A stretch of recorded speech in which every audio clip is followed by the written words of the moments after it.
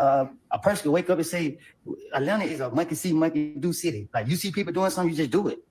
I mean, and people say, just because I know this person, oh yeah, I say, oh, I take a picture and say I'm YSL or whatever, but Threat was MDC. You know what I mean?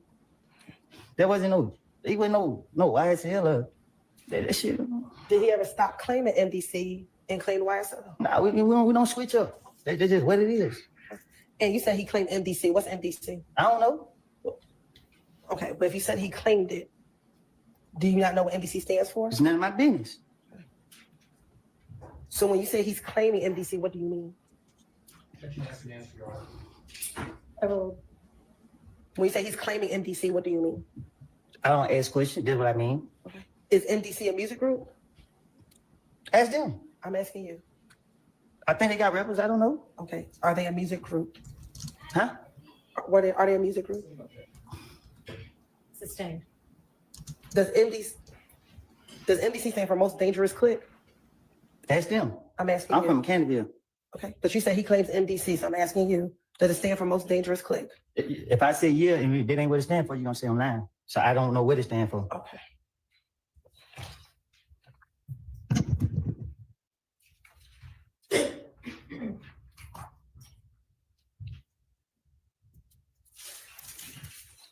Do you recall telling Detective Gates and Detective Dennis about members of MDC beating up Little D from Mechanicsville in Club Crucial? I don't recall. Probably so. I ain't no telling. Do you know if members of MDC beat up Demekion or Little D from Mechanicsville in Club Crucial? They did.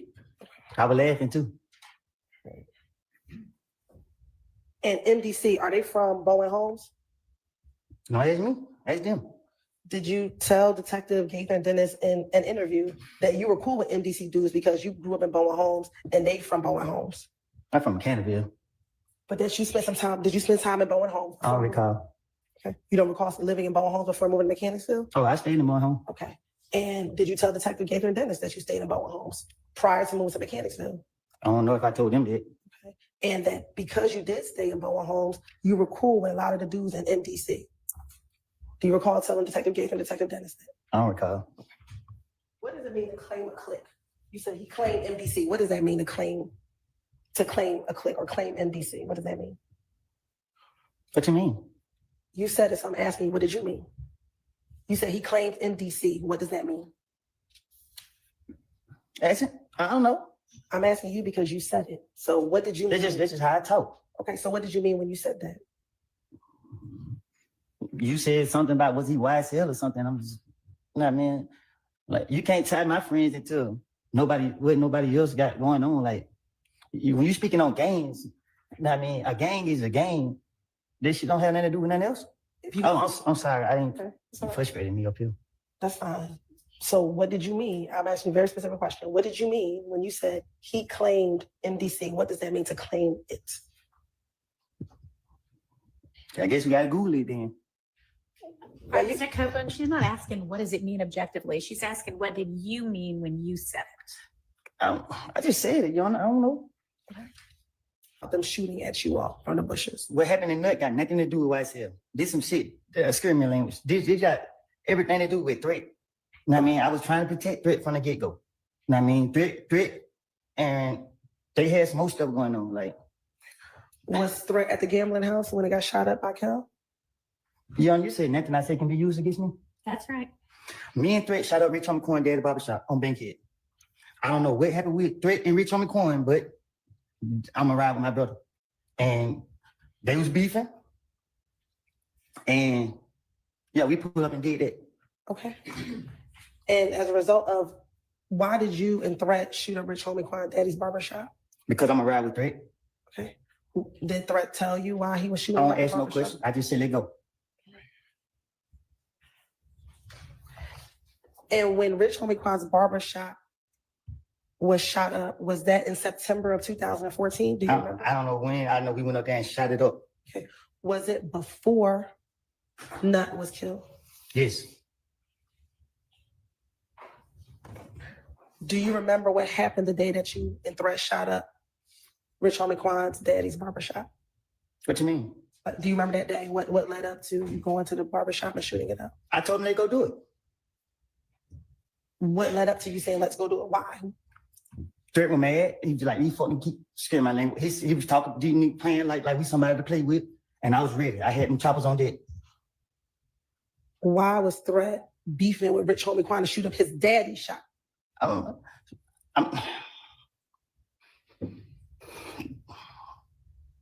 Cause we didn't know where he was. So did you go to the shop looking for Rich Homie Quan? No, we went to send a message. What time did you go and shoot up? I ain't telling you that. Okay. Was it in the morning? Was it It was at night.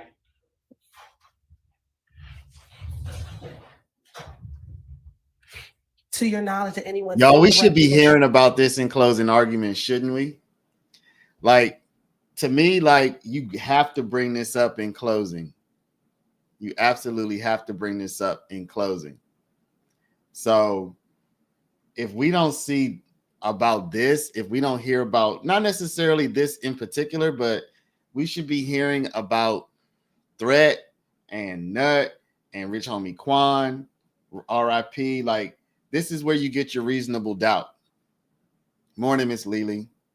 This is where you get your reasonable doubt. So if we don't hear anything about this stuff, I'm going to be worried for the Donovan Thomas count. You're going to call me morbid over here? I'm going to have to change that name then, because I certainly don't want to be called morbid. You can call me MP.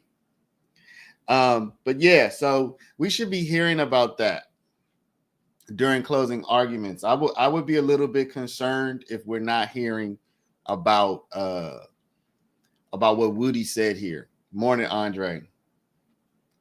No, just call me Paralegal still. Come on now. Can't call me morbid. Court Corruption Watcher. Good morning. So yeah, I'm going to be concerned if we're not hearing about what Woody is saying here, because, you know, this is where your reasonable doubt, your main reasonable doubt for Donovan Thomas comes in with everything that Woody's saying. So we need the defense, they need, I should say, to talk about what Woody said, to remind the jury about Threat and his problems with If Gang, with Donovan Thomas, with the fact that Woody said that they shot up Rich Homie Quan's father barbershop. Yes, they do have a time limit. I heard somebody posted, and I can't co-sign this, but just to give us an idea, someone posted that the prosecution is going to have 5 hours and the defense is going to have 4. We do not know how that's going to be broken down. We don't know if it's going to be Atkins is going to go. We don't know if Love's going to go. We don't know if Hilton's going to go. We don't know. I would imagine that since this is closing arguments, since DA Love was involved for so much time, I'd be a little surprised that she doesn't come back. And she did do opening arguments. I'd be a little surprised that she doesn't come back and say something, right? I'd be a little surprised that if DA Love doesn't come back and at least say something. But I'd also be surprised if she does the whole thing. So we'll see if there is like a tag team effort among the prosecution and who's going to go. Who do y'all feel like is the prosecution's best witness so far? Who do y'all feel like is the prosecution's best witness so far? Nay, you're in VA? It's not that cold. Well, I'm here in the DMV. I don't know what part of VA you're in. It's not that bad right now.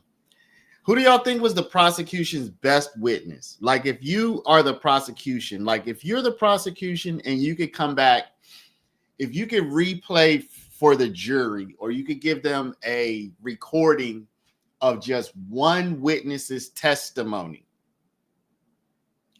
If you could give the jury a recording of one witness's testimony for them to have in the jury room, it could be their whole testimony. So it could be a person who came up and said a little bit, or a person who came up and said a lot.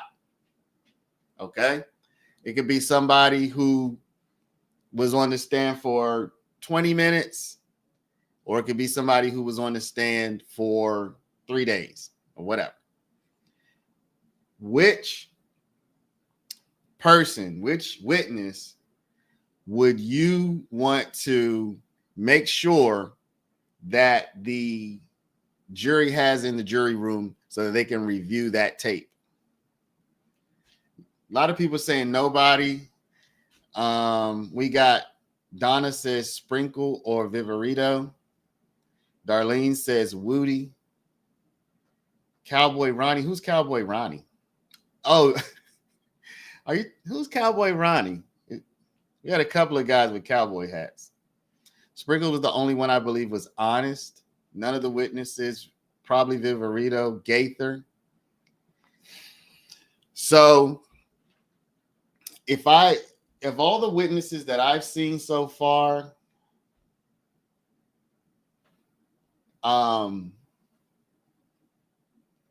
which one would I want to be in like the tape? So we're talking about the tape.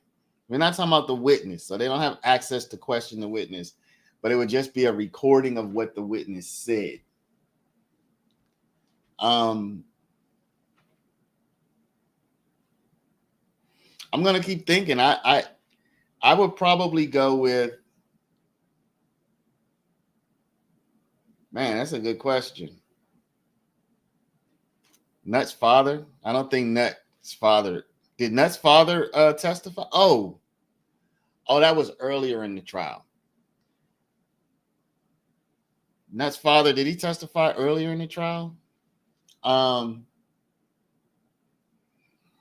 Yeah, I don't think that there's one witness I can think of that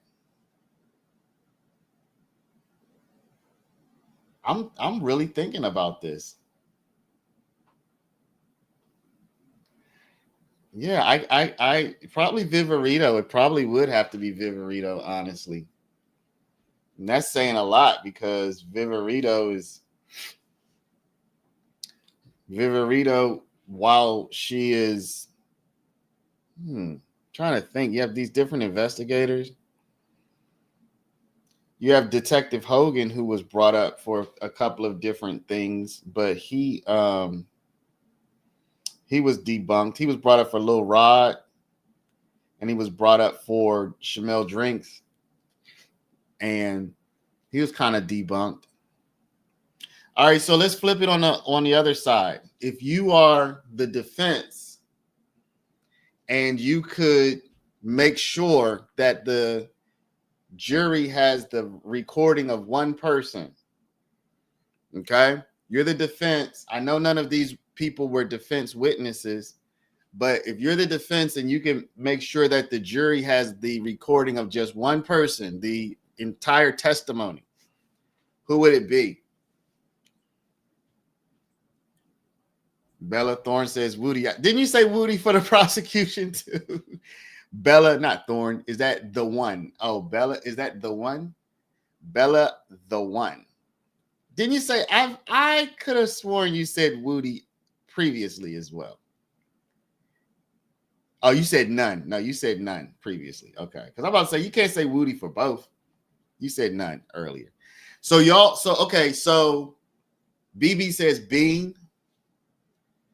Cha Diggy says that 911 lady. So most people seem to be saying that Woody was actually the best witness for the defense. No, Bean's on Steele's phone recording. We can't. That's not. You could say Bean, and because the phone recording came in while Bean was on the stand, maybe. But you can't just say recording itself. We're talking about the entire testimony of somebody, not just a part, not just a portion, not just when they said this or when they said that.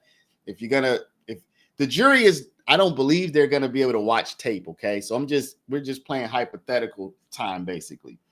But with that said, in this hypothetical game, if you're going to let them have access to the testimony, it's got to be the whole thing. However much time they were on the stand, even if it was over multiple days, with all of the objections, basically they would just get the entire tape minus anything that they weren't able to see. So, if there's a motion filed or something that they couldn't see, then of course you wouldn't show that to them. But the entire, whatever they would have seen sitting on the jury, in the jury box, they would be able to see it. Okay. So a lot of people are saying Woody. Star Child, why do you say Antravia? How does she help the defense? I think I'm gonna say Woody as well, and I'm gonna say why.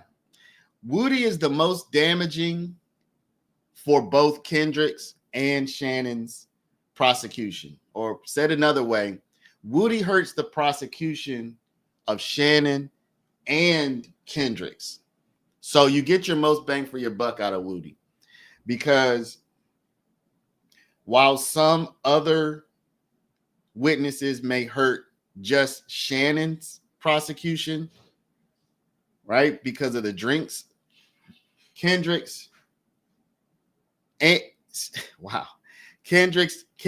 and Shannon are both charged with with Donovan Thomas.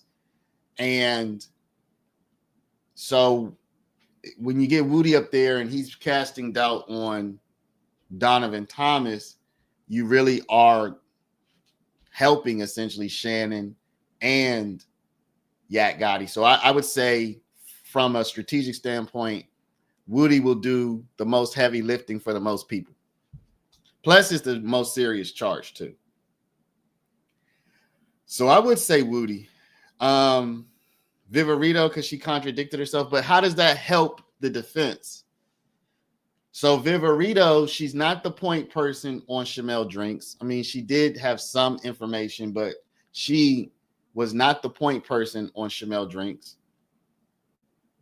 And she wasn't involved in Donovan Thomas at all. So if you put her up there, what are you going to gain? She contradicts herself. So let's say she totally contradicts herself, but how does that really help? You know what I'm saying? I don't know if y'all understand my question, but how does that really help you that she contradicted herself when your two most serious charges, which are your murder charges, she wasn't the point person at all for Donovan Thomas, and she was tangential at best on drinks. She does contradict herself. I agree that she contradicts herself, but my point is, how does that help? Where does that really help you on these charges? That's my question. Where does that really help you on these charges? Okay, so she contradicts herself, and you say, wow, that lady contradicted herself. So because she contradicted herself, I'm going to vote not guilty on what charge? So people saying Vivarito is the best for the defense. After seeing Vivarito's testimony, you will vote not guilty on which specific charges? That's my question. Ms. V could not prove the murder, but Ms. V was not the lead investigator on drinks, though. That's the point I'm making. She was not the lead investigator on drinks. Sprinkle could help. He could help absolve Thug, but Thug is not on trial anymore. So, Michael, if you're the defense, you put Sprinkle up there to get Thug off.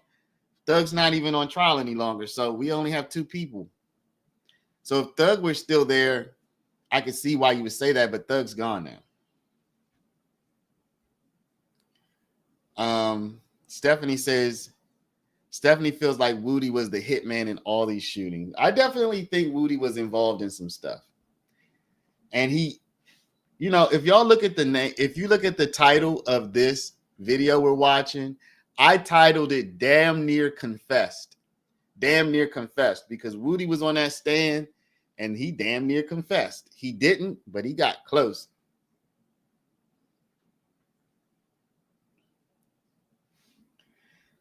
Kitty Cat, you put, so how does this, okay, how you put this officer up there, but how does that help your case? It's got to be Woody, y'all. Belfast BMAC 10 said Woody, hands down, and I agree. It's got to be Woody because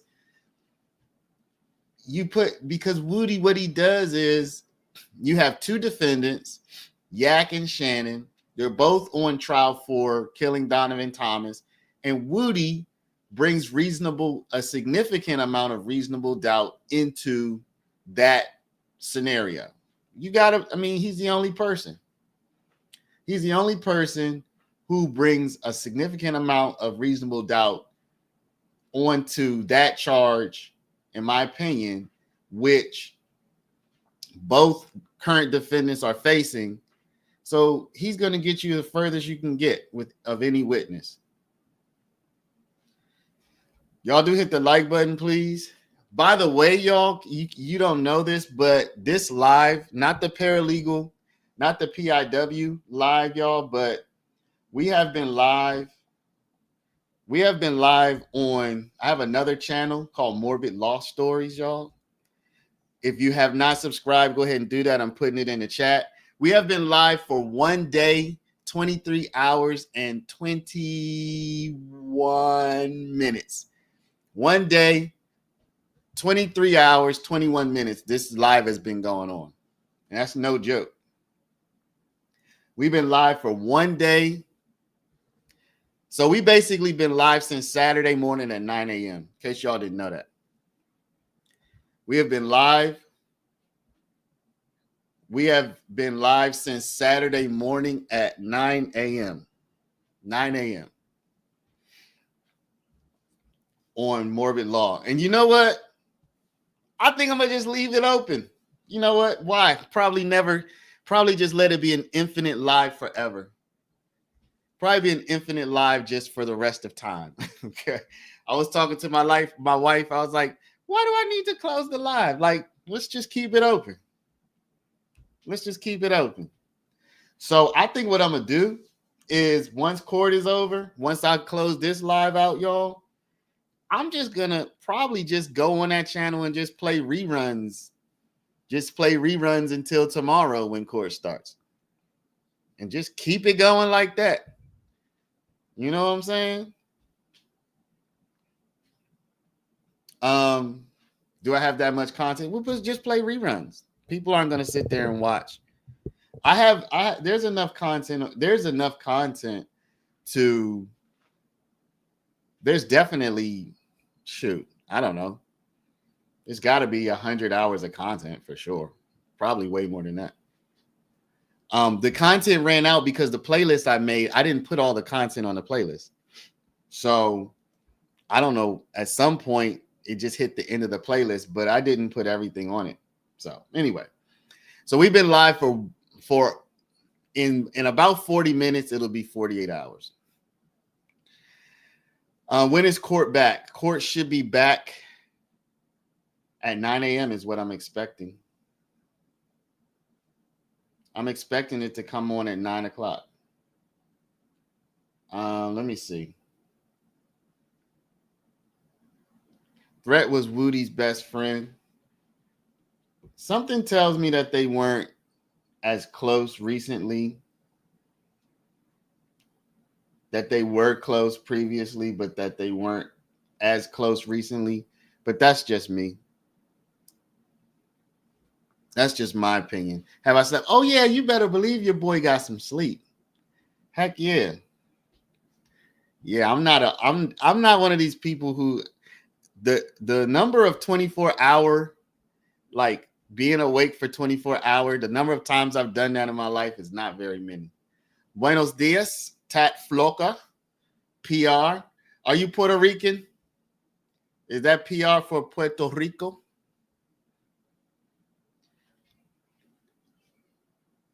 You know? So yeah, we're almost 48 hours. We are just 36 minutes shy of 48 hours. But you know what? We just gonna keep it moving. That live is just gonna stay open. So once I close this live that we're on right now, then we're just gonna keep it moving with the other live, y'all. We're just gonna keep it moving. It's what I'm thinking. Boricua de pura cepa. Okay. I heard you. So my wife is Dominicana, and my daughters, I guess, are like ligada or media dominicana. I don't know the proper terminology, but I guess we're somewhat of a Dominican family here. My wife, she swears that I'm a reincarnated Dominican man, is what my wife swears is the case. Yeah, Lil Mike and Quez. See, that's why you're the detective. That's why you're the detective robot, V Burrito. Because you just solved it in Lil Mike and Quez. I'm thinking Lil Mike and Quez might have done all the crimes. You know? Maybe when Woody said I committed these crimes, he was speaking metaphorically from the perspective of Quez.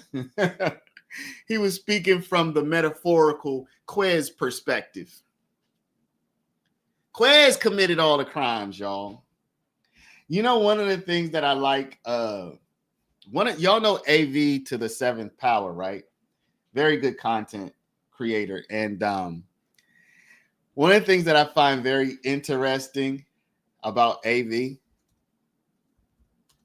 I'm going to show y'all this. I'm going to see if this is still the case. Y'all, AV to the 7th power, like her content a lot. I'm going to see if this is still the case. When is a plea deal a win? And when is it a trap? It's not. Okay. I believe when you used to go to her page previously, this video that would autoplay, she changed it a few days ago. I don't know how recently it was, but the video that used to autoplay was her reaction to the Lil Mike and Quez. And I love that video. AV, I love the video of your like live reaction to the Lil Mike and Quez, because I don't know. I thought that I was like the only one who was like kirking out when that moment happened, and seeing AV freak out too was like, oh, okay. So I guess this is just the way it is for everybody, you know? I guess everybody had that reaction. So that was a good moment. Do I have merchandise? No, but I do plan to start some merch, y'all. Anybody in the chat, I'm putting out an open invitation to the entire chat. If you know how to make merch, hit me up. Matter of fact, let me put my email address.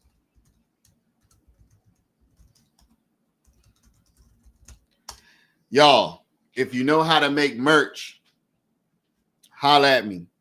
If you know how to do enrollments, because we're a paralegal school, we're actually about to start some classes soon. If you know how to do enrollments, particularly for an institute, for a school, I guess enrollments would be for that kind of thing, hit me up. If you have any ideas about how to expand the channel, how to blow up, not just ideas though, but because ideas are plenty. But if you have anything that you can help, any ideas that you can help implement, hit me up.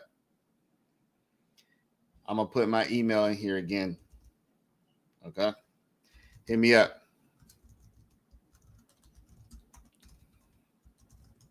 Because y'all know YSL's coming to an end, people. We have to decide what the next chapter is going to be. We have to decide what we're going to do next. I do have some ideas. One thing that I don't want to do is merch that is too tied into any of the, I say characters, that might be kind of a bad choice of words, but I don't want to do merch that's tied into, like, I wouldn't want to put Shannon's face on merch, for example. You know what I'm saying? Or because that feels like it's crossing a line to me. I don't want to do that kind of stuff. Detective Robot, I am right outside DC. In fact, I saw where you say you are, and I'm very close to you. I'm in Prince George's County as well. You're late to the party, but I'm also in VA, not cold, in Norfolk. But I'm in Norfolk and from Detroit, where it's not cold here right now. It's not cold here right now.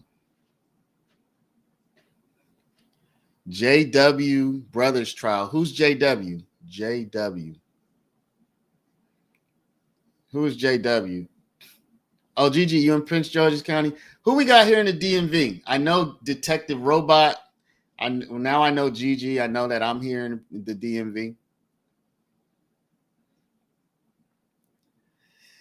Yeah, catchphrases. I don't know if catchphrases are off limits or not.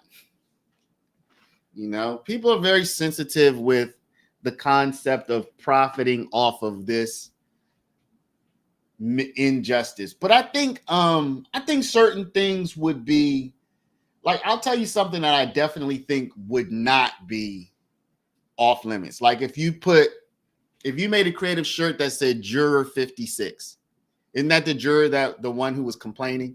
If you made a creative shirt that says something about Juror 56, I don't think that's off limits. If you made I don't think a shirt about the judges, Glanville, you made a Glanville shirt, I don't think that would be off limits. If you made anything about the prosecution, I don't think that's off limits. If you made anything about Judge Whitaker, I don't think that's off limits. Because these are public servants.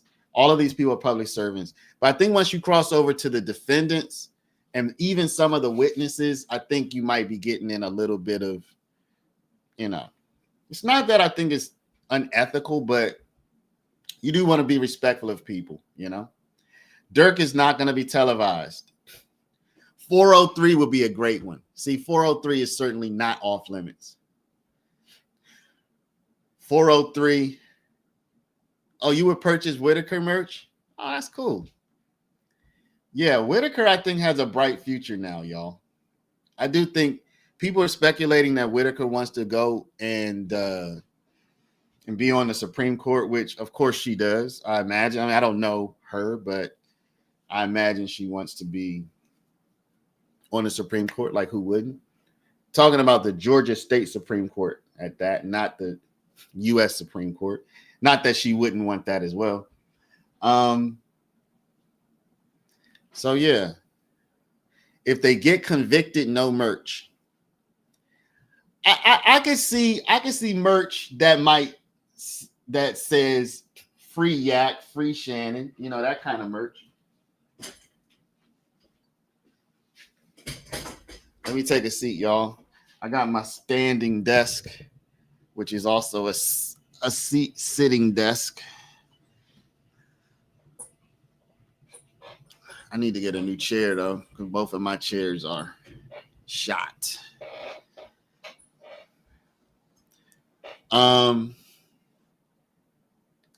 Juror 56. Oh yeah.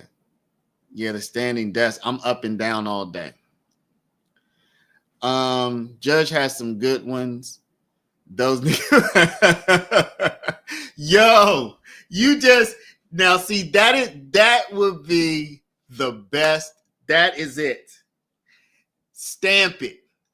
That is it, yo. Yo, you should make a Judge Whitaker joke like this that says y'all niggas be lacking, and she like this.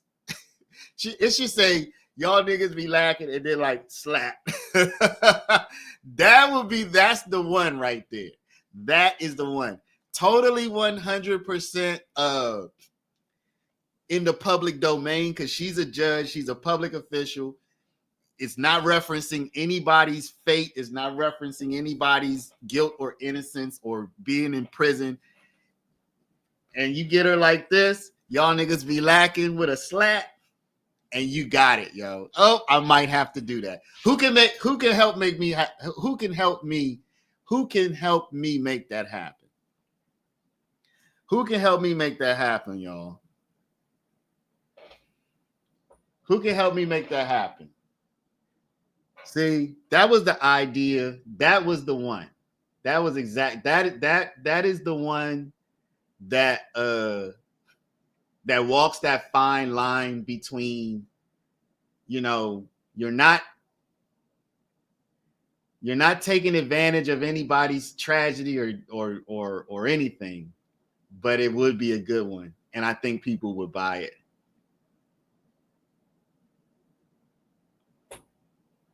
Are you sure that would not? What can she do about it? She's a public figure.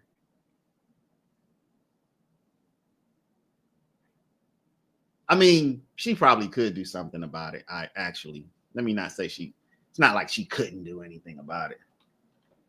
But y'all, I think that's going to have to happen.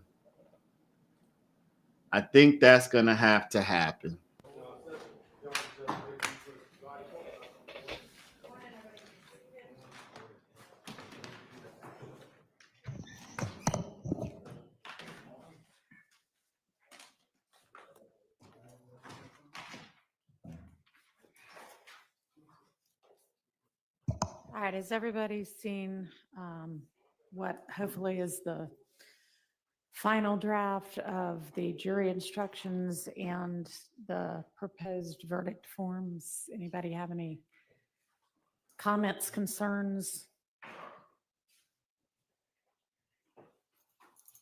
Stay to see them. We don't have any comments that we haven't already discussed at verdict form. Gives the jury adequate space. Thank you. Ms. Weinstein? Could I just double check one last Sure. thing just to make sure that my memory is accurate? Your Honor, there's been so many versions. We were just trying to make sure that the unanimous, the fact that the jurors had to find unanimously that an overact, the same overact was committed. That was in previous versions, but we didn't see it in the new version. Of which? I'm sorry. Are we just talking about the verdict form right now? No, I mean, Jury both. charges.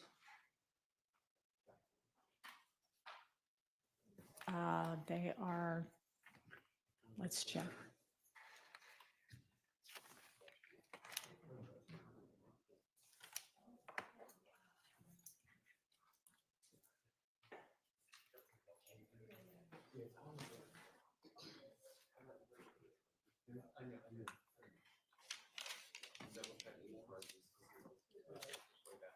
On the verdict form, it's on page 1, Your Honor. Yeah, I'm double checking the charges. Okay, I mean, the charges. that's fine.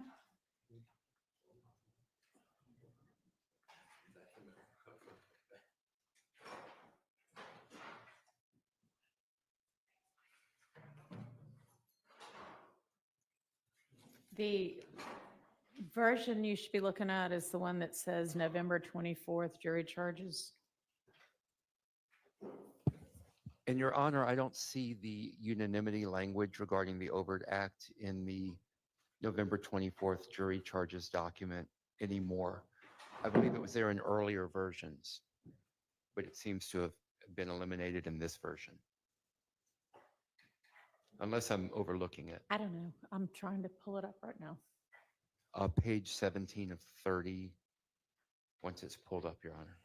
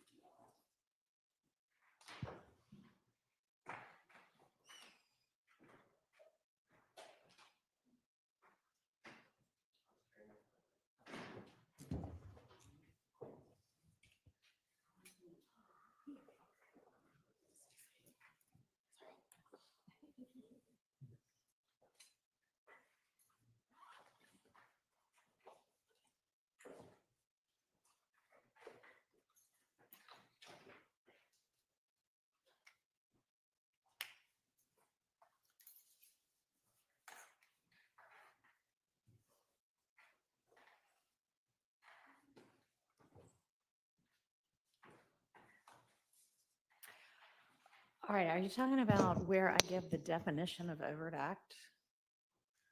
I don't see it there, Your Honor. I mean, It- is that what you're talking about? Yes, Your Honor. Okay, it was It- never there. I'm looking at the prior version and it's Let me see if I- exactly the same. Nothing changed Let me on see if I that can part. find where that was in there somewhere. It's certainly in the actual verdict form. But I believe they need to be instructed on that as well. And I'm pretty sure they are. If you go down to where the verdict instruction is on page 27. Your verdict as to each count must be unanimous. That means you must be unanimous in your determination that the state has proven every element of that count as defined and listed above beyond a reasonable doubt. And then skip down 2 paragraphs. On the overt act element, you must be unanimous that a conspirator committed an overt act after May 10th, 2017 to further a criminal objective of the conspiracy, and you would note on your verdict form that and any other overt acts committed in furtherance of the criminal conspiracy to which all 12 of you unanimously agree. But shouldn't that read that you must be unanimous that unanimous in the overt act that you find?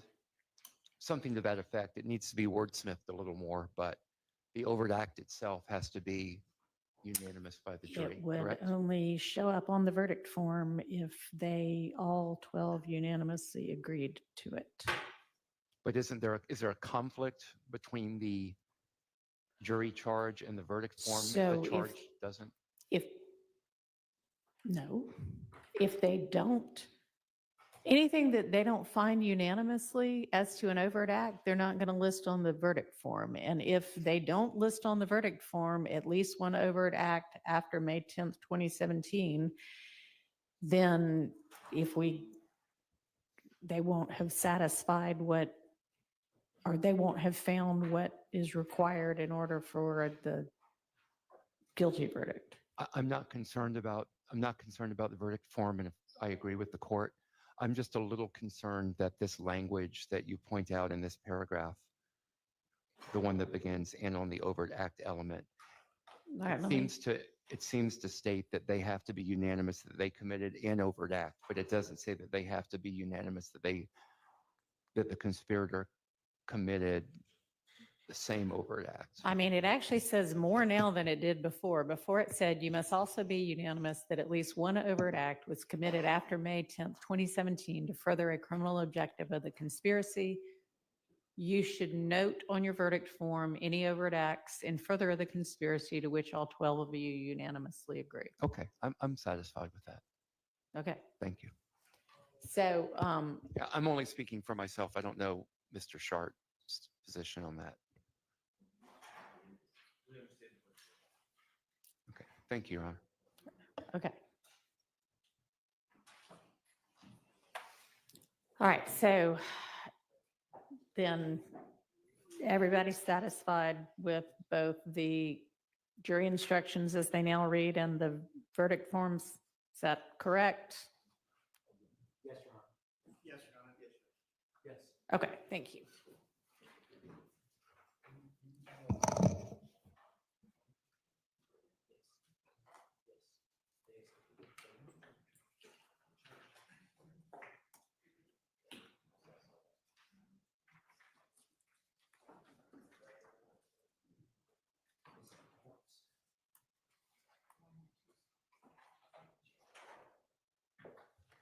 All right, so we have still not decided where within the jury instructions I'm going to define the overt acts that would be crimes that aren't also substantive counts. There are 2 options. Both of them are highlighted in that November 24th jury charge of places where I could do that. Does anybody have any preference? If not, I'll just pick the one I think makes most sense. Your Honor, the state would prefer after you do, at the end. So once you've gone through count 1 and all the other counts,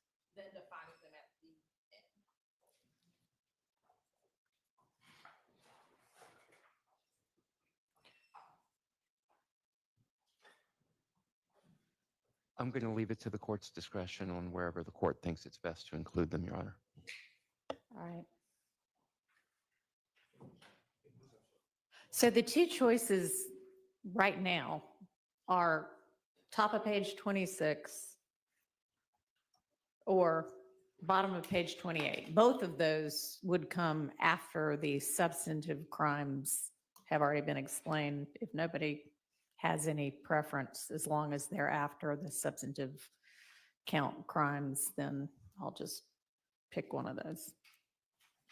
Your Honor, I think they probably fit best on page 26, but it does not make a big difference.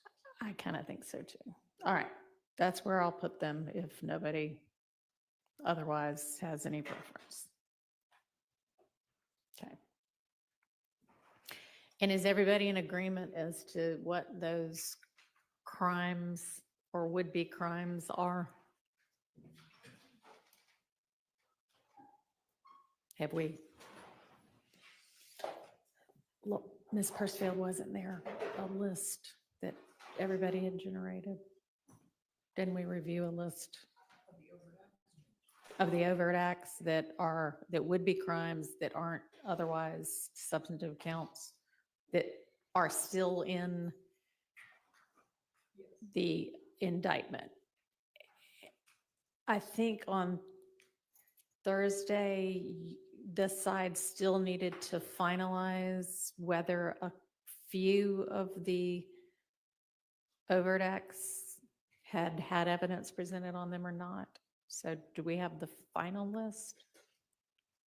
Yes, Your Honor, I sent over to the court the redacted indictment, which should cover all of the overt acts that have been. Okay. And- Not excluded, but we did not present evidence on. And Your Honor, we didn't receive that redacted indictment until 7 or 7:30 this morning, whatever time it was. Your Honor, And that's. He's talking. I'm sorry, I haven't had time to review that redacted indictment yet. Okay. And I just want to say, Mr. Atkins did send that to defense counsel over the weekend for review. And so when we did not hear anything back, that's when we submitted it to the court. All right. So it's the same version that, Okay. I didn't realize it was the same version that had been previously presented to all right. us. So that looks good to everybody. That looks accurate to everybody. It looks accurate to me, Your Honor. Okay. Ms. Short, yes? Okay. All right.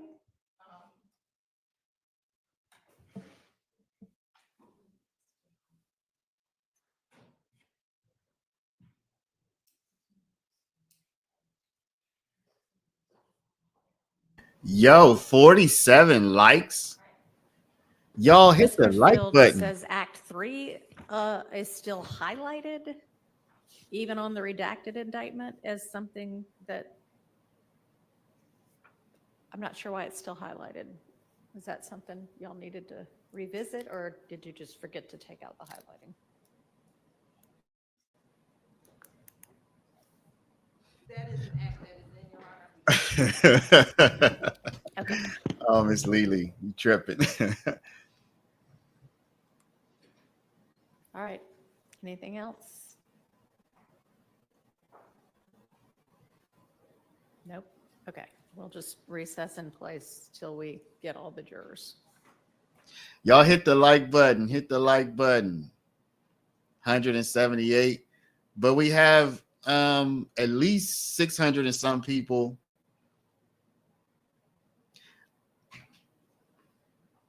Mi amor, ame más café, por favor. Cuando tú puedas. Hit the like button, people. So, y'all, we are at this point about 11 minutes away.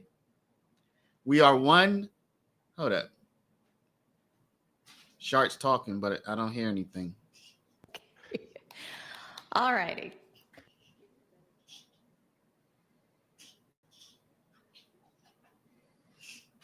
Yeah, I think I that's my question, Slim. I don't see why more couldn't do it. So I do expect somewhat of a tag team today. Love is in the crowd. She's in the court. I think Love and Hilton will both close. I wouldn't even be surprised to see Adkins get in on the mix. Y'all, we are now just about 10 minutes away from completing our 48-hour live streamathon.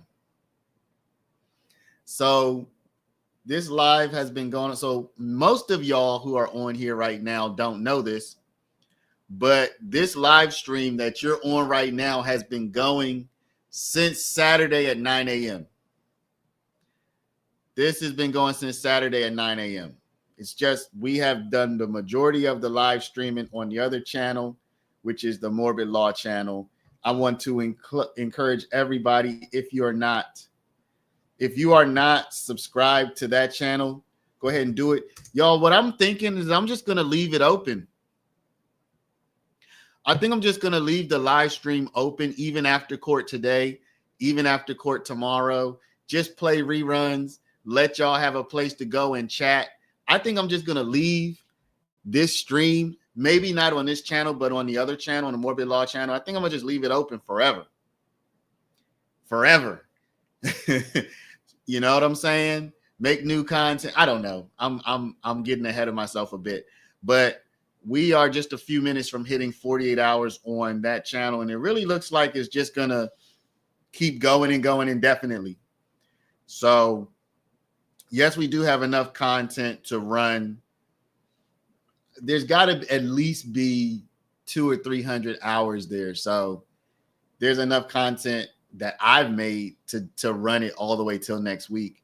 So definitely, if we don't get a verdict this week, all through the Thanksgiving holiday, that live, if the system allows it, it's just going to stay open and going and going and going. Yeah, the opening statements audio was terrible. Maybe I'll try to do some correcting on it, but I'm not like an audio engineer or anything. So, you know, it is what it is. So, y'all, we were just rewatching the Woody footage this morning, and y'all, I think a lot of people would be very surprised to go back. There's so much that you missed. There's so much you don't remember if you're just like the regular people, like me, like everybody else. There's so much. Woody definitely said on the stand, he said, matter of fact, let me see if I can find it. I'm about to show y'all this real quick since we're on a break. Woody said on the stand that what happened to Donovan Thomas, he said it directly that was due to a dispute. Due to a dispute with his friend. Threat. I mean, he said it clearly. Can I drop my email again? Yeah.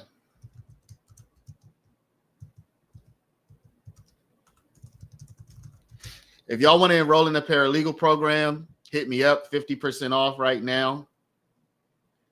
If you have any ideas that we can make happen together, if you have any kind of skills, hit me up at my email address that I just dropped in the chat. Go and subscribe to the other channel, please. And is there anything else I need to beg from y'all right now? I don't know. I don't know if there's anything else I need to beg at the moment.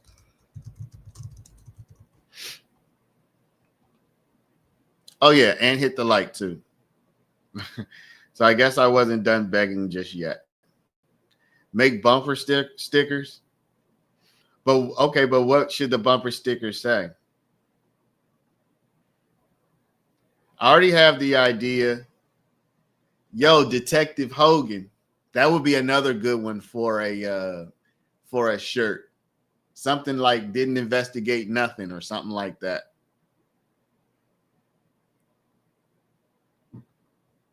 Can you imagine organizing your outfits but not your case?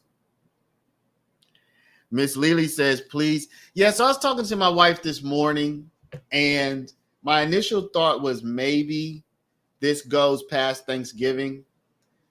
As I talked to my wife this morning, I thought, okay, if they get the case sometime tomorrow, probably in the late afternoon, if that can happen, and if they have all Wednesday to deliberate, I think there's going to be a lot of pressure for them to wrap it up tomorrow. So the paralegal course is, let me show this to y'all real quick, since I have you. Since y'all are captive, since y'all are my captives right now, I'm going to show y'all the paralegal course. Anybody interested in the paralegal course is 50% off right now. This is what it looks like. Once you get in, you have all of this is all the work that we have. We have the intro, we have LexisNexis, we have site checking, we have paralegal tasks and paralegal ethics, family law, tort, civil rights, blah, blah, blah. We have everything, okay? You have, the book is included, all of these videos, you have your homework, you have your quizzes, it's all in here. It is self-paced. Once you enroll, you get access to the system. You just go in and you have 6 months to complete everything. Once you finished all of your work, all of your quizzes, we will send you your final exam. Okay. And once you pass your final exam, we'll give you an internship placement. We place you in an internship with a lawyer. Okay. And once you do 140 hours on your internship, at that point, you'll earn your paralegal certificate. So it is self-paced, but you have 6 months to complete it. So that's how it works. All right. So anybody who's interested in that, it is half off right now.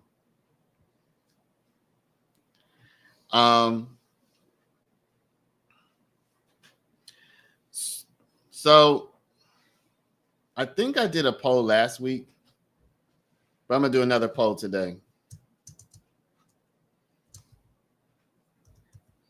Jury verdict before Thanksgiving,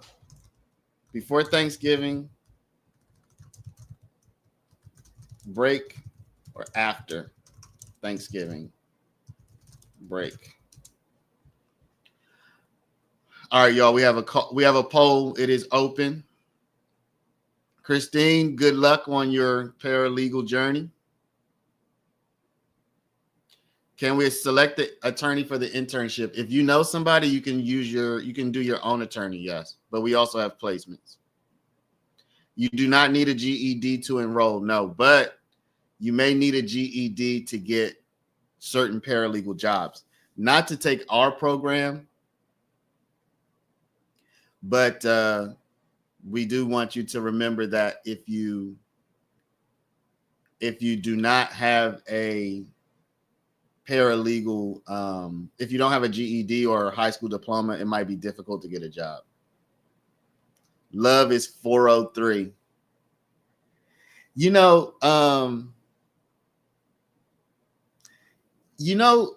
Che, 403 is also internet term for HOE, right?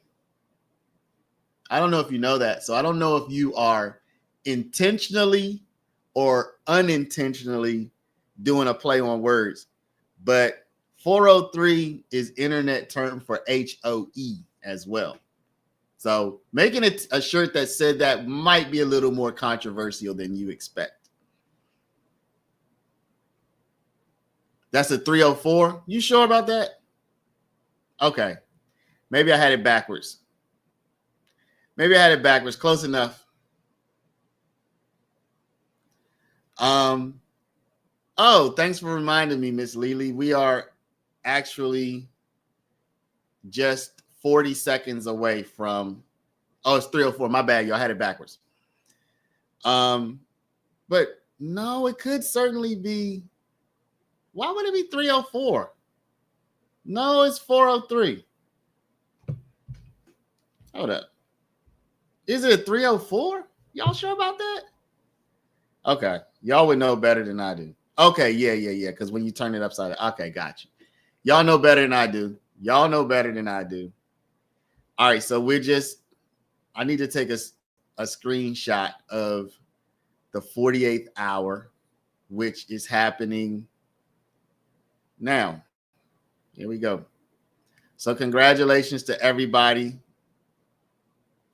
Congratulations to everybody who rocked and rolled with us. We were just able to make it to 48 hours. Yeah, I get it, y'all. I get it now. It's not 403, it's 304. I got you. And I know why it is what it is. Anybody who had a pager back in the day, if you used a pager, it's really not from a calculator. I guess it is from a calculator too, but really comes from the pagers. We used to have all the codes back in the day, y'all. Woody needs to get on this chat. Yeah, that would be fun.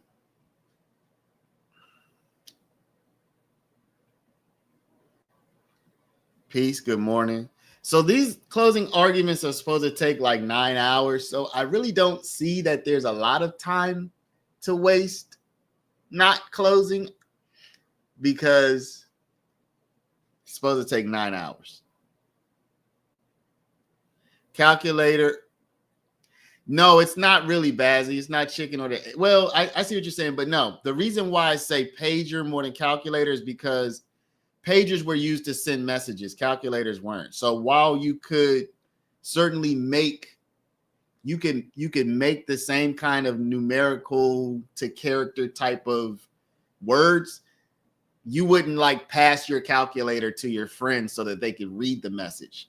But with pagers, you would send these numerical / word messages. So it wasn't, people would have seen it on a calculator first and recognized, oh, I can make these words like boobs and stuff. But that was where it would end. Whereas on a pager, you would actually send these messages to other people. So there was an information content to it. So that's really why I say pagers.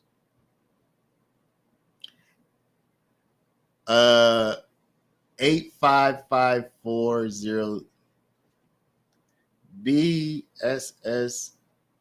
I don't know. I don't know which one that was, but that's why I say, so yes, calculators, you could kind of show it to somebody, but with pagers, you could be over here and send messages over there with these numbers. All right, Miss Lily. Well, hang out as long as you can. Yeah, if y'all too young, well, I think most people on this chat are probably over 35. Most of us are probably over 35. I don't think we have very many 20-somethings here. If you're over 35, well, shoot. If you were 35, you might not even have been in the pager era, because I'm almost 45, and I'm just, yeah. So you said pager seems crazy. So how old are you, if you don't mind my asking? Because you're probably significantly younger than I am. I would say if you're younger than 40, you probably didn't mess with the pagers much. You probably will remember them. But if you're under 40, you probably didn't really mess with them that much. Yeah, 30, 60. Alan, you'd be too young. Yes, they are. Yes, they are allowed to object during closing. You're 33 and pagers were right before you. Okay. No, Terry, if you're 43, you were a bit young. I guess that would depend on where you grew up, because I'm 44 and I had multiple different pagers. I had started off with the black one, then eventually moved on to the colorful one. So first it was the black one that looked kind of like a box and the pager was on the top, the screen. And then they moved to more like a flat design where it was on the side. Y'all want to know something interesting about pagers? No joke. No joke. When I was in middle school and high school, this is no joke, having a pager in school was grounds for expulsion. If you were caught, So cell phone wasn't even in like the student, whatever, the handbook or whatever it was, the code of conduct or whatever. Cell phone wasn't even there because no kids had cell phones back then. They were out, but they weren't practical. No kid was gonna have a cell phone. But we did have pagers, and I'm telling you, I'm not saying I knew anybody who got expelled. I'm not saying I knew that happened to somebody, but I am saying that it was very clear in our code of conduct that if you had a pager, you could be expelled from school. No joke. And cell phones were not even addressed.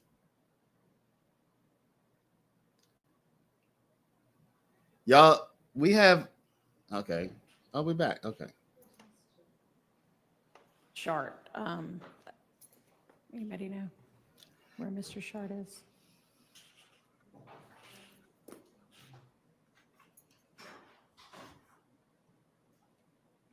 See? No, Miss Lily, no Spanish, but I do speak Spanish. Yo creo que yo estaría muy cómodo haciendo este live completamente en español, sin ni una palabra de inglés. Yo lo podría hacer en español sin problema. Pero mi acento de español es más como caribeño, tú sabes, no es como mexicano y todo eso. Es más como caribeño, como dominicano, vamos a decir, porque mi esposa Apparently es he's dominicana. Potentially upstairs to grab a podium. You feel me? But I don't have any Spanish in my DNA that I know of. You can never really get rid of your accent. Any luck? I don't know. You can never really get rid of it. Rank, but Deputy Gibson, I believe Judge Edie has one, Okay. so he's working on it. All right.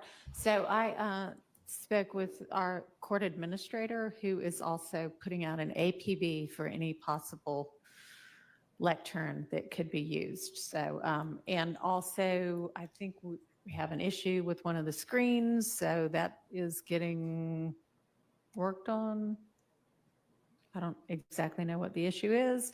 And then it seems that we might need an overflow courtroom today. And so that's getting set up in 5D, which is right next door. So if somebody can make sure, and I'm sure y'all have already done this, but that the people that are outside know to send anybody over to 5D once we're filled up in here.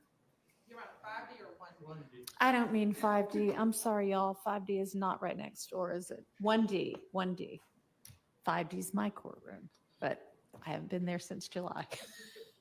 Your Honor, one other If you need to go ahead in and fix whatever the issue is, go ahead. One other logistical matter, Your Honor, would there be any objection from the court when I'm delivering my closing remarks? Mr. Kokomo's going to be displaying certain things on the screen. Would it be okay if he sits in the That's fine. witness chair? So Sure, that's fine. And while we have all kind of outside of the presence of the jury gone through the me asking whether the defense is going to present evidence and y'all saying, no, we haven't done that in front of the jury. So when the jury does come out, I'll just say, you know, as you recall, the state rested on Thursday, and I'll ask each of you if you have evidence to present on behalf of your client. And I assume y'all will still say no. If not, then it'll be very different today than I expected it to be. But assuming you both say no, then I'll just say, all right, closings are up next. Okay. Hey, Big Skez, right? You remember when you used to call, 411 for information? That's wild. I totally forgot about that. You would call to like get a phone. You would call to get a phone number and stuff. They were like the telephone yellow pages. That's wild. I do remember that.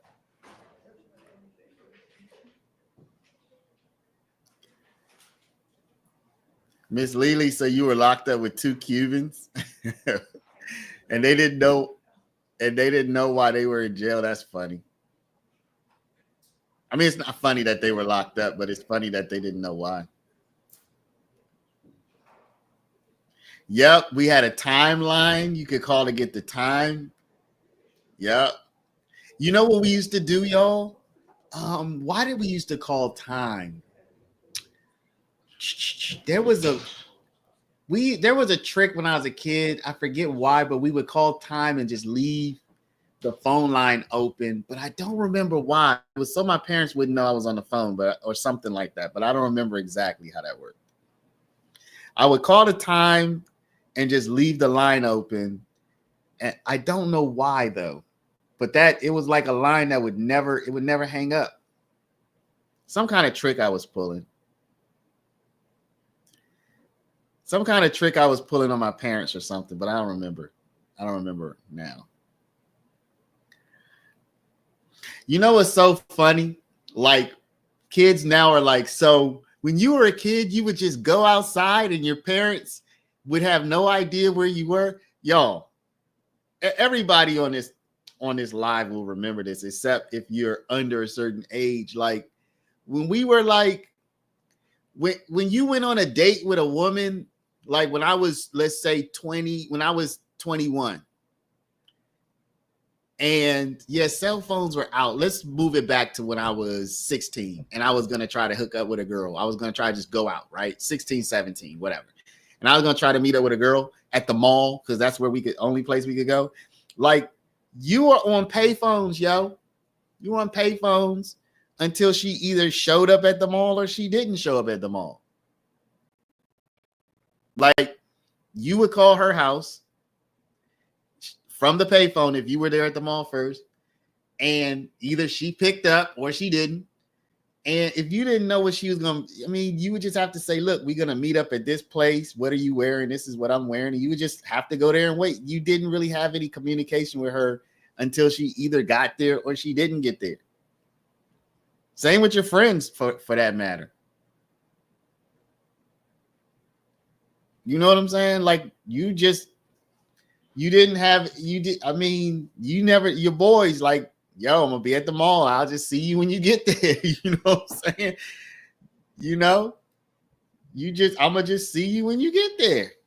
No, you didn't have a cell phone. When I was 17, 18, I didn't have a cell phone. I definitely did have one by the time I was maybe 21. So somewhere in there, I got a cell phone. But when I was in high school, I didn't have a cell phone.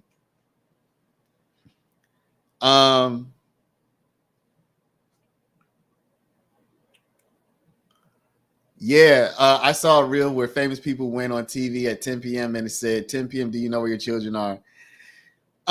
Most kids who went outside had the rule that whenever it got dark, you had to come in the house. So I would say most suburban kids, now hood kids, those little bammers would be outside until whenever. But most suburban kids is like, you can go outside, you can go wherever you want, you can do whatever you want, as long as you don't get in trouble. But you had to be back inside by the time it gets dark outside. That was pretty much the rules. But like where I live now, there's a park right over here, like literally a short walk from us.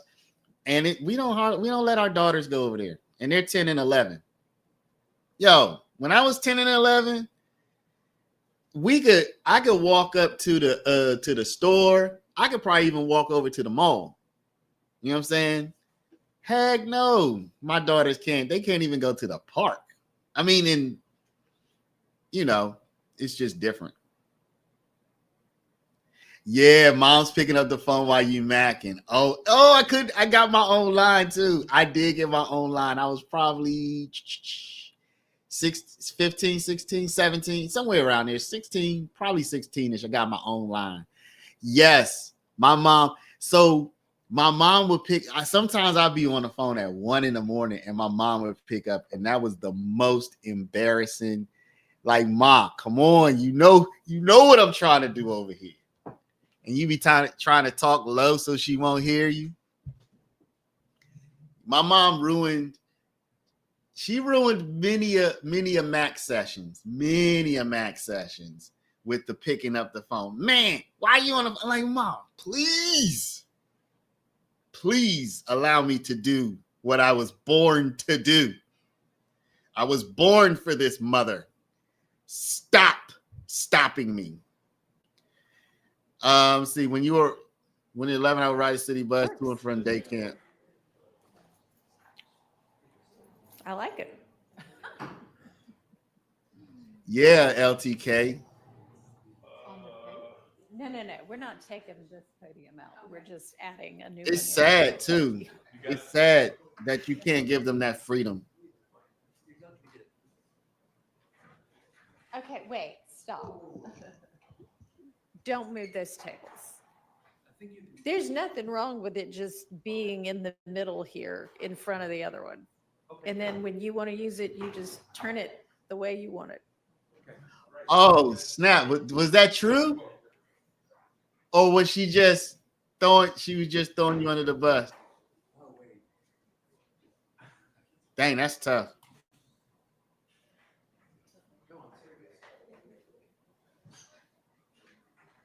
Nah, I don't know these people. Andre, I'm not in the streets at all. I know who Aunt Glizzy is, but I don't have any connection to him at all.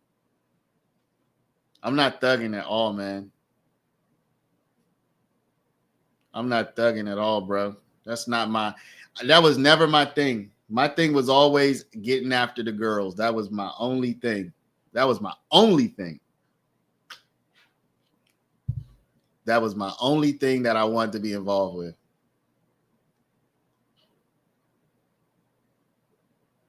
My mom would pick up the phone and talk about a person that I was on the phone. Yeah, that was there. The kids these days will never know the feeling of having one phone line in the house that's connected to all the phones. And if you're on one phone, whoever picks up another phone in the house can hear your conversation. They'll just never know. And if you did it just right, the person who was on the phone talking would not even know you were on. So y'all, again, people who are, this would only apply to people under like maybe 30, I guess, maybe 35, 30. Back in the day, one phone would usually have, one house would usually have two, three, maybe four phones. But it was one single line. So in theory, I could call grandma on my phone. Let's say I had a line in my room. My mom could go in the kitchen and pick up the phone, and now she's on with me and grandma. And then my dad could go in, wherever his room if he had a lot of phone. And now the three of us are all talking to grandma on this one line in our house. So basically, when you wanted to make a call, it was quite common. You would pick up the phone and you just start dialing. How many times this happened to y'all? You on the phone, you in the middle of a conversation, and somebody else in the house just pick up the phone and start dialing. You like, yo, I'm on the phone. You know what I'm saying? Because they trying to use the phone. And then my mom like, get off the phone, boy. And y'all want to know something? Don't joan on my mom, y'all. Don't come for my mom. But honestly, if you want to know what my mom's voice sounded like, and this is no joke, I'm not even gonna say it because y'all gonna get on my mom and I'm gonna be mad. My mom had, when she was getting on me, she had a very annoying voice. I'm gonna put it like that. So, like, I would be on the phone and I'm in the middle of whatever I'm in the middle of, and then you would just hear beep, beep, beep, and I'm like, yo, Ma, I'm doing my phone thing over here. Well, I need to make a call. I want to call your aunt. I'm like, but I'm on the phone. But then you had to hang up. Then you had to hang up and let her do what she was gonna do. Yeah, those are the days. Things were much different. Things were much, much different. Yeah, the cord stretching days. Yep. And then they came out with the y'all remember when they first came out with the cordless phones, or at least the early versions, where sometimes you would pick up a conversation from like somebody else in another house or something, or a radio station would come through, and you'd be like, yo, what? The early cordless phones could sometimes just mysteriously pick up a conversation from somebody else. And you could literally just sit there and listen to somebody else's conversation. But you couldn't, like, you didn't know why it was happening. So you couldn't like make it happen. It would just randomly happen. And you'd be like, yo, I'm listening to a whole, sometimes they'll pick up a radio station. Yeah, I remember the party lines too. Party lines were like, that was kind of like Tinder. That was like the early version of Tinder. Those were very sketch. How many people y'all think, how many of us are walking around right now are a product of a party line connection? That would be an do you think that there would be some,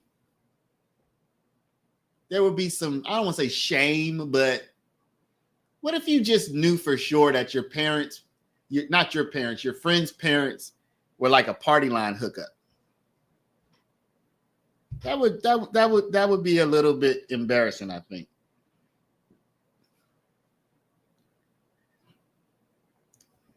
My phone with the answering machine. Yes.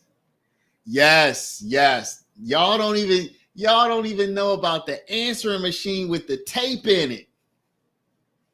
We had the answering machine with the tape, like you had to actually put a physical tape into your answering machine. Then they came out with the digital ones. Caller ID. Yeah, now caller ID is standard, y'all. Back in the day, when caller ID came out, you had to pay for it. It was an extra service, and it came with a little box that you connected to your phone. Man, caller ID was tight though, because but then you could dial star 67? You could dial one of those numbers and then block.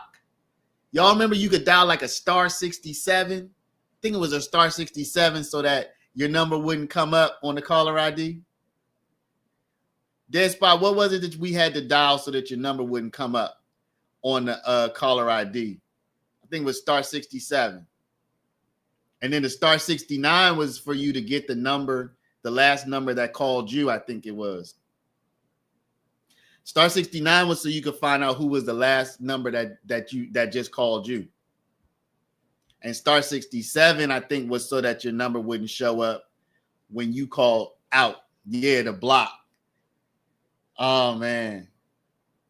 And one of the biggest things, didn't we just remember phone numbers back then? Like we just, before the digital, you would know, I would say everybody would know by heart a minimum of 10 to 20 phone numbers that you would just know in your head. Oh, I want to call my aunt. Oh, I want to call my other aunt. Oh, I want to call my friend. You would have at least 3, 4, 5 friends' phone numbers in your head. You would have your own number. You would have your own, your house number. You might have your grandmother. You would have at least 10 telephone numbers that you just knew right in your head, at least 10. Yeah. Area codes. This is working. We need you next door. Yes, it's working. Yeah, that party line was crazy. Okay. Well, that one's nowhere near as critical as the one that the jury is going to see. Okay, we need you to go get us up and running in our overflow courtroom. Why that wasn't done before now, I'm not sure, but you may.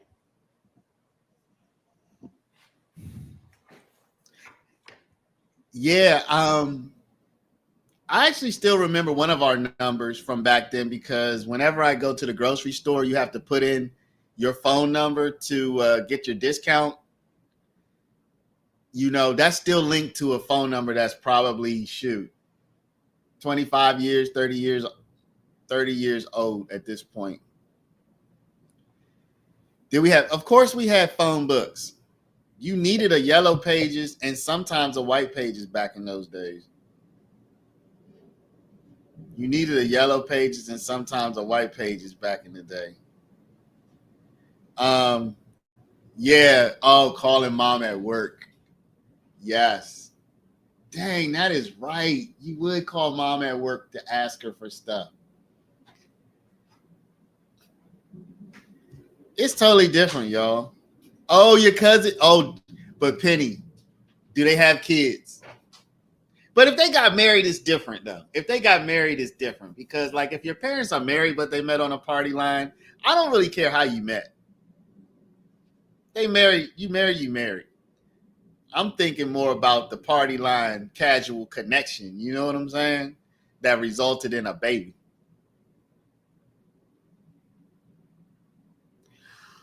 Oh my God. Yeah, somebody said the party line will run up the phone bill, but what about the sidekick? Y'all, I'm gonna see if I can find that. Miss Cleo. See, YouTube is so weird that if I play the audio, it might even give me like a copyright thing. But I'm gonna play this. Y'all. Man, they better not give me no daggone copyright thing. They better not give me no copyright thing, y'all. I'm gonna play a little bit. Who asked you to go out of town? The stupid young one or the married one? The married one. That's what I thought. Don't go. You hear me? And you know what? You're not listening to me because I see you going. All right, y'all. I'm only gonna play a little bit because you know how YouTube is. YouTube is wild. First 3 minutes free. Your cards are waiting. Must be 18 for. Oh, but y'all know there was a also Miss Cleo was one kind of line, but y'all remember the other lines? Y'all remember the other lines that were out back then? If y'all know what I'm talking about, y'all know what I'm talking about. You know what I'm saying? The hot and steamy lines. There was some hot and steamy lines out back in those days. The 900 numbers. The 900 numbers. Oh, the box. Yes. Yeah, I remember calling the box. I only called the box one time.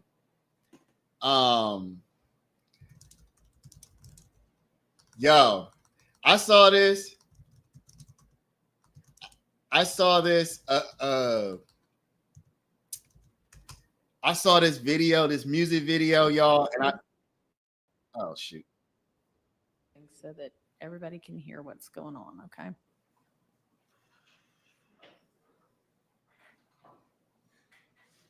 Dang, I was about to show y'all this video. I'll show y'all later.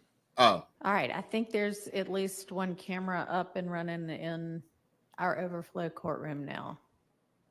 So I think we're ready to get the jury out. If you want to.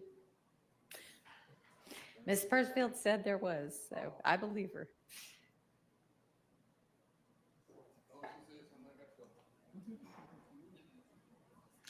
Oh, the girl's gone wild. Don't even go there, Hop. Don't even go there. Miss Hilton, did you figure out whether that one exhibit was actually admitted? This is all I wanted to do when I was young. This is all I wanted to do. Okay. All right. Thank you. We're ready for the jury. All right, y'all. Time to get serious again, y'all. Oh my gosh. Was it Wednesday when they were last here? Avery, no, you don't. Come on. You never returned all your Blockbuster movies? Oh my gosh, this is wild.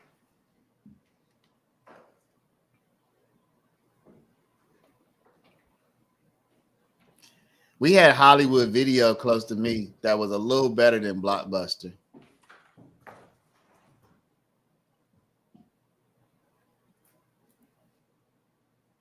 Y'all, it's a whole nother world back then. Yeah, HBO, Cinemax, floppy disks, of course. That was the early computer stuff. Jumbo Video? We had a Hollywood video close that was a little better. I went to Blockbuster, of course, but Hollywood video is a little better.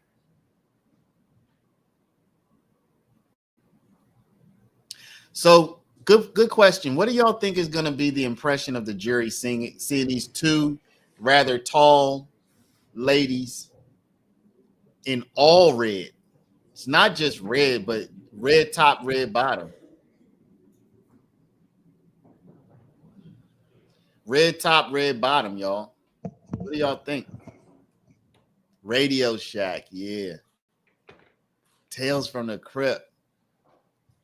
Apollo. That is exactly right. That's what I was about to say, Miss Flynn's.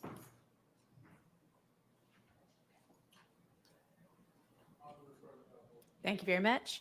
Good morning, ladies and gentlemen. When you were last with us on Wednesday of last week, as you recall, the state had rested. I'm now going to ask He's in red the too. defense whether they wish to present evidence. Mr. Sharp, does the defense have evidence to present on behalf of Mr. Stillwell?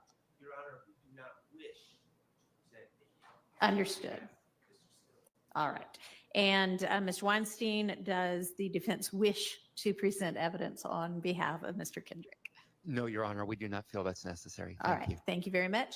All right. That means that the evidence is closed. And the next step in this case is the closing arguments. Because the state has the burden of proof in this case, the state will make an initial closing argument. The defense will then have an opportunity to present any closing argument that they wish to present. And the defense, if the defense does present closing, then the state will then have a final opportunity at summation. All right, so I'm not sure who's going to present the opening on behalf of the state, but whomever that is, you may proceed. Thank you, Your Honor. Everybody's going to go.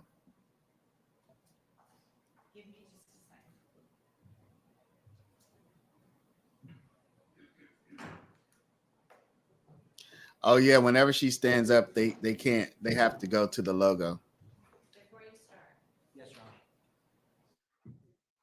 this is going to be amusing to some of you, but overflow actually is 5D and not 1D.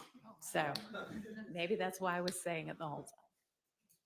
All right, you can go ahead, Mr. Adkins. Sorry. Thank you.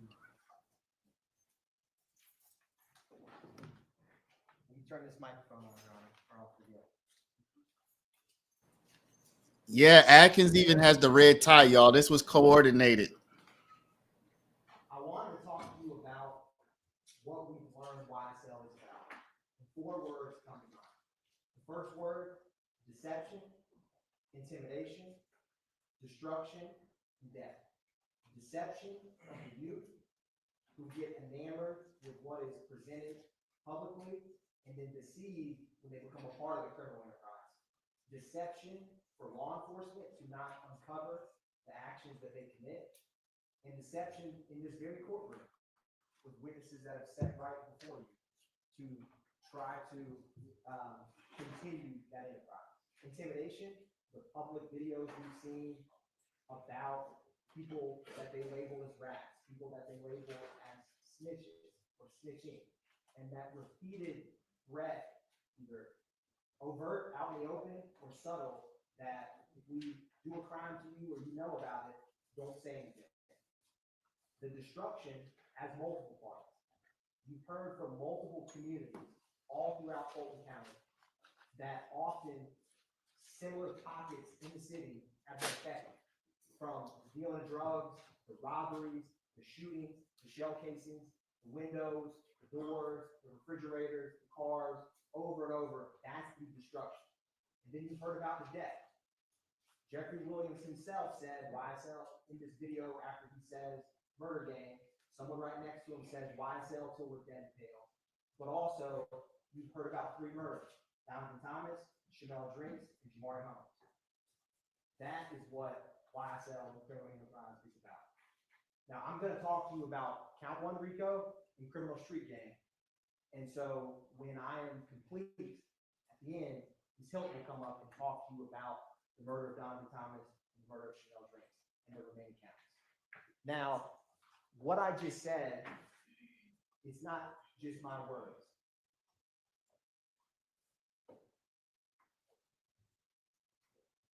This is the deception, intimidation, destruction, and death that I just spoke to you about. Murder gang in my slime is above the law. But in Fulton County, nobody is above the law, and that's why you're here.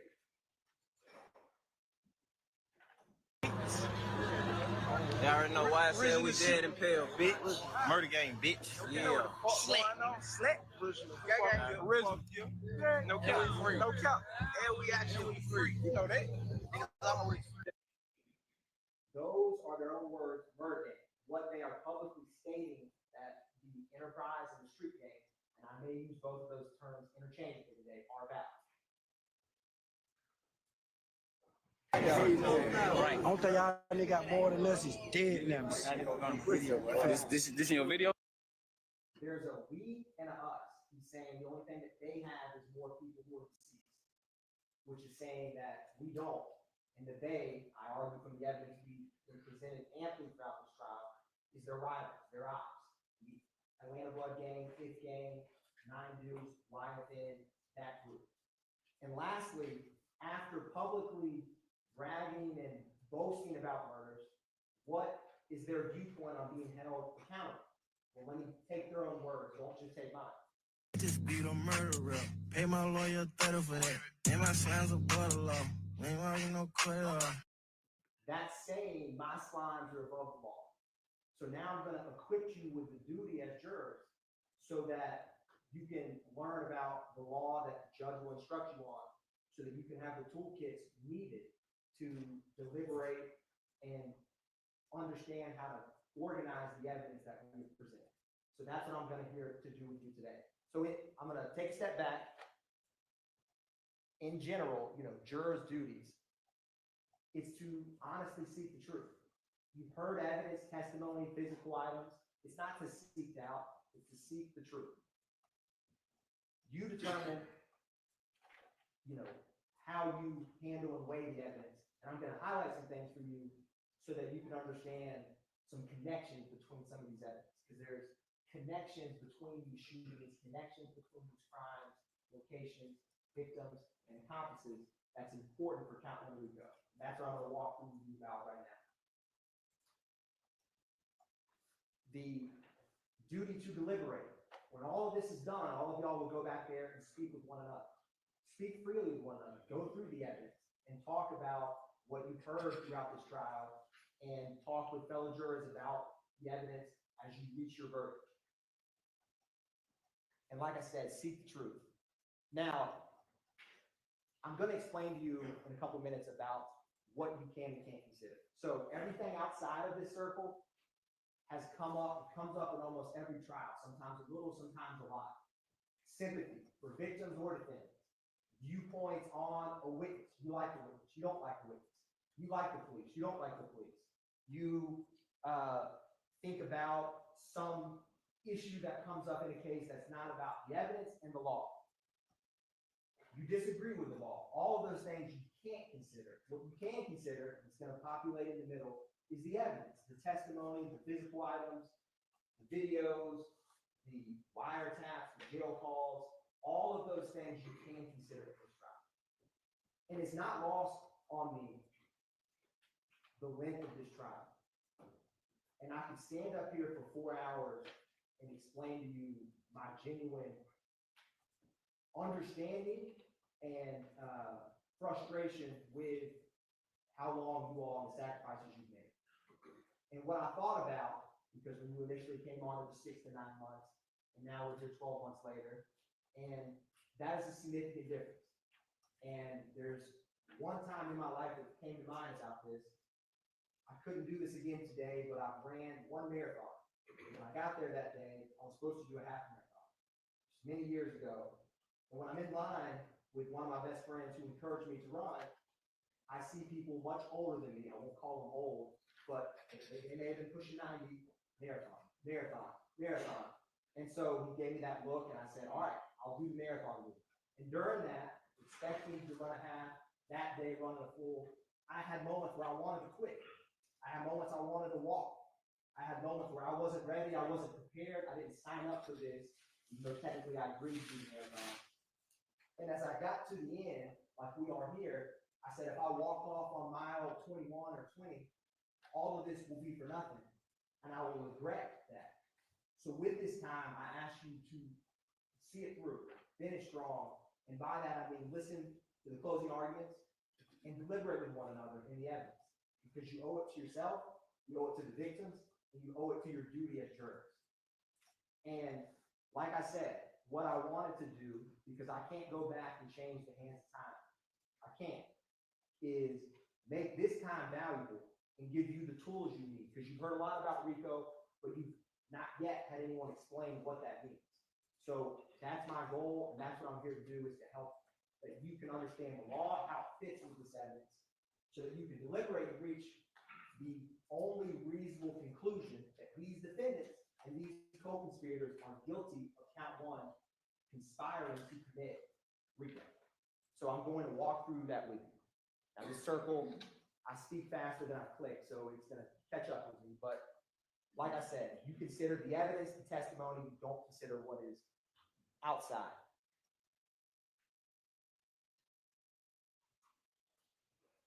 Now, burden of proof. The state has always had the burden of proof, to prove beyond a reasonable doubt.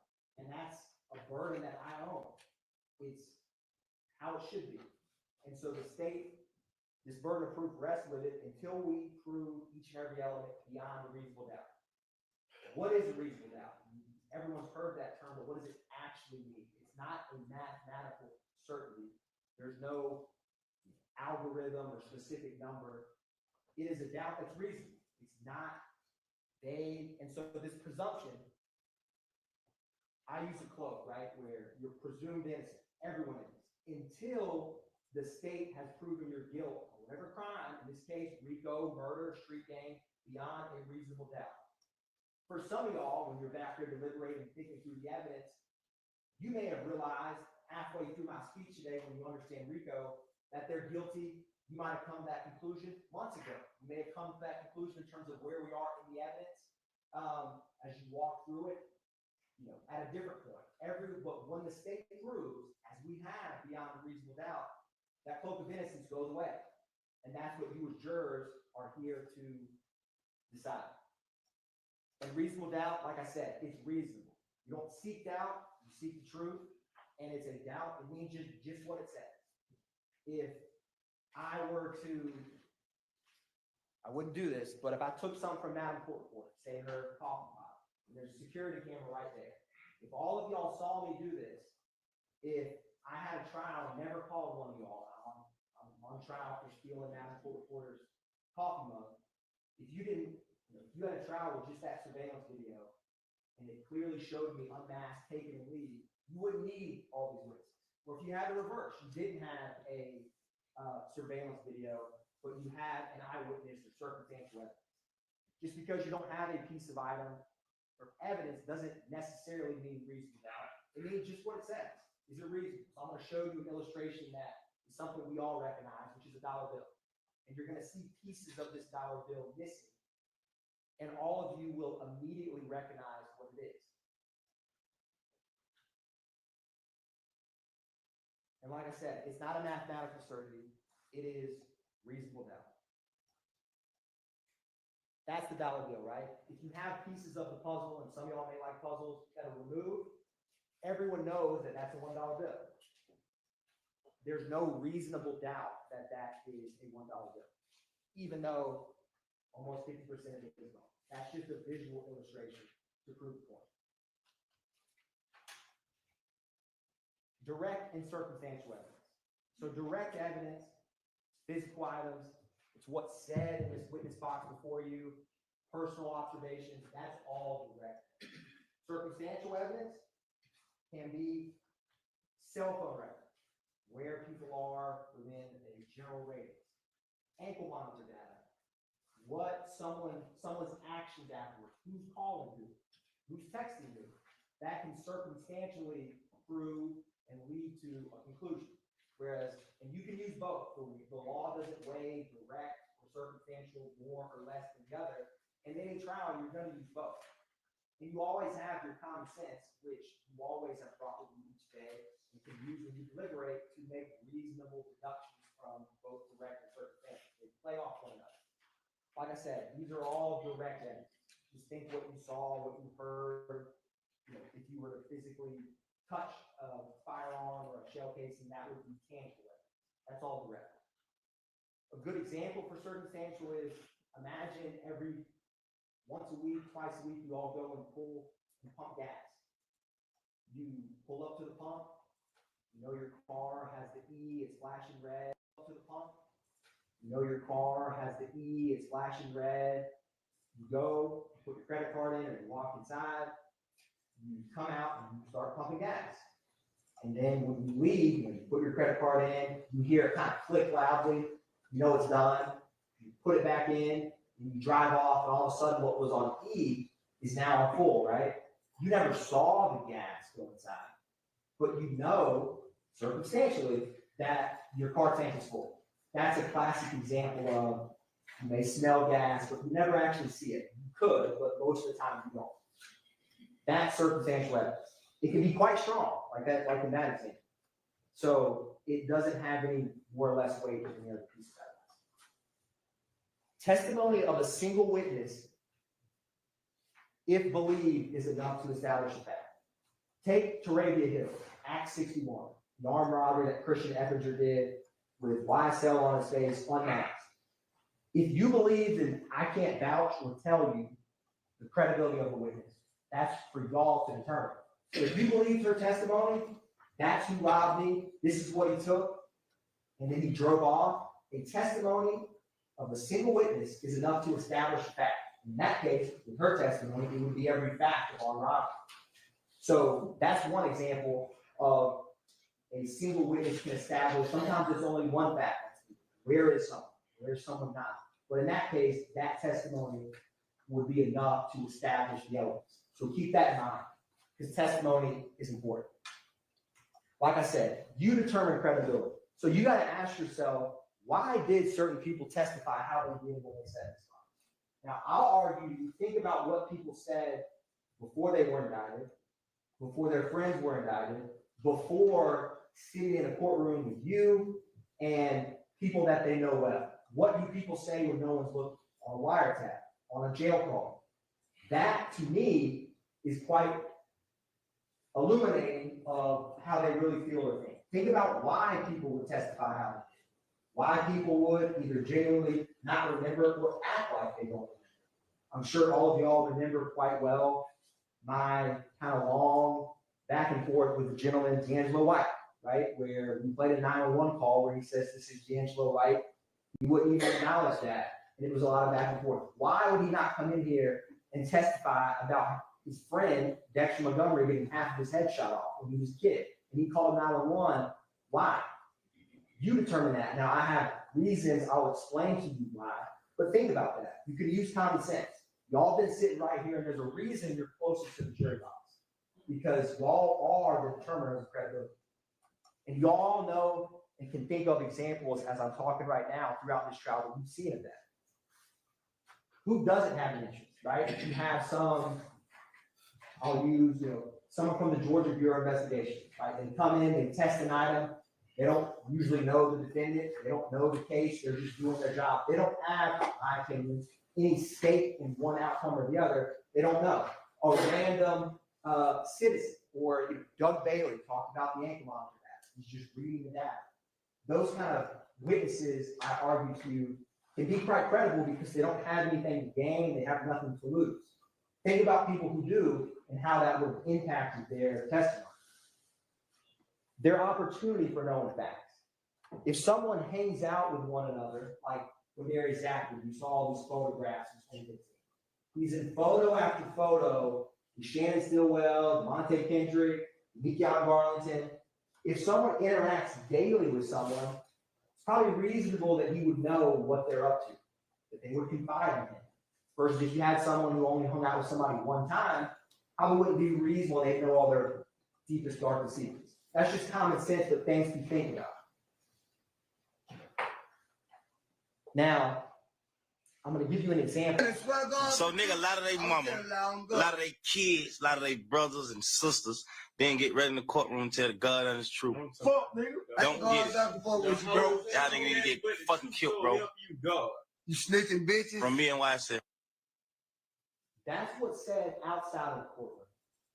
These are all witnesses who testified that were either co-conspirators or indicted on this case. And ask yourself, you could know it just as well as I right before if the state would ask, is YSL a gang? The words music group, you know it's about to come off. Or I've never heard of that. I said gang, G-A-N-E. I didn't say G-A-N-G, even though you just heard them say gang. Think about that and why people would come in here and think about what they said. I mean, when Darius Zachary said that these two defendants confessed to him to murder Donovan Thomas the night of the murder, you don't think he's going to come in here and back up off that? Think about Woody Lee, the bragging or boasting about the murder. We put that on our tombstone. The things he knows when he's sitting up here don't sound good in a trial of his friends, fellow gang members, and co-conspirators, so he's going to back up off of it. Think about Walter Murphy, Antonio Sledge. When he did his plea agreement, said that he had knowledge that someone was involved with the murder of Donovan Thomas, but then backs up off of it, right? Gives why. Think about why. And think about they know the feelings that these defendants have about people who come in and tell on them. And sometimes they slip up. If you remember Antonio Summer, who testified pretty recently, he didn't know Woody Lee's name. So he said, what's his slime? And he changed it. He stopped. He took a little pause and he meant what is his nickname. So he said, what's his slime name? Those kind of clues or slip ups, remember those because they're important. Here's another example. This is Diamante Kendrick on the left with a hat that has a big rat and a big X on it. And on the right is defendant Stillwell's tattoos. Overt, you've heard that, the code of silence. And on his chest, the price of loyalty is wealth. The price of disloyalty is death.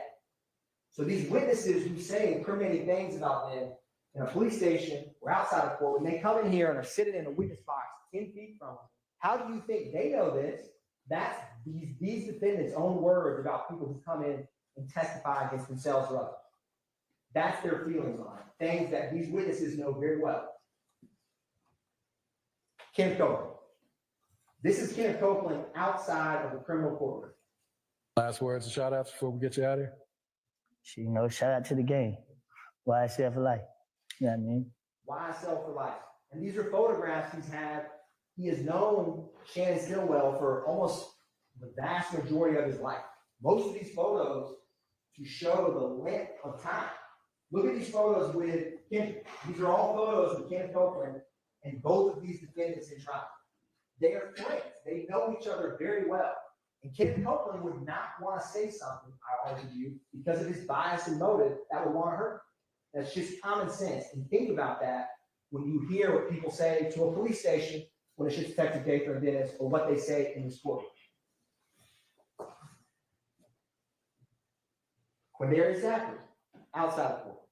Yeah, big Bruce Knight, trying to take over. Oh, fuck you mean? I got all my niggas with me when Bruce Knight. Nigga, where we at, y'all? Bruce, yeah, nigga slack, nigga, fuck wrong with y'all, nigga. Plenty ammo for you monkey niggas. Yeah, big guns, we on bleeding right now. Slant. Now that's a video from May of 2020.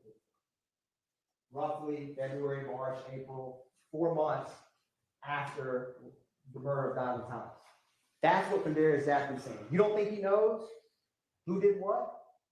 I argue to you. And then when he comes into court, right, he doesn't recognize a snake emoji, or he makes jokes about the color green, things that he thinks will hurt. You all pick up on this. I saw you write notes. You can see their reaction. You can see if someone's uncomfortable, comfortable. All of those things you all are equipped with and can use when you weigh testimony. Parties to a crime. This is a principle that's going to come up in this case. Parties to a crime. Think about this. 4 people go to rob a bank. One of them is the getaway driver. One of them, I'm going to go run and get the money. The third one's going to go in and do a distraction. And the fourth one has a gun in case it's needed. The driver never gets out of the car. They get to the bank. The guy goes in to get the money. The security guard realizes it's a robbery, pulls out his gun, and the guy with the gun behind him shoots and strikes the security guard. And then they all four get away and leave. As parties to a crime, they all played a role or a piece in that crime. So they would all be legally guilty of that murder if those facts came out into the trial. So party to a crime, it's not necessarily the person who pulled the trigger. It could be the driver. Now, this is going to show you an illustration of what I talked about, because this isn't at first stick out. So you have four people planning a bank robbery, all with different roles. And if it was either intentional murder or say the security guard shot and killed one of the robbers, it could be a felony murder that comes up. And so all of them would be guilty in this fact pattern of that. So in this case, what Copeland and Zachary say about defendant Kendrick is he was driving the Infiniti Q50. If he's driving that Infiniti Q50 while Shannon Stillwell, Demise and Bowen are shooting 7.62 and 9mm shell casings into the body of Donovan Thomas with Justin Cobb doo-wop, that's party to a crime. That's an example in this case. And it will come up in some of the overt acts that we're going to talk about soon. Mr. Atkins. Yes, Your Honor.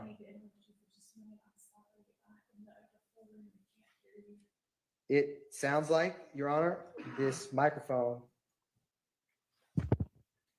may have. Yes, Your Honor. If you let me know if that helps fix that. I got to fix this belt buckle here real quick. Well, I'll hold it for right now. Now, sorry, I want to talk about the crimes that I'm going to talk about. So in green is what I'm going to talk to you about, which count 51 is criminal street gang. Count 50 is criminal street gang of defendant Stillwell. He's on the right and Kendrick is on the left, and count 1 RICO applies to both. So both are charged with the murder of Donovan Thomas. Kendrick has this count 57 participation in criminal street gang activity for the marijuana and firearms, like street gang activity during the commission of a felony for the May 9th, 2022. These street gang charges, which I'm going to talk to you about at the end, pertain to the murder of Shamel Drinks, a gang-related murder that the evidence has shown Shannon committed along with Demekion Garlington, Miles Farley, and Quarmavius Nickel. But first, I'm going to talk about RICO, which is count 1, which both are charged with. So I want to talk to you about conspiracy in general. And I definitely think the microphone's working now, Your Honor. So one crime, you rob someone, you do an arson, you would look at that case, did they go and set fire? Did they go and steal? One specific place, time, and perpetrator. You've already heard about a conspiracy to do armed robbery when I use that bank robbery analogy. RICO is no different in terms of this. The general concept is they're charged with conspiracy to commit racketeering. So I'm going to have to explain to you what is RICO, what is conspiracy to commit RICO, and then you as jurors, with the evidence that have been presented, will reach the only reasonable conclusion that they're guilty of that count. But you need to know what RICO is first. And there's 2 ways to violate RICO. So what I'm going to do now is I'm going to take it bite by bite through RICO so you can understand the 2 ways that RICO can be committed and what conspiracy to commit RICO is. And we'll walk through this together.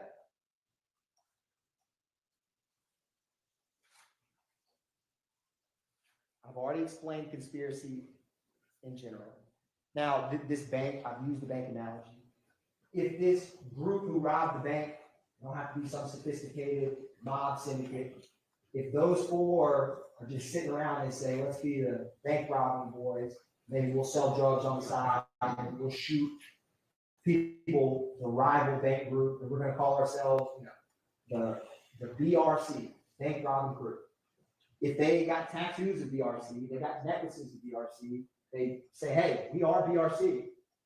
If they went and all knowingly and willingly agreed to be a part of that, knowing that a pattern of racketeering, which I will explain to you, will be committed, that concept is what we'll be talking about. It's not any different in general. It's conspiracy and RICO. And when you put the two together, that's what they're charged with. So let's walk through this. This is from the indictment, which you will have with you when you deliberate. I'm not going to read off this right now, but page 12 of the indictment is an important page. It lays out what the state alleges the criminal objectives of the conspiracy are, and that they violated. There's a subsection A and a subsection B, which we're going to talk about. So remember page 12 of the indictment, because it will come up multiple times. So what is knowingly and willfully joined? Look at what they do, what they say, and crimes that they commit. If you want to figure out if the bank robbing crew or if YSL, if someone knowingly and willingly joined them, that's Kendrick on the bottom, with slat on his left forearm and a snake that goes from his stomach to his neck, and YSL a little bit underneath his Adam's apple. Do you think he knowingly and willfully joined YSL? He got a permanent tattoo on 3 different spots of his body, one of which very close to his face. That is something you can use and consider. Oftentimes with criminal conspiracies, they don't have a written contract. They don't have a, you're not going to have that coffee room table. Let's all agree to be a criminal enterprise. We all hereby today on January 1st, 2000. From here on out, we're an enterprise. That's often not how it works. So you got to look at what they say, what they do, and if you permanently get a tattoo, that's a pretty strong indicator that you're willingly and knowingly a part of this. Shannon Stillwell, often wearing clothing, saying stuff. Me and my slimes go up the law. You've heard that and seen that clothing line, which yes, they can play it off as just an innocent clothing line, but it says slime. It's physical human being, wipe your epinephrine, right? And you've heard from gang detectives that wipe your nose is not some, joke. It's about murdering someone. It's actually violence. So that's Kendrick in the middle, next to a slack graffiti with a red bandana. How they act, say, and do over time, those are the clues to know that someone willingly joined a conspiracy. So let's break this down a little bit further. We need to switch it. It's came out again, Your Honor. This is probably the easiest element while we switch this mic. 2 or more conspirators. Oh, thank you, Sergeant. Thank you. So that you can't have a conspiracy with one person, right? So I think we all can agree that should be an element that's easy to check. You've heard from ample. It doesn't have to just be the 28 indicted co-conspirators. You will see in that indictment that it states on page 12 that it also includes unnamed or unindicted co-conspirators if you find that they're part of the conspiracy. So keep that in mind when you go back and deliberate. But yes, one of the elements beyond a reasonable doubt is 2 or more. I think that element, I'm not going to spend any more time on that one. You've heard from ample people you've seen in the witness stand that are 2 or more of YSL. This just illustrates that point. Now, agreement. This is another important element of RICO to kind of understand. How do you know that someone agreed? Like I said, it doesn't have to be expressed. It doesn't have to be where did they sign the YSL ledger. I'm going to join. I'm in it. You rarely see stuff like that. There's no such ledger in this case. It's mutual but unspoken understanding. I say actions speak louder than words. If you want to know how someone believes or if they agree, what do they do? So I'm going to show you some examples of agreement. And a lot of the evidence that I'll talk about, it has multiple purposes. So we will talk about and you will see what can prove agreement can also prove if they knowingly and willfully join.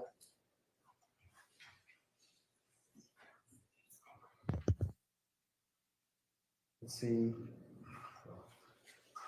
I'll keep working on this now. So,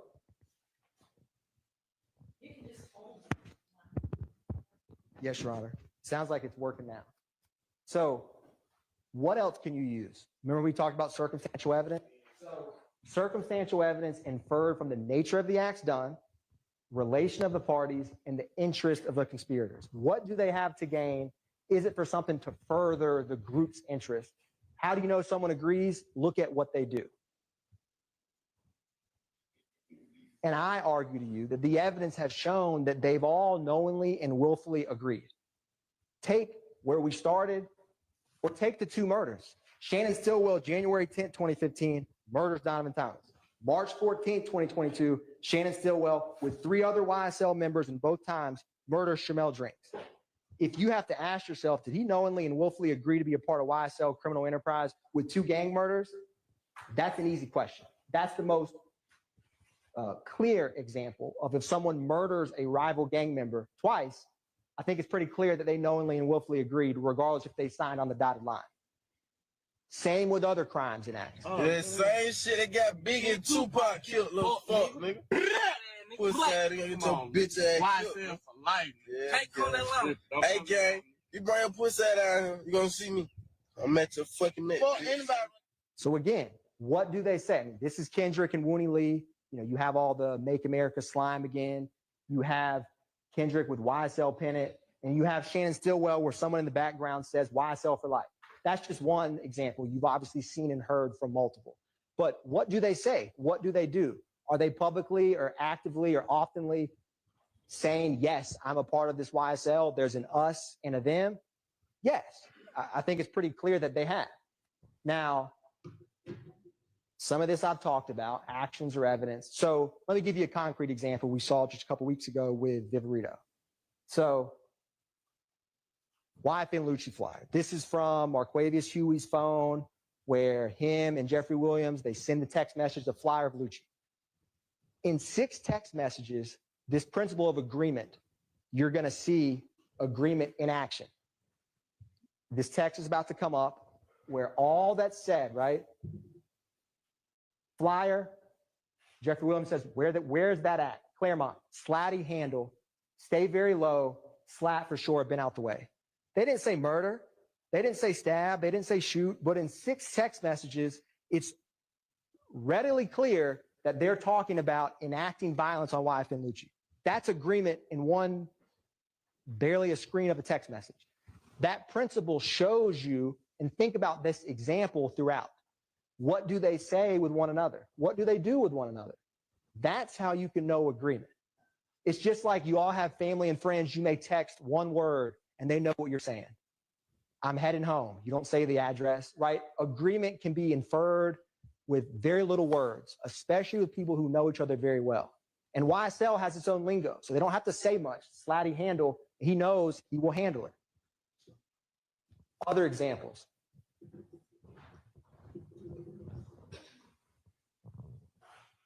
What it does not require. I've covered most of this. You know, it doesn't require, like I said, physical meetings, even though we have that in this case.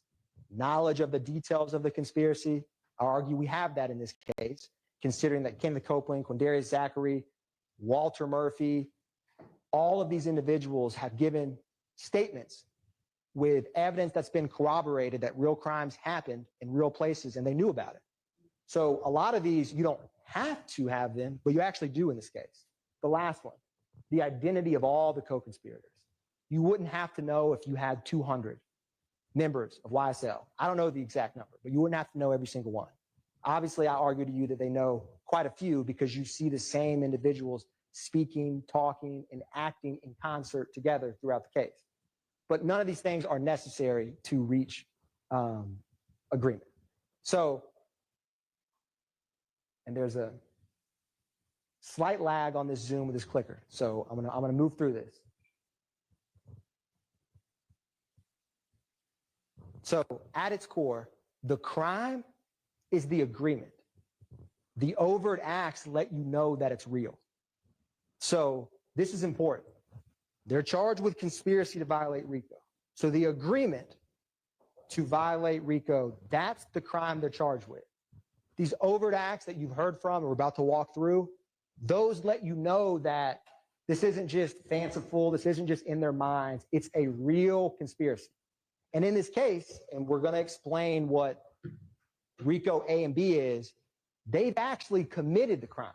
So it's like you're asking you, did this group of individuals agree to conspire to commit all of these crimes, racketeering activity. The best evidence of that they did is they actually went and shot multiple people, murdered people, robbed for the street gang. That lets you know that there's not much to say when you actually do the crimes that you're alleged to have just conspired to commit. It'd be like if you're asked about the bank robbery conspiracy and all they do is just talk about the bank robbery, get the items, they go and buy a gun, but they never do a robbery. Fast forward, they've done 20 robberies, 50 robberies over a decade, and you're asked, did that group of bank robbers intend to be part of a bank robbing crew? You'd obviously say yes. It's common sense because of what they actually did. That concept is important. Like I said, the Overt Act lets us know that the conspiracy is alive and well. And I'll argue to you, going back to credibility, the conspiracy is alive and well in this courtroom with deceiving in this witness stand. So this is just a visual explanation that you have Shannon Stillwell, Diamante Kendricks, and some, I didn't list all the photos of people you've seen, but this, the criminal enterprise, visually depicted. So let's walk through what an Overt Act is. So joint objectives equal joint responsibility. This is like a partnership in crime. Now, to find that someone's act is all the co-conspirators are on the hook for it, so to speak, any act done by any co-conspirator to further the criminal objectives is what counts. So if they're going to shoot a rival and you find that, yeah, they did shoot that rival and they did it to help YSL the enterprise, if that act and you find that whoever you find is part of that conspiracy, it's like they're all one and one for all. So each co-conspirator is responsible for the acts of others that are naturally and necessarily done to further the enterprise.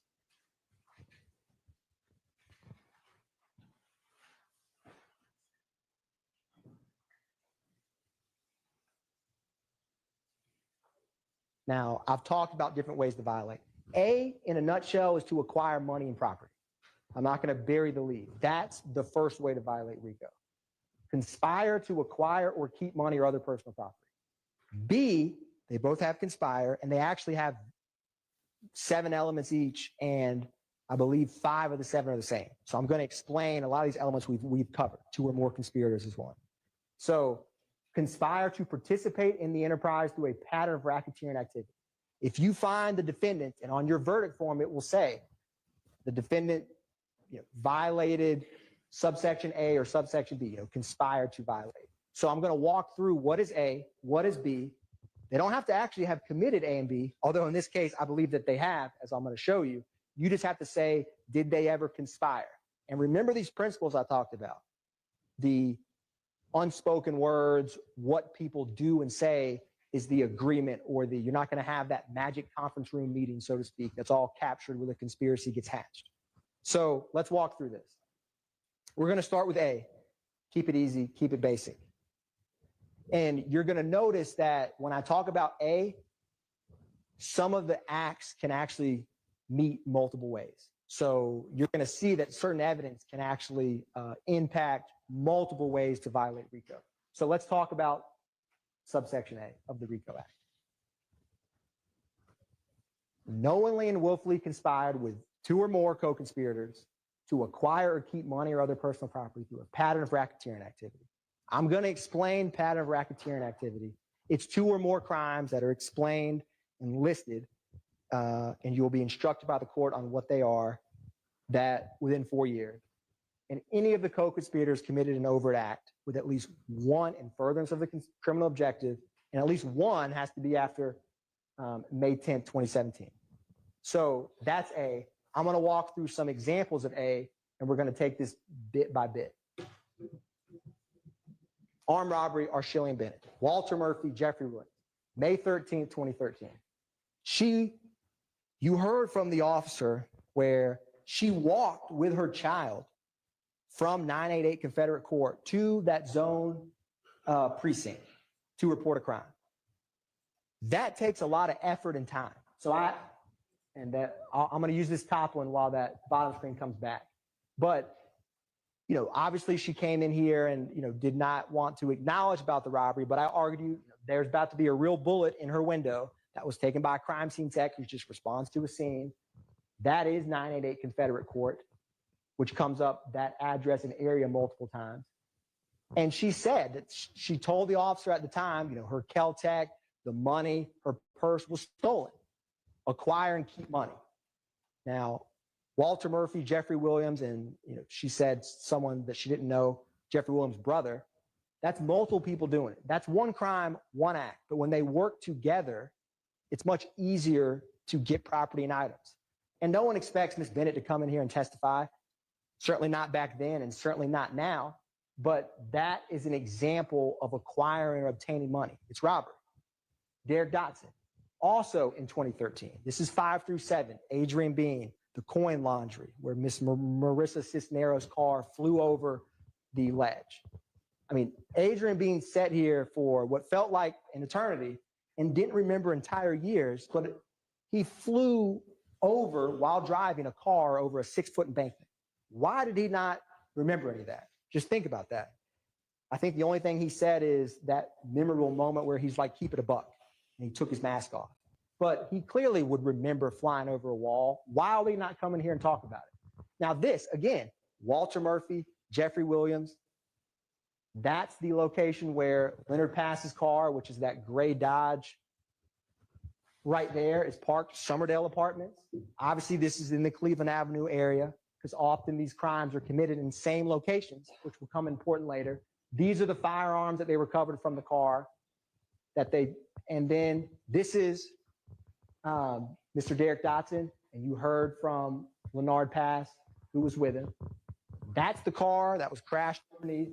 And then this is a picture with Walter Murphy, Jeffrey Williams, the time he's throwing up Rock Crew. And if you remember, the background behind this is this slime in kind of green and black font. So again, it's 2 YSL members acquiring and obtaining, trying to rob Derek Dotson. And again, they're working in concert, working together. Ms. Taravia Hill, Act 61. She's just at her apartment complex and this car, and if you remember, she only could recognize or ever identified Eppinger, Christian Eppinger, but there was 2 cars and multiple males with him. We don't know who these people are, but I think from what you've heard in this case, it's reasonable to suspect he's working with other people to do the robbery. Because again, it's hard to rob someone by yourself. So working in concert, that's Ms. Hill, that's her apartment complex in present day. That's Christian Eppinger from his public posting a firearm on social media. That's her wrecked car after it's found later. And where does the car go? Where Ms. Hill lives, to Cleveland Avenue. Where do the guns and the Infinity 250 from Donovan Thomas go? They go to Oak Drive, where OG Bentley's house is. Common after crimes, they go to the same location. That's important because these same victims, same accomplices, same pattern is important for RICO. So keep that in mind as we walk through this. And he does all of this with, and it's hard to see from here, YSL on his face, no mask. She said, I can't remember if Ms. Hill said I wore glasses or didn't wear glasses, but her eyes are working just fine. And he had nothing covering his face. Think about it. If you walked into Winn-Dixie with a nameplate that said, hey, I'm Christian Atkins, I'm here to rob you, no one would do that. So why would you publicly have the gang on your face when you do a crime? Because a face tattoo could stand out. Because they want people to know. You want the notoriety. You want the fear. Who robbed you? YSL. She doesn't know his name. Think about that. You have multiple people. And Walter Murphy, for those, I don't know the date Walter Murphy got his face tattoo. I know Eppinger had it for this. But Walter Murphy has a YSL on his forehead, right? So think about that public display of allegiance to the criminal street gang and enterprise and when you commit the crime, because that's important. Now, stolen firearms. I'm not going to show you or bring out every firearm we've introduced, but there's a lot of stolen guns. Think about, we don't know where all those guns came from. Sometimes you heard from the person whose home was burglarized or car was broken into, and you said, yes, this was a report from this location. But, you add these up, it's a decent number of stolen guns. These are all overt acts. Jeffrey Williams, the Sig Saw, September 9th, 2013. Defendant Kendrick with Arnold when they were riding back into near Trestle Tree Confederate, the same location Miss Bennett lived at, right? On October 1st, 2015, after Martinez Arnold got jumped at Magic City. 40 cal stolen. FN 57, that is the stop that Officer Fikes did of Jeffrey Williams and Sergio Kitchens.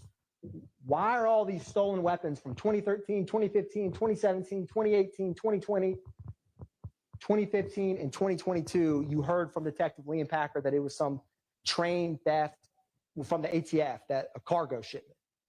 That's acquiring or maintaining property, stolen guns. Ask yourself where all these stolen guns come, and you've seen, like when Quindarius Zachary is arrested with the gun on May 7th, 2015, that came back with Nibin when Kilgore testified to the shooting of Miss Frida Reed's house. When it matched that, the guns exchange hands. The guns move around, and stolen guns are harder to trace. That's acquiring and maintaining property, and evidence of it.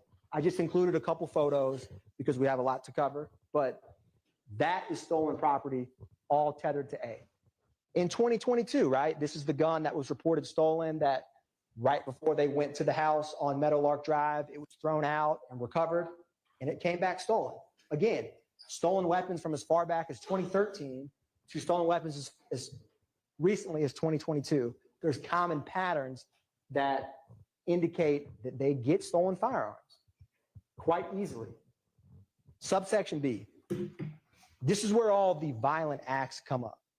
So the first objective, and your indictment's not going to have numbers, is going to be conspiracy to violate subsection B with the state's objective of murder, aggravated assault, and threats of violence. So we're going to walk through some of these so I can explain to you why they further the criminal objectives of YSL.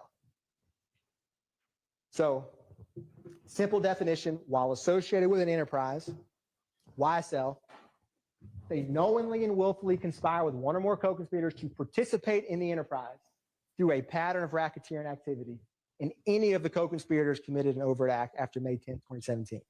If you notice, other than what's in green, everything's the same as A. So these same factors and principles will come up for both. So I got to explain to you what is participate in the enterprise and what are these criminal objectives. So we're going to start with the murder, aggravated assault, and threats of violence and go from there. So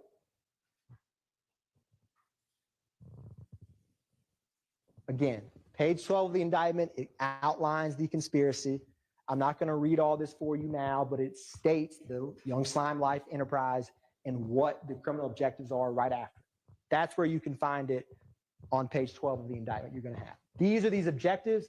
I've removed them from the indictment, but we're going to start with the first one: murder, assault, threats of violence. And then we're going to talk about robbery, theft, unlawful sale, and distribution of drugs. So let's walk through this together. I just wanted to show you a brief visual of how you're going to have the indictment with you and can look through it. So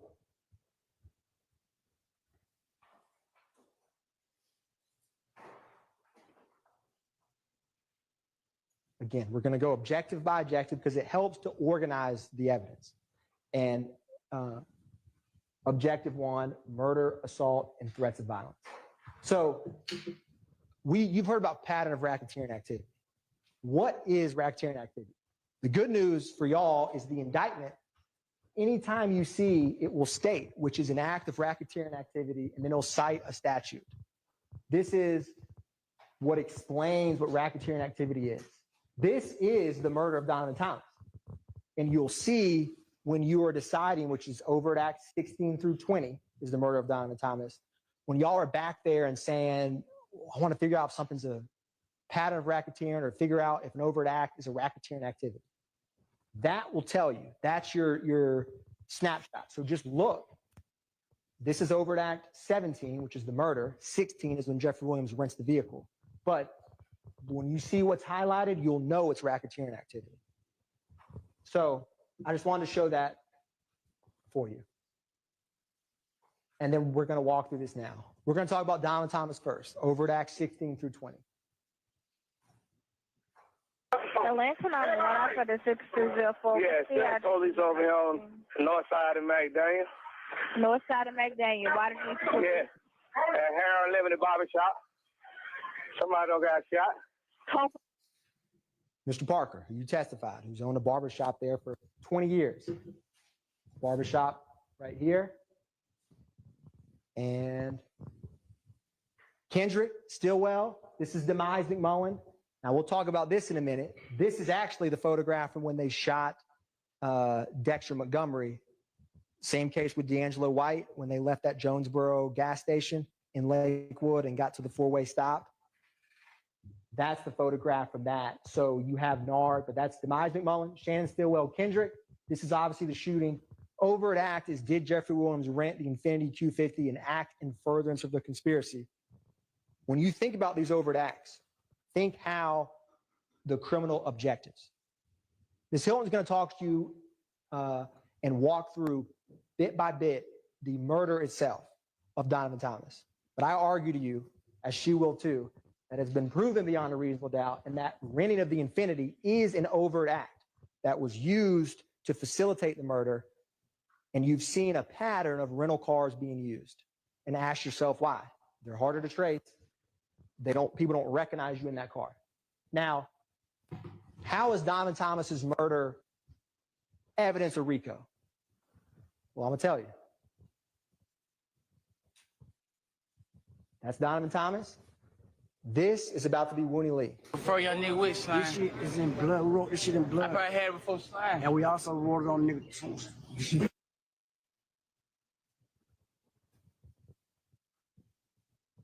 We wrote it on a tombstone. And that's Donovan Thomas's gravestone.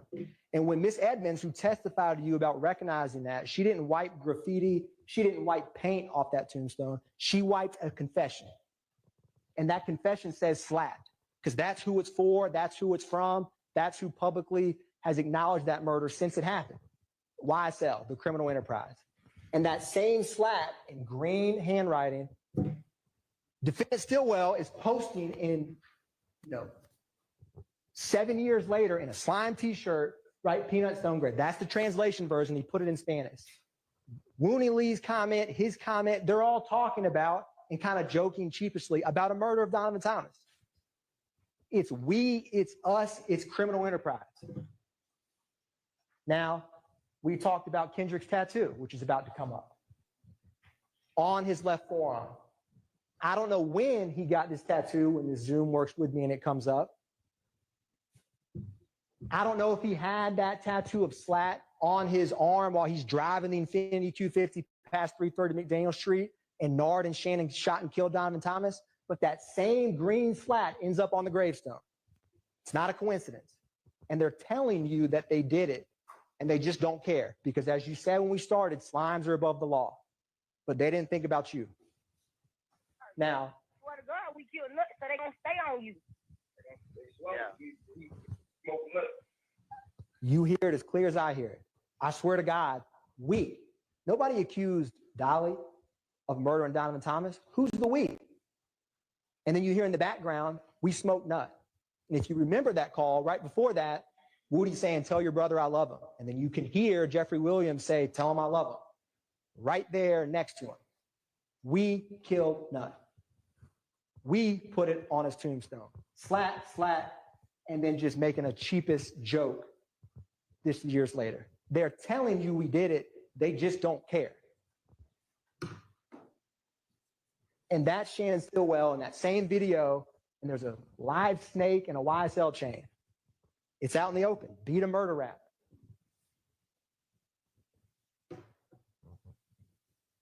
Now, we're going to turn to Jamari Holmes next. And I'm going to explain to you why that murder that Rodelius Ryan and Damon Blaylock did is in furtherance of the YSL criminal street gang, which is Overt Act 79 through 81, February 23rd, 2019. That's the vehicle that 15-year-old Jamari Holmes was in. This is Rodelius Ryan. This is Blaylock throwing up YSL, which is also an overt act, that public display of allegiance. That's going to come up in just a second. That's Jamari Holmes. You're going to see the message where, where Mariah leaves and she says, or not Mariah, but Brazy, as they called her, text and DMs Ryan and Blaylock and says, you know, they know about Ryan but don't know about you, and allude to Mariah snitching on them. That snitching comes up repeatedly. This is the projectile that was in Jamari Holmes' head that was fired from weapons that Rodelius Ryan and Damon Blaylock shot while they were hanging out with females in Cleveland Avenue. It came to 50 Mount Zion. And then I want to ask you, this is that message. All again, talking about snitching, trying to not get caught. Now, how do you know why Ryan did it? What does Ryan think about this murder? What is he remorseful? Is he sad? Well, here's him that same day at 5 o'clock. So that's the 911 call at 4 in the morning, not 4 in the afternoon, February 23rd, 2019. That YSL makes the news FaceTime. You've heard repeatedly about the FaceTime. I argue to you when he says that YSL makes the news, Fox 5. So he's telling people without having some plausible deniability of no one's going to know what I'm talking about, YSL makes the news. Now, what does he do 5 hours after this? Let's find out. Yeah, block life knowing again. 250 knowing again. Bet y'all push nigga can't come up here in that block. Yeah, no cap. Cut a ride, gonna shoot at your fitted. That's no cap. He's going to shoot at your fitted, and that's the fitted cap that Jamari Holmes wore on his head when he was murdered. That is bragging about the murder. YSL makes the news, and then he's on the quote-unquote block, right? And he's throwing up YSL. Is it a coincidence that this guy he's with says Little Rod will shoot at your, don't come on this block, and you have Bernard Mitchell and all of them who weren't from that neighborhood come over to 50 Mount Zion, he will shoot at your fitted cap. And there's a literal fitted cap from Jamari Holmes' head with a bullet hole in it. That's his skull with a bullet hole in it. This ain't, murder gang isn't some facade. This isn't for clout. This is real life.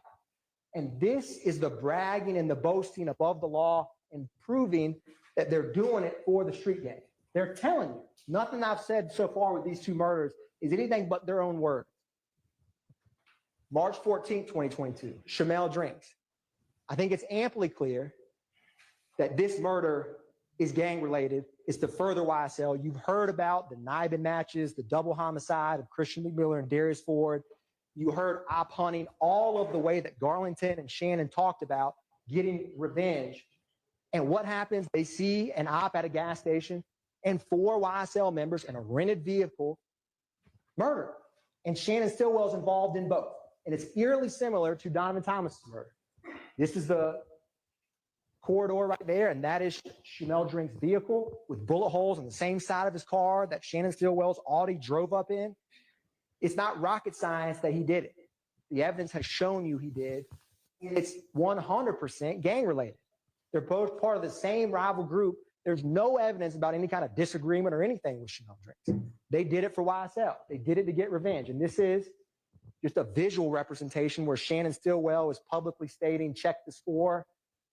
Because again, shooting and murder is like a scoreboard, but this ain't a sports game. This is the Superior Court of Fulton County, and you can't go shoot people for sport or murder your rivals to up the score. That ain't how it works.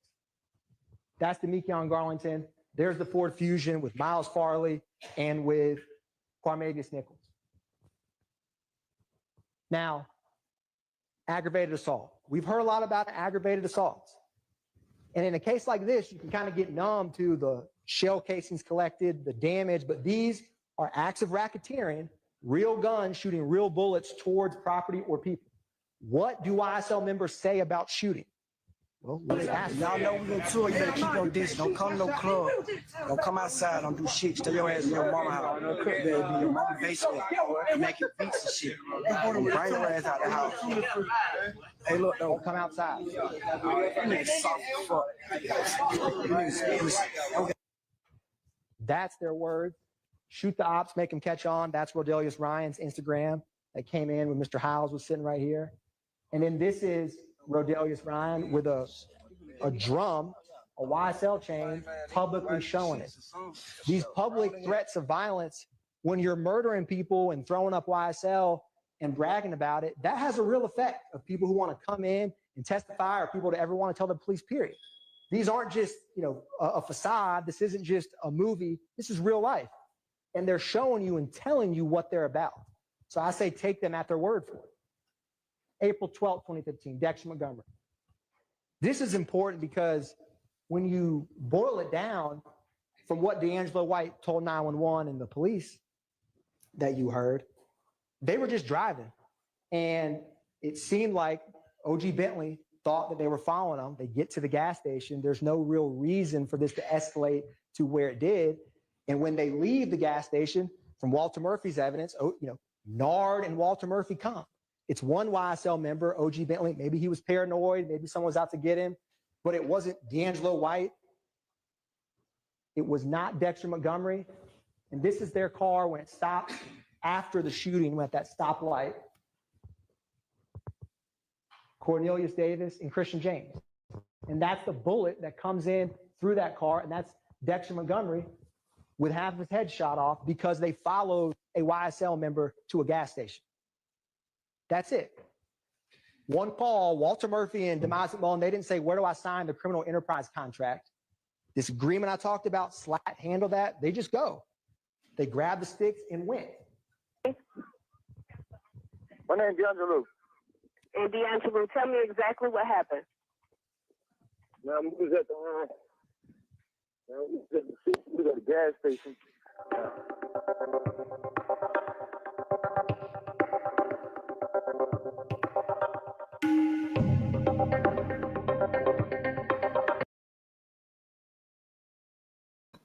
Y'all, looks like 11 Alive just went out on us. I don't know what the heck happened. It just zapped out. So I am going to go to Law and Crime. What the heck was that? Oh my gosh. Person that Condari, Zachary, and Copeland said was shooting at Donovan Thomas. This is 3 months later. It's a lot more likely that he's a shooter when you see him on camera with a long gun at a gas station for no reason because OG Bentley called him. Their same common associates with no questions come. That's an overt act in furtherance of the conspiracy. Lil Wayne tour bus, April 26, 2015.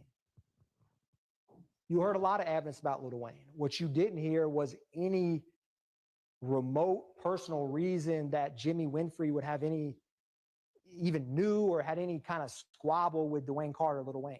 So why did he shoot the bus? You heard about the public back and forth, and look at the actions before, during, and after of that shooting. Now, this is only a couple weeks after Dexter Montgomery. And it's 2 days before the shooting spree of Adele Drive and Drew Drive that Garlington, Zachary, and Sledge did. So all these shootings, when Gaither and Dennis come in and talk about shooting after shooting, they're not just making this stuff up. It's real. So this is Mr. Alvin Lewis's tour bus shot up. This is Jimmy Winfrey. You heard from Detective Dennis about visually seeing them, and Zachary kind of got spooked because he knew his social security number, which would probably spook out Zachary of like, how does this gang detective know me like that? And then you have this post, which is Overt Act 121, I'm free, death before dishonor. Quite similar to the tattoo that Shannon Stillwell has, YSL. And what does he say about it? And by he, I mean Jimmy Winfrey.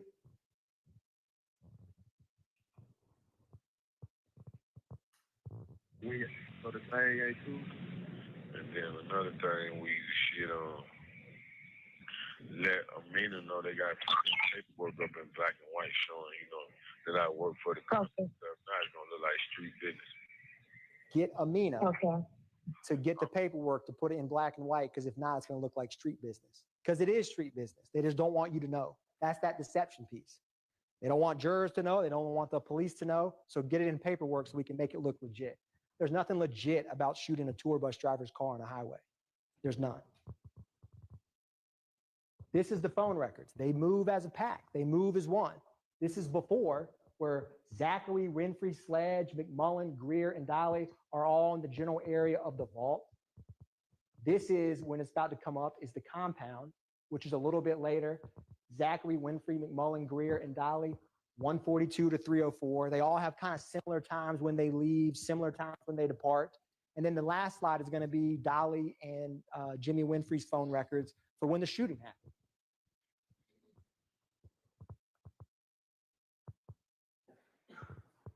And you can see the path of travel, and Winfrey's in black and Dolly's in orange, of and you know, the white Camaro that he hid and made the jail call to not get it found.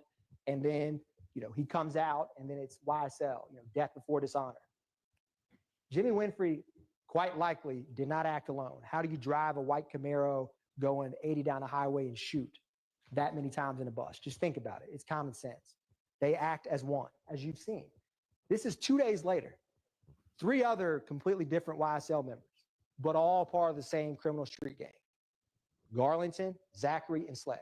Garlington gets jumped at Club Crucial. What do? They go on a shooting spree. First, they go shoot up 1428.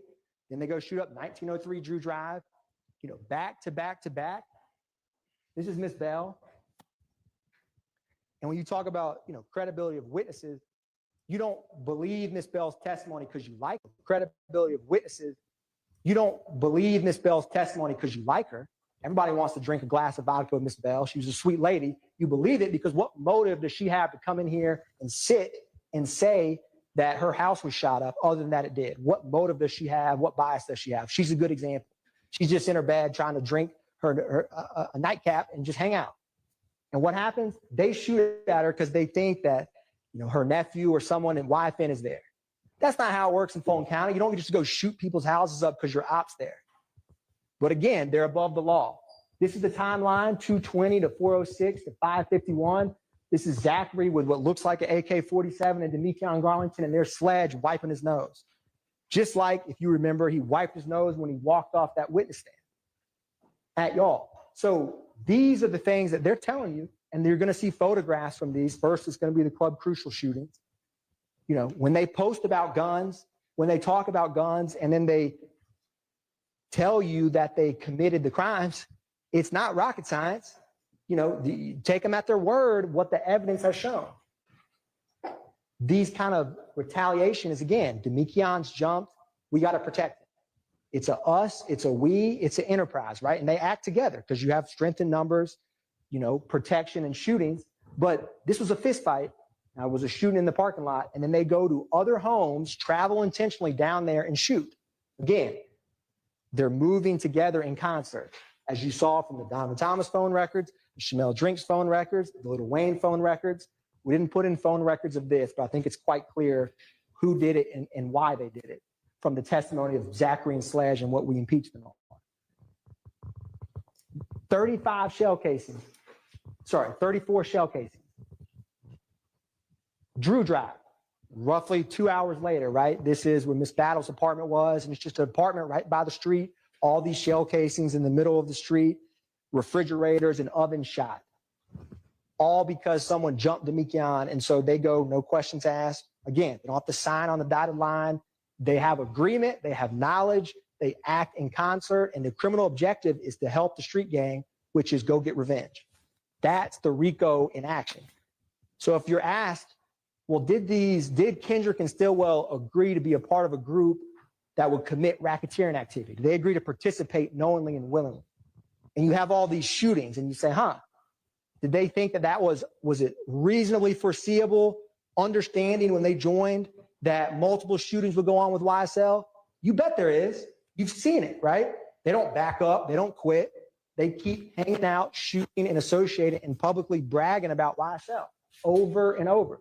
This is roughly a month minus 7 days from when this shooting spree happened that these two, Garlington and Zachary, do. They can mess with us if they want. We're going to bring them homicide.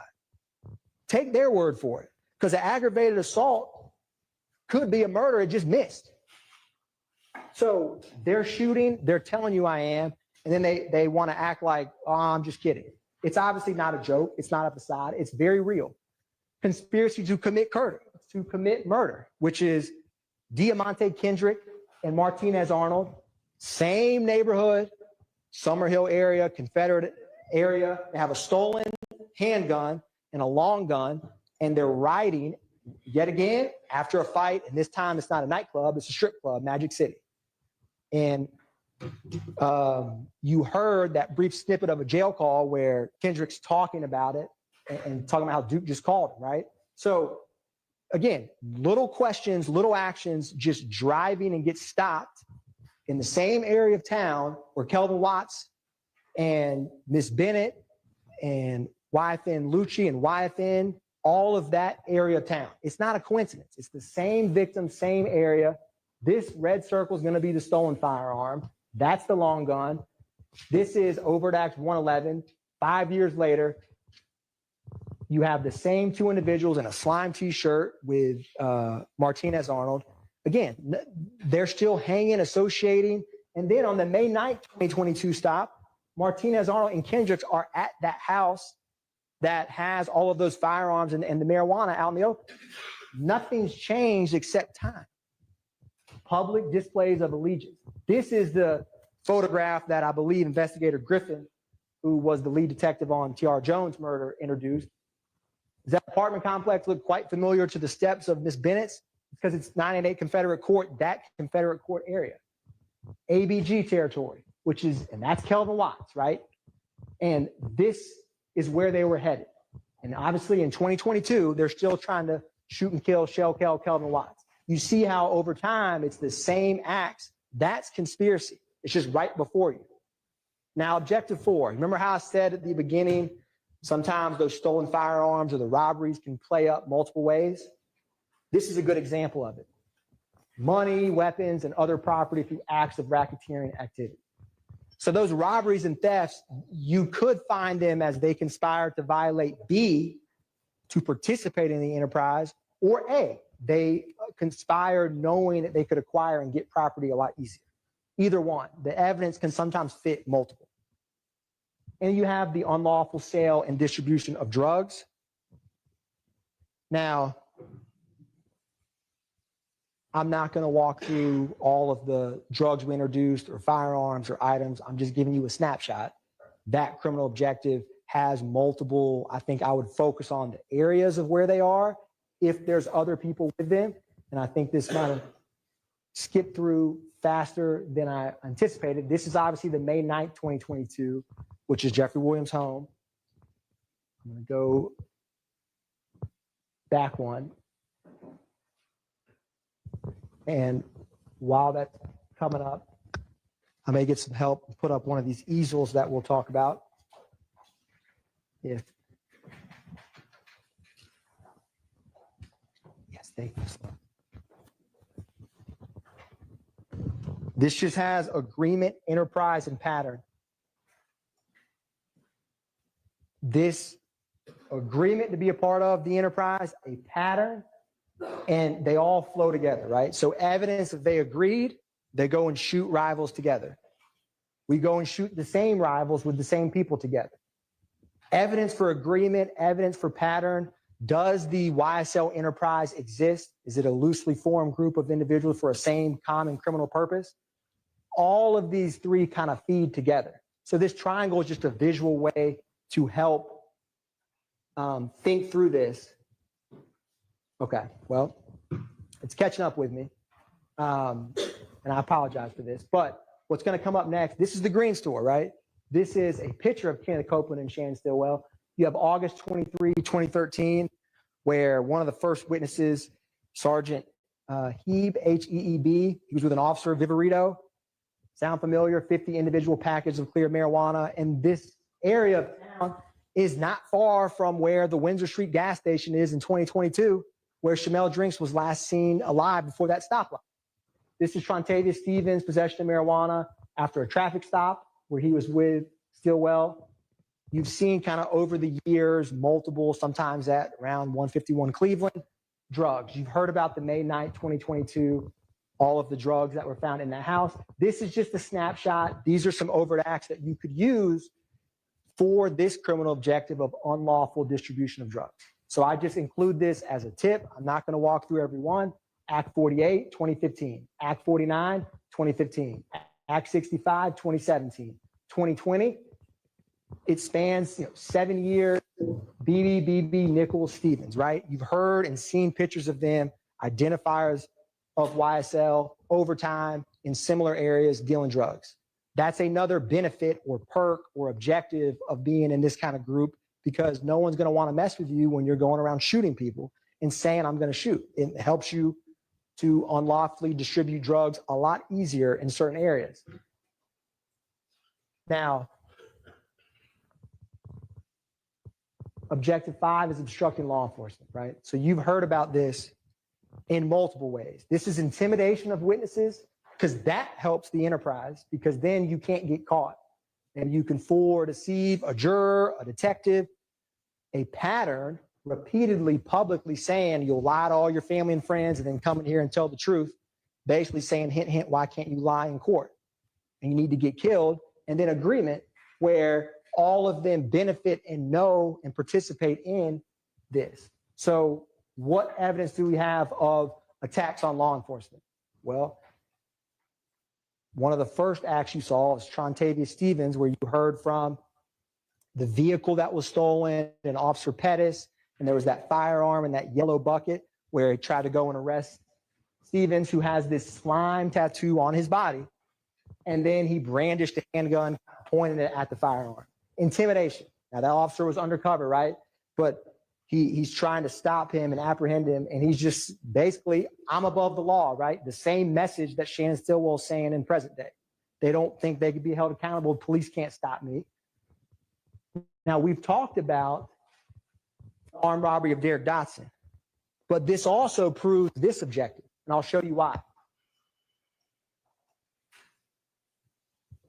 That's former and present. That's the DK, little nigga DK shot at 12, nigga. Yeah, he said it. For no reason, boy. for no reason. He's shooting for no reason. He's shooting at 12, the police, for no reason. Shooting that child. Yeah, that nigga messed up. Boy, for no reason, Carter. That's Adrian Bean's words, right? And then he got it on him. And he got the screen up on him. Bloody DK, and I got the strap on me, and he throws up Rock Crew at the time. And he's just shooting at 12 for no reason. Another attack on law enforcement. That again, you don't want to get caught. You just tried to rob Derek Dotson, so you don't want to get apprehended by the police. Officer Rogers, you're going to hear what people say before and after some of this and their viewpoint on it. And that's Christian Eppinger in the Cleveland Avenue area shooting Officer Rogers. That's not just words. That's a mentality of, again, slimes are above the law, and it's a public message of that. I can't think of a more clear, raw example of that than this. Don't just believe what they say, believe what they do. And he's just trying to arrest him for a warrant. And what does Rodelius Ryan say after this happens? If you look at his TV screen, you're going to see Officer Rogers' photo pop up. And this is the message he has for his fellow YSL gang member after he just tried to attempt to murder Officer Rogers for doing his job. Yeah, man, free my nigga Big Brish, man. There's Officer Rogers. Yeah, man, live chain gang. Fuck that boy. Fuck that boy. Spank that baby. Yeah, man. Free my nigga Big Brish, man. Fuck the DA. And we catching the bun on this shit. Yeah, we about to catch that bun, fuck nigga. We coming to get you. You know what it is. Yes, sir. That's in the hood right here, gang. Free the gang. That's in the hood. Yeah, YSL shit. YSL shit. Yeah. Just like the song said, YSL shit, killing 12 shit. This is Ryan bragging and boasting about his fellow gang member trying to shoot Officer Rogers. And then he says slap, right? This shows you how they view the enterprise. Yeah, man, free my nigga Big Brish, man. By the way, the gang way. Big Brish with the big head, man. They gave my nigga a bun today, man. Smell me. Overt Act 180. Nigga, lie to your kids. You know, so Ryan's words there are kind of telling, right? Because he views what Eppinger did on the one hand by himself as a collective, we, us, he's with me, and he's saying YSL and SLAT because it boosts your street cred. Quite frankly, it boosts your street cred to shoot at the police. And that furthers your gang because you get more of a reputation. And that's what you've heard from the gang detectives and seen why Ryan would have this positive reaction and collective us to Eppinger doing that. It wasn't just Eppinger alone. It's a we, it's a us. And any overt act done to further the conspiracy is held against everyone, to include these defendants. Because when you knowingly and willfully join a criminal enterprise, you got to buy the good, bad, and the ugly. Now, we've talked about intimidating witnesses. I started with that video of Jeffrey Williams. What's Antonio Sledge's position on You lie to your kids, you lie to your mama, but you get in the courtroom and in the investigation room and tell them punk-ass people the God-honest motherfucking truth. Pussy ass. And that's Antonio Sledge as a witness, right? So you realize what people say outside of court. Think about that Antonio Sledge and that. And it, how people are in the witness stand, right, is quite different. But you don't want to get caught. You don't want people to come in here and tell them. It's as clear as that. Miss Bennett, Antonio Sumlin, Quindarius Zachary, Walter Murphy, Kenneth Copeland, about to be Adrian Bean up here, Wooney Lee. You saw their reactions, the awkward pauses, the kind of contemplation of, man, what am I going to say here? Or some bad piece of wiretap or jail call that gets played that doesn't sound good. Trontavia Stevens and Adrian Bean.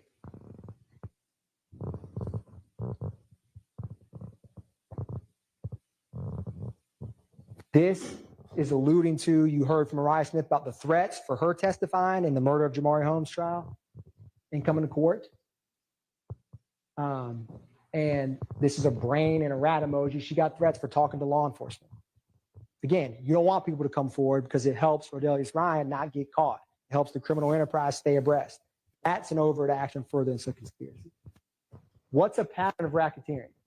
So all of these crimes, these aggravated assaults, these murders, it's not, they actually did a pattern, but the conspiracy is, did they knowingly and willfully conspire to join YSL knowing that that could be a possibility?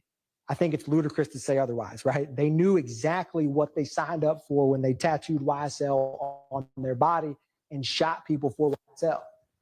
And it can be from anyone within 4 years of each other. They're not in it for the long haul. You don't tattoo your face if you're just in something for a couple weeks. It's a permanent thing. And you've seen evidence in present day and evidence in the past that's shown that allegiance. And that's where this agreement, pattern, and enterprise all play together.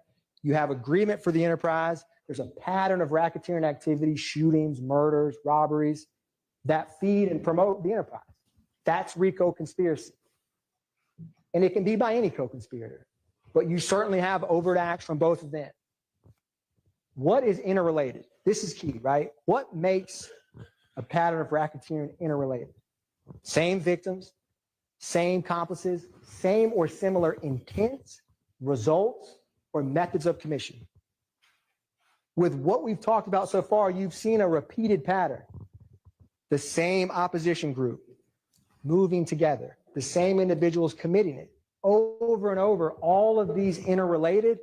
They're not just interrelated. It's like a yarn of, it's like a ball of yarn that's just so intertwined, tight, you can't get out of it. It's like they're all related. And I'm going to show you some examples of that will cut through time and cut through RICO conspirators, and you'll see patterns and connections that can be hard to miss with all of this evidence. So let's focus on some distinguishing characteristics. So what's the best evidence that someone violated conspiracy to violate RICO? Is they actually did it. That's, if you want to figure out if someone wants to conspire to rob a bank and they go rob 20 banks, well, they probably agreed to do that bank robbery. It's as simple as that. So let's look at what they did. Let's look at what they said and look at how it's related. Same victims, same accomplices. So I'm going to show you some examples that are going to mirror together exhibits from different parts of the trial. Actions speak louder than words. They just do. It's like what your grandparents say, or dad or mom, don't do what I say, do what I do. So believe them. Let's see what they do and how they do it and why it's interrelated.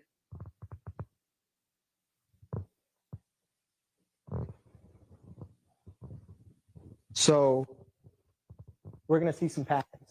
They move as a pack, right? What's going to come up is the cell phone records from OG Bentley's house, or the spot on Oak Drive where you heard testimony about. This is after the murder of Donovan Thomas. This is both what Copeland and Zachary say that they all went to get rid of the gun and to get rid of the car, because they don't want murder weapons to get caught with it, obviously. So the same individual who called Walter Murphy and Demise McMullen 3 months later when they pull up with a stick, you don't think that Demise McMullen killed Donovan Thomas with Shannon Stillwell, Kendrick driving, and Justin Cobb, and then would go to his friend OG Bentley? Of course he would. And where do they go? I mean, 755, 750. This is McMullen and Williams. That's OG Bentley's house. 5 minutes of each other. They go from up north where Sky House is to down there. Let's look at the next slide. Bradford, 747, OG Bentley's house.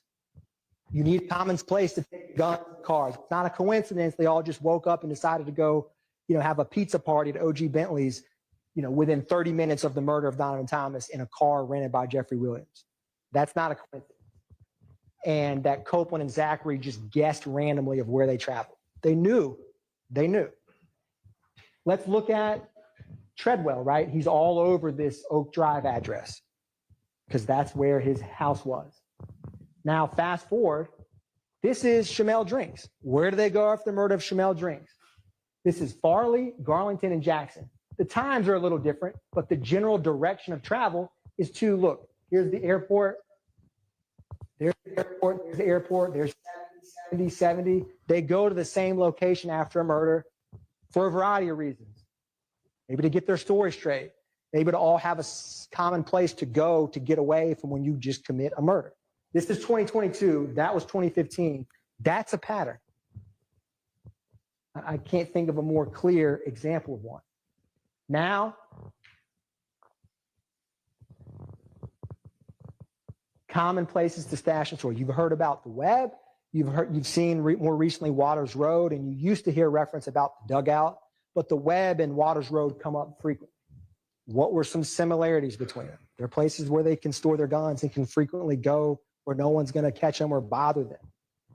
This is Trontavious Stevens. This is Antonio Sumlin. He has the slime tattoo on his body, and Sumlin has YSL here and multiple king slime on his forearm. This is the web. There's that YSL. There's the surveillance video right there. Looked kind of similar to Waters Road. Completely different locations. This is from the Instagram where one slug, I'm going to the web. And then there was this wiretap. We back at the web.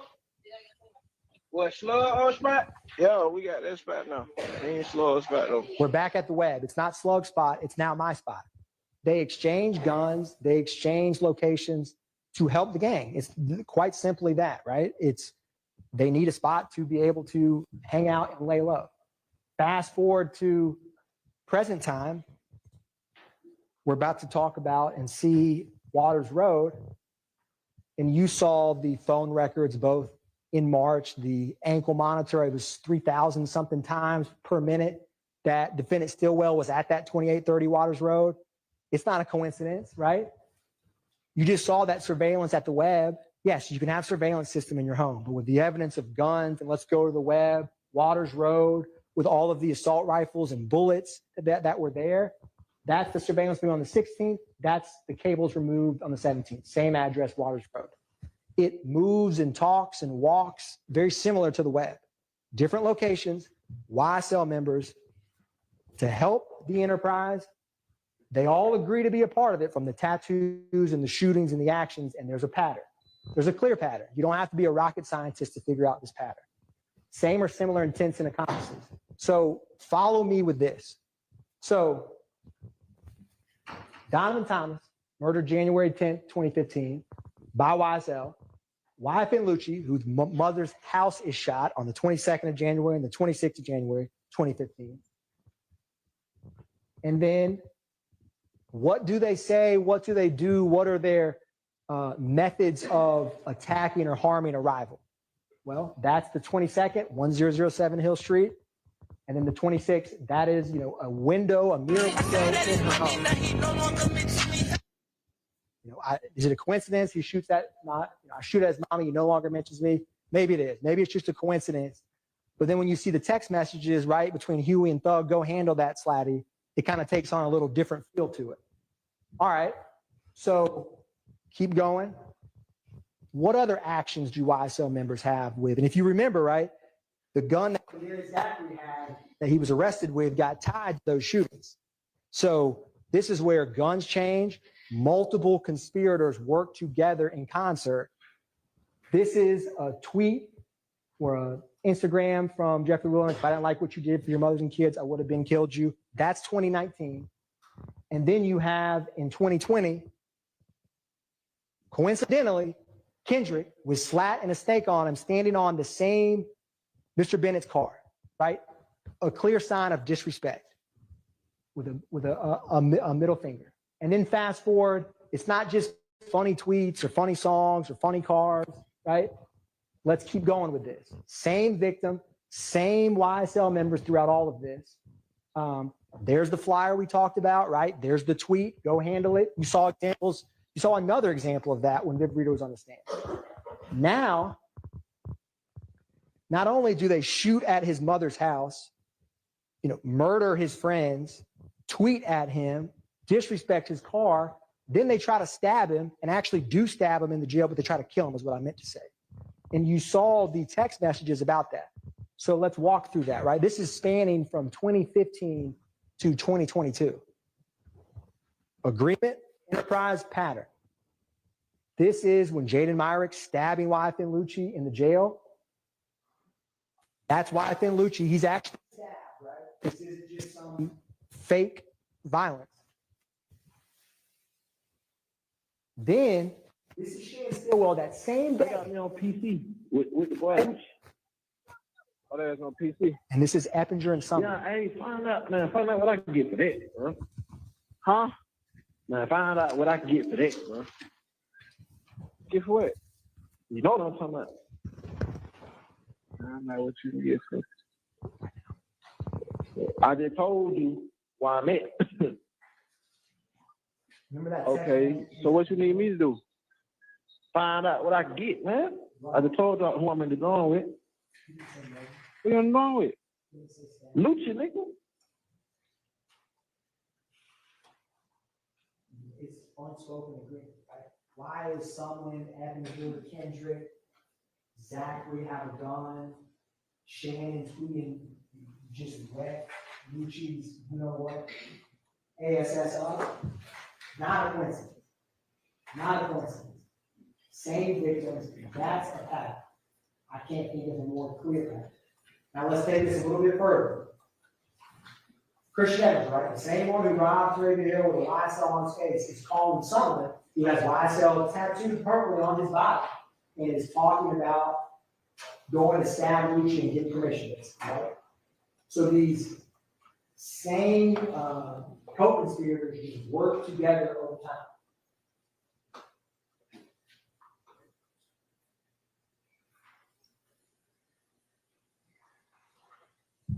It's going to come along. What we're going to show, see that there's some, right? Can't spell slime without leaving the biggest. Publicly, full allegiance. Did they knowingly and willfully agree to be part of YSL? What do they say? What do they do, right? It's as simple as that. That is how you can know the evidence showing that. All right. Now, what's the common denominator with Kelvin Watts? This is Zachary and Sledge. There's Kelvin Watts, Shell Kell, and Donovan Thomas, right? You just saw a picture of Donovan Thomas and Mr. Bennett. And you saw the actions that the YSL criminal street gang did and talks about him. So here's yet another friend in a public picture with Donovan Thomas, Kelvin Watts. What are their viewpoints on him? This is Zachary and Sledge publicly threatening him in 2015. You little stiff ass nigga. We ain't really going back and forth no nigga. You little bitch ass nigga. I know what we hit. I'm everywhere. Yeah, fuck you nigga, Cal. Whoever else, nigga. Well, nigga. Pop, pop, pop. Nigga. Whoa. They said I ain't really going back. Mr. Atkins, Mike,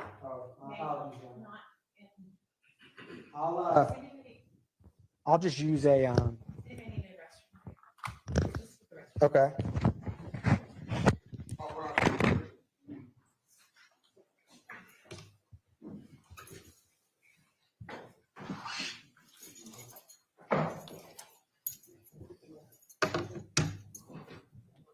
No.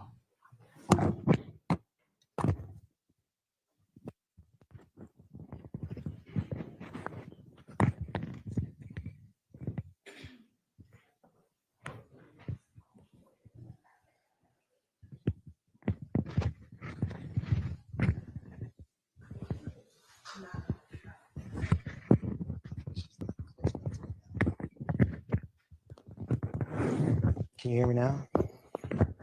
Just was too loud.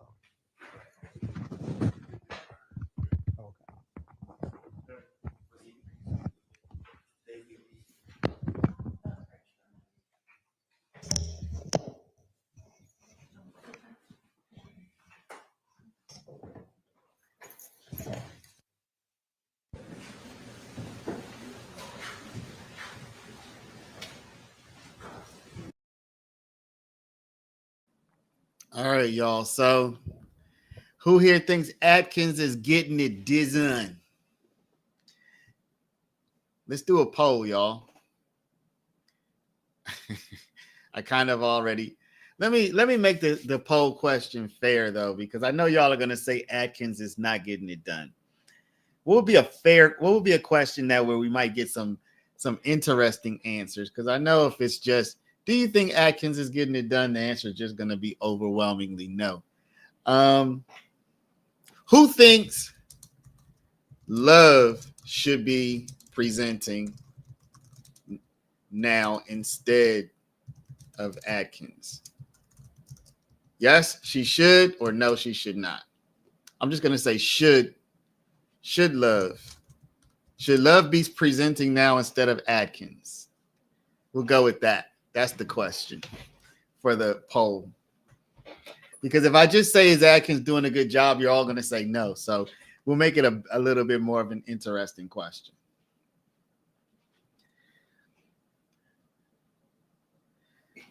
Well, okay, now when I say should, well, you can say yes for whatever reason. If you want to go with Queen's reasoning, Queen, don't underestimate Love's authority in that courtroom, Queen. Don't underestimate her authority. Don't underestimate her as a force of nature in that courtroom. And what I mean by that is she may be more persuasive due to her authority, her having a higher profile than Atkins. So while the jurors might not like her, while the jurors might not like her, they might be intimidated by her. Now, Queen, you might not be intimidated by her, but that's not what I'm saying. She may be intimidating to the jurors. So, you know, the fact they don't like her might not be the final word. Nurse Fancy says they can. So y'all, they have an overflow room. Let me ask y'all, what do y'all think about this? What do y'all think about people showing up for the grand finale? They have an overflow room there. I mean, you would imagine families would want to come. You would imagine friends would want to come. Some national figures are there. I know some bloggers are probably there who maybe don't go every day. What do y'all think about that? Queen says, no one who doesn't have a plea is intimidated. So, Queen, you're thinking about yourself. But you have to think about, I'm trying to bring a different perspective, which, you know, I've never seen Love in person. I've never been in a jury box. But when I say intimidated, I don't mean as in personally afraid. I mean seeing her as an authority figure whose opinion you would respect and want to give deference to. So intimidated is probably not the best word. I mean seeing her as an authority figure.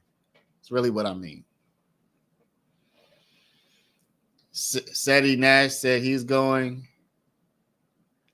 Yeah, Seti, I think I saw he's in Atlanta. Seti's been in and out. He's been there a number. Where's Seti from, y'all? Is he from California? People know this, so of course they're going to show up today.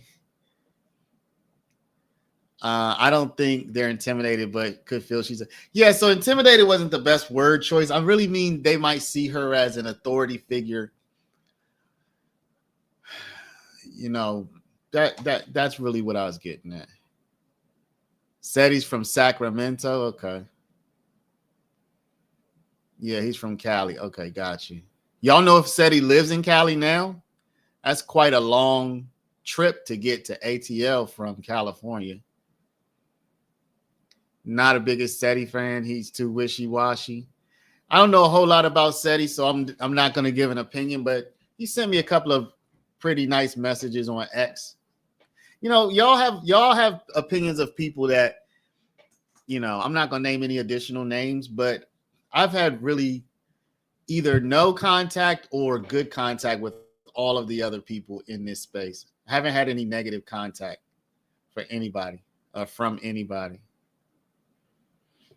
Oh, said he's a trucker. Okay, I don't know that to be true, y'all. I'm just seeing that in the chat. So I don't know anything about Seti Nash except for I've seen some of his videos. He seems to give pretty interesting takes, and he sent me some cool messages on, not messages, but reply to a few things I put on X. So yeah, Seti's there. Somebody said Jamal Bryant is there. I really would think people would want to show up for the verdict day, not so much for the closing argument day, but I guess this is all included in the grand finale. I guess this is, yeah. Cam, I think his name. Yeah, that guy, he makes really good YSL content. I will say in the future, I'm gonna be taking some cues from Cuff Boys videos. I will be making content, something like that, not for this trial, but going into the future for future trials. In addition to whatever I typically do, I'm going to be doing more of that. I think he does an excellent job. And I won't be stealing his flow, but I'll be doing something more in that direction for future trials for sure. I think it's really cool. Y'all know, one of the reasons I don't do that though. One of the reasons I don't do anything that's even similar to Cuff Boys is because when I first started doing these videos, y'all, I got a lot of comments of people saying like, just stop talking. So the funny thing is like Cam talks through the entire video, which I like. And I'm sure his crowd likes it. But there's a big crowd of people out there who just don't want you to talk. They just want you to say as little as possible. And so one of the reasons I don't talk much, I do on the live, obviously, but on the videos, one of the reasons I always say, all right, I'm not going to talk, because there's a large group of people, hundreds of thousands of people out there who just want you to show them the court, and the less you say, the better. So that's one of the reasons I don't do a lot of talk. But I do like Cuff Boy stuff. I do. I mean, I've only seen this YSL recap, but he looks like he puts a lot of work into it. I know it takes a lot of time. Yeah, so I've been doing the AI thing. It's love it or hate it, man. I did the AI video yesterday. It's a true love it or hate it. People in the comments. So if we go with the thumbs up ratio on the most recent video, if we go with the thumbs up to thumbs down ratio, it has a really good thumbs up ratio. The most recent video, the views are definitely nowhere close to what's normal. But let me look. Experimental, 4,000 views, 98.4% thumbs up. So 179 thumbs up and 3 thumbs down. But if you look at the comments, you do get a number of people like, oh, this is terrible. I can't stand this. It's like there are people who just can't stand it. And I get it. I really do get it. I like it personally. I like it a lot, but I get that some people don't like it. I'm going to have to figure out a way to keep using it, because there's a lot of people who like it. There's a lot of people who like that. So we can't not do it because some people don't like it. Yeah, lead is excellent. I think everybody's good. My personal, if I want to be entertained, I'm listening to lead. If I want to be informed, I'm listening to Cat, not Williams. Those are my two go-tos. If I just want to kind of zone out on entertainment and commentary, it's lead. If I want to zone out on like, hey, what? Because Cat will remember stuff from months ago. So those are my two. All right, let me put the... We got a late start this morning. Can y'all move that a little bit because that's kind of blocking the defense's view of the jury. I was using music before, Wise Gal, and people, why you keep putting the music on the video? We told you we don't want any music. Is that better? You know what I'm saying? Just how it blocks different curves. Okay, no, that's not better. Either move it way over here or way over there. I like the background Now I music can't too. I see love the it. jury. That's not gonna work.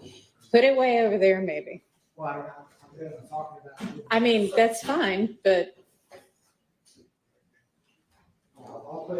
that.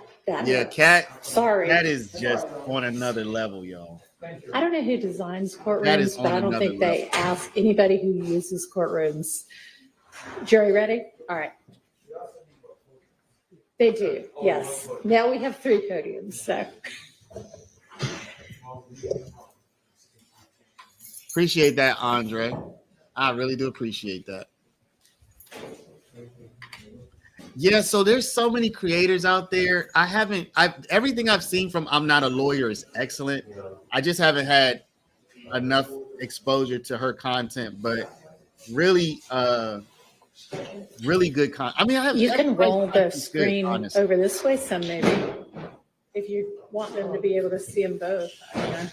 Ain't that the truth? Can't please everybody.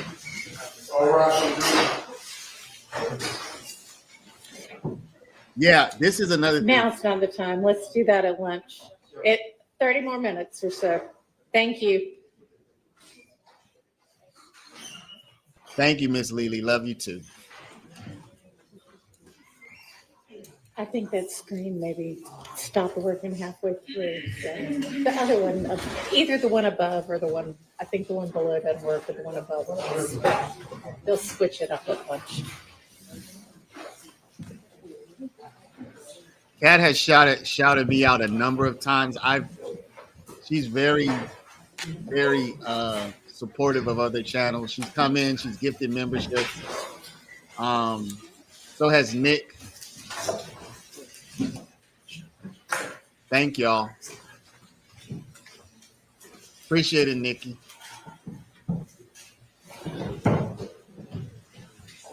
Yeah, I know. That's one thing I really got to learn. I'll tell you, let's go back and grab Thank you. All right, I think y'all probably saw that your lunch is there. We've got about 30 more minutes of Mr. Atkins opening, and then we'll break for lunch, and then we'll come back and hear the defense closings. Okay, all right, go ahead. Mr. Atkins. We ain't really going. Yes, Bruce Rivers is good. He just doesn't follow the case week by week or day by day. But Same yes. picture, right? Kelvin Watts, Nut Life times 2, because you have Shamel Drinks, Kelvin Watts in this post. And that is the projectile that murdered Shamel Drinks and the projectile that murdered Donovan Thomas. Same victims, right? You had Donovan Thomas with Lucci, and you saw how they treated Lucci. Now Donovan Thomas with Kelvin Watts, and you saw the connection. Similar victims over time with different YSL co-conspirators committing the crimes, often together. Not always the same, but similar patterns, which is important for RICO. Now, other connections. You heard about, and we got to take Buddy's name out of the song in case she gets whacked. I fuck around and get whacked. You know that shit come down on us. Yeah. Because it's going to come down on us. This lets you know that they try to toe the line to get right to where they can diss an op or say something, but have some deniability. And then this is song. That's Garland. Get shell whacked. It doesn't, yes, it's just a song, but when you're shooting and continuing to promote violence on the same people, that creates a pattern. And that was Demikion Garlington and DeMarco Boyer, who was those phone calls you heard about the night of Shamel Drinks' murder. So what other connections do we have? Well, if you keep going, we talked about this drug sale, right? This is Durante Beebe. Who was with him? Darius Ford, right? This is back in 2020 at, I believe, 151 Cleveland. There's Darius Ford. Now, you have, it should come up here. This is Rodelius Ryan and Durante Beebe, right? So remember this, Ford, Beebe, Ryan, it's like a 6 degrees of separation through different crimes. So follow me here. This is Darius Ford and Rodelius Ryan. We right back running through this shit. Yeah, fuck wrong with y'all, nigga. We right back running through this shit. Fuck wrong with y'all. Yeah, peace and blessings. Gang, peace and blessings like shit. Peace and blessings. This is Rodelius Ryan saying FYFN. Then you have Garlington, right? We got y'all boys. Ryan, Ford. This is Darius Ford. That's Christian Miller. That Garlington's posting, right? It's the YSL enterprise and how they view each other. And if you exact violence on one of them, they're all going to try, or if you get a rival or an op, it's for the game. It's for the enterprise. And then if we keep going with this, this is 05 Driving Slim. This is Christian McMiller with Rodelius Ryan at Slime Business Rod, right? And he puts the heart emoji in the snake. Then you have Shannon Stillwell and Darius Ford, right? And then you have Garlington talking about spinning it every night. When I smoke with United Mom, playing a song where in the mix of shooting Chanel drinks, right? So yes, it's a song, but it has a different context when you know what they do. We spin. This is from Ryan's Instagram, right? Slap. This is SB. What's up? Using Garlington's Instagram to Rodelius Ryan, right? There's connections between the co-conspirators, and it shows a pattern where they commit crimes together. It may just be Darius Ford and BB selling drugs, but then it also may be shooting up all of these homes or murdering people, and they work in concert together. Now, it has to have, what is an enterprise, right? In this case, it's the criminal street gang. It's got to have a common purpose. It has to have a common kind of ongoing nature. It doesn't have to be a formal like employee roster or something like that. It can be a loose or informal relationship amongst them. It's as simple as that. You've seen how the way that YSL, the common identifiers and the way that they act and speak in concert shows that they have, I would argue, more than a loose relationship with one another. In determining that you can use the pattern to prove the enterprise. This is where the crimes themselves and how they're committed kind of help you. And is there an enterprise? Well, the way that they work in concert shows you that there is. And I misspelled. There's always one word in every slide, and I've checked this thing 20 times, so I apologize. Racketeering. I knew there'd be one. Okay. So, is this a RICO? Right? Yeah, Uncle had wanted me to call you. The man got jumped on.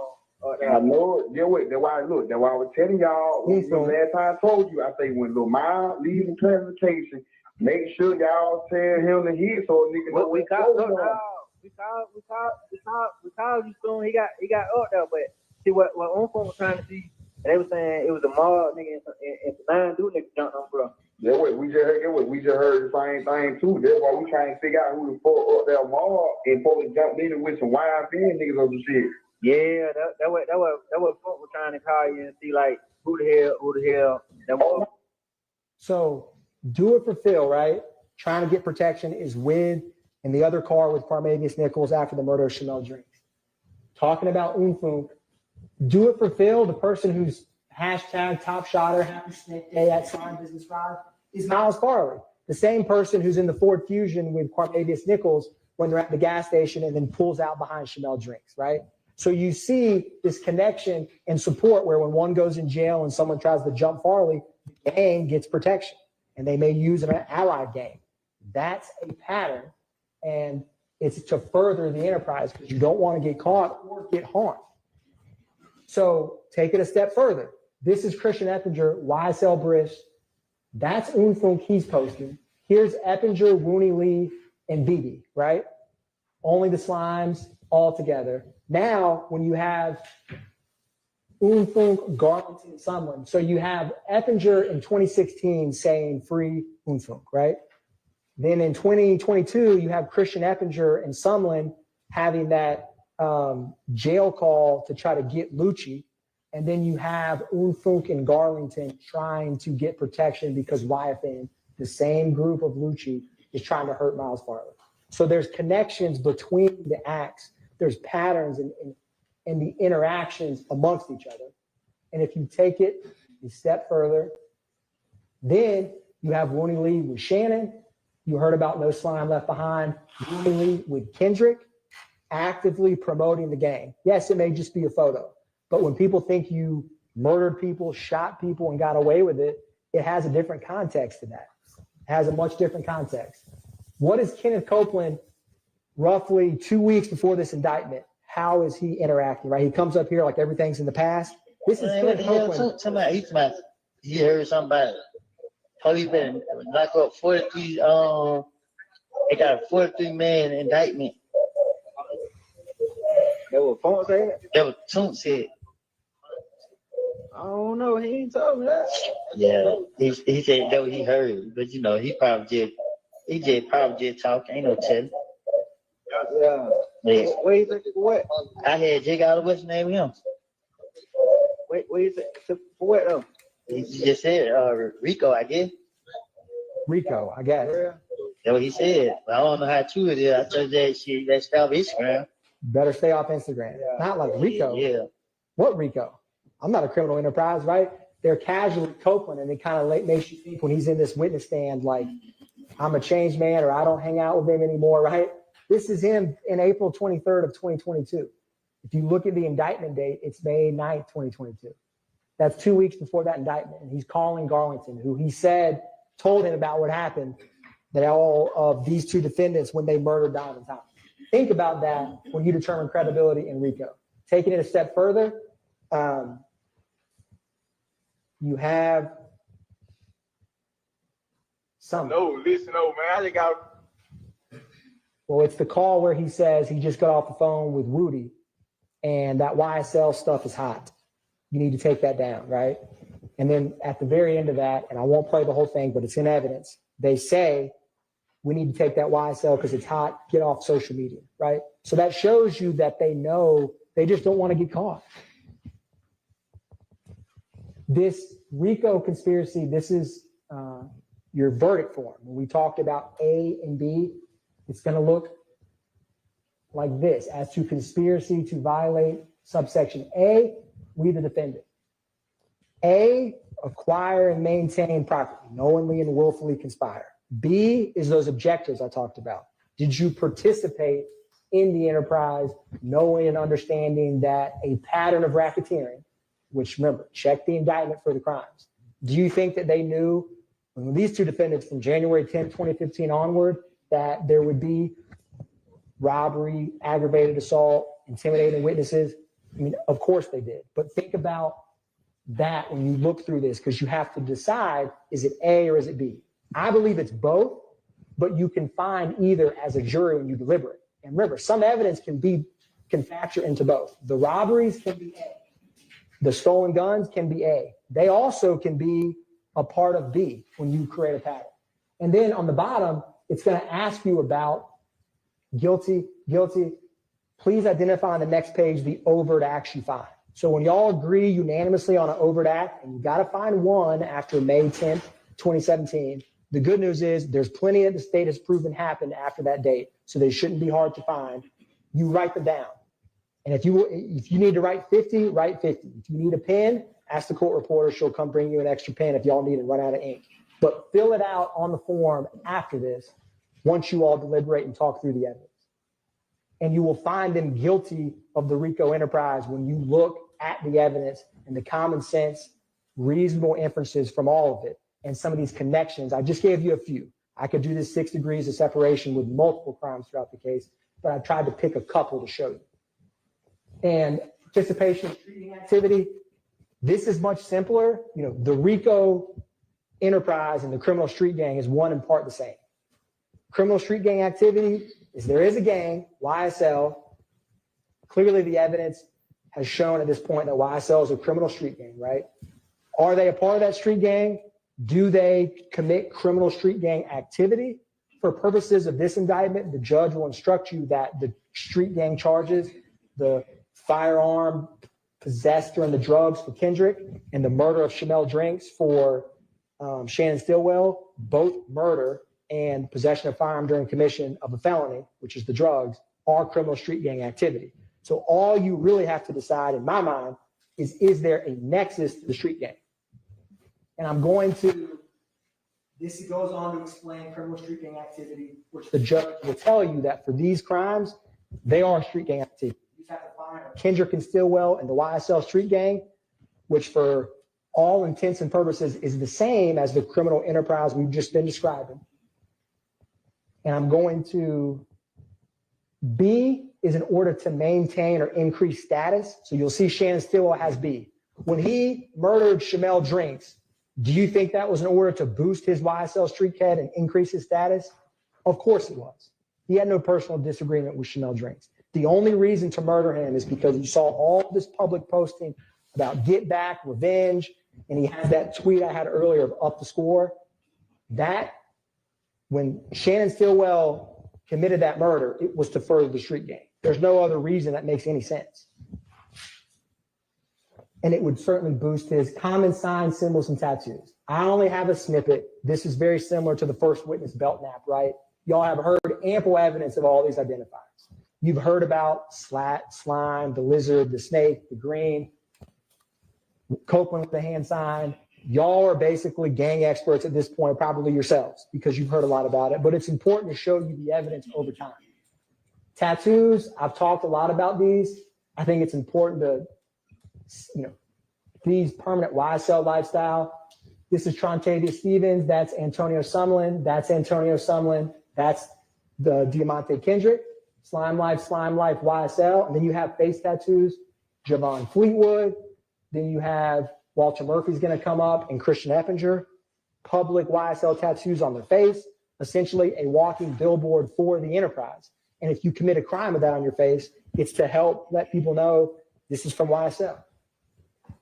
Going a little bit further, 3 or more members, clearly there's 3 or more. RICO was 2 or more, gang, you need at least 3. So you can't have a gang of 2 under the law. It's the same principle. That block is easily checked as an element. This is just pictures of multiple. This is Rodelius Ryan adding all of the slimes. This is Kendrick, Copeland, Zachary, ball up them slimes back in 2014. And that's Trontavia Stevens, again, showing you how they publicly accept and acknowledge the gang, at least when they're outside of a courtroom. Going further,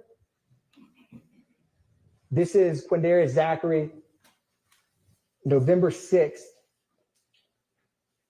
2014. Well, I'll keep going, but it's the video y'all watch where he says YSLD, big bullets, and he's pointing a gun at a camera. That's just him publicly. And then firearms, right? This criminal street gang is armed constantly. These are some examples of acts where this is Shannon Stillwell with that firearm, Trontavia Stevens with this firearm. Going further, that's Christian Eppinger with a stock of guns. YSL Brisk, who said they want smoke. That's Zachary, still don't know any better. YSL Little D.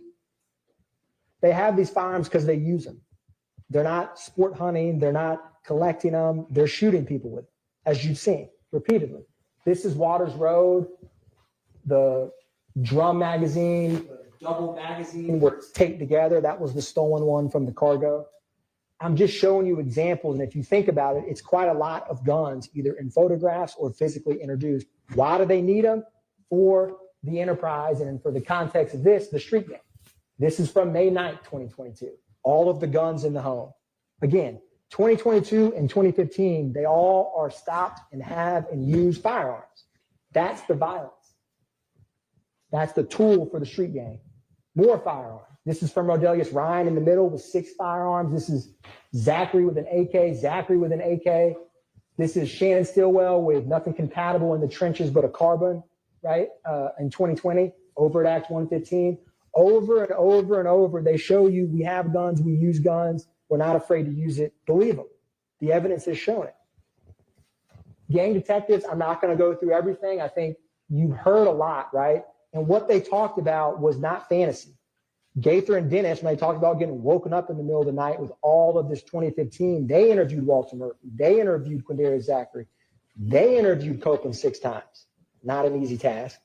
All of that stuff they did repeatedly.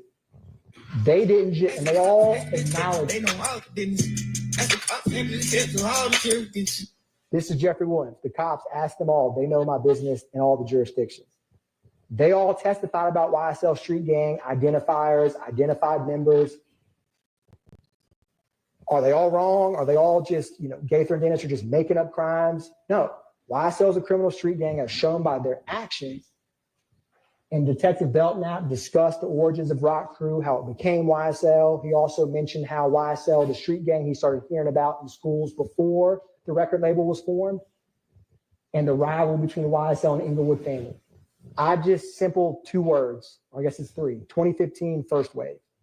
This is waves of violence and a tsunami of evidence about a criminal enterprise operating throughout.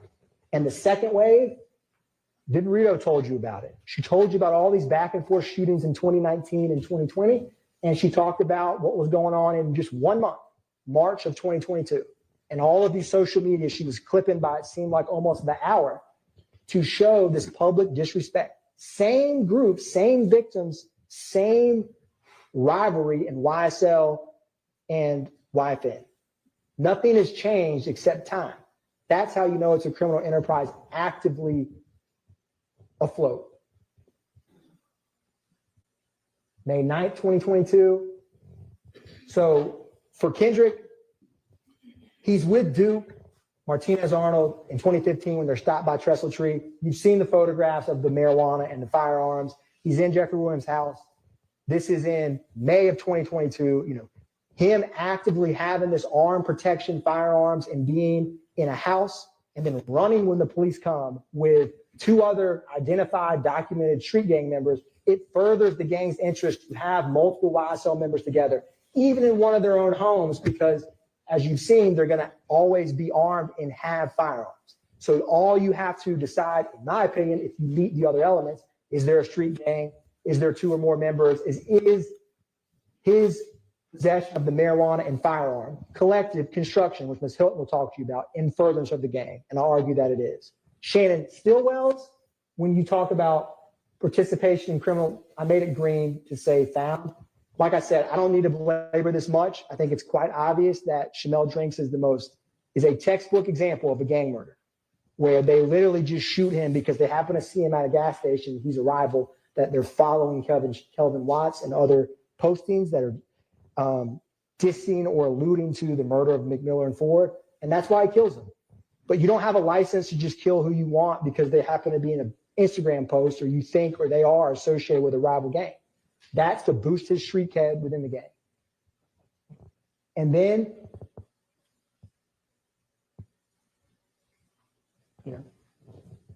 every slime plays nasty. What does Rooney Lee say about that? Yeah, they can argue that they're just trying to watch the local basketball game on the nightly news. The ESPN got a bomb on and we blowing it down. He's got a gun and says ESPN because we're blowing people down. I mean, I don't know what else to say. This is Kendrick's tattoo. You're going to see this is Miles Farley, ESPN tattooed on the back of his neck. This is going to be Christian Eppinger coming up here. Rise and Slime, ESPN. And then I didn't clip it in there, but there's the song that Shannon Stillwell himself made where he literally says, every slime plays nasty. So these are common phrases, identifiers. And by nasty, they mean violence. You've seen it. Going a step further.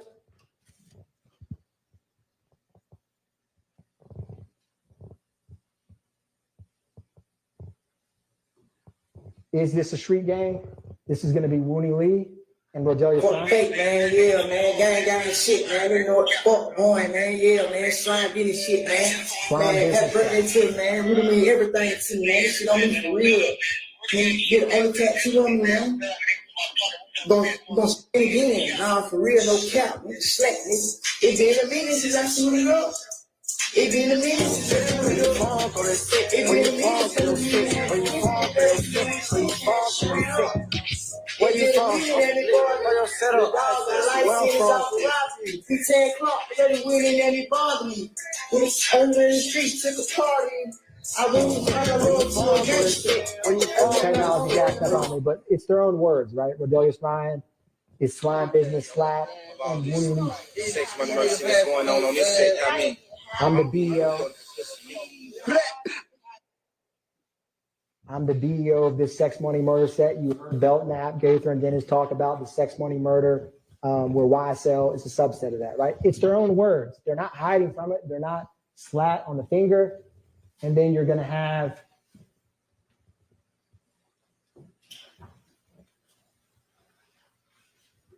again, Miles Farley, when the OGs don't feed, it boosts up the crime rate, right? They're actively telling you what they're doing, which was in Rodelius Ryan's Instagram. You all saw this video. Again, take them at their word. Don't just take mine. wipe your nose. Wipe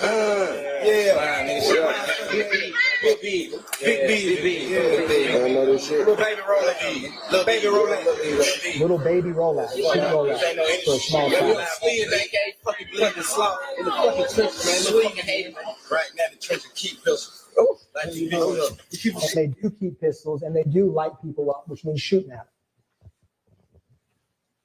them. What is YSL about? I said the deception. You have the flash and the fame and the lifestyle, and it's all a joke.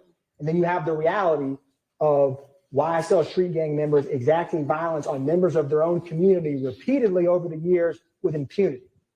The intimidation. I think y'all all know well what we've shown and walked through, the violence publicly about witnesses who come in and testify, the way that people get YSL amnesia, as I call it, when they sit in the witness stand and they can't remember entire years of their life. It's not believable, except there's real fear and there's real trepidation to coming into a court and testifying. Destruction, I don't have to go on this long. It clearly has their actions and crimes have destroyed pockets of the communities in multiple communities in Fulton County. And death, you've heard about the murders that they've committed repeatedly.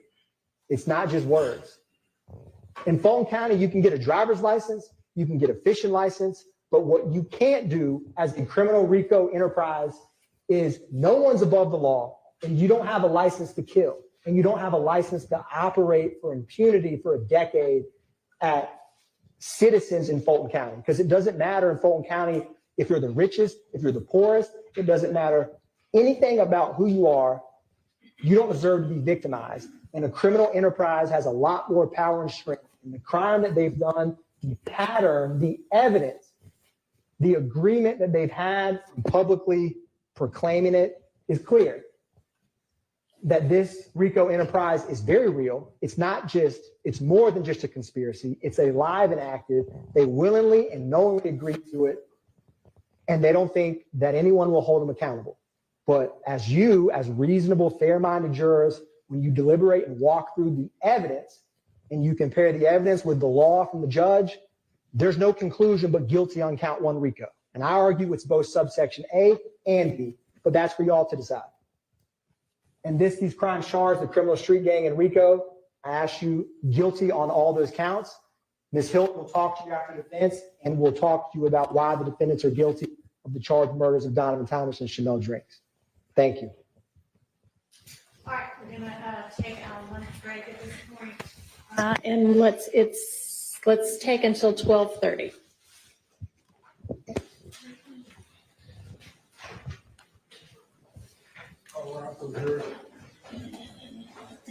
All right, for sure, please. All right, for sure.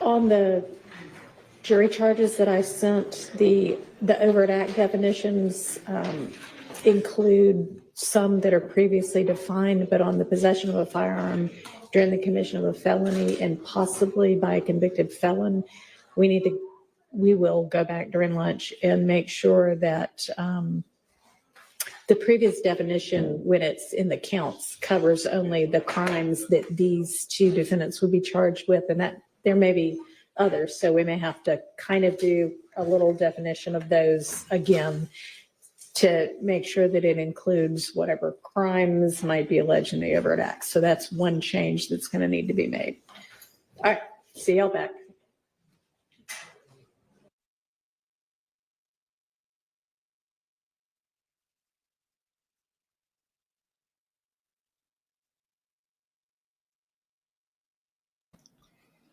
So what do y'all think?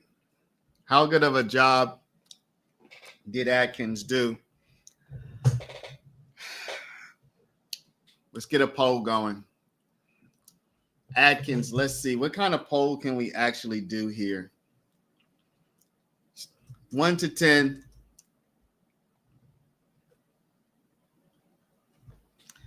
One to 10, how well did Atkins do?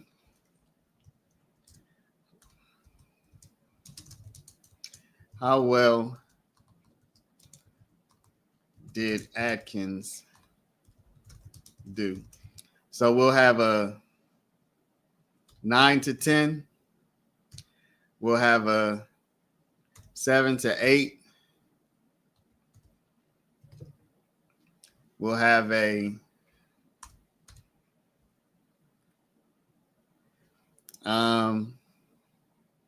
5 to 6.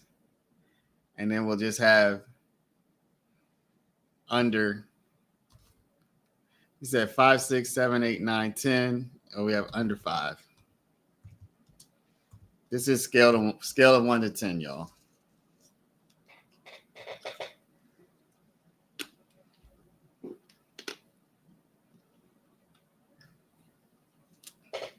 After lunch, we're going to hear from the defense.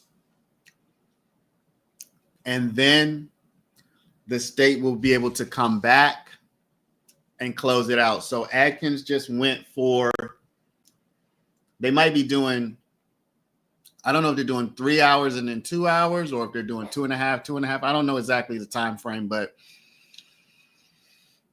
it's going to be the defense goes next, and then the state will close it out. Yeah, the state closes today if they want.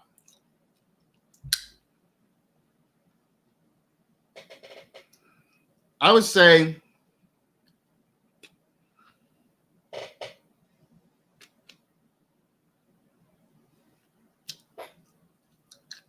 about 7.5 for me.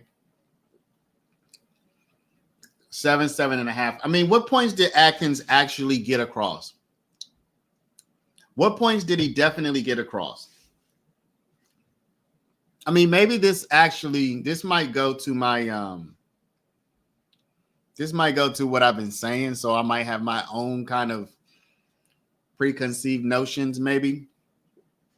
But what he established best is the thing that I was already most inclined to believe, which is that this is some kind of group. This is some kind of group. So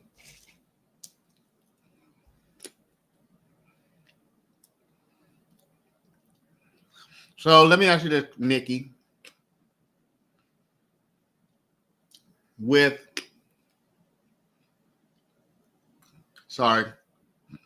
I'm a sunflower seed eater, y'all.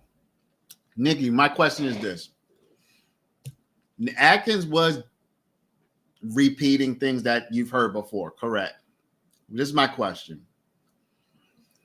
With all of the evidence that you've seen presented, and with hearing Atkins today, are you unconvinced that this was a coherent group of people who were involved in criminal activity? Criminal street gang? I mean, I know there are people who are not convinced by that, and I'm just like, what would it take? Nothing except the gang of RICO. Yes, you do have your own bias preconceived. Well, I've been saying, I'll be honest, y'all, I don't think I can vote guilty for the RICO because to me, when I think RICO, I'm thinking financial. So if you're not showing me, if you're not showing me that money was moving or some kind of financial benefits or at least power or something like that, I'm just, you're not getting me on the RICO. He didn't answer to where all the characters are in this play. They're all gone, and he won't stop mentioning them. He's not focused on the two left. Well, the reason why, Kimberly, is because you don't have to show what the defendant necessarily did. Let's put it like this. What the co-defendants did is pertinent to the defendant. Let's put it like that. What the co-defendant did is pertinent to the defendant.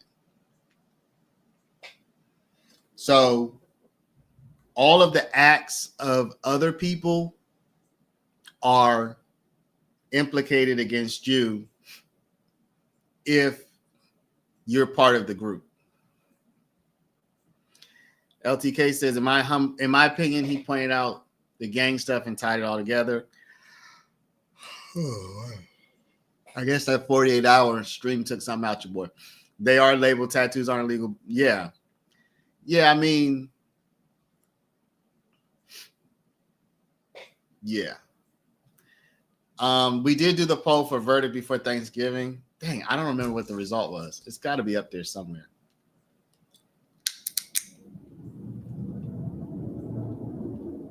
Group, but not. So, D-Hab, what would make it a gang in your opinion? What would make it a gang in your opinion? Vanessa, was Yak part of the gang? He painted the gang pretty well. I just think if I was defense, I'd say branding and all that, those types of languages, fans of sports team. He did good presenting what he had. We got it. YSL was a gang. Too many I don't knows and maybes. Todd just says totally not coherent. Why do people say this so often? It's not illegal to be in a gang. Does anybody on this live stream feel that the evidence that was presented throughout this trial was of a legal type of gang? Because you can have an illegal gang and you can have a legal gang. Do you think that the evidence they presented was of a legal gang? Because, you know, it's not illegal to drive a car, but it's illegal to drive it over the speed limit. It's not illegal to do a lot of things, but it's also illegal to do those same things in a certain way. Right? So it's not illegal to be in a gang, but it's illegal to be in a gang in a certain way. So the whole trial is about the way of the gang, not so much the gang itself.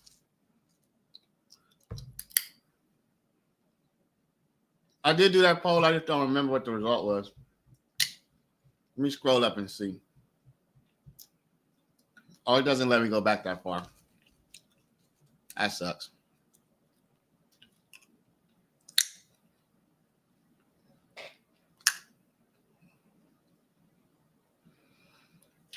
Y'all,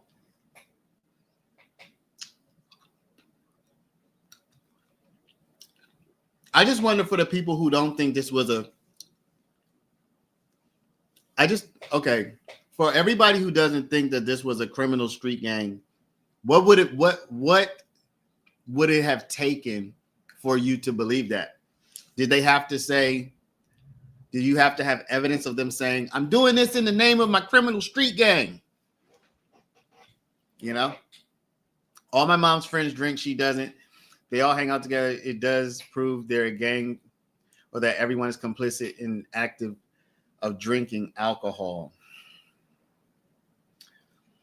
Okay. So you're saying just hanging out with people who do crimes. So, D-Hab, let me ask you this. What person of all of the YSL members, which one of those people are you asserting there was no evidence that they committed a crime? We'll say it again. So if we want to use your mom's not drinking and her friends drinking as the example, all the friends do this thing, your mom doesn't do it. So this is my question to you. Which YSL member that was mentioned during this trial was mentioned, and that person, there was no evidence presented that they were breaking the law? That's my question. I was done when he put up that board and misspelled racketeering. Y'all think the jury, I didn't catch that. I wasn't watching that. I saw y'all talking about that, but I wasn't paying attention. Y'all think the jury caught that? That would be terrible. They will be found guilty for gang activity, but not RICO. I think I've been saying it, Vanessa. I've been saying the same thing. I'm not saying I think they'll be found guilty, but I think that the gang charge is much stronger than the RICO charge. I do believe they're a gang and have done acts of violence, but not in furtherance of nothing. They did what they did independently.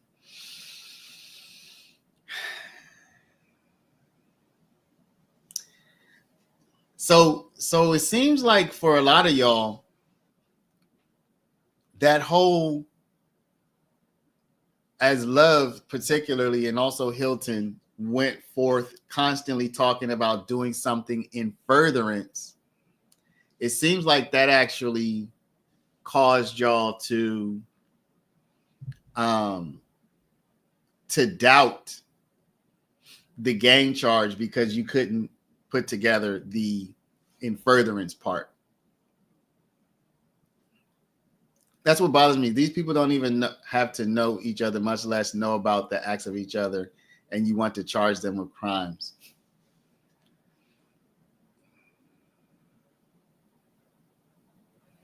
I get what y'all are saying. I do. I really do get what you're saying. You're saying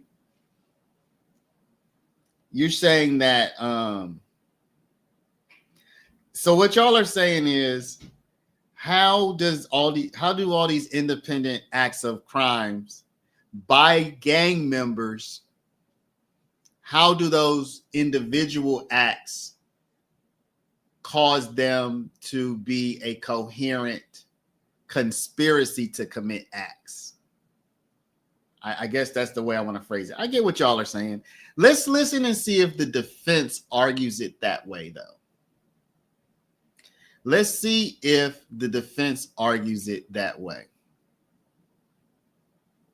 Right? Yak was part of the game, but they didn't mention him much. Yeah, Yak. Well, Yak was in prison for a long time, too. I just feel like it's dangerous to tie them all together because of the game when people like Woody are free. I can see that. Y'all, Andre's problem is the way it's presented. Yes, it's a game, but it keeps showing everybody else. And then they say, okay, guilty, but he's not. Okay, so this is what we're going to do. The defense is in a better position than any of us to know the law and also to have the experience and the skills to argue the law. So let's see if the defense's argumentation amounts to, yeah, it's a group, maybe even a gang, but not a criminal street gang per statute because they did not operate together for the furtherance of the gang. Neighborhood crew. They've shown gang members, but not YSL gang members. Oh, first person that says it. YSL is a record label. That's right. Record label part is legal, but street crimes make it illegal. Yeah, I'm sorry, y'all. Let me close this poll. I closed out the poll and I didn't. I already closed this poll. Or didn't I? Oh, no, I didn't. All right, let me end this poll, y'all. So here's the end. Here's the end of this poll. Most people put Atkins under 5. And y'all are tough. Let's see how Atkins, excuse me, let's see how the defense defends.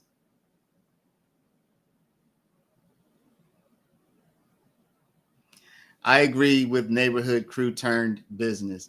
But D-Hab, I was asking you the question about your mom. I don't know if you replied to this because I didn't read all the replies, but I was asking you the question about your mom not being a drinker and all of her friends being drinkers. That was the example you brought up.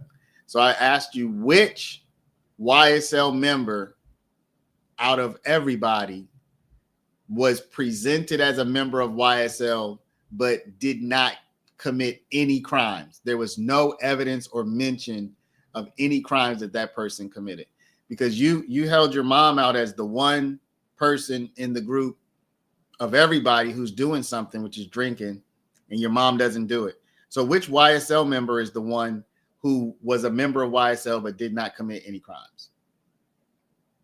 That's my question. They could have had solid evidence if they used the detective that brought Yak the chicken. Oh my gosh. Steele and Weinstein at separate times already argued that these were guys. Yeah, I know. I mean, I get what you're saying, but we want to see. We're talking about closing arguments now. So this is the last thing you'll be able to say to the jury before they get the charge. Where's the prosecution against the killers of McMullen and Ford? Yeah, no, they certainly don't seem to be prosecuting everybody equally. That's totally. So now it's the defense turn, and then the state will have a correct. We don't know who's doing the final state's argument. I think it's going to be Hilton, because Atkins said Miss Hilton's coming up later, so I think it's Hilton. Y'all, I have no idea why they dressed in all red. That was not, to me, that is not a good idea. I have no ever-loving clue why they did that. Bad idea, in my opinion. They should know better. They're back from lunch at 12:30. Crimes were committed, but they failed by presenting it as an organized criminal gang. Where's the hierarchy? What's the initiation process? Who's the boss, the underboss? So that's one of the reasons why I'm saying no to RICO. But I don't know that a criminal street gang needs a hierarchy. I would say in a RICO you do. I mean, you don't have to have it, but I would imagine that it's more likely in a RICO. All right, y'all, let's take a few minutes to get some lunch. I'm going to replay some of what Atkins had to say here. I know it wasn't the most exciting stuff, but let's just play the last, say, 20 minutes of it or whatever. And that Copeland and Zachary just Get guessed some lunch, randomly come back where in they 2 traveled. They knew. Let's look at Treadwell, right? He's all over this Oak Drive address because that's where his house was. Now, fast forward, this is Shamel Drinks. Where do they go after the murder of Shamel Drinks? This is Farley, Garlington, and Jackson. The times are a little different, but the general direction of travel is to, look, here's the airport. There's the airport, there's the airport, there's 70. They go to the same location after a murder for a variety of reasons. Maybe to get their story straight. Maybe to all have a common place to go to get away from when you just commit a murder. This is 2022. That was 2015. That's a pattern. I can't think of a more clear example of one. Now, common places to stash and store. You've heard about the web. You've seen more recently Waters Road, and you used to hear reference about the dugout. but the web and Waters Road come up frequently. What were some similarities between them? They're places where they can store their guns and can frequently go where no one's going to catch them or bother them. This is Trontavious Stevens. This is Antonio Sumlin. He has the slime tattoo on his body, and someone has YSL here and multiple king slime on his forearm. This is the web. There's that YSL. There's the surveillance video right there. Looked kind of similar to Waters Road. Completely different locations. This is from the Instagram where one slug, I'm going to the web. And then there was this wiretap. We back at the web. What, slug on spot? Yeah, we got that spot now. Ain't slug spot though. We're back at the web. It's not slug spot. It's now my spot. They exchange guns. They exchange locations to help the gang. It's quite simply that, right? They need a spot to be able to hang out and lay low.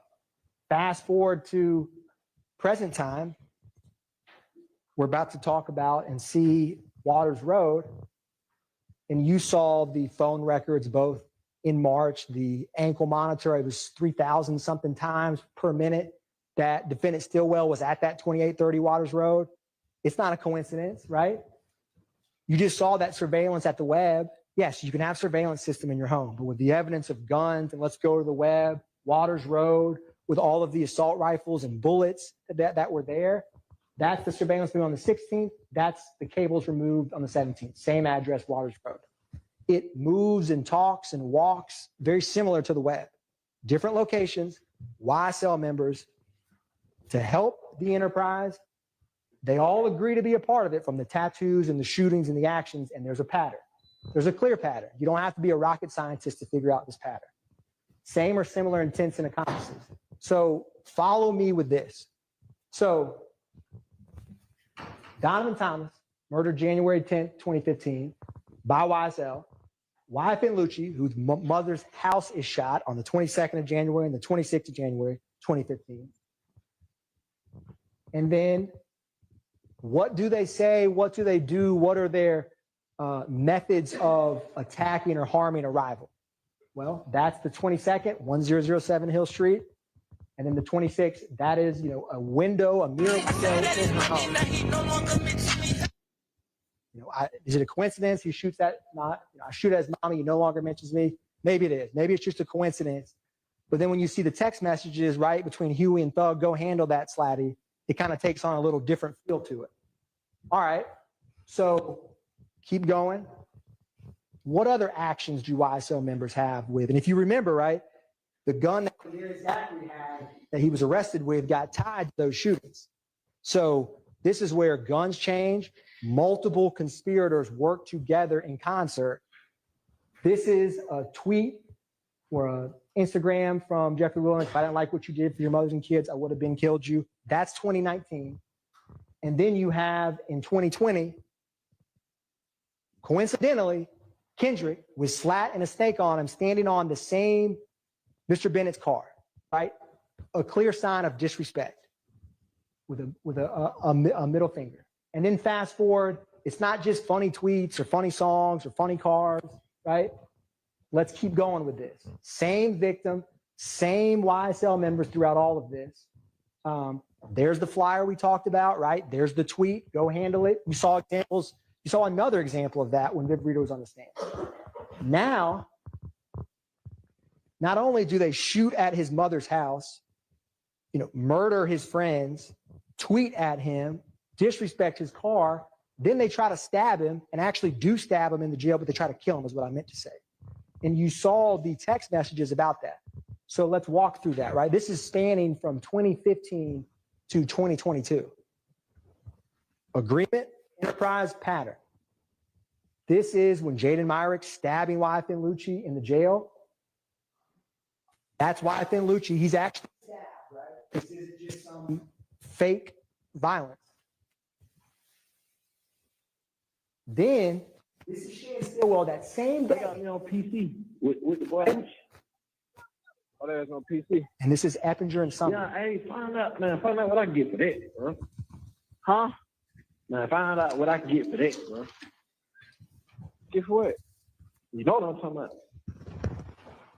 I know what you can get for. I just told you why I'm at. Remember that? Okay, so what you need me to do? Find out what I can get, man. I just told you who I'm in the zone with. What you in the zone with? Lucha, nigga. It's unspoken agreement, right? Why is someone having to do with Kendrick, Zachary have a gun, Shannon tweeting just wet, Lucci's, you know what, ASS up? Not a coincidence. Not a coincidence. Same victims, that's a pattern. I can't think of a more clear pattern. Now let's take this a little bit further. Christian Evans, right? The same one who robbed Trader Hill with a YSL on his face is calling someone who has YSL tattooed permanently on his body and is talking about going to stab Lucci and getting permission, right? So these same co-conspirators just work together over time.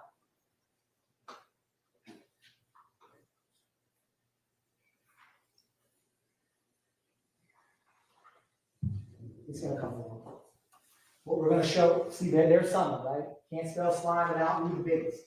Publicly, full allegiance. Did they knowingly and willfully agree to be part of YSL? What do they say? What do they do, right? It's as simple as that. That is how you can know the evidence showing that. All right. Now, what's the common denominator with Kelly Watts? This is Zachary and Sledge. There's Kelly Watts, Shell Kale, and Donovan Thomas, right? You just saw a picture of Donovan Thomas and Mr. Bennett.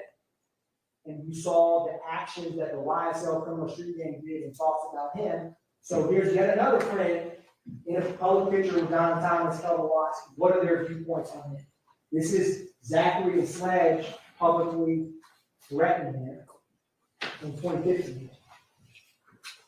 Look, strip ass niggas. We ain't really going back and forth no nigga. You little bitch ass nigga. I know what we hate. I'm everywhere. Yeah, fuck you nigga, Cal. Whoever else, nigga. Well, nigga. Pop, nigga. Whoa. They said they ain't really going back. Mr. Atkins, Mike,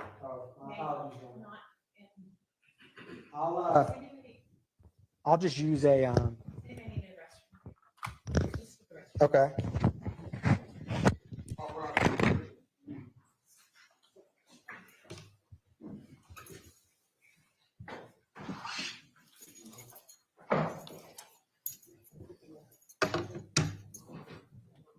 No.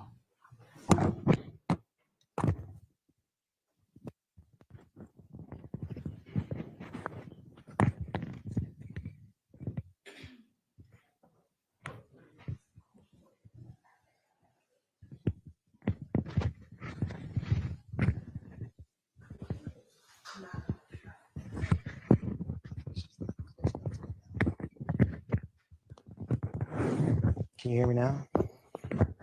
Just was too loud.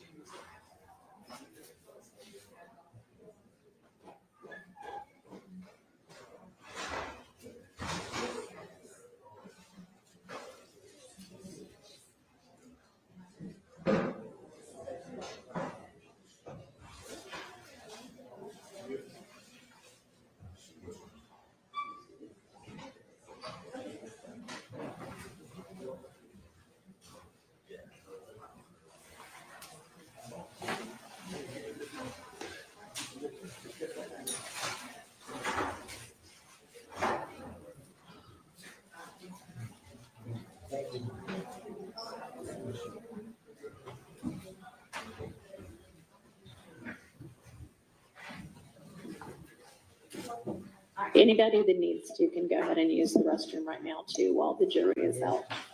Then we'll finish the states open and we'll break for lunch.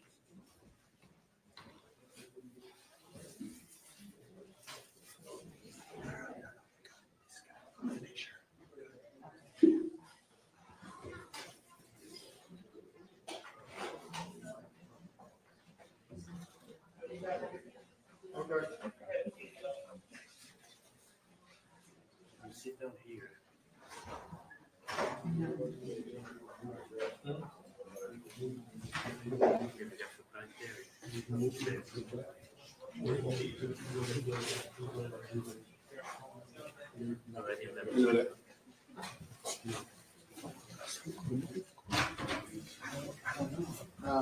I think it's on.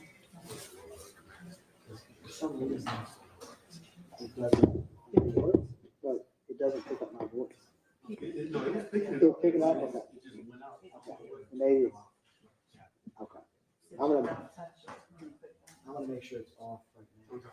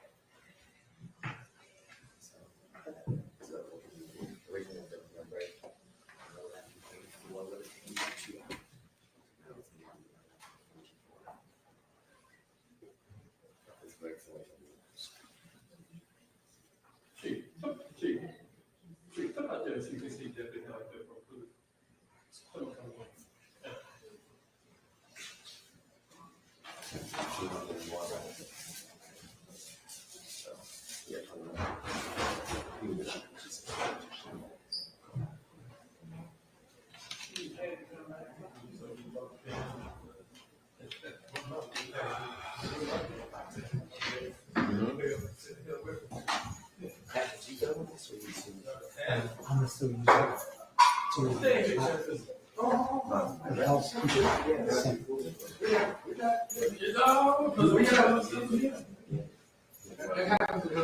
yeah, that happens. Should be. Yes.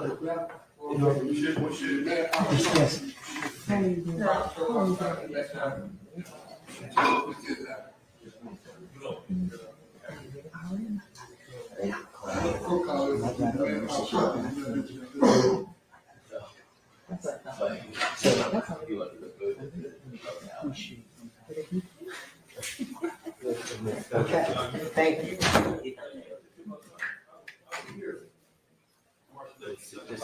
I'm not making this here. Yeah.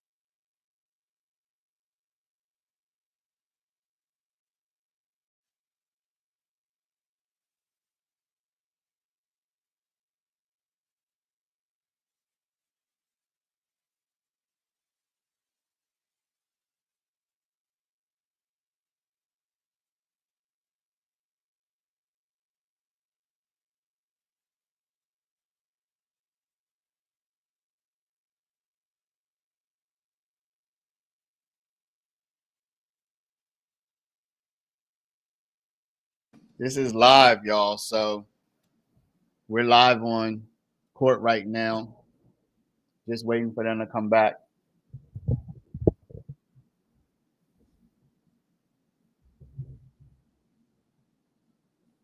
Just waiting for them to come back. I hadn't asked to close because he recognized DA needs to speak well for jury to convict. Axed. Oh, I see what you did there. Axed. I was wondering why you spelt it like that. I was wondering why you spelt it like axed. Lunch should be over. It should be. She said 12:30, but I don't see them back yet.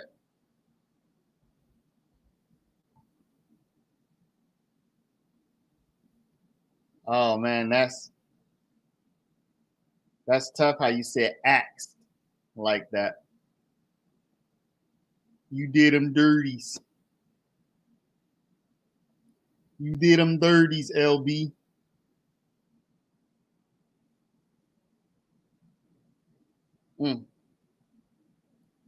Axed to come back, huh?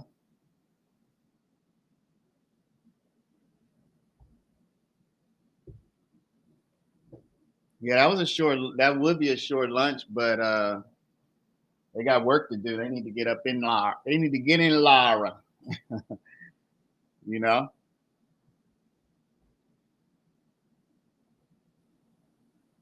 Oh man, is lunch over? Yeah, lunch should. I think I already answered that, but she said 12:30. It is now 12:33, so lunch should be over.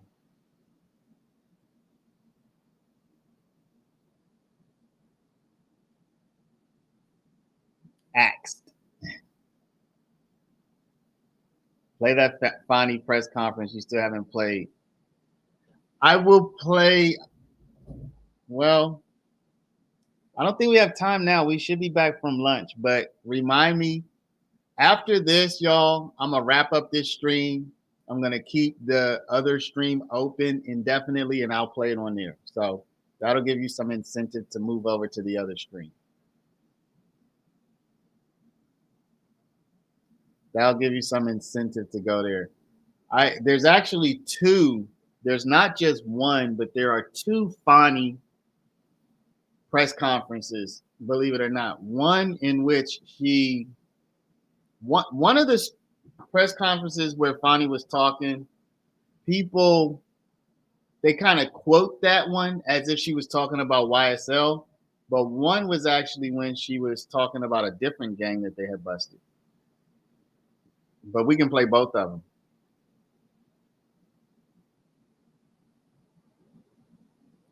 So Wise, just remind me. And then you'll have to move over to the other stream as well when it's time. Y'all watching these trials, I tell you, your day just goes by, doesn't it? Like your day just goes by. You look up and it's 1 o'clock and you're like, dang, where did the day go?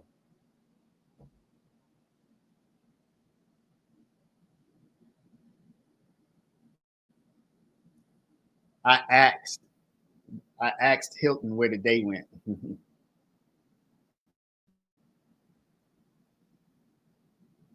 Yeah, somebody's head is in front of the camera.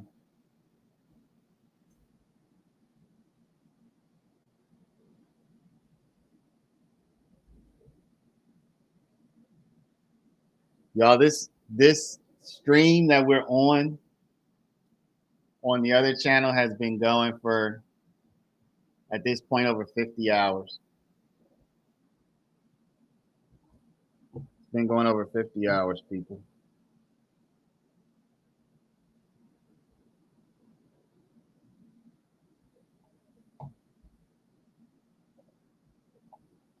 This is wild.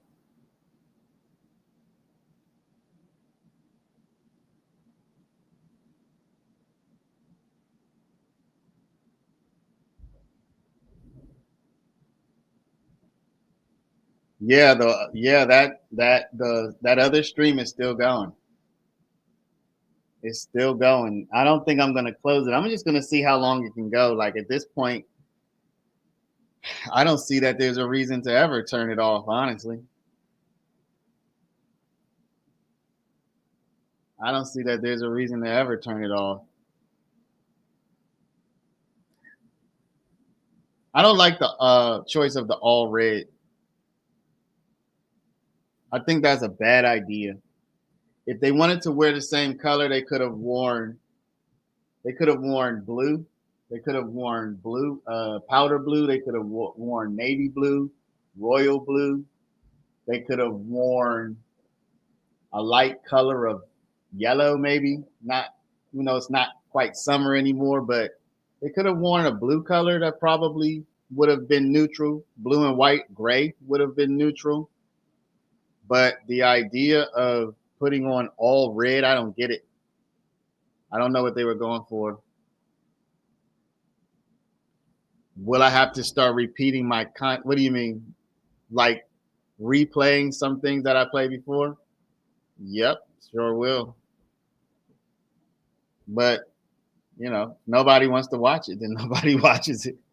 I mean, it literally doesn't cost me anything to just keep that open.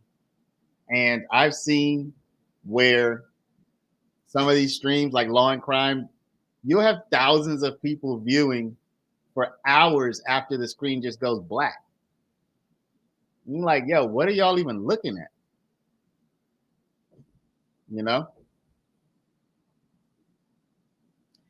I mean, look, put on all the same colors, show a united front. That's fine. But why this bright color red? Could have been pink. It could have been gray. It could have been blue. I don't think green is kind of a controversial color in this trial because of the slime, and then orange just doesn't feel very professional. But they could have certainly chosen blue. They could have chosen gray. They could have chosen black, perhaps. They could have chosen pink. White. Yeah, white would have worked. No, I don't know Watch Mojo. I mean, I've probably heard it before, but I couldn't tell you what it is. I would be side-eyeing them if I was on it. Yeah, I don't, because even I don't know if she's a paralegal or an assistant or what, but even the third, maybe she's a DA, I don't know what her role is, but she has red on. Atkins has a red tie. Y'all think that the defense mentions that? Red draws your focus to them, correct, but does it color your opinion of what they're saying? Red is a color traditionally associated with the devil, y'all. I mean, let's just keep it real.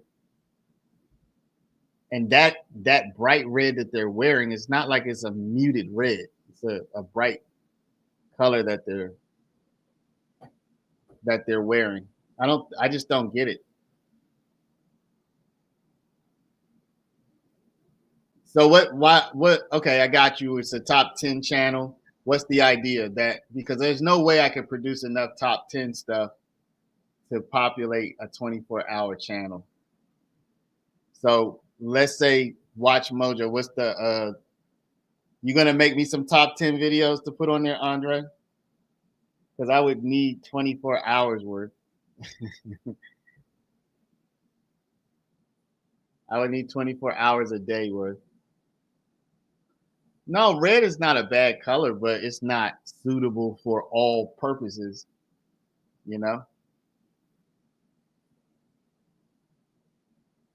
I knew that the red's supposed to mean, but it looked bad. What is it supposed to mean, though? You would say black is associated with the devil. Okay, so we can just settle this very easily. Let's just find some images of Satan and see how many images are red and how many are black. All right, these are neutral. Here's a red one. These don't have any color to them. Here's a red one. This one's black. This one's red. This one's red. This one's red. This one's red. This one is kind of flesh colored. Here's a red one. Here's red. This is black and white. I don't know if we can count black and white. Pretty much any of them with color has him as a red individual. And when he's not red, it's because the image is not a color image. I think everybody knows that Satan is supposed to be the depiction of Satan is a red individual. I mean, everybody knows that. Like that. That's not even like a dispute. Whenever you were a kid and you saw a cartoon of an angel on one shoulder and a devil on the other, the devil was red and the angel was white.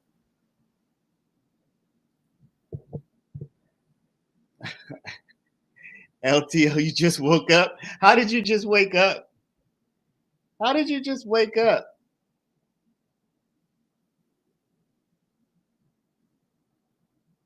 I didn't say the devil's in the Bible. I don't know if you're talking to me, but I didn't say the devil's in the Bible. I said whenever the devil is depicted, it's a red individual. That's my only point. The depiction of the devil is red. I didn't say the devil is red. I didn't say there's actually a devil. I didn't say that any of that stuff. I said whenever there's a depiction, it's a red individual. Just like Sasquatch is depicted as an ape colored individual. It's not green, for example, or orange. So anyway, no, coming out in all red, that's not a good look. I don't know what they're going for. Maybe there's some psychology behind it. Maybe they know more than I do, though. Adkins sure didn't wear a red jacket. He was probably like, yeah, nah, not doing that. I'll rock a red tie for y'all, but I'm not putting the jacket on. Red is used in most restaurants to draw attention. Attention to what, though?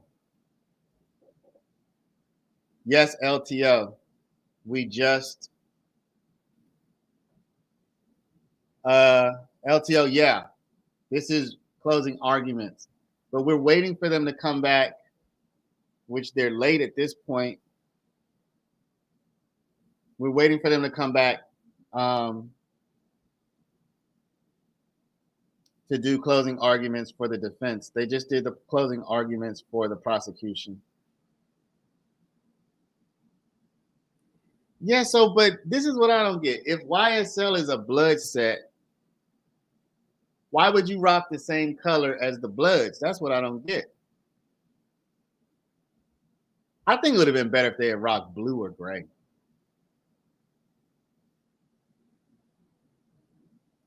That was a catty move. Whomever thought it was lame. Who do you think thought that up? There's only one person that could have been. In my opinion, there's only one person who could have thought that up. And it's not Atkins or Hilton.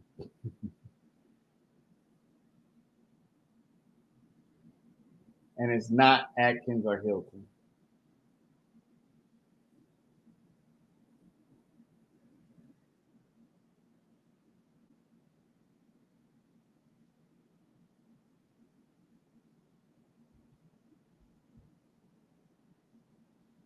Oh, love. Also the heart.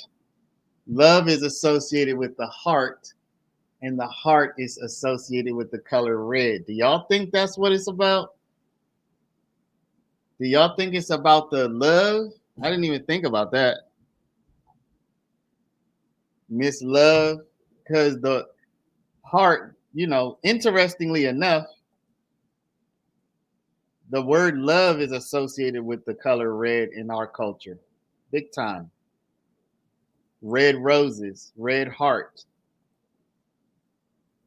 I wonder if that's what it's all about. Is this a shout out to herself? Is this Miss Love's shout out to her own self?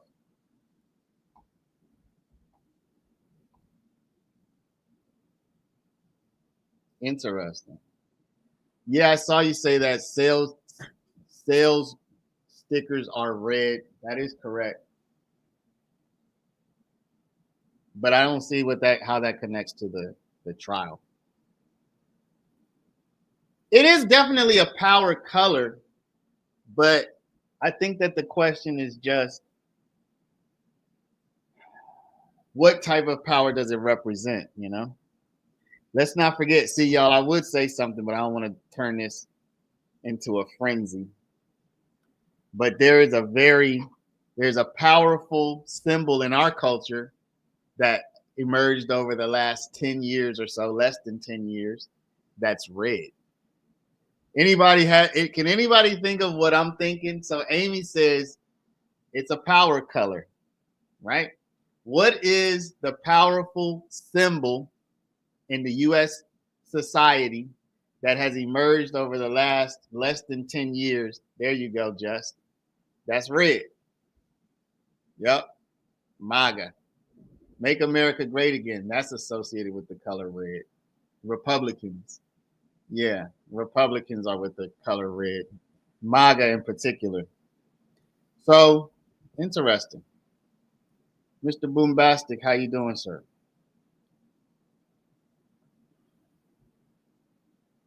I think I would have gone with blue. Oh, Antoinette, you said that? I didn't know that you said that, but yes. Yes. I think they should have worn blue as well. Blue would have been a good color. Blue and white. No, I'm not saying that they're doing it. What is that? What is that in your thumbnail there? Truth, see, you just threw me off with your thumbnail. I'm gonna have to keep it moving. Make Atlanta great again. Maybe.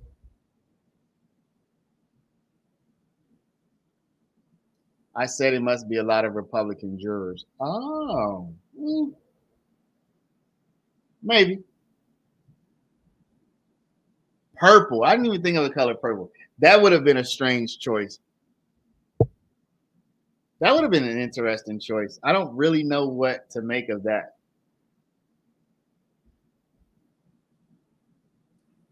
Yeah, y'all feel better. Y'all, I just decided I'm going on a health kick, y'all. I'm going on a health kick. I am going myself on a health kick. I just ordered a bunch of healthy stuff. Get myself back in shape. Yeah, Wilma and Betty got a BBL in that, and they walking holding hands. And I had to bounce from that one quick. Had to bounce from that one quick.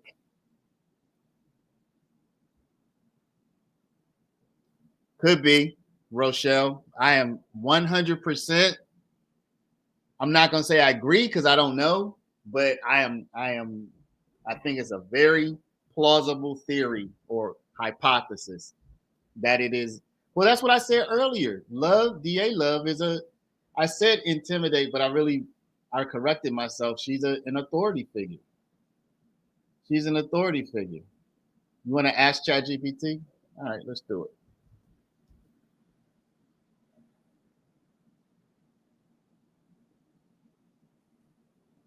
Do I have a health kick every year around New Year? Not consciously, but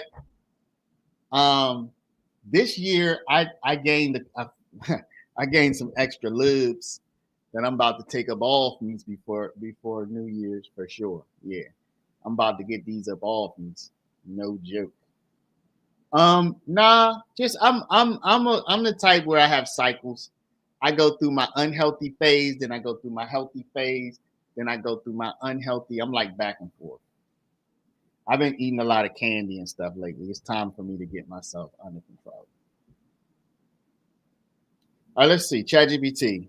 In the closing arguments of a high-profile case, the two women DAs and their assistant, I think that lady is an assistant, wear all red outfits, and the male DA has on a red tie. They are prosecuting a supposed gang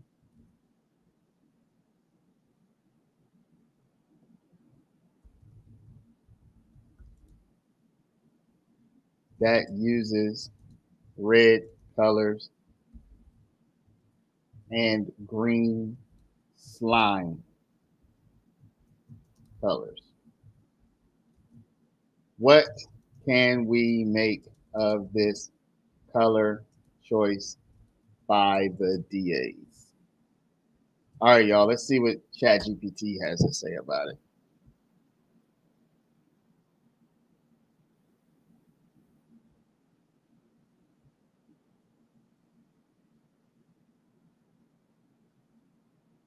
Let's see what ChatGPT. Do I exercise or just diet? I when I do my exercise thing, I go crazy with it. Like this time last year, I was on a 10,000 pull-up challenge. I think for the winter. Are we in winter yet? No, fall 2023. I was on a 10,000 pull-up challenge, and I literally did pull-ups every single day of the fall, and I probably did a minimum of 100 a day. No, I did more than 100. I did somewhere between I don't know. I have it all written down. I was doing up to 400 and something a day pull-ups, and your boy was like back shoulders were just wrecked, just totally demolished. But I was in the best shape of my life. Over the summer, not this summer, but last summer, I did a 50,000 push-up challenge, which I started off at 30,000. I wanted to get over the summer, but I wound up at 50. So I really did a 30,000 push-up challenge, but I wound up at 50,000. I don't know. I just wind up doing stuff like that. I like doing challenges and stuff. So I'll do an eating challenge. I'll do a workout challenge. I did a 2 months carnivore, like eating nothing but meat. I did do that. 2 months of only meat. I think the only non-meat thing I had during that time was I might have had 2 or 3.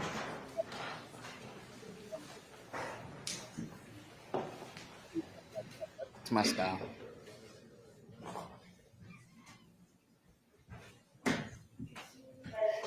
ChatGPT says the color red is often associated with power, authority, and confidence.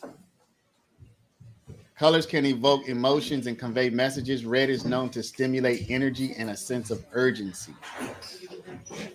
Deliberate contrast or irony. Given the gang's association with red, the choice might be an intentional play to reclaim or neutralize the color's association. I think the first one, y'all, it's associated with power, authority, and confidence.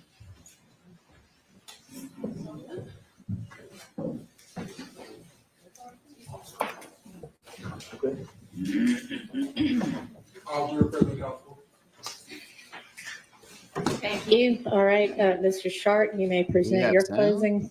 Thank you, Your Honor.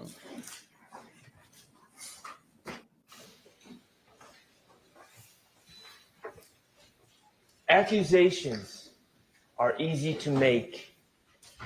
Allegations are easy to wage.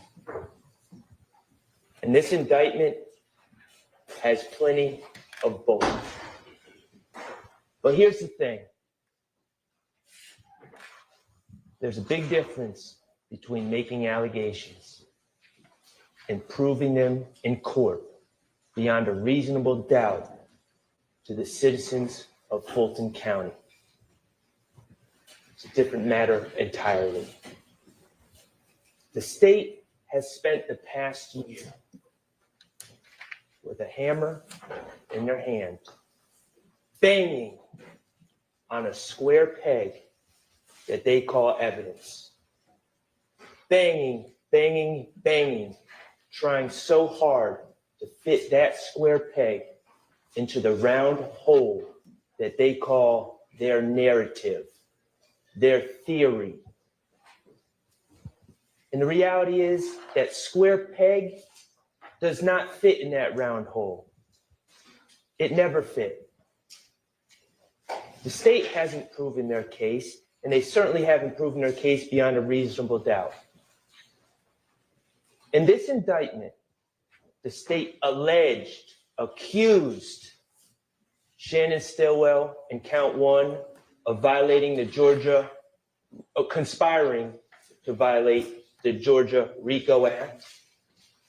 He did not. They have not proven their case beyond a reasonable doubt. I'm going to ask you to find Shannon Stillwell not guilty. In count 2, the state alleged that Shannon Stillwell on January 10, 2015, shot and killed Donovan Thomas. He did not. The state hasn't proven their case beyond a reasonable doubt, and I'm going to ask you to find Shannon Stillwell not guilty of count 2. In counts 49 through 54, the state has alleged that Shannon Stillwell on March 14, 2022, shot and killed Shamel Drinks. He did not. The state has not proven their case beyond a reasonable doubt. And I'm going to ask you to find Shannon Stillwell not guilty. Good morning. Good afternoon, ladies and gentlemen. I think I've made this abundantly clear over the past year. My name is Max Shard, and I represent Shannon Stillwell. But that's not the entire story. In fact, I have been joined by my co-counsel, Mr. David Botts, my wonderful legal assistant, Shaquille Kokomo, and it's been our honor to represent Mr. Shannon Stillwell throughout this process. And I'm excited for the opportunity to talk to all of you about the evidence that we have heard over this past year. But before we get started with that, I want to acknowledge you, the jurors. I want to acknowledge the immense time commitment that you have given this case. I want to acknowledge the sacrifice to your family, the sacrifice to your job, the sacrifice to your vacation plans. I want to acknowledge the patience that you have shown me and all the other attorneys. And I want to acknowledge the attention that you have shown this case. It's greatly appreciated. I acknowledge the fact that you have been paying close attention to this case. And for that reason, I'm going to try to avoid rehashing every piece of evidence. I'm going to try to be as direct and concise as possible to avoid unnecessarily taking up too much more of your time. Mr. Kokomo, if you could put page 3 up.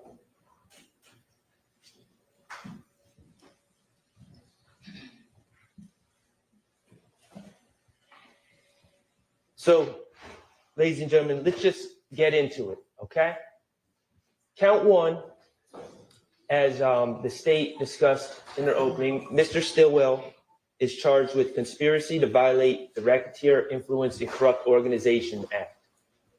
And essentially, they're saying he conspired to acquire, maintain directly or indirectly an interest in and control of United States currency and other personal property through a pattern of racketeering activity. And while associated with an enterprise, did unlawfully conspire to conduct and participate in, directly and indirectly, such enterprise through a pattern of racketeering activity. It's a lot of words, that's a mouthful.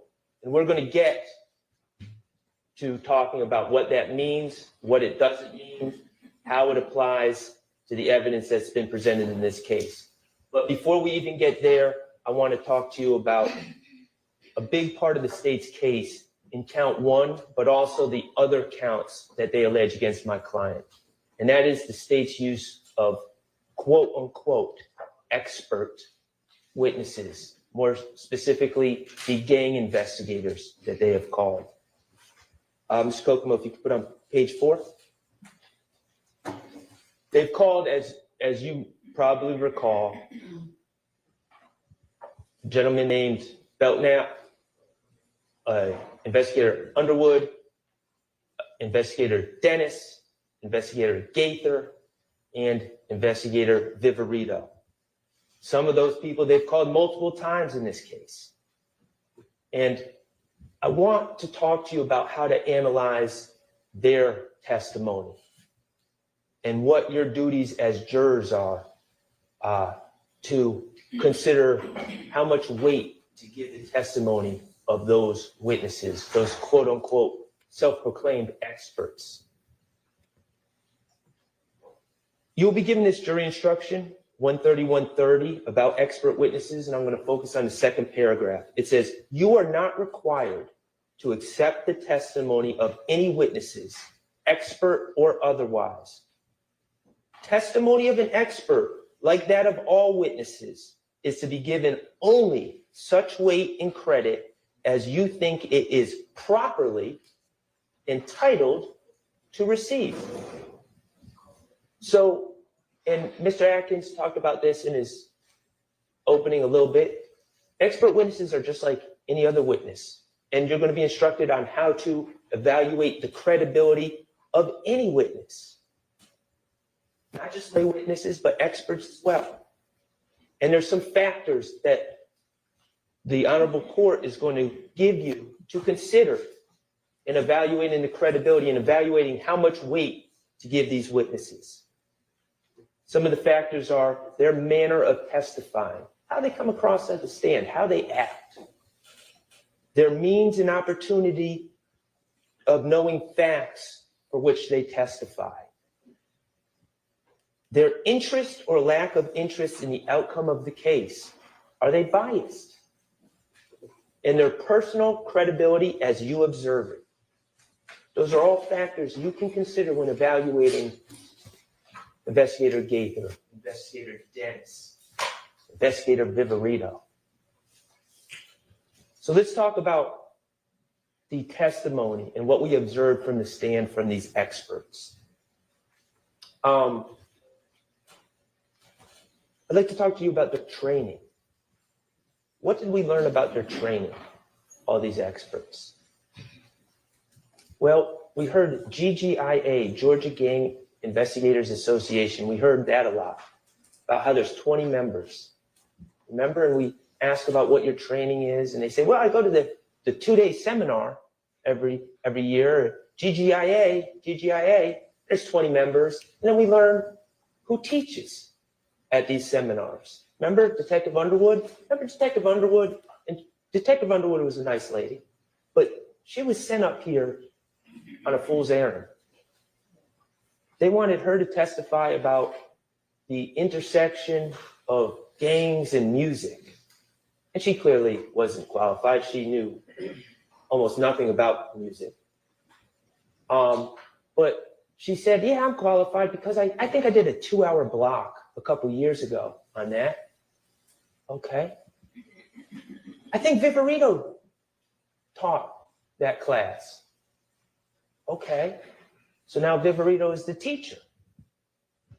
So I asked her, I said, oh, very interesting. You took a 2-hour class a couple years ago in this subject, and that makes you an expert. Okay.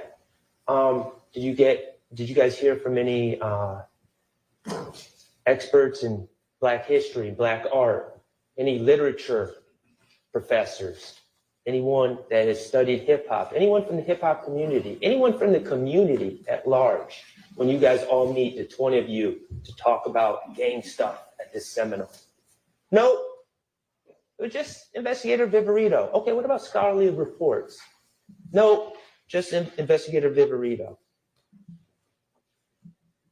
The more we ask these witnesses, these experts, about what their training is, what their background is, what their basis for testifying as experts and telling us how to analyze things, telling us what certain words mean, telling us what's gang related or not, telling us what's relevant and what's not. It all stems from these meetings, this echo chamber that they have, where they hear from no one else, no outside voices at all. and they all call each other experts. And they even created an association to look official. Talk about their manner of testimony, or testifying, excuse me. Think about Lieutenant Gaither when she was on the stand. Remember when I was allowed to ask questions? I tried to ask her some questions when they weren't vague. Did she really want to answer my questions? You know, you see on direct with the state, back and forth, it's like a tango. Yeah, it's like a script. And then I get up, where another defense attorney gets up to ask questions. Can't get a simple answer for anything. What color is the sky? Oh, let me tell you about the FedEx video. Just commentary. Same thing with Investigator Viverito. Just unnecessary commentary. Avoiding answering questions that I ask. Clearly, Investigator Dennis was doing the same thing. He's out of here. He was sent home. Consider the manner that they testify and how much weight and credibility they really have in this matter. Think about their interest and lack of interest in the case, also known as their bias. Mr. Kokomo, would you put up Mr. Williams 70A?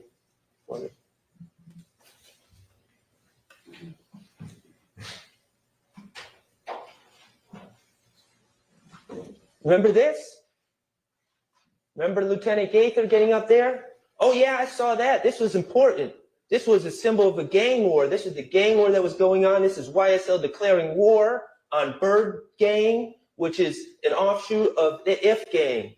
Oh yeah, that's what it is. She told you that. As sure as can be, the expert that y'all are supposed to rely on. Well, what did my good friend, Attorney Brian Steele, do? Brought in the album cover. Wait a second, you're saying that this is a hawk skull and a gang war? Isn't this an album cover of a collaboration between my client, Young Thug, this is Attorney Steele talking, Young Thug and Future? And isn't his label Free Bands? And isn't Future's Free Bands mascot an eagle? Isn't this album cover just signifying the collaboration between the eagle and the snake? Doesn't that make more sense? After all, that's exactly what the album is. Okay. Mr. Kokomo, could you put up 471 VV?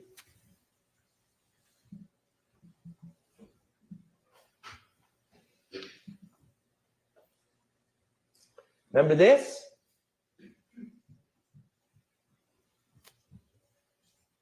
This Kokomo, that's not 471 VV.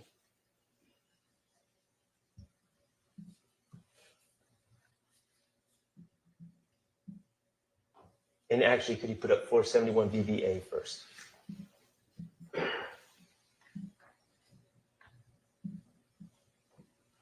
Okay, we saw that video, but first, actually, VV.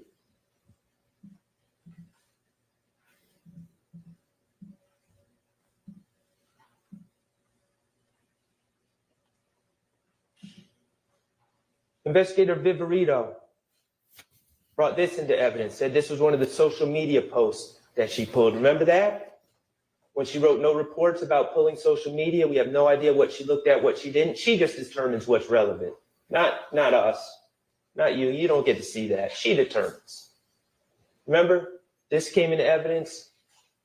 She said, of course, she didn't give us a date because she wrote no report, but she said she collected this shortly after the shooting of Chanel Drinks. I run with,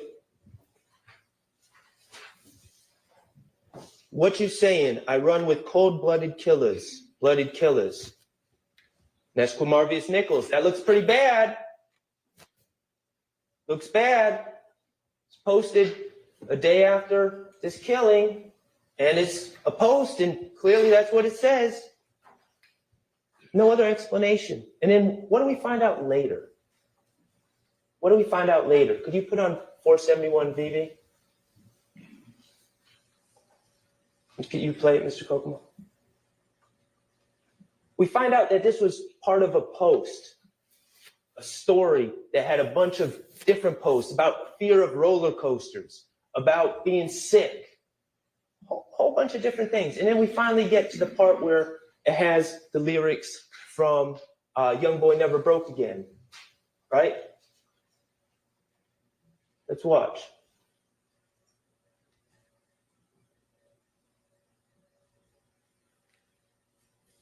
We don't even see these lyrics. Why don't we see them on this post? Because they're on for a millisecond in the very beginning of the switch. And we hear about Instagram and how those aren't really words that Mr. Nichols would have typed. Those are words from a song that he picked. And sometimes you pick the lyrics if you want, and sometimes Instagram picks them for you. But what else do we see from watching the entire post? Those weren't even the featured lyrics. The lyrics were being transitioned to the lyrics that either Instagram or Mr. Nichols picked, but in a split millisecond, for whatever reason, these lyrics that Investigator Viverito so desperately wanted you guys to see were on the screen. And so what did Investigator Viverito do? She gets the post. She goes frame by frame until it gets to that exact point where it has what she feels looks like incriminating words by Mr. Nichols. Words that weren't even picked by him. And she freezes it, and she screenshots it, and then she puts it in front of you. Again, no report about what she did. She manipulated the evidence. And she's caught. But what does that tell you about her when we're talking about assessing credibility, your lack of interest in the case, your bias? Does she have an agenda when she does things like that? Of course she does. She's not a neutral witness. She might as well be sitting here, but I don't even think they would do that.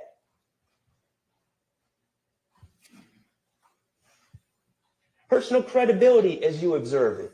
Mr. Kokomo, could you put that other exhibit that you put up, the affidavit?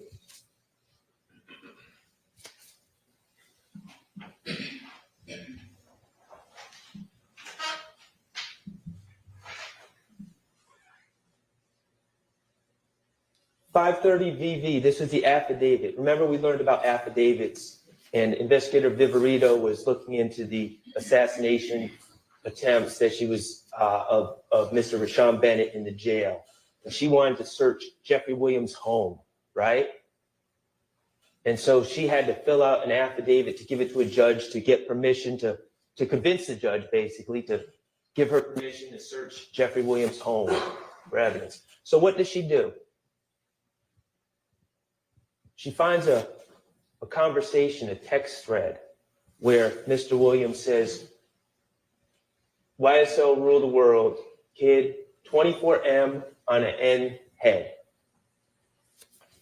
And she bolds it and makes it bigger and circles it for the judge to draw attention to that, because of course she wants the judge to feel that Mr. Williams is just ordering hits on people. That's the implication. That's the message she's sending the judge. And here I am. I know about Jeffrey Williams 3 and Jeffrey Williams 4 that Mr. Steele brought in, about the day before this text thread about Lil Uzi Vert putting a $24 million diamond into his own forehead, and Jeffrey Williams thinking that's funny, and that conversation happening, and this having nothing to do with ordering hits on anyone. And here I am. I say, oh, let me confront Investigator Viverito with this. And what was my point, really? What should have happened? Oh, yeah, I misinterpreted that. You're right. And then I would have been Mr. Smart Lawyer and say, see, jurors, Investigator Viverito doesn't always know what she's talking about. She misinterpreted that one when she's telling you what my client means when he says things, what other people mean when they say things. Investigator Viverito doesn't know. She makes mistakes. That's what I thought was going to happen. But what happened? something far darker. Investigator Viverito sat in that chair and said, she doubled down. And she said, you know what? Even knowing what I know now about 24M on the end's head, even knowing what I know now, I would still put it in that affidavit. That's all I needed to hear. Yeah, I would mislead a judge. Yeah, I would lie in an affidavit. Yeah, I would cheat because I'm that invested in this case. I'm that invested with taking these guys down.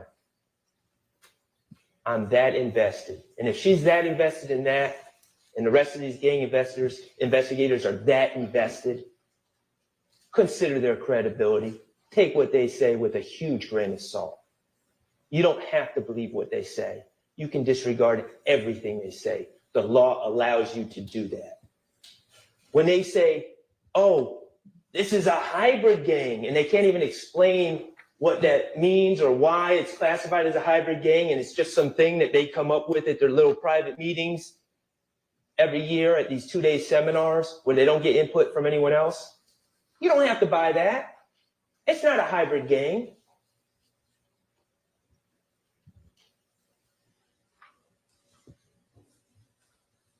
All right. Let's start talking about count one. Mr. Kokomo, if you could put page 14 up for me. And I did not envy Mr. Atkins because this is very complicated to even discuss. But essentially, the way I'm going to try to break this down is that the state needs to prove all elements of this case and all elements of this charge beyond a reasonable doubt, each and every element. And I'm going to focus on two different aspects as relates to the case against Shannon Still, this RICO case, count one. The knowing and willfully conspired with one or more others to participate in the enterprise through a pattern of racketeering activity. So that's the first thing we're going to focus on, whether it's been proven beyond a reasonable doubt that Shannon Stillwell knowingly and willfully conspired to participate in the enterprise through a pattern of racketeering activity, knowingly and willfully. Not he was just there, not he just hangs around, knowingly and willfully conspired. And then the second part that we're going to focus on a little bit later is number 6 and 7, that someone committed or that the state has proven beyond a reasonable doubt that someone committed an overt act to further the criminal objective of this conspiracy. So, thank you, Mr. Speaker. So when we're talking about the question about whether Mr. Stillwell knowingly and willfully conspired to basically take part in racketeering activity, a pattern of racketeering activity, I think we have to look at this whole case in context. I think we have to consider the origin story of what everyone's calling YSL, whatever you want to call it. The state seems to suggest that a bunch of people all came together to commit crimes. Just a big conspiracy. We're all going to come together and we're going to be a racketeering organization. That's not the case. Now, let me be clear. Of course, crimes were committed. Crimes were committed by people with YSL tattoos on their face. Crimes were committed by people that use YSL emojis on social media. Crimes, I'm sure, were committed by people that use the word slap. But that's not the issue here. The issue is whether Shannon Stillwell knowingly and willfully conspired to be part of this RICO organization.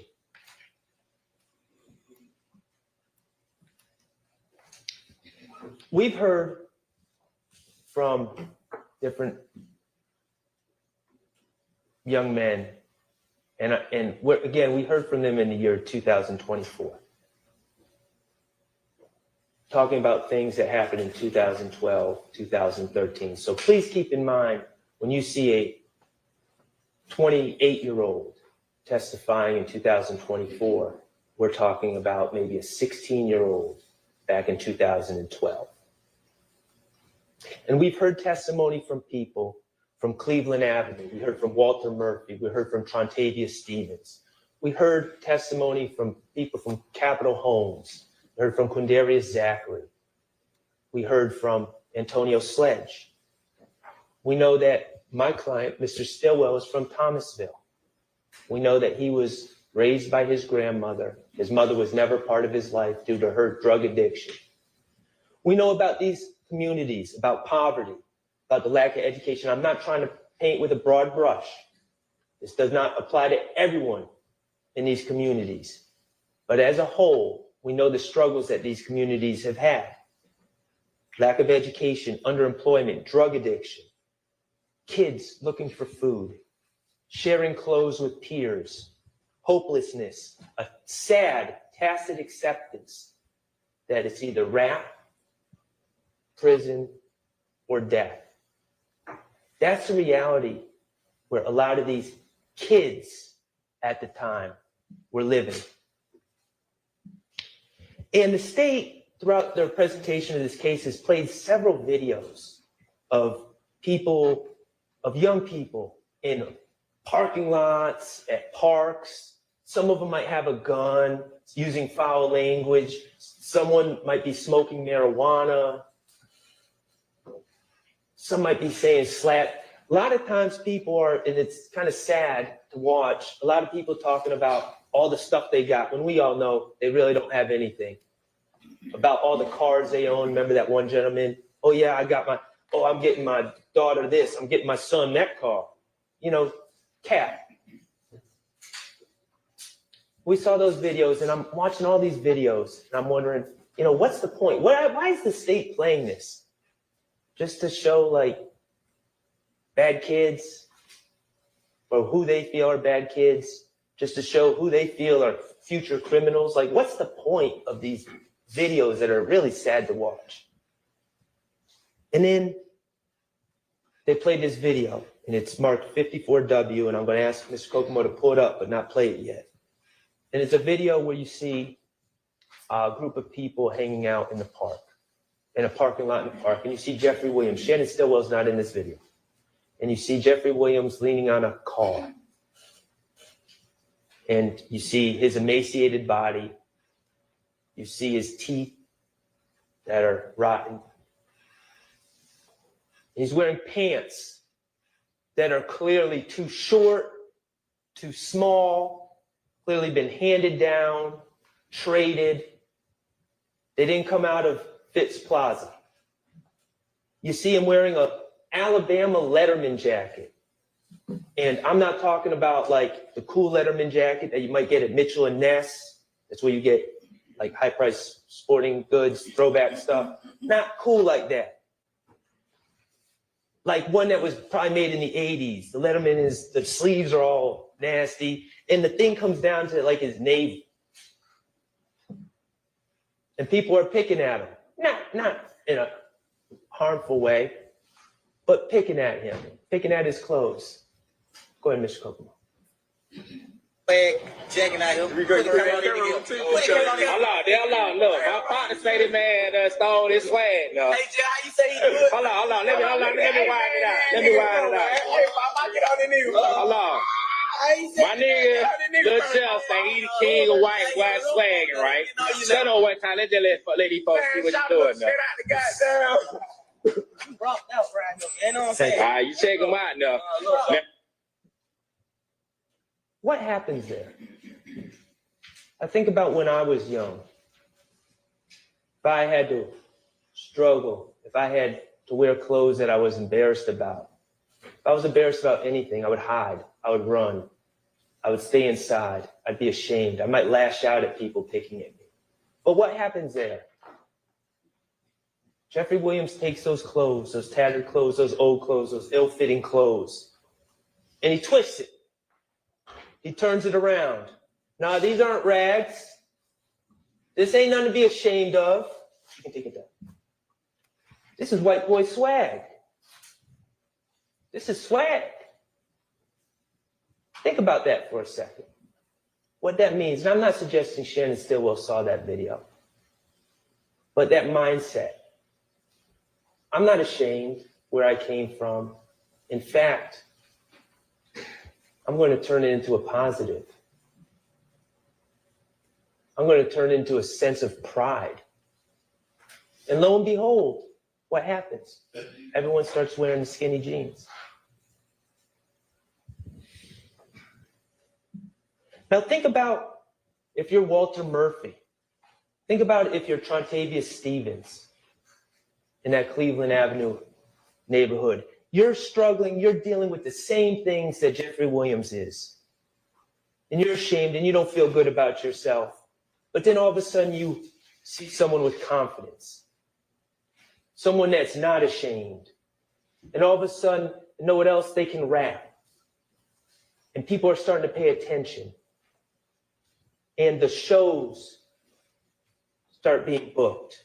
And 1 second it's around the corner. Next second it's up the street. And then all of a sudden it's downtown Atlanta. Think about the pride. If you have nothing and you see someone that you know making it, and making it on his terms with that level of confidence. Now think about if you're Shannon Stillwell,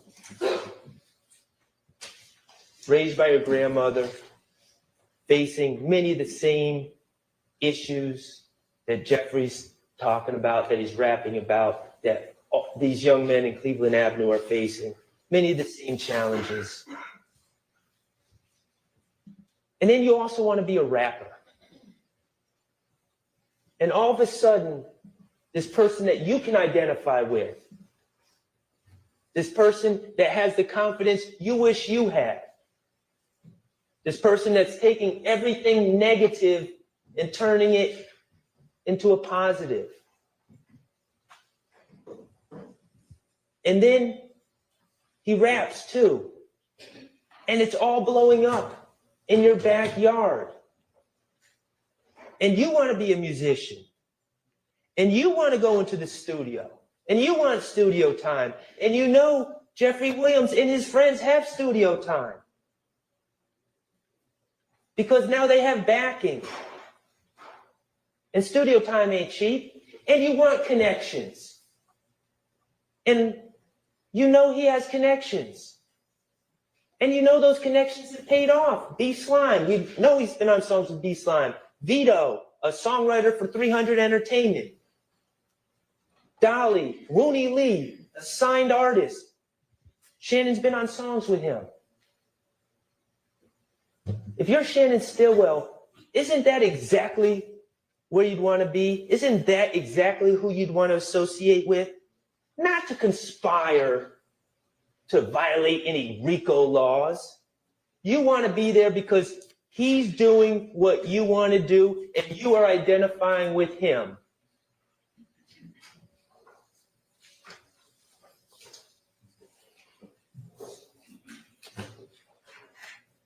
What have we learned about this quote unquote gang that they're saying exists? You know, Detective Belknap, the first time he testified, talked about gangs and talked about red and blue don't mix. They have a solid hierarchy and structure, strict rules, chain of command. You're beaten in. You can't get out. If you try to get out, you're beaten out. If you're false flagging, if you're claiming to be part of the gang and you're not, severe repercussions occur. Well, what do we know about YSL? This group of young men, many of whom are musicians, many of whom have known Jeffrey Williams since they were little, who are thrilled for his success, who are living through him. Well, there's no initiation, no dues, no money sharing at all, no rules or organizational structure. no hierarchy, no rules about false flagging. Anyone can do it. Everyone does do it. People all over the world wiping their nose. It's not false flagging because it's not a game. When LeBron James does it, he's not false flagging because there's no game. He's showing he identifies with the movement. He identifies with the confidence that Jeffrey Williams shows. He identifies with turning negative into positive. There's no gender rules in YSL. And there's no exclusions. You're a square, you're in. Sure. Whatever you want. You're a blood? Yeah, you can hang out. You're a Crip? Yeah, you can hang out. You're not affiliated at all? Yeah, you can hang out. You an athlete? Sure, you can hang out. You a musician? Yeah, you can hang out. You a nerd? Yeah, you can hang out. No one's sending anyone away because it's not a game. It's not exclusive.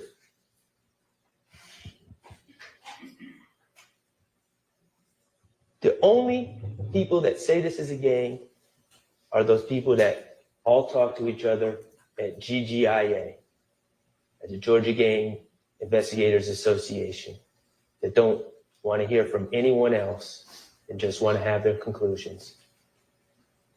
Those people are also very biased in this case.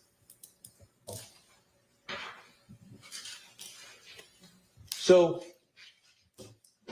has the state proven that Shannon Stillwell knowingly and willfully conspired to participate in an enterprise through a pattern of racketeering activity? Well, Mr. Atkins says, well, he killed Donovan Thomas, so that's proof right there. Well, that's pretty circular logic. He didn't kill Donovan Thomas. Well, he killed Shamal Drinks, that's proof right there. No, he didn't kill Shamal Drinks. What have they proven Shannon Stillwell has done to say that he knowingly and willfully conspired to do anything other than to be around Jeffrey Williams and try to make music and further his rap career and be around people that he identified with? Okay. He's been in social media pictures with many of the people that he hangs out with. Okay. He uses the word slack. He uses a green snake emoji. Okay. A lot of people do that. He posted, he spends time in a recording studio with other people that know Jeffrey Williams.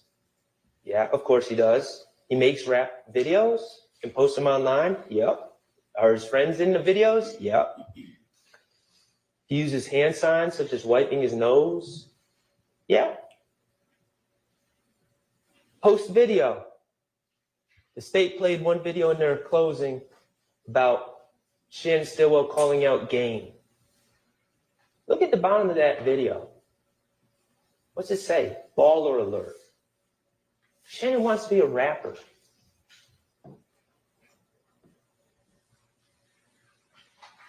It's picked up on Baller Alert. It's aggregated throughout the internet. This is not coming off of Shannon's Instagram feed. This is national. Think about how many eyes are seeing that. Someone that no one knows calling out, trying to pick a fight with a well-known rapper. The game. It's exactly what any music person, not necessarily a lawyer, I wouldn't tell Shannon to do that, but it's exactly what any music person would tell Shannon, who's trying to make it in the rap game. They would tell him to do exactly that. Get noticed. That doesn't mean he's knowingly and willfully conspiring to be part of any RICO organization. Mr. Kokomo, will you please put up page 13?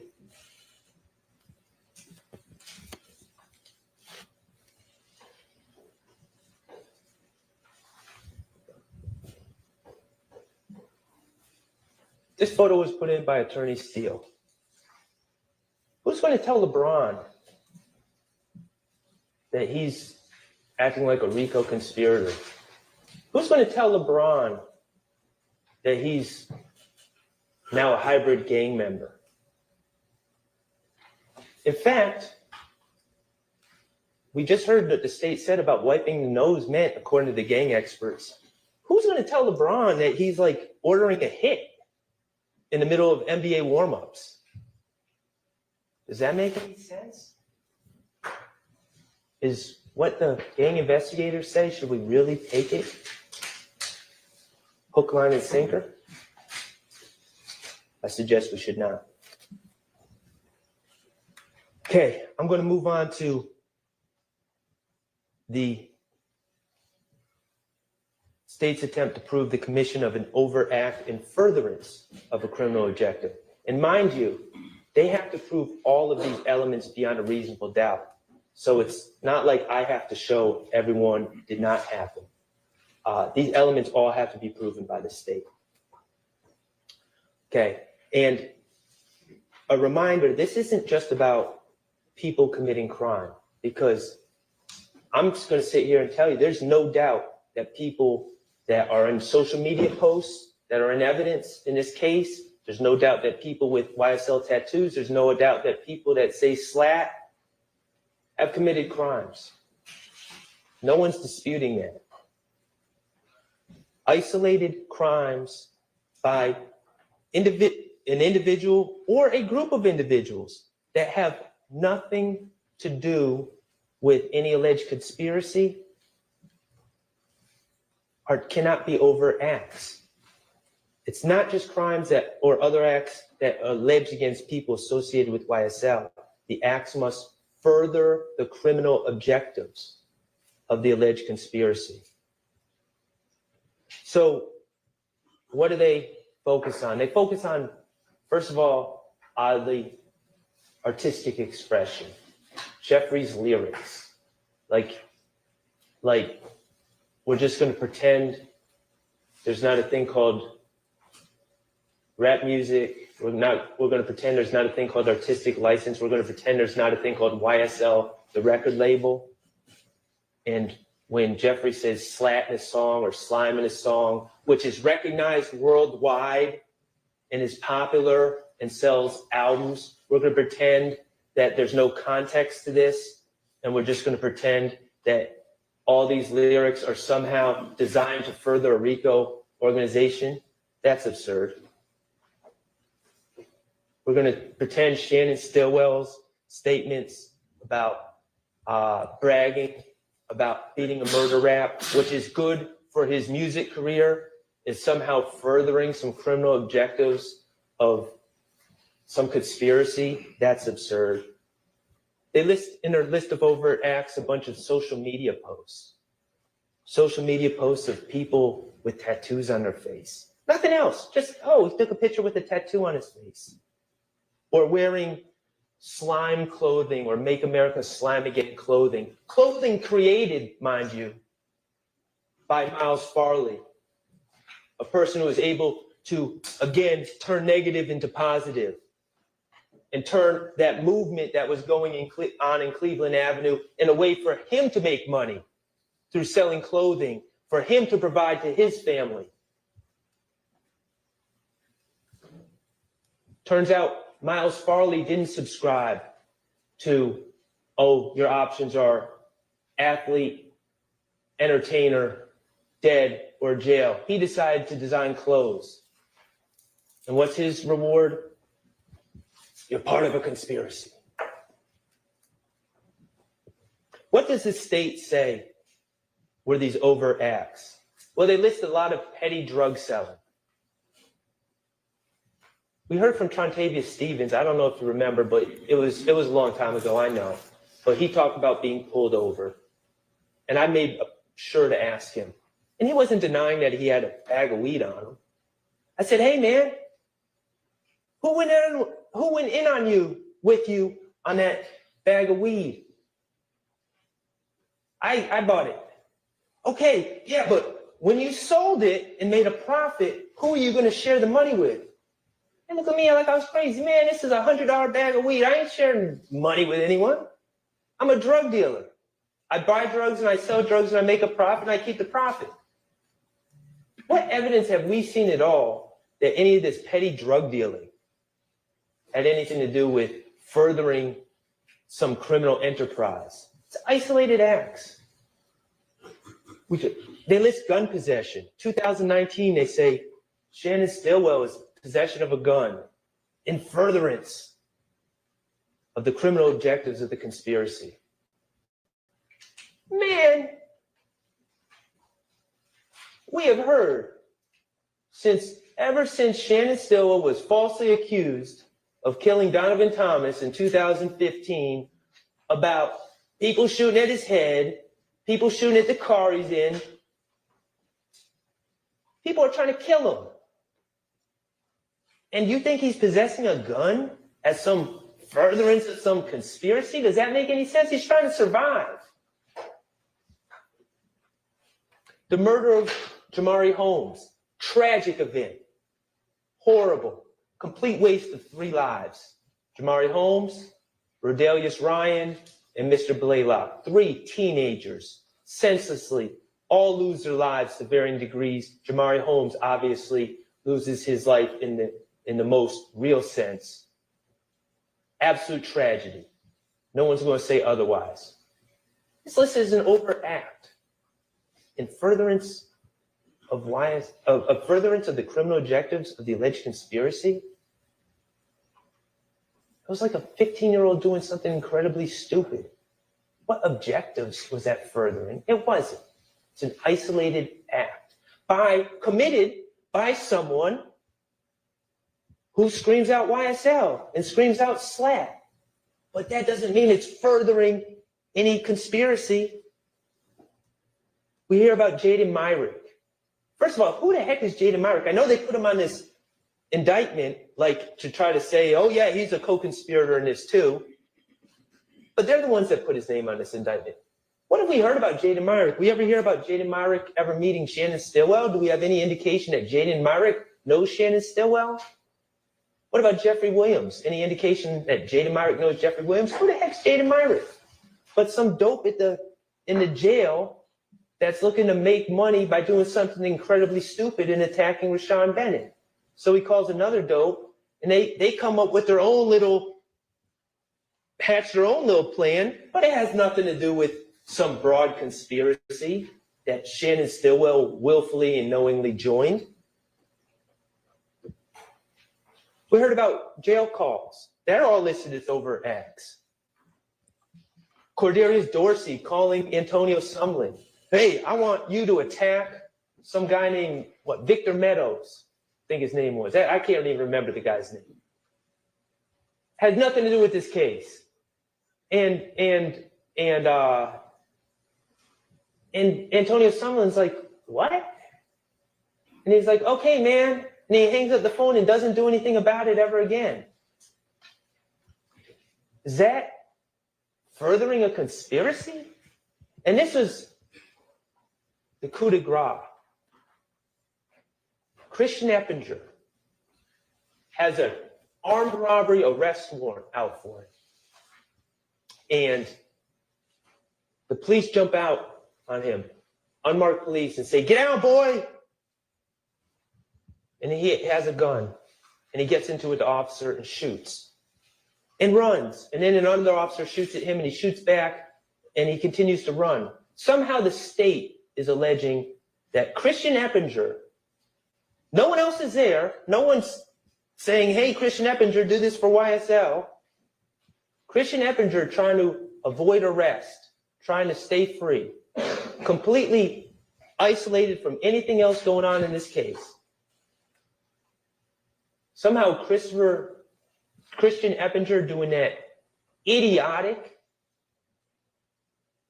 making that idiotic decision to shoot an officer to avoid being arrested. Somehow that is in furtherance of some conspiracy that Shannon Stillwell knowingly and willfully joined? Doesn't make any sense.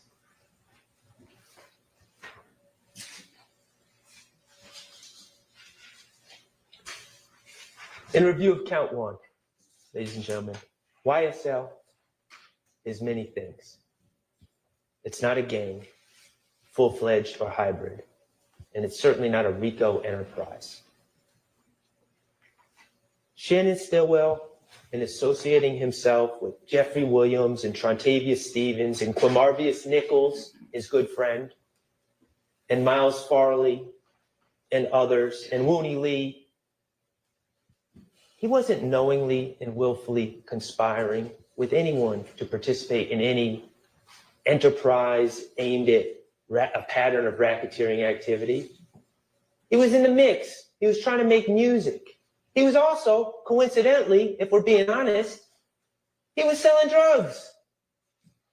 He wasn't sharing them with anyone. He wasn't sharing the profits. He was selling drugs and trying to make music. And he was around the right people to be trying to do that with, because those connections were going to, in his mind, further his music career, which is what he wanted. And no overt acts were ever committed in furtherance of any conspiracy that Shannon Stillwell knowingly and willfully joined. The state has to prove every element of that charge beyond a reasonable doubt. They have failed. There is reasonable doubt. It's not true. And your verdict on count 1 must be not guilty. Let's talk about count 2. Mr. Kokomo, if you would, pull up page 21.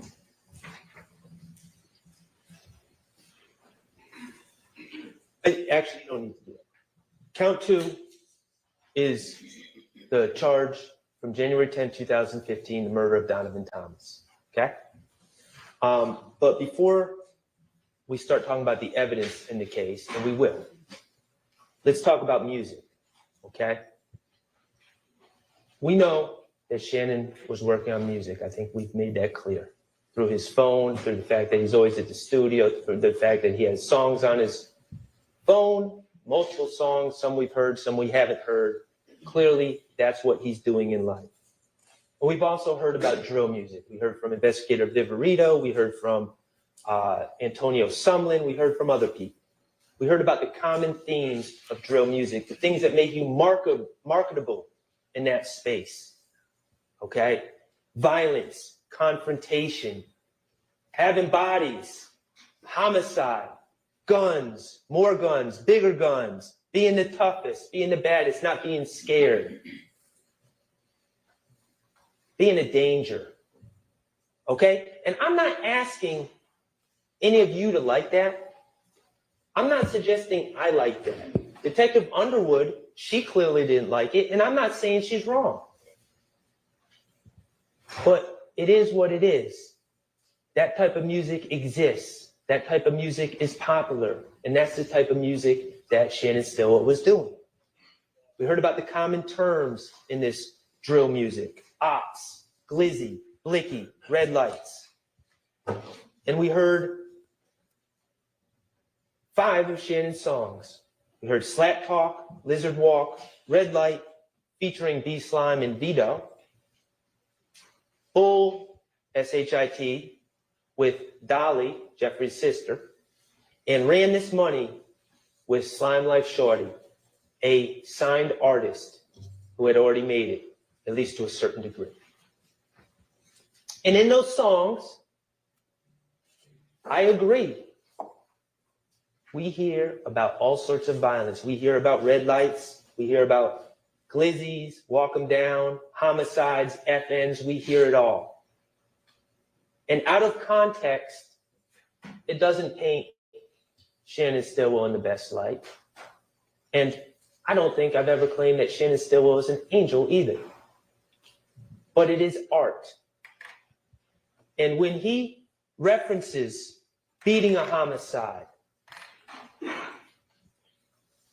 when he references beating a murder rap, when he keeps bringing up Donovan Thomas, it's not a confession.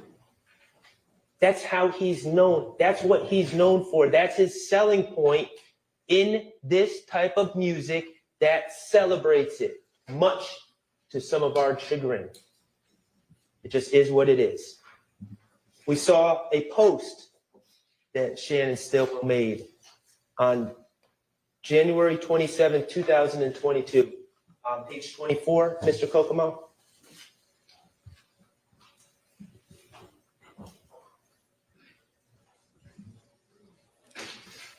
And this is the untranslated version, but I'm not hiding from it. The translated version says peanut stone grave. But what does it say? I fell off 100 times, 100 times I bounced back. Life size, hashtag life size lizard. Lizard, what he's rapping under, lizard walk. Okay? And it says Manny Tumba de Piedro. What's he talking about here? Fell off 100 times.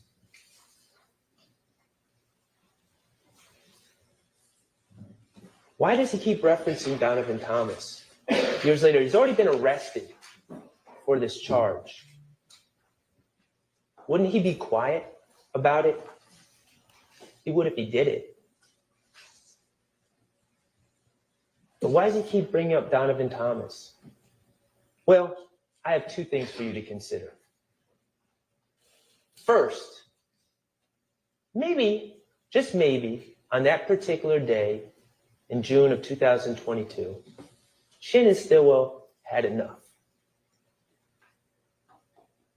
For 7 years, the police put a target on his back, and people had been shooting at him. He was shot at the green store. They shot at his head. He was so bold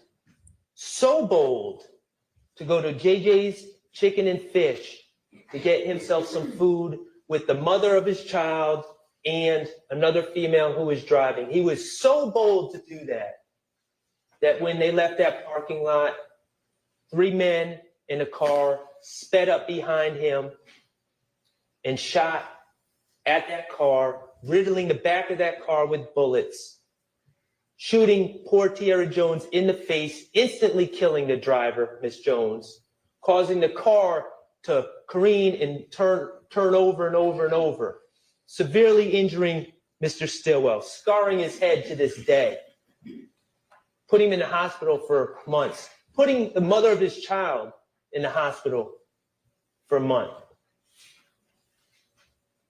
And then, when the police come to talk to Mr. Stillwell, remember what he does? He feels bad about the situation. He feels awful. He asks the officer, can I write a letter of remorse to Tierra Jones's family? And he does. And then the officer says, well, can you talk to me about the case? And know what he does? He talks to the officers about the case. And he gives names. He gives names of the people that he feels were in that car, that red car that sped up behind him, tried to kill him and killed Tierra Jones. He gave up those names. And what was his reward?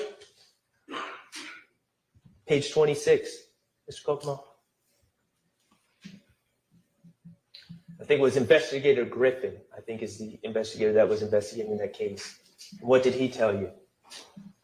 The discovery got out and it was posted online. And the fact that Shannon Stillwell had dared talk to the police to try to help solve the senseless murder of an innocent woman was broadcast on Instagram and social media. And people were chastising Shannon Stillwell and coming at him on social media and in real life over the fact that he was made such a ridiculous decision as to try to bring justice to Tierra Jones's family. That was his reward for that. So yeah, people shooting at his head, narrowly missing at the green store. People shooting at him in a car, killing someone in the car and putting him in the hospital. People chastising him online for being so bold to tell the police what happened, who killed Tierra Jones, poor Tierra Jones.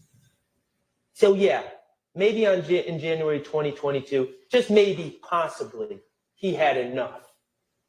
He was sick of the nonsense. If you want to say it, then I'll be it. You keep putting me down 100 times, you're making me fall, and I keep getting back up. And what's it all ultimately, what's the origin story of it all? The death of Donovan Thomas. That's how it started. It doesn't mean he did it. That's how it started. That's why he has that target on his back. There's another possibility as well. Mr. Stillwell is just a kid who was raised by his grandmother in Thomasville. Nothing more, nothing less. But all of a sudden, he was known as a tough guy behind this. Wasn't true, but that was the public perception. That was the persona that was thrust on him. And maybe while he was sick of it, sick of being shot at, sick of being chastised, sick of being threatened, maybe also a calculation was made, you know what? If they're going to keep shooting at me, I might as well lean into this a little bit. That does have traction in the streets. That does have traction in the music industry. Maybe that's why he's hashtagging his rap name in the post. The bottom line is, yes, I acknowledge he's referencing Donovan Thomas in songs. He's not giving any inside information in these songs that wasn't publicly known. Remember, he had been arrested. He'd been at prelims. He knows what the case is about. He's heard testimony about the case by this time, by the time he's making his songs. So he's not sharing any information that only the killer would know. Of course he's not, because he's not the killer. But maybe he is leaning into the bad boy image a little bit. But here's the thing. You might like my explanation or not. But could you put on 27, please? So let's just think. If songs were confessions, what would that really mean? Could you put on 28? Remember that song, Homicide by Lil Woody, Kenneth Copeland? Who played the role of the assassin? Threat, Trevante Turner. You watched the video. I don't think we need to watch it again. Who gets killed? Someone who looks like Donovan Thomas. Who put money on his head? Kenneth Copeland. If songs are confessions, then Kenneth Copeland is confessed. He hasn't been charged. He's not sitting here on this indictment. So maybe songs are just songs, and posts are just posts. So let's talk about Donovan Thomas and some of the evidence in this case. Eyewitnesses. Who did we hear from? We heard from Reginald Hendricks. He was a gentleman that was shot. He was standing near Donovan Thomas. He didn't identify anyone. We heard from two witnesses, two people that were in the barbershop, working in the barbershop. They heard shots. They ducked. They described what happened afterwards. No one identified anyone out of those two witnesses. We heard from a man named Sammy Davis, an older gentleman who lived across the street, who knew Donovan Thomas. They called him Car Wash. He washed Donovan Thomas's car. He didn't see anyone in the car. That was his testimony. And then we didn't hear from, but we heard about someone named Spencer Wright. Well, actually, we heard about someone named Nicholas Robinson. What did we hear about Nicholas Robinson? And Investigator Thorpe talked about it, and definitely District Attorney Sprinkle talked about this as well. What did we hear about Nicholas Robinson? We heard about Nicholas Robinson September of 2015. He was being arrested for felony theft and a probation matter. And when he's being arrested, and when I say he's being arrested by the Atlanta Police Department, by an officer, and he's hours away from having, you know, what I like to talk about, the Fulton County Blues. He's hours away from having that blue jumpsuit on, right? And what did we learn that Nicholas Robinson did? He said, "Whoa, you guys arrested me. I want to go talk to a detective about a case.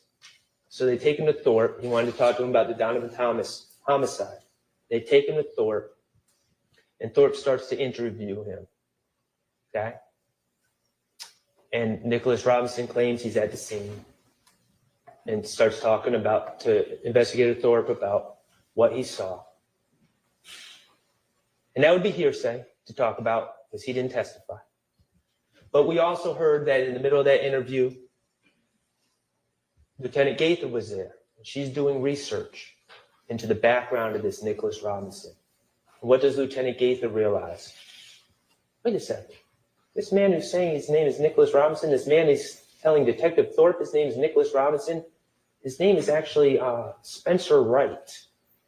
So she goes and tells Thorpe. And what does Thorpe do?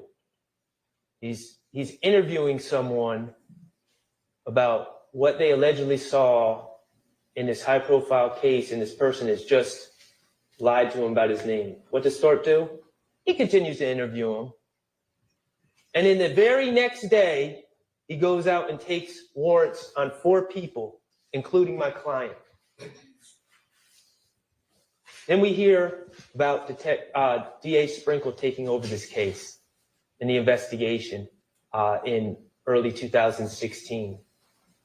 And him seeing this mention of this Nicholas Robinson, who was really Spencer Wright, and where he said he was when he witnessed events. And we hear about DA Sprinkle getting the surveillance and checking into it and talking to Spencer Wright. Where did you say you were? On what bench? Where? Circle it on his picture. And about how he went to look at the surveillance himself. And what did he see? An empty bench. Spencer Wright not only lied about his name, but he lied about a lot more. But know who he duped? Detective Thorpe. We're going to get back to Spencer Wright in a minute. We have no ballistics from the Donovan Thomas case, no DNA or fingerprints. We have an infinity car, which we will talk about in a minute as well. But essentially, this case, this Donovan Thomas case, comes down to 2 witnesses. And in my opening, I warned you all about people wearing the Fulton County blues. That was the theme of my opening. Because as it's played out, it turns out Rice Street is a disgusting, horrible place. Being locked up anywhere is awful. And there are people who will lie on other people to stay out of Rice Street. You don't believe me? Spencer Wright, Nicholas Robinson. He's the proof of concept right there. Getting locked up, wants to talk to the detective, and then completely makes things up. And the next day, warrants are being signed. This is not some theory that I have that people lie to get themselves out of trouble. It's proven. Spencer Wright did it. He's not the only one who did it. So the state has these 2 witnesses, Quindarius Zachary and Kenneth Copeland. Those are the 2 witnesses. And I've been doing this long enough. They're horrible witnesses. They're liars. They have every reason to lie. They have every motivation to lie. They are inconsistent. They tell different stories every time they talk about the things they talk about. The state knows they're horrible witnesses. But here's what happens. In closing, the state says, they're not our witnesses. We didn't choose those witnesses. They're Shannon Stillwell's friends. He chose those witnesses. That's their line. They might not use it now because I already said it, but that's their line. But let's think about that for a second. That's not their witnesses. First of all, they're the ones that called them to the stand. But that's not their witnesses. Look at this indictment. 28 names. Quindarius Zachary? Is he on this indictment? No. Kenneth Copeland? Is he on this indictment? No. Are any of us going to really sit here and pretend that if the state was really being honest about who to charge about the events in 2015, 2014, 2015, that Kenneth Copeland wouldn't be on that indictment? Kenneth Copeland was a one-man crime wave in 2014, 2015. Yet he's not on this indictment. Quindarius Zachary was a straw purchaser for guns. Quindarius Zachary was right in the middle, the impetus for one of the overt acts, the April 28th, 2015 shooting of houses. He's right in the middle of this. And they're not on the indictment? And we're supposed to pretend that the state aren't the ones that chose Kenneth Copeland and Quindarius Zachary as their witnesses? Of course they did. Of course they did. And why did they choose them? What are the qualifications that Kenneth Copeland and Quindarius Zachary both had when it really comes down to it? They're two people that are willing to lie on others to get themselves out of trouble. That was one qualification that they had. And two, they are two people that happened to put themselves in situations, serious situations, that would require them to lie on others to get themselves out of trouble. Those were their two qualifications. And the state said, sounds good. We'll sign you up. You're our witnesses. You're no longer on this indictment.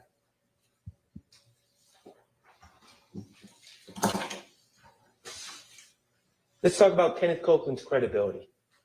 So use the same test you do for those quote-unquote expert witnesses. What's his bias, his motive? How's he come across on the stand? What are his motivations? Well, we know he really hates jail. That was clear.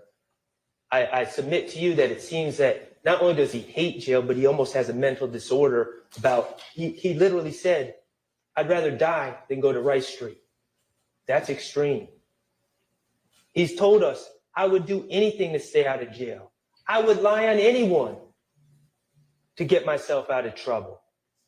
He has his own term for what he does, the finesse.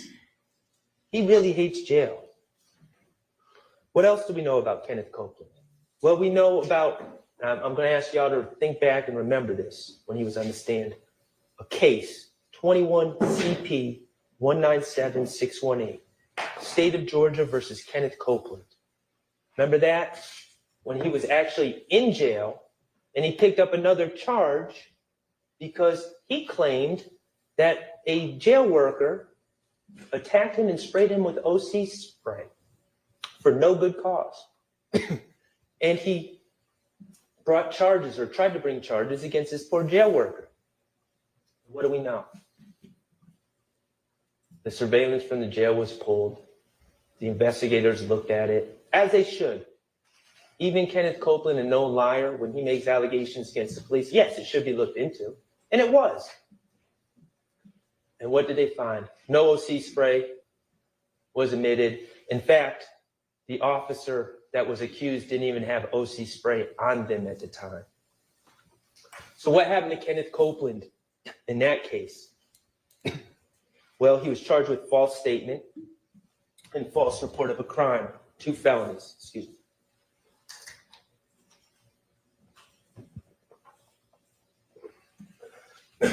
So as a result of his lie, he gets charged with these 2 felonies, false statement and false report of a crime. And it's pending, and it's pending, and it's pending. Then all of a sudden, as this case is ramping up, and Mr. Copeland's going to have to take the stand and be asked about his pending charges, and his prior lies. All of a sudden, on January 18th, 2024, Fonnie Willis and her employee, Kenneth Hutcherson, quietly dismissed the case against Kenneth Copeland, the case of false statement, a case of false report of a crime. Why did they do it, according to that sheet? Was it, oh, we actually looked at the video again and it actually supported Kenneth Copeland? No. Was it the victim didn't want to prosecute? No. Prosecutorial discretion. They decided it was in their best interest to dismiss that case against Kenneth Copeland before he testified. Remember I told Kenneth Copeland about it? Thought he was going to get up and hug me. He said, my case is dismissed? Yep, sure was. State took care of you. You're not on this indictment either. Kenneth Copeland's a liar. He's a proven liar. And let's talk about his prior statements he made, because we know on June 10, 2015 is when he said Demekion Garlington gave him certain information and that Shannon Stillwell was one of the people responsible for killing Donovan Thomas. Demekion told him at the McDonald's. That's what Kenneth Copeland said on June 10, 2015. Well, we learned that Kenneth Copeland actually met with the police in 2015 4 times prior to that June 10, 2015 interview. We learned that he met with Investigator Thorpe on January 11th. Now, mind you, all these meetings, presumably, if it were true, Kenneth Copeland would have that knowledge of what Demekion Garlington said to him for all these meetings. January 11, 2015, he goes in to talk to Thorpe. Doesn't say anything about Demekion Garlington telling him that Shannon Stillwell is involved in Donovan Thomas's murder. Places himself at the Green Store, which is less than a minute away from the scene of the Donovan Thomas murder. And he's asked about, specifically by Detective Thorpe, if he's ever rented or driven an Infiniti. And what does Kenneth Copeland say? No, never. Denies it completely. That's on January 11th. That's the night going into the morning after of the Donovan Thomas homicide. And of course, we know that's a lie because Kenneth Copeland was in the Infiniti on the night of January 9th with Quindarius Zachary. So he lies right off the bat to Detective Thorpe. January 28th, he meets with Thorpe, Dennis, and Gaither. Again, never mentions this supposed statement by Demekion Garlington about Shannon Stillwell being involved. In fact, he's asked specifically who he thought killed Donovan Thomas. He mentions his friend Doc and goes back and forth about whether Doc could have done it or not. He shares a theory about Donovan Thomas running off with someone's drugs. He shares a theory about Kelvin Watts robbing people and Donovan Thomas being caught in that situation. And he's also asked on January 28th about a rumor that he stole Donovan Thomas's chain. And what's he say? Oh, no, I didn't do that. Someone else apparently stole Donovan Thomas' chain, and they brought it to me, and I realized it was Donovan Thomas's stuff, and I returned it. I don't have any problems with Donovan Thomas. Me and Donovan Thomas are cool. He also said that on the 11th. So then we go to February 20th, the third statement he gave. Again, never mentions anything about what Demekion Garlington supposedly told him. And Investigator Curry, asked him about the Donovan Thomas case. Doesn't know anything. And then on February 21st, with Gaither and Thorpe, he's again asked about the Donovan Thomas case. Never mentions, oh, Demekion Garlington at the McDonald's told me that Shannon Stillwell did it. Again, he's asked about Donovan Thomas's chain, and it's another lie. Oh, well, someone brought it to me. He sticks with that lie. Lie after lie after lie, denying beef with Donovan Thomas, denying stealing Donovan Thomas's chain, denying ever being in an infinity. Those are the statements that Kenneth Copeland gave leading up to June 10, 2015. Could you put on page 33, Mr. Kokomo?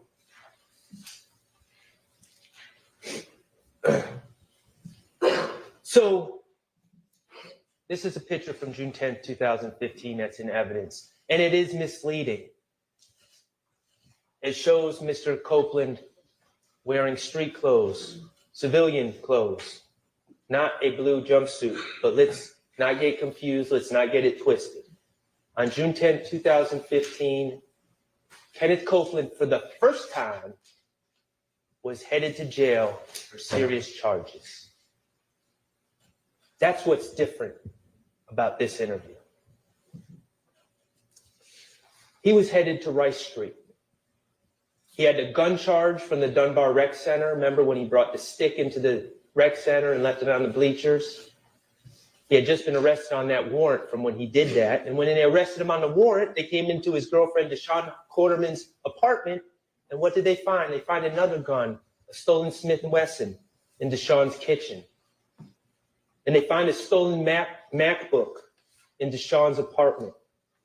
And they find stolen IDs and stolen property in Deshaun's car. And so now we got two guns, stolen property.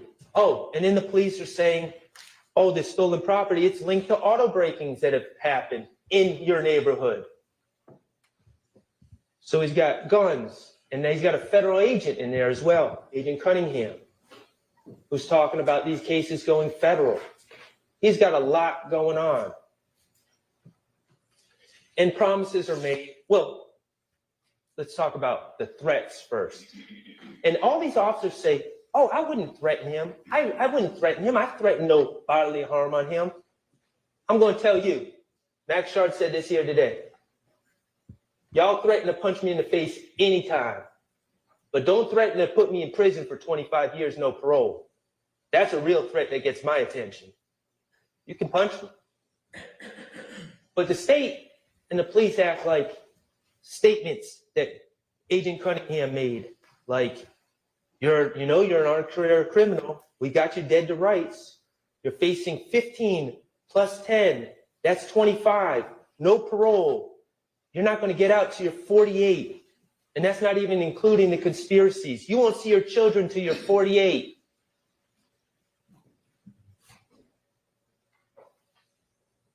That's a threat. That's a lot more bigger threat than I'm going to punch you in the face or we're going to beat you until you confess.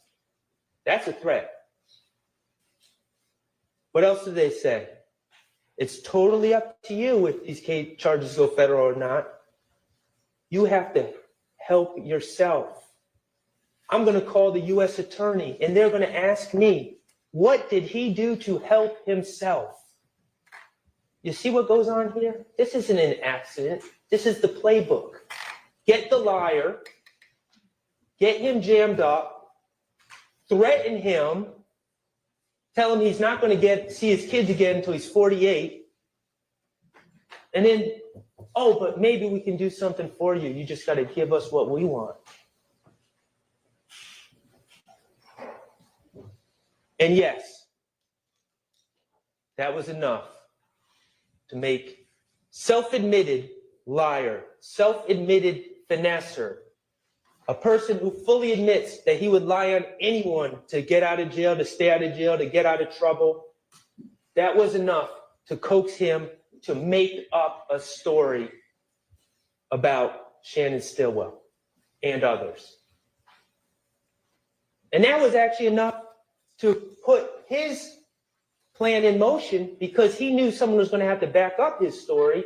And that was enough to have him reach out to Demekion Garlington and try to get Demekion Garlington to go out and go on with the story, which of course, Mr. Copeland told us he's no longer friends with Mr. Garlington because Mr. Garlington would not go along with that story, or he's upset with Mr. Garlington if Mr. Garlington would not go along with that story.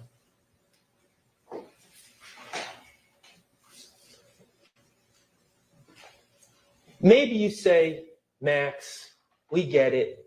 He's a liar. He was jammed up. But maybe this threat of prosecution was what was needed to bring out the truth. Maybe he was being truthful on June 10, 2015. Well, let's think about what else he said on June 10, 2015. Remember when they were talking about those auto breakings that they suspected him of? And said, you're going to have to answer these auto breakings. Why do you have all this property and these cars? We know you're involved. Remember what he said? Nah. That was Lil Mike and Quez that did them. Remember the detectives? They looked at each other, Lil Mike and Quez, Lil Mike and Quez. But what did we learn in the cross-examination of Kenneth Copeland? Little Mike and Quez, not only did they not do the auto breakings that Kenneth Copeland claimed they did on June 10, 2015, Little Mike and Quez, they don't exist. He made them up on the spot on June 10th of 2015. So my answer to you, if you think, oh, this pressure was needed to get Kenneth Copeland to finally be truthful, nope. He was lying. He made up people that didn't exist in this very statement that the state wants you to take as truthful from one of the biggest liars we've ever seen in our lives. Mr. Kokomo, if you could play what's on page 35. And what did Kenneth Copeland say on a call from the Fayette County Jail on December 21st, 2022, on a recorded call that Attorney Steele brought out? First thing I did it. First thing I did it. Ain't got nothing to do with it. I lied on to it because, you know what I mean, I found out that he I can't say that. I can't say that on the phone, but, you know what I mean? It's some shit happened between me and him back then. And just so happened I got locked up the next day. You feel me? He admitted. He said, I lied on Thug. The very same interview, he was saying all sorts of things about Thug. He admitted he was lying. He was making stuff up to get himself out of trouble, to get out of his situation. And he got caught on the recorded line saying as much. Ladies and gentlemen, Detective Thorpe fell for the finesse. Kenneth Copeland said it was easy. Lieutenant Gaither fell for the finesse. The police report fell for the police department fell for the finesse. Kenneth Copeland got up on the stand and explained the finesse to you, to your faces. We know better than to fall for Kenneth Copeland's finesse. We know better than to just accept his words.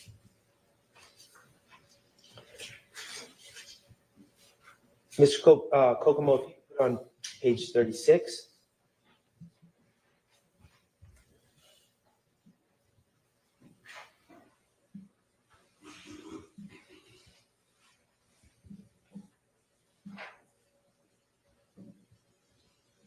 This is the other state's witness, the other witness that they chose to bring in front of you, Quindarius Zachary.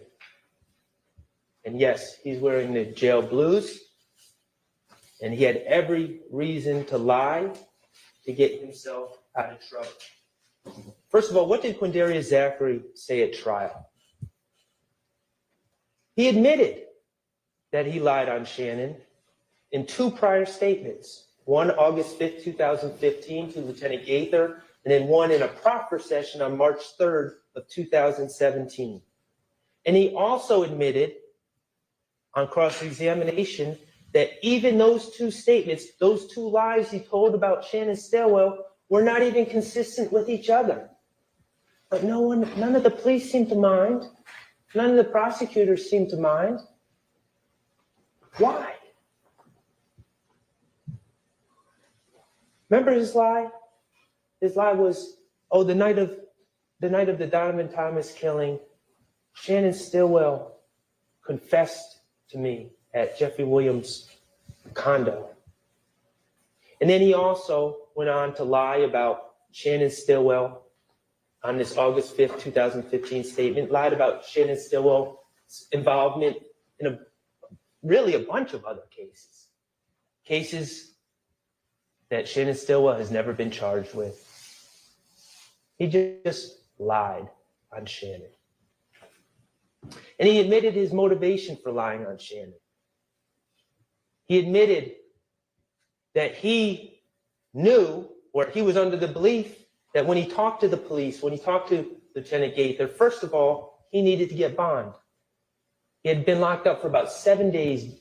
His family had been calling Gaither. We heard about that, begging her to go up and talk to him. What was the urgency? Well, we didn't get into details, but we learned that Mr. Zachary has a serious illness that he wasn't going to fare well at Rice Street under those conditions. So he needed to get out. So he has people calling Gaither, come see me, I want to talk to you. And then he also has the motivation of the April 28, 2015 case, which he was facing at this time. He told you, I was under the impression, and I didn't do the math, this may be right, this may be wrong, but this was his impression, that he was facing something like 185 years. Yeah, that's pretty good motivation to lie. And then he was also concerned because he got caught with a gun on May 7th, 2015, that he knew was ballistically linked to other crimes. So that was a reason for him to lie.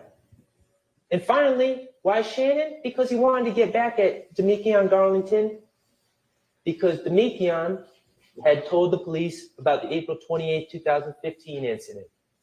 And he figured blaming Shannon for things was a way to get back at Demekion, because at that time, Demekion and Shannon were close friends. So those were his motivations.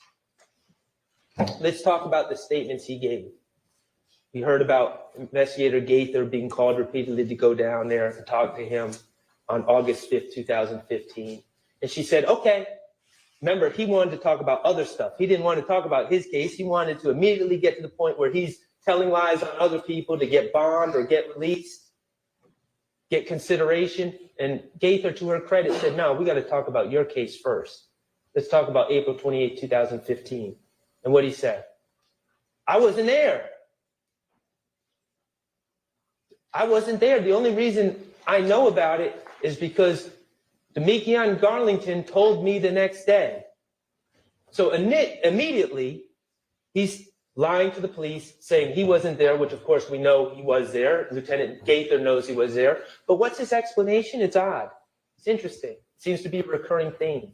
I wasn't there, but, and where did he say was also? I was at home because I'm always sick, right? I was at home. I'm always sick. I wasn't there.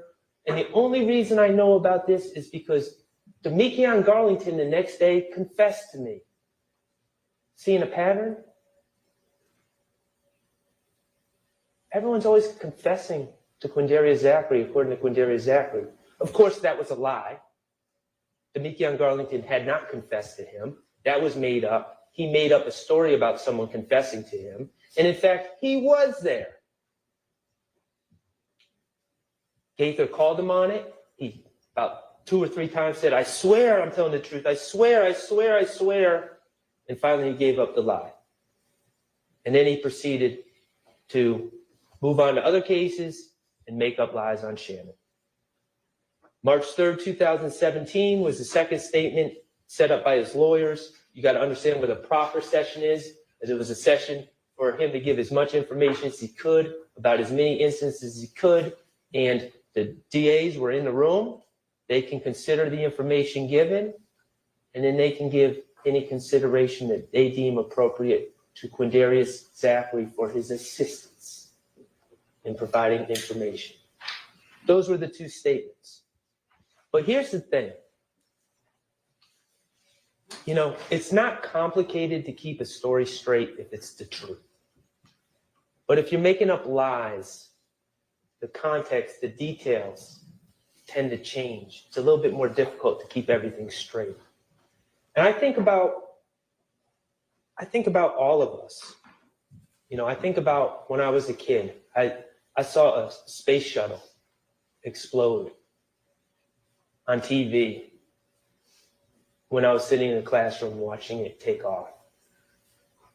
And I remember exactly where I was.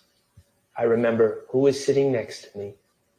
I remember whose class it was. I remember what grade I was in. It's etched into my memory.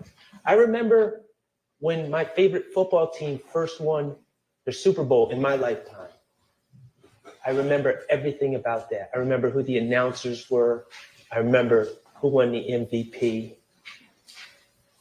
I remember what room I was watching the game in. I remember who I was watching the game with.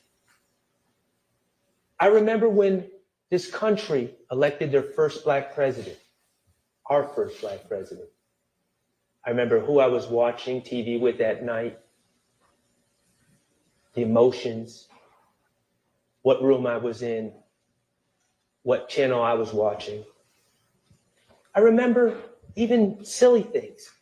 I remember watching the Oscars and seeing a man run up on another man and slap him in the face while I was watching with my wife on our bed in our old house while she talked on the phone with her sister.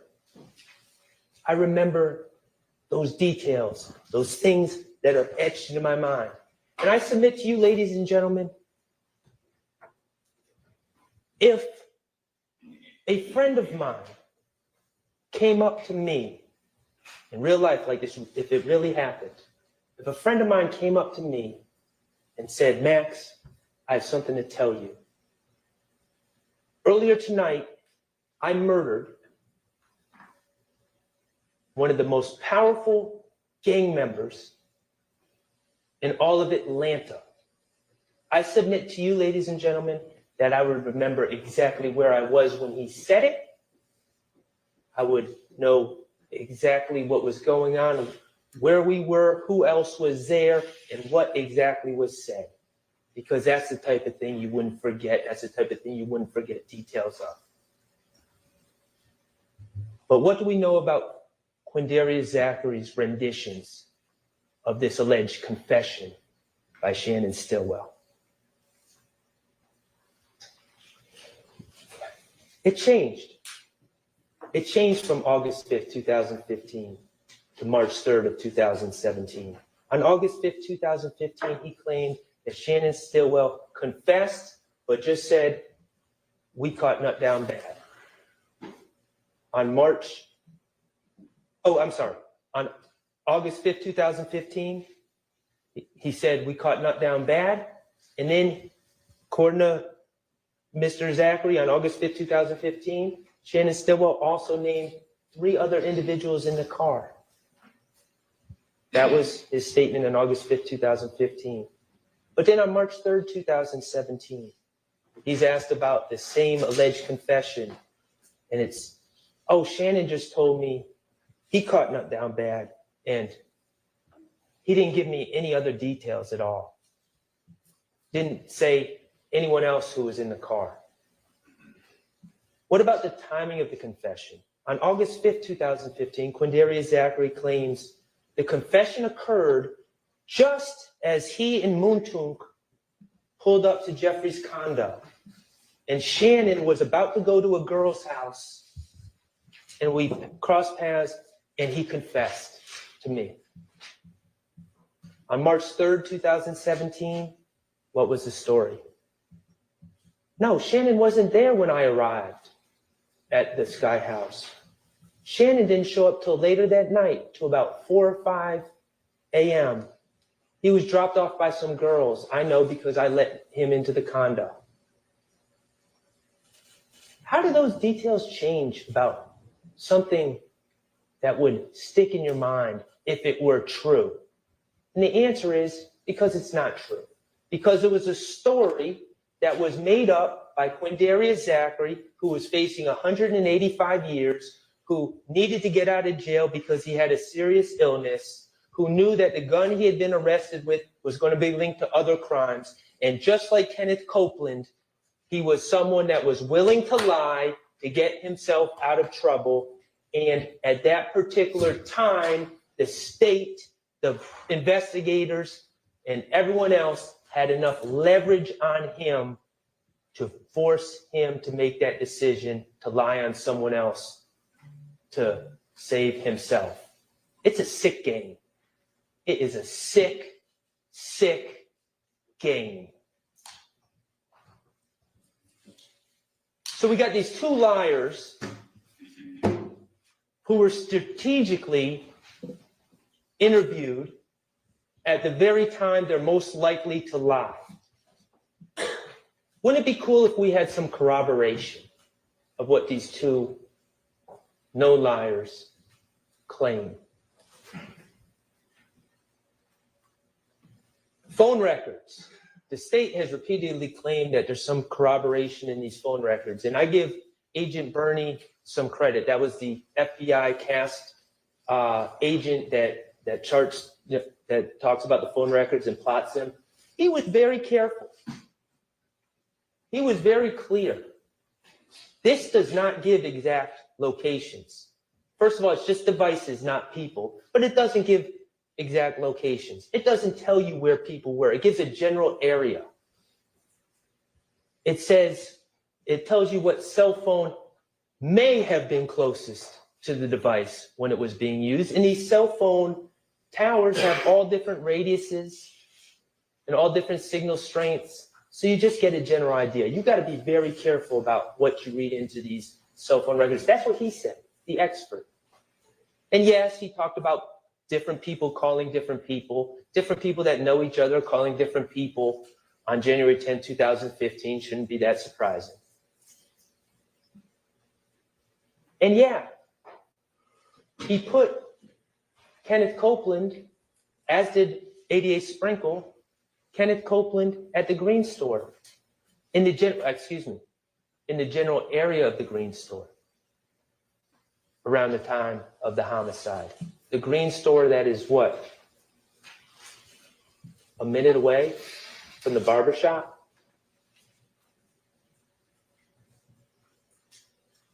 What did the phone records corroborate again? That Kenneth Copeland was right there at the time of the murder? That people were generally going north and south on the highway? What did they say about Shannon Stillwell? Where did they say he was? Go look at those phone records. Did they provide any cell phone records for Shannon Stillwell? How about Diamante Kendrick? What is the power of those cell phone records again? What did they corroborate? Did they have Kenneth Copeland wear a wire? Remember, when he was so desperate to get out of jail, I'll wear a wire, I'll wear a wire. That would have been an idea. Prove what you're saying, Kenneth. Don't just, you're a liar. You're a known liar. Don't just tell us stuff. Prove it. Nope, they didn't put a wire on Kenneth. What about wiretapping phones? We know they know how to do that. Did they wiretap anyone's phone to corroborate anything Kenneth Copeland and Quindarius Zachary said? Nope. So then we get to surveillance video. And this is where this gets kind of ugly. Kenneth Copeland claims he was at the Green Store, not outside the barbershop at the time of the killing. And his phone records put him in that general area. How many times have myself or Attorney Steele asked about the Green Store? Detective Thorpe claims that he went to the Green Store to try to get surveillance, but he didn't think they had any. Really? Because I heard about my client being shot at, his head being shot at that very same Green Store, and I heard the officer responded and looked at the surveillance. to determine who was shooting at my client. I've seen pictures of the green store. I see the cameras. They don't have surveillance. Okay, Detective Thorpe, so you try to get surveillance. Do you have that in any of your reports? Any documentation of you going to the green store to try to get surveillance to corroborate the claims of Kenneth Copeland? Oh, no, that's not in my report. Ask Gaither, Lieutenant Gaither, about the green store. Why would I go to the green store? That's not even relevant. Really? I beg to differ. She had no interest in corroborating Kenneth Copeland. So then we talk about the McDonald's surveillance. The McDonald's at Old Hateville and Cleveland Avenue, the very spot where Kenneth Copeland claims in his story that everyone met and that Demekion Garlington told him who killed Donovan Thomas. Well, we know the McDonald's has surveillance. That's been testified to by several officers. And we know we don't have the McDonald's surveillance for January 10th, 2015. So I ask, Attorney Steele asks, I ask, other attorneys ask. First we ask Gaither, did you ever try to get surveillance to McDonald's? And what did she say? Oh, we went like 2 or 3 months later, we went and we talked to a general manager and they weren't able to get into the cameras right then, but we took the card and we gave the card to Thorpe. That was her explanation of the efforts to get camera footage from the McDonald's. I said, okay, do you have that in a report that you drove down to the McDonald's and talked to? Who was the person you talked to? What was their title? What was their name? Where's the card? Oh, no, I don't have that in a report. Nope. Okay, so then we asked Thorpe, what did you do to get surveillance from the McDonald's to corroborate anything Kenneth Copeland said? And this is where it gets ugly. He said, I went a couple days later and I talked to the people and they said the footage had been erased. The 15-day or however many days the cycle is ended and all the footage was erased and it started all over again. That piqued our interest because everyone knows that's not the way surveillance cameras work. Everyone knows it's first in, first out on a rolling basis, meaning if it's a 15-day cycle, at the end of 15 days, everything isn't just erased, but it starts taping over the beginning parts again, so you always have 15 days memory. Everyone knows that you wouldn't go to the McDonald's 2 days after an incident and find out that the whole system had been erased, because that's not how surveillance systems work. And we asked every officer, it seemed, that came up here, you ever hear of a surveillance system working that way? Where it just all erases at one time, or does it roll first in, first out? Every one of them said they never heard of a surveillance system just erasing all at one time. Every single one of them.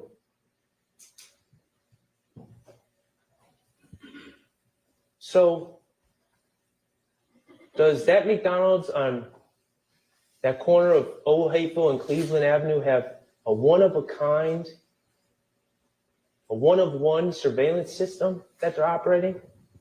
I don't think so. But what does that mean? It means Detective Thorpe lied to us. He lied to y'all. He didn't go to try to get that surveillance from the McDonald's. He didn't go 2 days later. What did we hear from DA Sprinkle? Remember that? And that's a straight shooter, DA Sprinkle. What did DA Sprinkle said when we asked him about it? Hey, did Detective Thorpe ever mention trying to go get the footage from the McDonald's? Did that ever come up? Because, we've been asking a lot about this McDonald's footage. What did DA Sprinkle say? Detective Thorpe never brought that up to me. And that seems like something he would have brought up. Detective Thorpe lied. Either that, or he did go get the footage and it doesn't back up Kenneth Copeland's claims and it's in his hidden his missing file somewhere, which he can't find to bring to court. I guess that's a possibility. But he lied.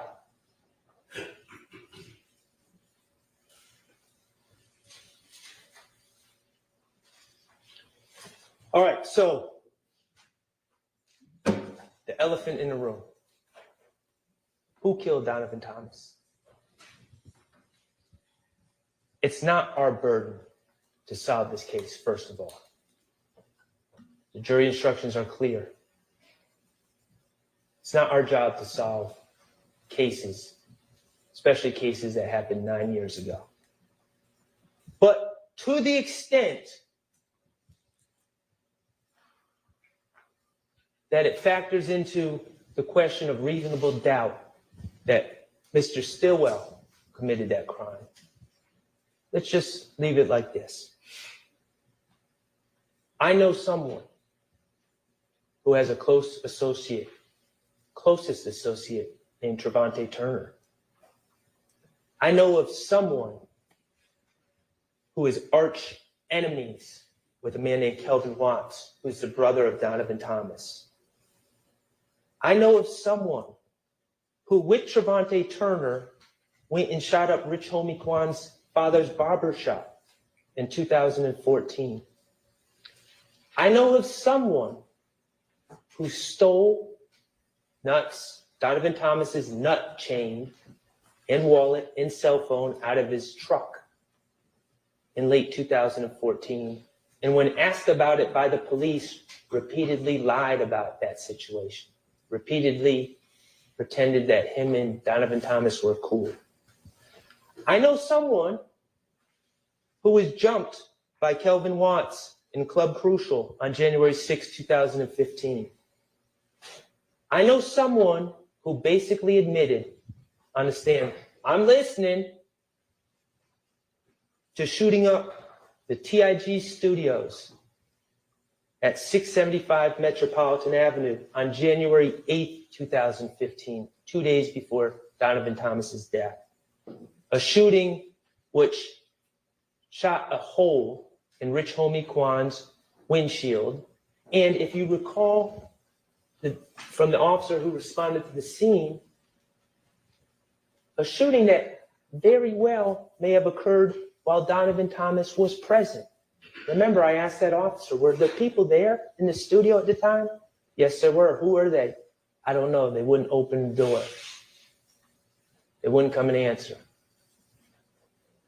And I know someone who was put on the proverbial plate by Donovan Thomas on January 8th, 2015. Mr. Kokomo, could you please play DS24F? I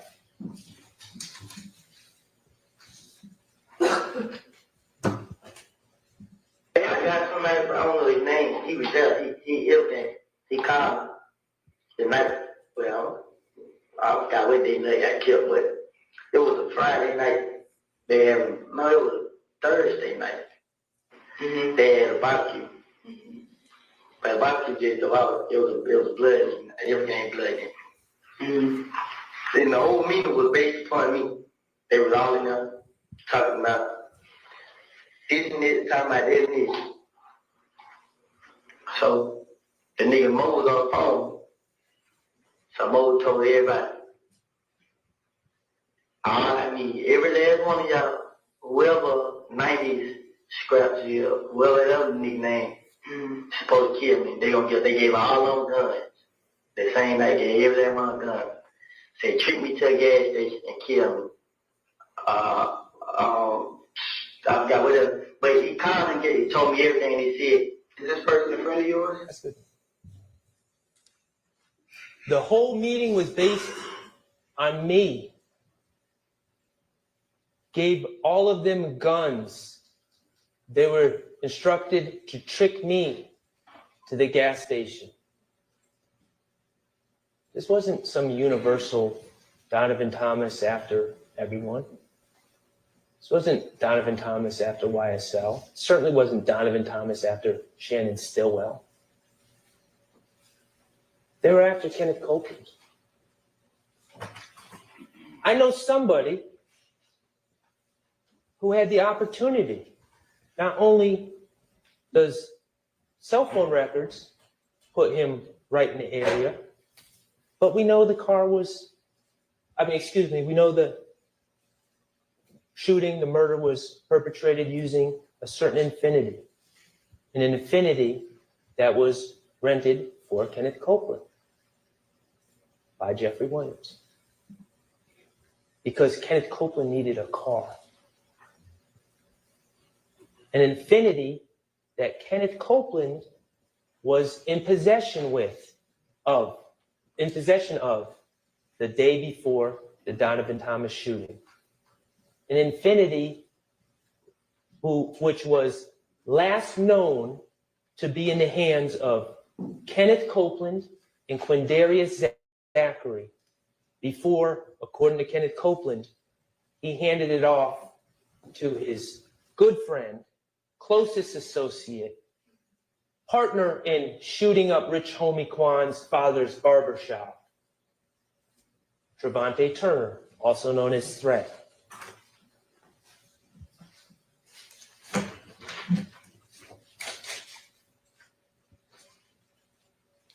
In conclusion, regarding count 2, ladies and gentlemen,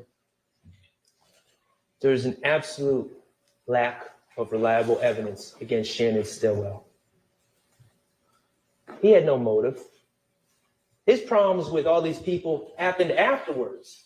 Once APD falsely accused him, once the streets falsely accused him of committing this crime, that's when people started shooting at his head and shooting at cars he was riding in. He didn't have any problems with Donovan Thomas. There's no evidence of that. There's no forensics, no DNA, no cell phone records putting Shannon Stillwell at any scenes. He's not on the Texaco video. It's just two witnesses, both proven and admitted liars who changed their stories repeatedly on tape, right in front of all of us. Both people who had every reason to lie when they gave their stories. Two people that were chosen by the state to be the key witnesses in the case. But two witnesses, to their credit, who at least came in here and owned up to the fact that they were weak. They chose themselves. They chose to lie on others to save themselves, and at least they came in and told you that. Other than that, there's no corroboration at all. All right. We got a little more to go, okay? Let's take. That was my hint. I think that. All right, everybody, let's take that for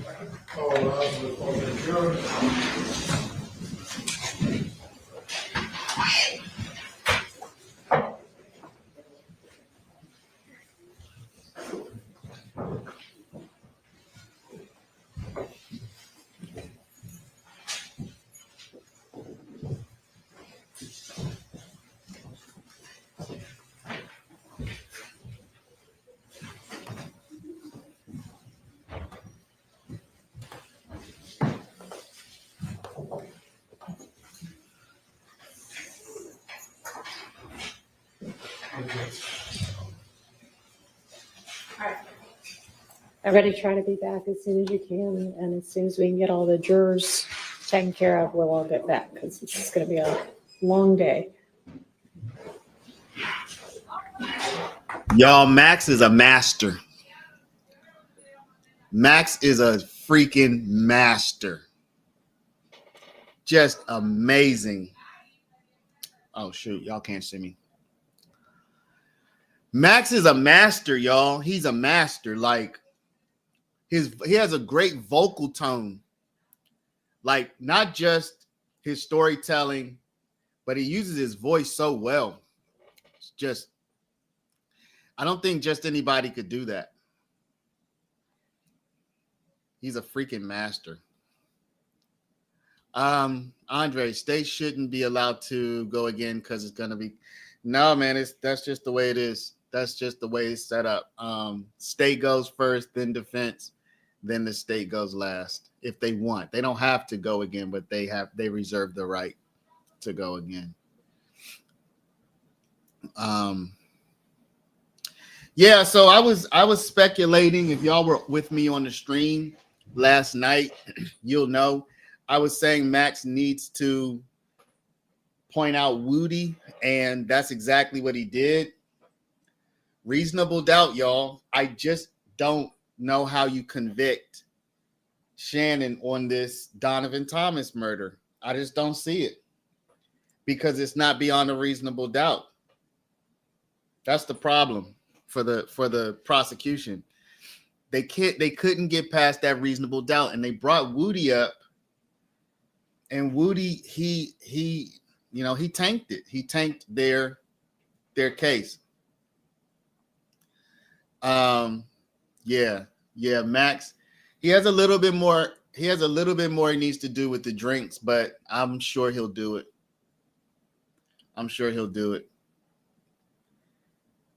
Woody gave them this out when he called himself a liar. Yeah, but he gave them more than just that, ATF. I mean, I'm in agreement with you on that, but he also, like Max pointed out, he has that music video that he shot. Like Max pointed out, he has all of the circumstantial evidence that Woody had far more of a reason to do it. Now, the interesting thing is this. Because Woody and Shannon they were kind of like roll dogs back then. The idea that Woody did it, and I said this on my stream, y'all. The idea that Woody did it doesn't mean Shannon didn't do it, okay? Shannon could have been there with Woody. But the state puts 4 people in the car, and so that version of events does not mesh with Woody doing it, because Woody wouldn't have been like the 5th person in the car. So you really can't reasonably put Shannon, Yak, Nard, and Doo-Wop and Woody all in the car, and Threat. Like, you can't have 6 people riding in the car, right? So it seems like the reasonable doubt is just that Threat and Woody did it in the rental, and that's the reasonable doubt for Shannon. That's the reasonable doubt. So I think that he just sewed up the reasonable doubt for Shannon on the Donovan Thomas case. He still has to bring it home with the drinks case. Did he give me enough reasonable doubt on the RICO though? I would say I have more than I had. He gave me more than I had. I don't know if Yak's attorney is going to do a closing argument. I'm unsure about that. I mean, I think Shart has about an hour left, and I don't know. Maybe I would want to do one, So, yeah, I think Weinstein will probably be up next. But I heard that this was going to be an 8-hour day. If Weinstein goes after Shart and then the state goes again, I think they said 8.5 hours. But then now the judge says it's going to be a long day. So it looks like she's anticipating that Doug will go next and then the state will go again. Okay, Doug said he was closing. So yeah, we have quite a bit more. Because Doug's gonna have to address guns, I believe. Does Yak have any remaining gun charges? I feel like he does. I feel like he got out of some, but he still has some left. I have to take a look at the indictment. But at any rate, Doug has to address for sure he has to address the Donovan Thomas one too. I mean, Max kind of just knocked the Donovan Thomas out of the park. So you do have to wonder if Doug really wants to get up there and repeat everything Max just said word for word, or if he maybe just wants to kind of ride off of what Max said. And I kind of feel like he doesn't need to go over all of that again. So Kimberly, if they unanimously say not guilty, then it's over. Are you referring to the jury? So remember, you have different charges here. So you can get guilty on some and not guilty on some. But whatever they say is going to be over. Whenever they do say whatever they say, it's over. If it's guilty, it's over. If it's not guilty, it's over. Either way, it's over. But we'll have to wait for that. I think Max went first, so Doug can kind of piggyback. Yeah, I think that would be a better strategy than to drag the jury through the entire reasonable doubt on Donovan Thomas again. They're probably going to be tired. They're going to be getting tired at this point.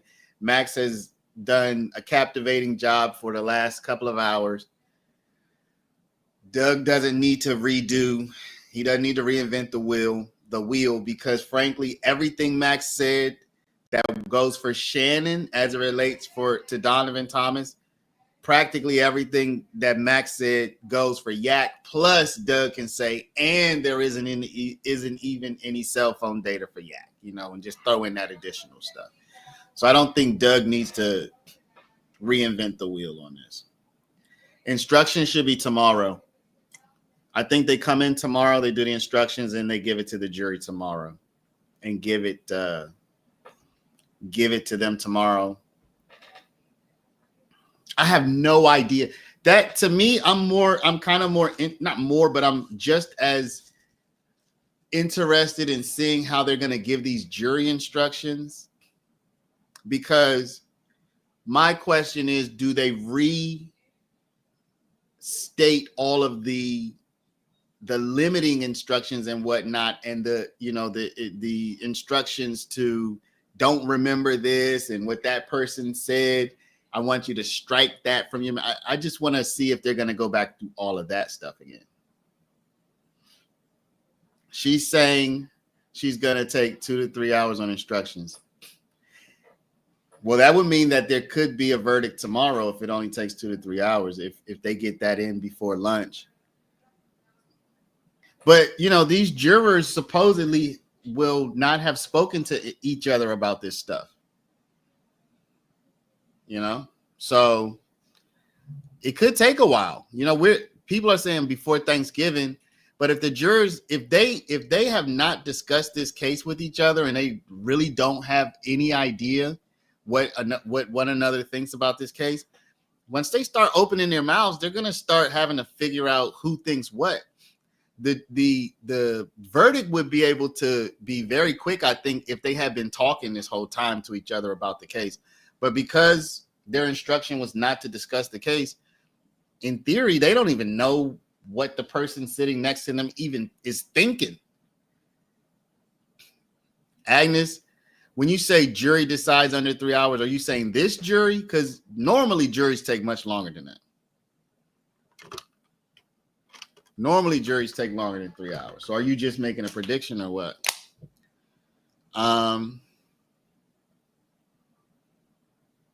Those instructions are going to work their nerves.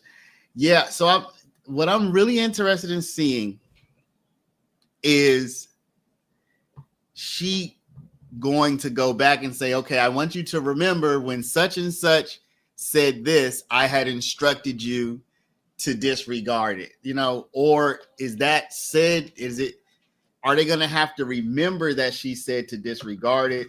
Or are they going to just have that in their notes, disregard everything that I just wrote? How are they going to deal with those not limiting instructions? What were those called? I keep forgetting the name. The instructions when basically somebody had just testified and now they have to forget that. The limiting instruction is to only use the testimony against one person or whatever, or not use it against everybody. Any instructions reminding them of what they're supposed to forget would make me put it right. That's what I'm saying. That's my point. So does she remind them of what they're supposed to forget? Or does the fact that she already told them and it should be forgotten mean that she shouldn't remind them? You know what I'm saying, Marley? That's a big question I have. Woody hands are not clean. Well, again, why are we talking reasonable doubt?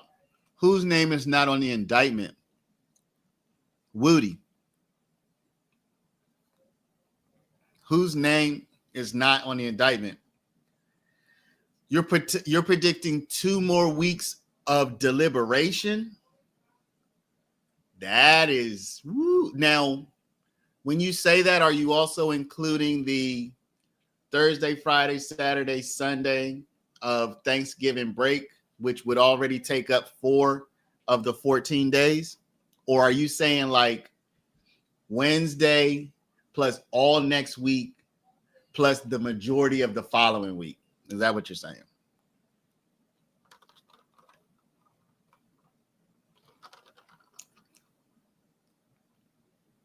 Woody's name isn't on it because the state threw this case. It was probably, y'all, it was probably a I don't know. I just don't know. I don't know. I mean, I don't know. I don't know. The jurors watch what we watch. They know the state full of it. Yeah, but they still have not talked to each other, Lioness. So, like, I've watched everything, and I don't agree with all of y'all about all this stuff.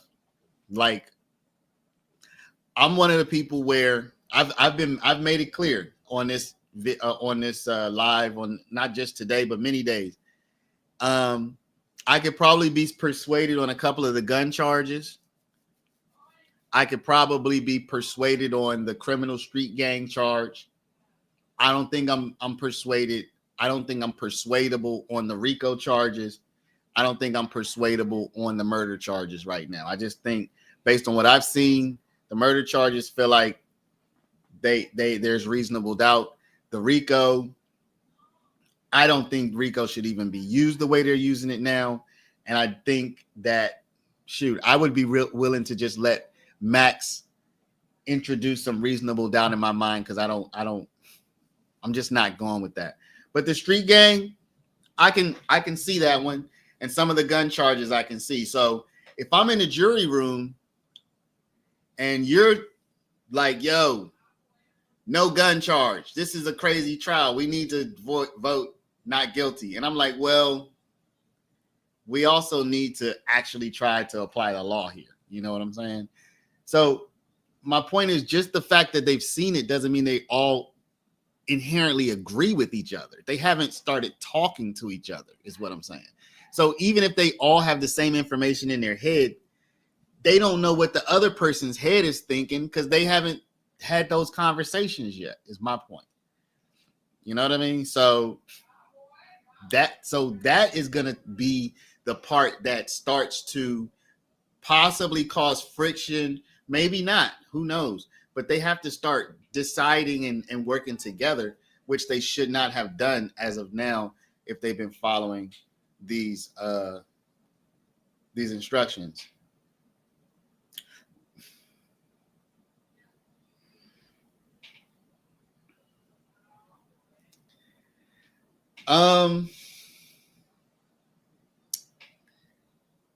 Yeah, I don't know.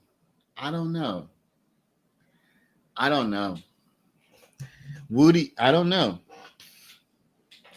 The problem, this is the problem that they had with Woody, Amy. Let's just keep it real. They did not have any leverage over Woody. So one thing that we've seen is that Woody will go along to not go to jail. They didn't have any significant leverage over him to get him to play ball. And therefore, his testimony was wild and off the cuff and whatever he wanted it to be. Does that make sense?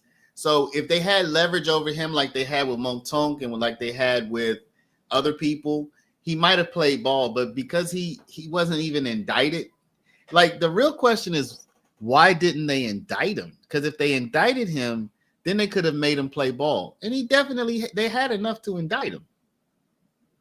So, yeah. So, like, no leverage, full immunity.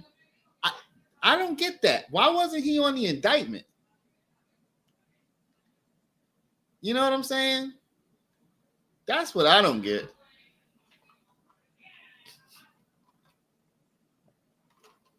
Yeah, juror 56 might be an alternate. That's a good point. They might have wanted Thug at all costs, but they played it wrong.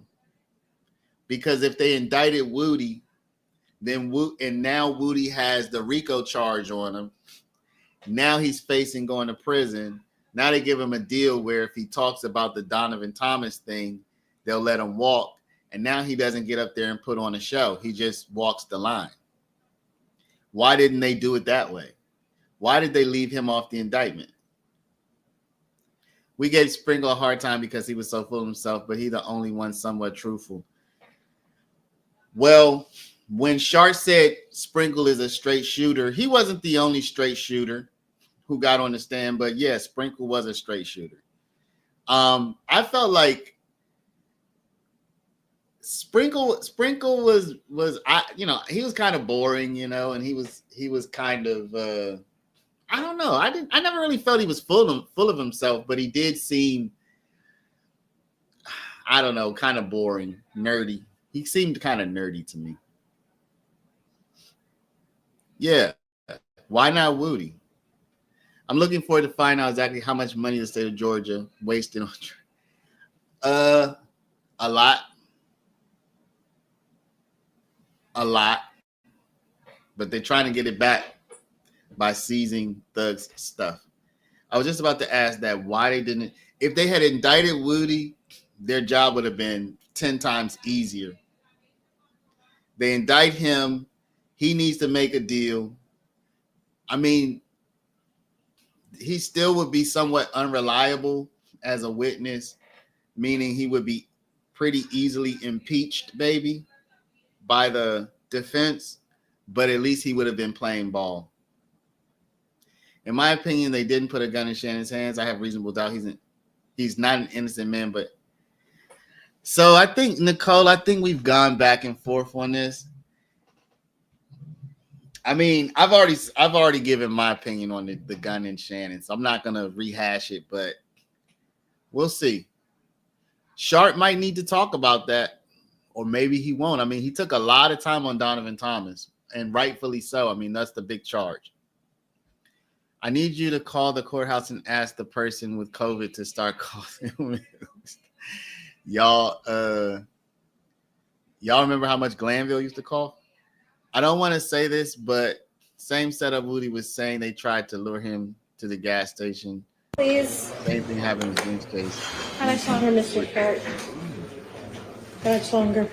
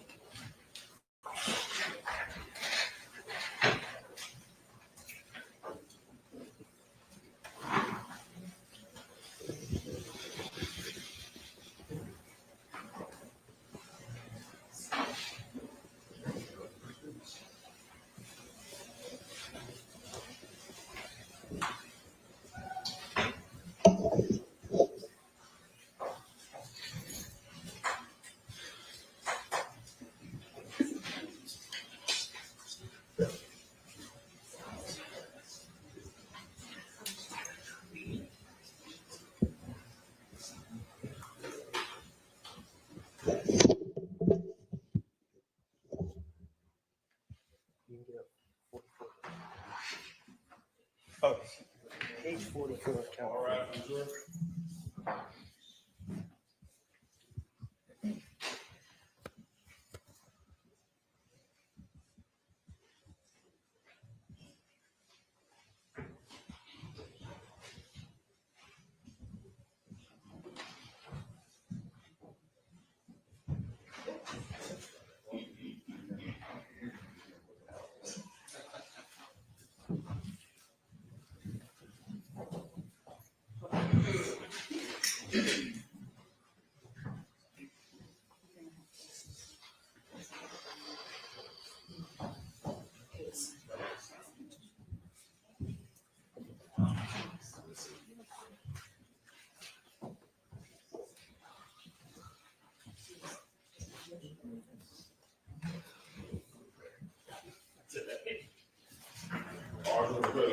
Honor. Thank you. All right, go ahead, Mr. Sharp. Thank you, Your Honor. May it please the court. I see the coffee. I can take a hint. We're almost there, okay? We're going to move on to the Chamel Drinks murder from March 14th, 2022. And there are several counts regarding this case. Count 49 charges my client, Mr. Stillwell, with murder. Mr. Kokomo, if you could show 50. 50 charges participation in criminal street gang activity based on the murder. 51 charges criminal street gang activity based on the murder. And 52 charges possession of firearm by a convicted felon for March 14th, 2022, based on the belief that if a murder was committed by Mr. Stillwell, he must have had a gun. And count 54 is charged possession of firearm during commission of a felony, being the murder. My point is all of these counts are predicated on the murder charge.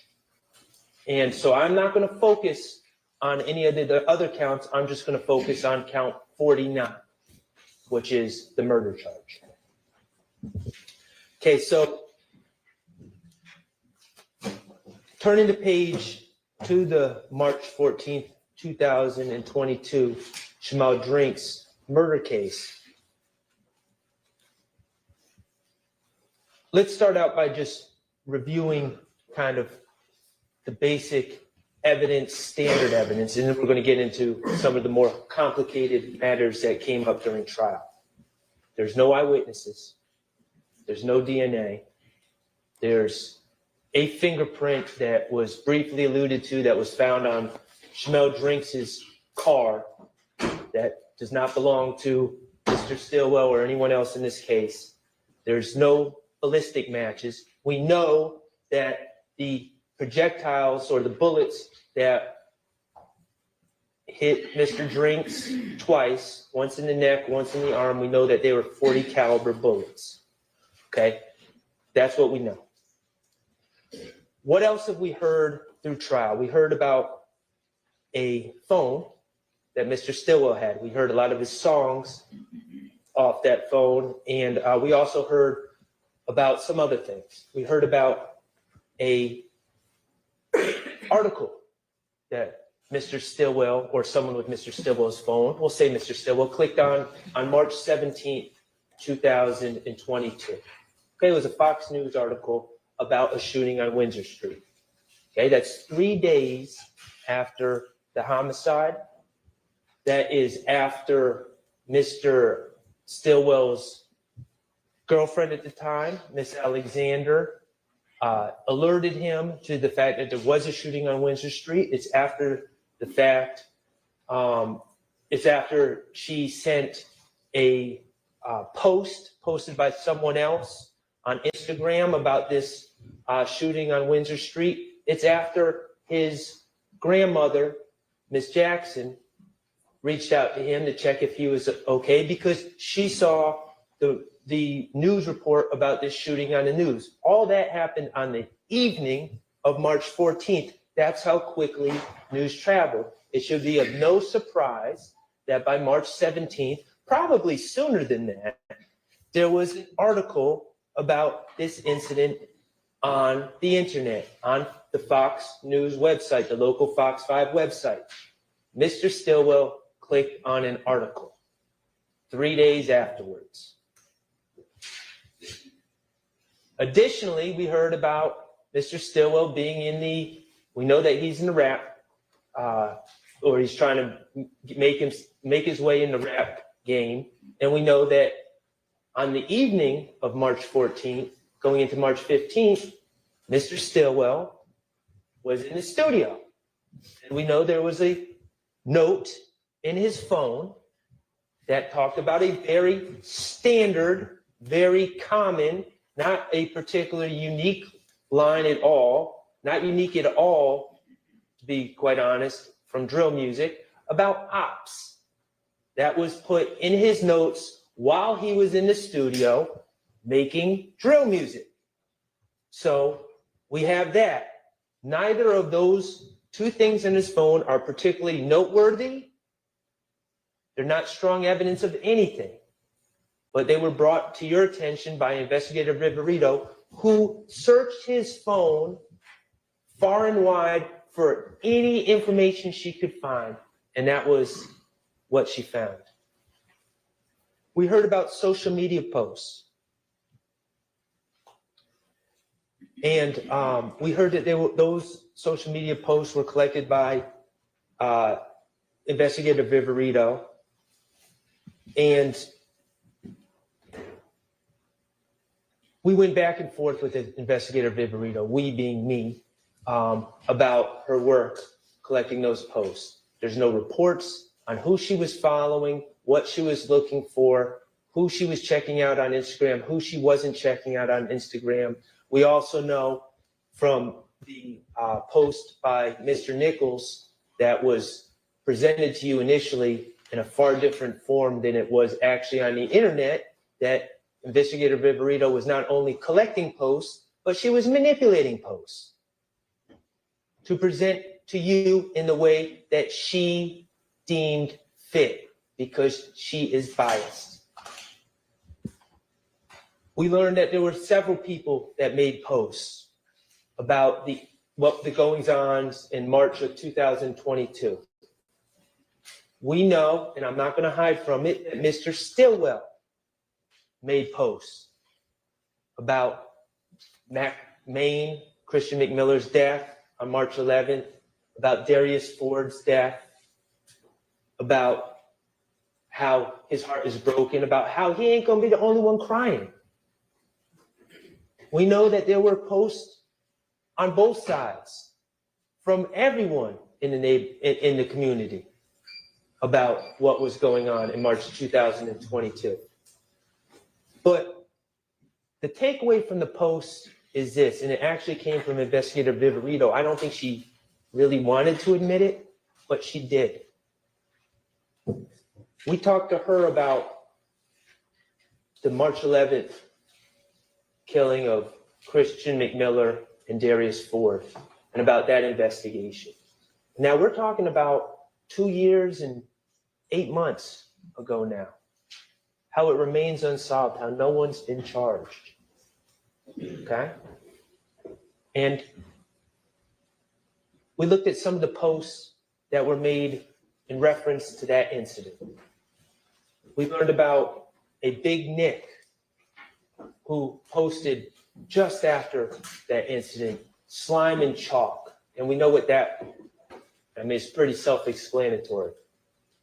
And we know about these other accounts.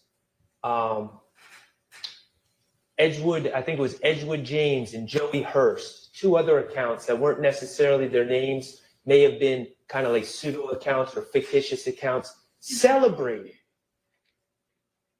in really the most vile ways possible, celebrating the deaths of Christian McMiller and Darius Ford. And I asked Investigator Viverito, and she confirmed, you know, even if they're fictitious accounts, you can see who was posting. You could pull an IP address. You could try to look into that and figure out who was posting. If you really thought that these posts, if you really thought posting about the crime was a confession to murder. And she agreed, she could, but they didn't, because it's not. We learned about Kelvin Watts, also known as Shell Cal. And we saw the post that he made right after the murder of the double homicide of Christian McMiller and Darius Ford, about him putting 2 shells under Donovan Thomas's eyes, about him looking in the camera and putting 2 shells under his eyes, 4 different posts. Another post about with 2 shells and lips sealed. And we talked to Investigator Viverito about what those shells meant. And they meant bodies in her estimation. So Kelvin Watts is sitting there posting, putting symbols of dead bodies under his own eyes in his own way with the shells. And I asked Investigator Viverito. Oh, and he also made a song. We heard about the song he made, Mafia Story, where he's celebrating the death, where he's describing the death, how they were in a fast car and how they died on the freeway. Direct references to the death of Christian McMillan and Darius Ford. And so I asked Investigator Viverito, all these posts that Kelvin Watts has made, has he been charged? And the answer was no. And why was the answer no? Because posts on the internet about the death of people, even claims of responsibility, such as putting two shells under your own eyes, that's not enough to charge someone. That's not a confession. Investigator Viverito said the reality is, in this day and age, under these circumstances, dealing in this situation with the drill music and everything else, there's false claiming going on all the time. We can't go by what's on the internet. We can't go by what people post. That's not a confession. That's what we learned from Investigator Viverito. That's what she was forced to concede when we talked about the Christian McMillan and Darius Ford deaths. So when we're analyzing crude, inappropriate, idiotic posts that are made by Demekion Garlington, or even my client, Mr. Stillwell, let's keep that in mind. Those aren't confessions. Those are posts, and they're common. And even Investigator Viverito, who I have maintained pretty clearly is not an honest broker, was biased, even she had to admit that. Ballistics is interesting because we know about the FN that Mr. Stillwell is allegedly being linked with, 5-7 FN, and that was always a hole in the state's case, right? Mr. Drinks was shot with a .40 caliber bullets. Mr. Stillwell has never been linked to any weapon that shoots .40 caliber bullets, at least not in 2022. So Investigator Viverito shows up in court, looking to put her stamp on the case, looking to sway the jurors. And she looks at a video and she says, yeah, on that table, I think that's a Glock 27 based on the bottom of the grip. I'm not an expert. I'm not saying it is, but I'm just going to kind of hypothesize in front of the jury that it's a Glock 27 and they shoot .40 caliber bullets. Okay, you're not an expert, but you're throwing that in front of the jury. Never said it before until you're on the stand. And what's your experience with Glock 27s? Well, one time I went to the gun store and I was trying to decide what kind of gun to buy, and I held a Glock 27. That's it. Think about Investigator Viverito and her bias and her trying to sway you and identify or claim to identify a firearm and a make and model from that picture and what her basis is, what her real basis is. Any evidence that Mr. Stillwell ever possessed that gun? And what did she say? She just can't answer no, because of course there's no evidence that Mr. Stillwell has ever possessed that gun. She says, well, do you have any evidence? Or I don't have any evidence that he didn't. Well, geez, that's an interesting shifting of the burden of proof from the state's witness. She's biased. She came in there to try to solve a key problem of the state's case, which is that Mr. Stillwell is not linked to any weapon that could possibly shoot the fatal bullets in the Shamel Drinks case. And she tried to solve that problem for the state with her little trick and her little identification based on one-time handling a gun in some pawn shop or some gun store somewhere. Don't fall for it. It just shows her bias. So we heard the wiretaps. State brought on the wiretaps. And yes, the wiretaps do show Mr. Stillwell. We heard a call, Mr. Stillwell laughing about sneaking out when the police showed up and talking about taking a stick and his FN from the house after the police showed up.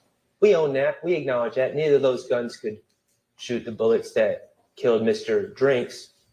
But there was another wiretap that was played that I'd like us to just hear again. And Mr. Kokomo, you know where I'm going? Okay. It was from a call on April 1st, 12:29 a.m. And the state made such a big deal of this. Of course, the wiretap, hold on one second, just don't play it. Thank you. The state made a big deal of this because it's a wiretap. Demekion Garlington's on one end on his cell phone. And the state made such a big deal about Mr. Stillwell, what he was doing on this call on April 1st. Of course, we know he was in jail. He'd been arrested on March 17th. So he's in jail and he's talking to Demekion Garlington. And they make a big deal. He's on a contraband phone. He's on a contraband phone. Now, I'm not saying that's right, but let's think about that scenario for a second. We've been sitting here for a year listening to the same. This call is subject to being recorded, right? Every time someone comes from the jail, because it is recorded. Mr. Stillwell's on a cell phone. He doesn't know Mr. Garlington's phone is tapped. Mr. Garlington doesn't know his phone is tapped. As far as they're concerned, they're having a private conversation. They have cut out the recording and are having a private conversation about March 14th, 2022. And what do they say? First, Mr. Kokomo, could you play 239 to 310? Yeah, that's what I'm saying. Like, that's what I'm telling folks. I'm like, shit, what the hell they locked up for? Like, they can't say anything about it. I'm like, bro, they good. I'm just like, they gonna assume some shit like that anyway. They gonna assume that, like, oh, like, y'all ain't did, ain't kill him, so. That's what I keep telling Lil, I keep telling him, like, just chill. Like, I know. Yeah, cause they think he panicked. Yeah, I'm like, this ain't nothing, bro. Like, they just doing that cut. It seems as it got gas station. Like, just chill. You see what I'm saying? Yeah. In this private conversation that they're having, they're not saying, oh, how can we cover this up? Oh, I think they're onto us. Oh, no, I think they got us. They're saying, we didn't do anything. They're just assuming we did stuff because we're at the gas station, which is a fact that we have never denied. They were, in fact, at the gas station. They're having a private conversation, and they're talking about how innocent they are and how the police got it wrong. And Mr. Stillwell is just saying, let's let it work itself out. So let's go to 1210 to 1225, Mr. Kokomo. Thank you.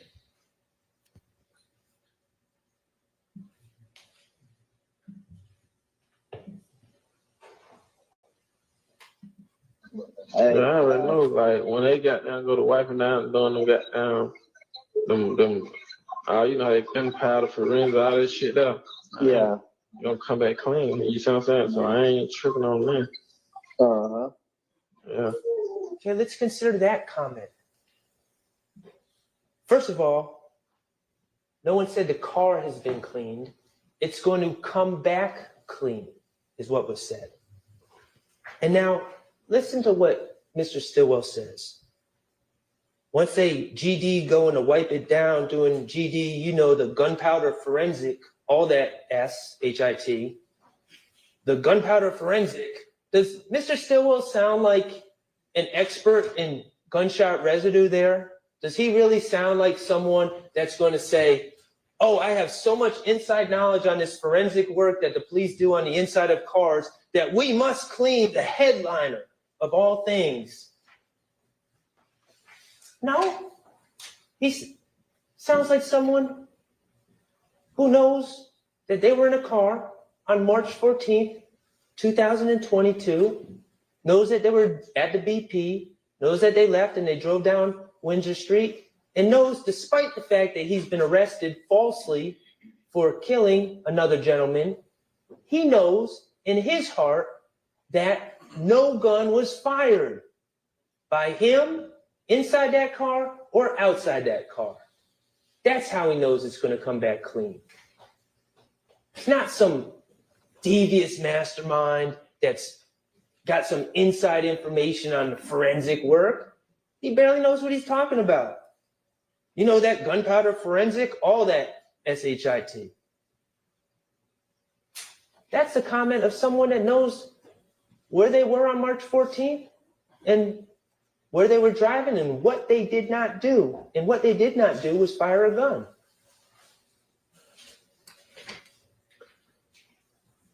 Let's talk about the rental car. State made a big deal of this rental car. Yes, Mr. Stillwell rented a car on March 14, 2022. First of all, we've seen the BP tape. There was no plan, okay? This was a chance encounter. It was unforeseen that Shamel Drinks would ever show up at a gas station. So there's no indication that people would be renting a car in anticipation of running into Shamel Drinks, okay? The reality is we heard about what was going on in Mr. Stillwell's life.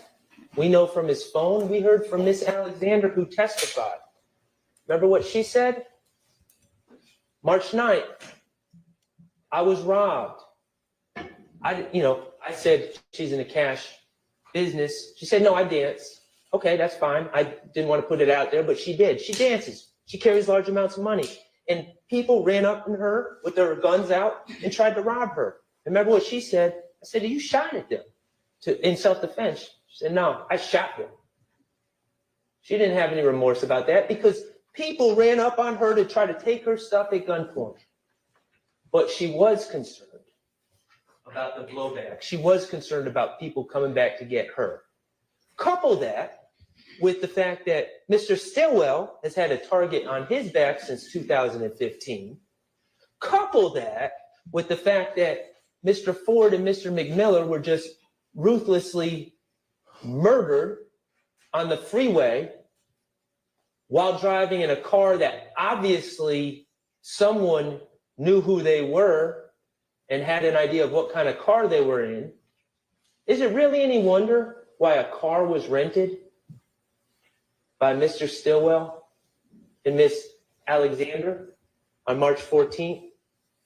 If it's such a secret, if there was such a plan behind this car, isn't it odd that Mr. Stillwell, first of all, they ordered it online ahead of time. Mr. Stillwell walks in there on surveillance, gives his ID, gives his name. It wasn't no secret. They were renting a car because things had gotten dangerous. They were trying to survive. And then we make a big deal of these tints. Yeah, they did put a tint on the car. That was kind of the point. It was exactly the point.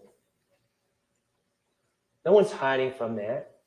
Mr. Stillwell was scared for his safety. He was scared for Miss Alexander's safety. And the first thing he did that night is went and got window tints on the car. And yes, he broke the rental agreement in doing so.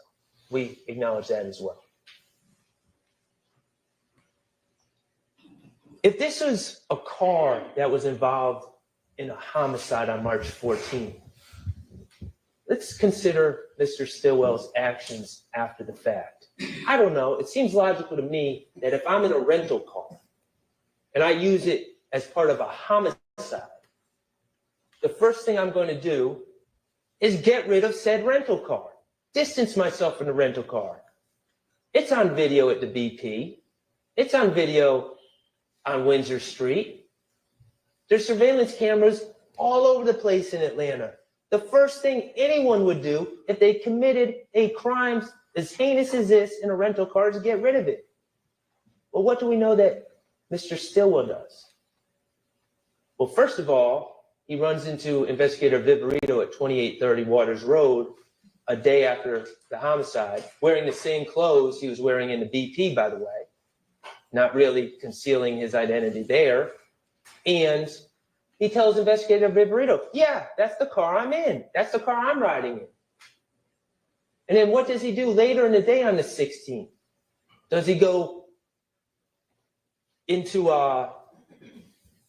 Griffin, Georgia and burn it in some back road somewhere? Does he go drop it off in Alabama? No. He calls Alamo and extends the rental until the 20th. Ask yourselves, really? Are those the actions of someone with a guilty conscience? Are those the actions of someone who committed a crime in a rental car? Absolutely not. Why is he doing these things? Because just like how he knows the car is going to come back clean, he knows he didn't do anything in that car. He knows he's innocent. He has no reason to get rid of the car.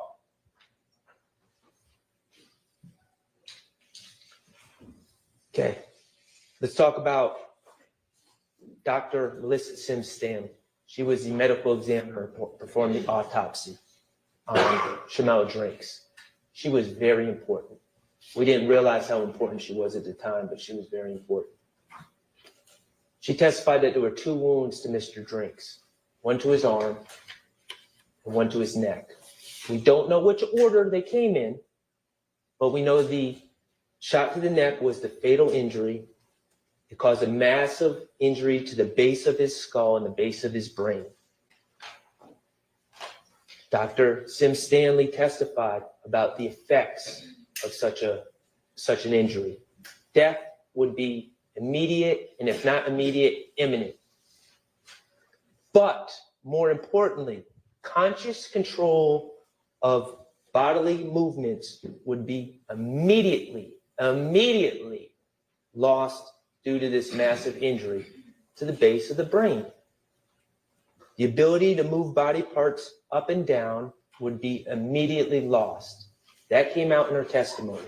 Now, the state followed up and said, is it possible if Mr. Drinks' foot was already on the brake when he was shot, is it possible for his foot to remain on the brake? And Dr. Sims Stanley's answer was yes. And of course it is, because staying on the brake does not require any conscious bodily movement. But on cross, I asked a very simple question. Is it possible after being shot, that shot in the neck, that Mr. Drinks would be able to actively move his foot up and down off the brake? And unequivocally, with no hesitation, Dr. Sims Stanley said, no, that would not be possible. It would not be possible for Mr. Drinks, after being shot in the neck, to move his foot up and down off that brake. We're going to get to why that, I'm certain many of you know why that's important, but we're going to get to why that's important in a minute. Let's talk about gunshot residue. Detective Hogan was the lead detective in this case. We know, much like the video, he took out warrants without ever having watched the video in this case, the FedEx video. He relied on a FedEx employee to describe it to him. We also know that he didn't wait for any gunshot residue results to come back before taking out warrants either, before assuming the guilt of my client, Mr. Stillwell. He, in fact, when he testified, he seemed unaware that there was even any gunshot residue tests performed or anything had been collected. But then we talked to Antoinette Green, who was the crime scene tech, who processed the the white Audi. And she processed the red Versa, but she processed the white Audi. And She informed us that it was in fact Detective Hogan who requested that she collect the headliner for the purpose of testing for gunshot residue.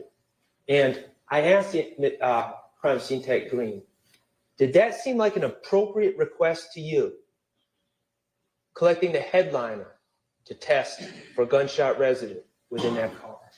And she said, yes, the location seemed appropriate. The location of the headliner seemed appropriate. And the fabric that the headliner was made of made it a very appropriate piece of the car to collect, to be later tested for gunshot residue. And so she collected it. In fact, she didn't just collect the part over the sunroof. She cut out around that part as well and collected it all and sealed it up just like she does in every other case. She did her job. She collected it, she sealed it, and she sent it to GBI for testing. I asked scientist, Mr. Colvin, who tested for gunshot residue. I said, well, how about you? What is your thoughts? You ever test headliners before? Yeah, all the time. Okay, does that seem an appropriate part of the car to collect, to test for gunshot residue? Absolutely. The fabric is the type of fabric that would tend to hold on to the gunshot residue, to maintain the gunshot residue as opposed to someone's hands or something like that. And also the location is very appropriate. So we heard what Mr. Colvin did. We heard about his process, which is all by the books, all by procedure, how he dabbed that headliner. And he didn't just use one tab, he used two. And he dabbed that headliner again and again and again until one tab lost stickiness, and then he moved to the other tab and continued to dab. And what is he dabbing for? Microscopic particles of gunshot residue that are emitted from a gun when it is fired. And he takes these tabs that he's been dabbing on the headliner, and then he looks at it under a microscope, under an electron beam, to look for microscopic particles, of which there are many emitted from a gun when it is fired. A plume of them are emitted from the gun when it is fired. And he looked under that electron microscope, and his results were negative.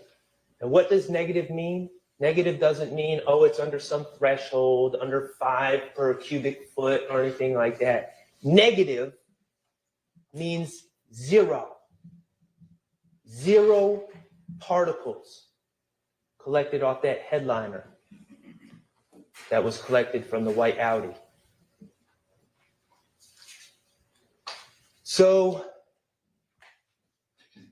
of course, we're going to talk about the video. The video that Investigator Viverito couldn't wait to talk about when she was on the stand, and I wanted to ask her questions about other things. The video that Detective Hogan had not watched at the time that he took out warrants for my client.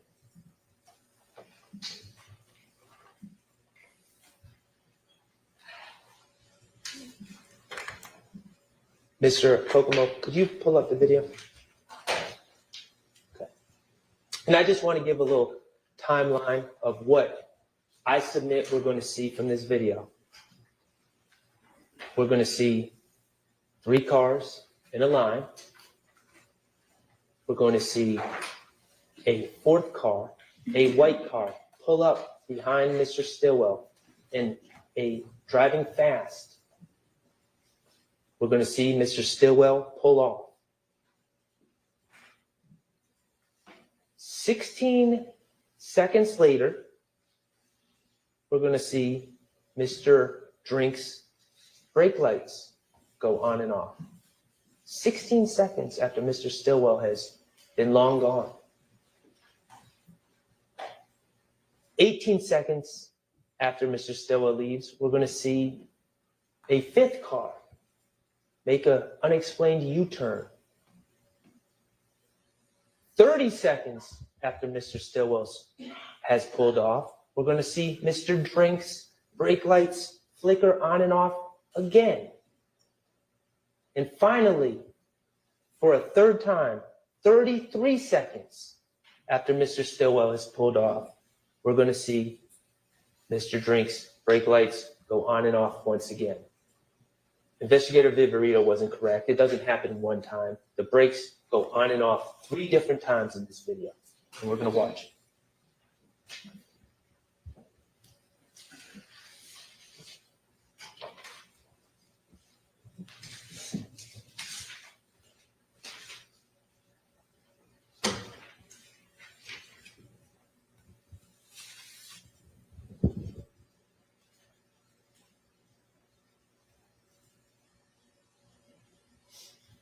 Pause. Okay, right here, we have 3 cars lined up. Mr. Drinks, red verse on the left, Mr. Stillwell in the white Audi in the middle, and Mr. Nichols and Mr. Boyer, according to the state, and Mr. Farley in the right. I invite you, when you're deliberating, I invite you right now, when you're deliberating later on, if you need to review this video, you can look as many times as you want. I want you to look to see if you see a muzzle flash. At any time when Mr. Stillwell's car is next to Mr. Drinks.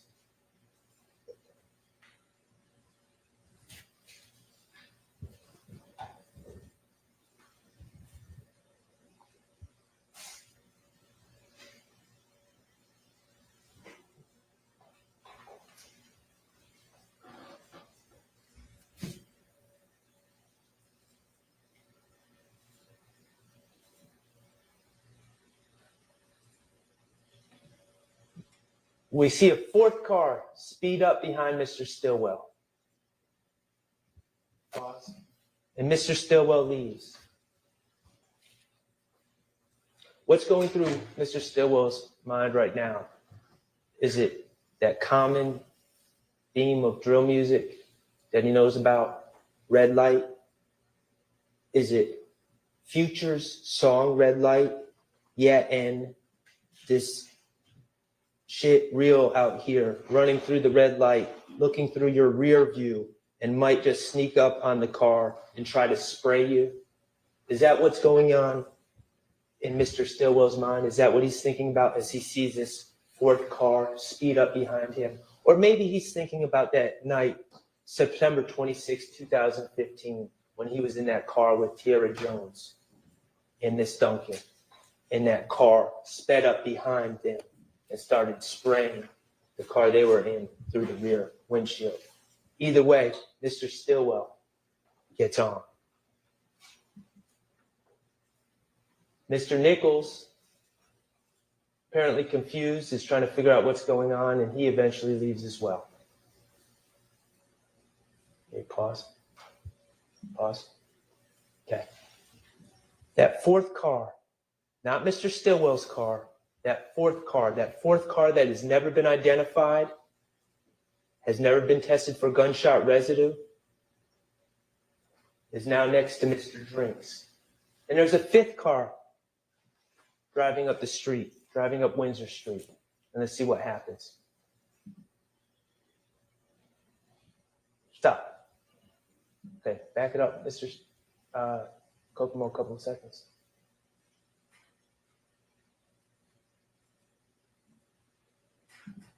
Okay, pause. Okay, I want you to look closely. Right here, we're going to see the 5th car make a sudden U-turn. Is there someone in the street? Is there someone waving at that car to make that U-turn? Is there an obstruction? Is there anything going on that would explain why that car makes that U-turn at that exact time? No, there's not. There's one explanation. Hold on, Mr. Kokomo. There's one explanation and one explanation only. That car hears a gunshot. And while that car makes a U-turn, I want you to look at Mr. Drinks' brake lights. They flicker on and off. That means he's not dead. He has not been shot in the neck yet. That's science. That's from Dr. Sim Stanley herself.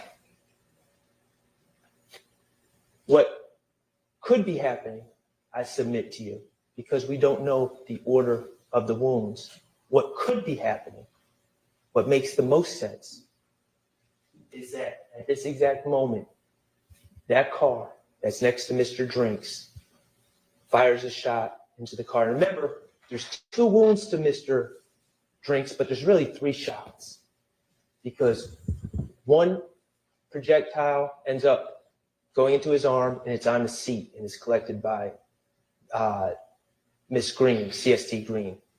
Another projectile ends up sadly in his body and is collected by the ME. A 3rd projectile goes through Mr. Drinks' car because we see the exit wound, the exit where the bullet exited Mr. Drinks' driver's side front door. So there's at least 3 shots that are fired into Mr. Drinks' car. I submit to you at this exact moment, first shot is being fired, that car hears it, is making a U-turn, and Mr. Drinks is trying to react, perhaps moving around, going up and down off the brake, trying to figure out what's going on, perhaps trying to find the firearm that he has in his car, trying to figure out what's going on, as he's certainly not anticipating or expecting to be shot at that exact moment.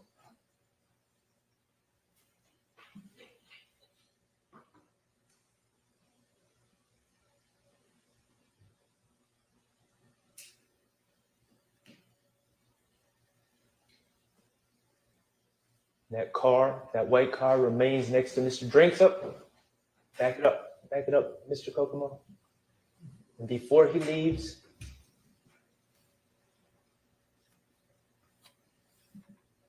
we see a slight flicker of the brake light right there. And then if we play it again, and no more flickers. At that moment, tragically, the fatal shot was fired from that 4th car into Mr. Drinks' red Versa, going into his neck, causing him to immediately lose all bodily control and eventually leading to his imminent death. And that white car, that 4th car, leaves the scene.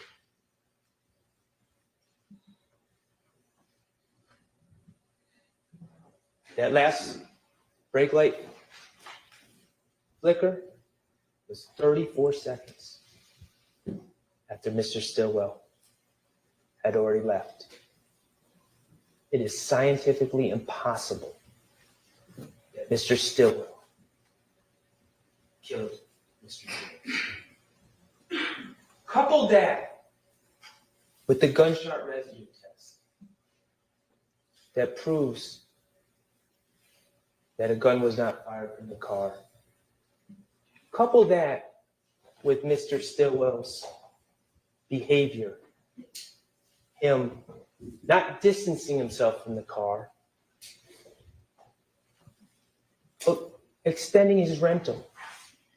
Couple that with the call that we heard on the wiretap of him and Mr. Garlington speaking candidly, talking about how the police are just making an assumption that they know they did nothing to Mr. Drinks. This case is clear.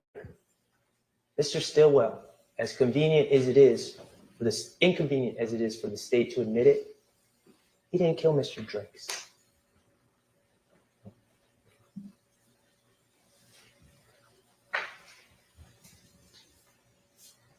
Ladies and gentlemen, I'm about to conclude. For nearly a decade, the prosecution, the police, the gang investigators, they have focused on this group of people, Jeffrey Williams, Shannon Stillwell, and many others. They're young men that grew up in hard times and had dreams of their own. They saw something different in Mr. Williams, a confidence, an ability to turn negative to positive, like so many hip-hop artists before him. They were attracted to Mr. Williams. They identified with him, but they also saw opportunity to chase their own dreams, to get in the studio, to make connections, to hopefully make it big. And it worked out for some of them. Mooney Lee is now a signed artist. He's not alone.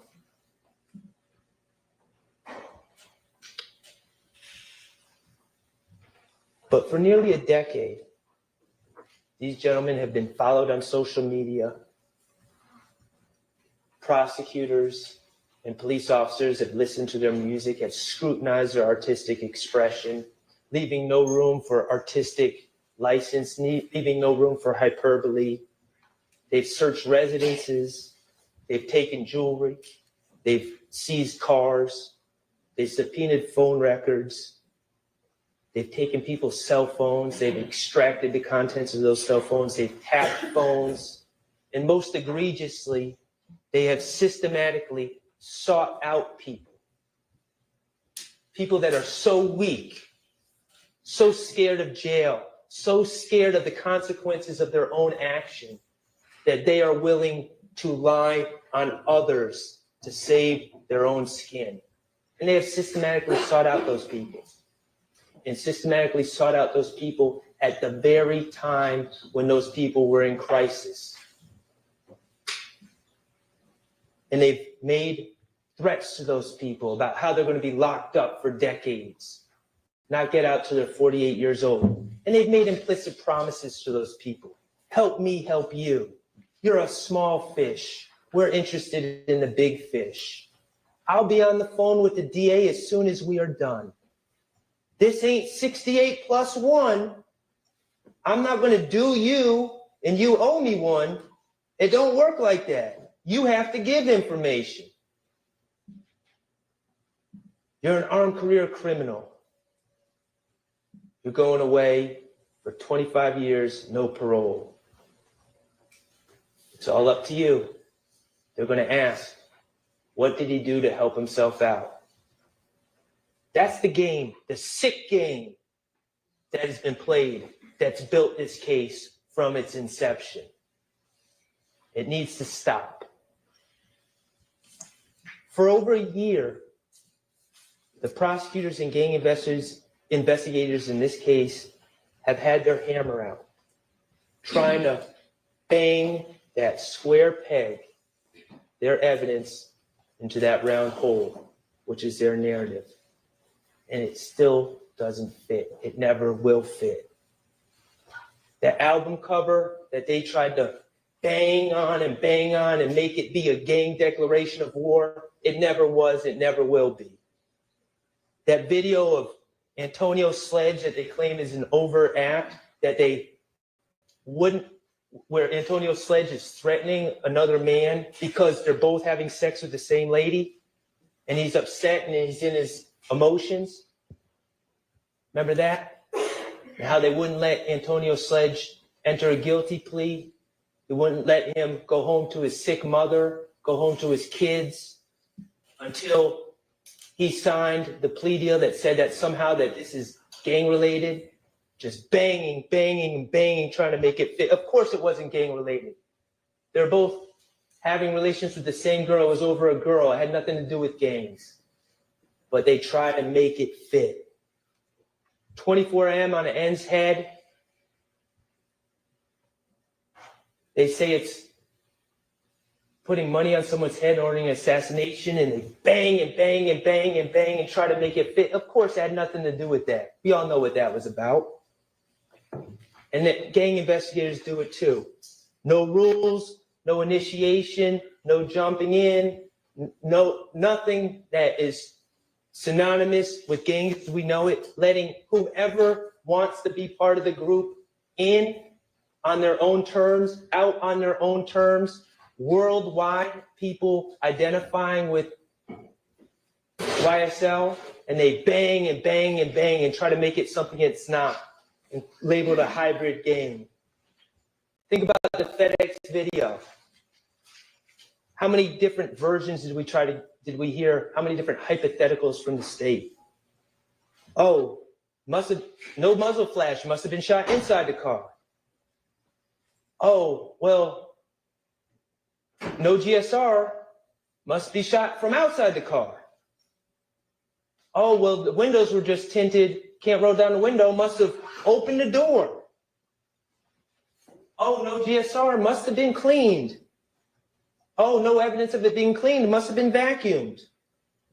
Oh, or maybe scientist Colvin with the GBI, maybe he tested it incorrectly. Maybe he only dabbed on certain parts that didn't have GSR, as if GSR all accumulates in one little spot, as if it's not a plume, as if it's not all over an object where it's shot. These are all their theories that they try to use. Oh, the GSR must have fallen off in the bag, the sealed bag, this bag that was sealed and protected from the elements, just like every other piece of evidence they use in prosecutions of other cases. Just throwing stuff out there, just continuing to try to bang, bang, bang, bang, bang. Just make it fit. Make it look good. It's never going to fit because it's not the truth. They don't have an explanation of why that car did a U-turn. There's only one logical explanation. They don't have an explanation for that negative GSR test. They don't have an explanation of why their own witness, a doctor, the ME, said that upon that shot, all bodily control would be lost. And we see the brake light go on and off 3 times after Shannon Stillwell's gone. They don't have explanations, but they just want to bang, bang, bang and try so hard to make it fit. I've had enough of the hammering. I've had enough of the square peg. I've had enough of their narrative and their theory. It's been a year. It's time to put the hammer down. Let's follow the evidence and not the state's narrative. If we follow the real evidence in this case, not what they're trying to sell you, you will come to the conclusion that the state has not proven count 1, conspiracy to violate the RICO Act beyond a reasonable doubt, and you will return the only just verdict in that case and find Mr. Stillwell not guilty. If we follow the evidence and not the narrative about count 2, Donovan Thomas, you will find that the testimony, the uncorroborated testimony of admitted liar Kenneth Copeland, and admitted liar Quindarius Zachary is woefully insufficient. That there's reasonable doubt all over the place, and you will find Mr. Stillwell not guilty, count 2. And if we follow the evidence, you will find that not only has the state not proven that that Shannon Stillwell shot Shamel Drinks. Not only have they not proven that beyond a reasonable doubt, but it's crystal clear that Mr. Stillwell did not commit that crime. And the only just verdict for counts 49 through 54 will be not guilty. Ladies and gentlemen, I appreciate your time and attention.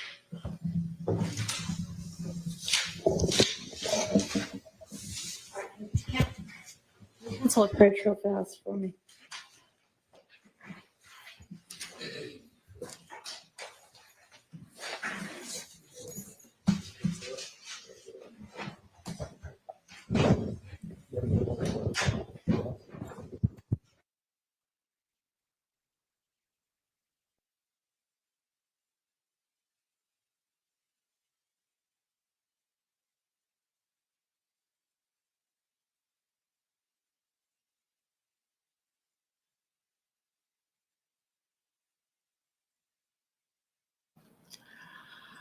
Well,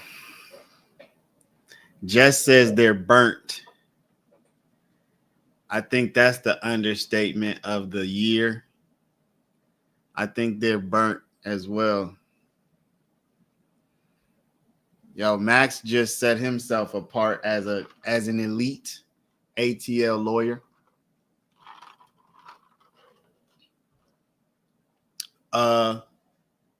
So what do we get? Weinstein next? Man, this is gonna be another shoot. Y'all, this could be going till like 8. This could be going till 8, depending on how long this break I'm lasts. trying to figure out timing. I know y'all were told that this might be a late day, and it's going to be a late day.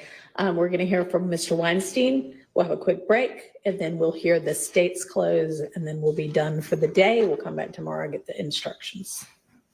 All right. Go ahead, Mr. Weinstein.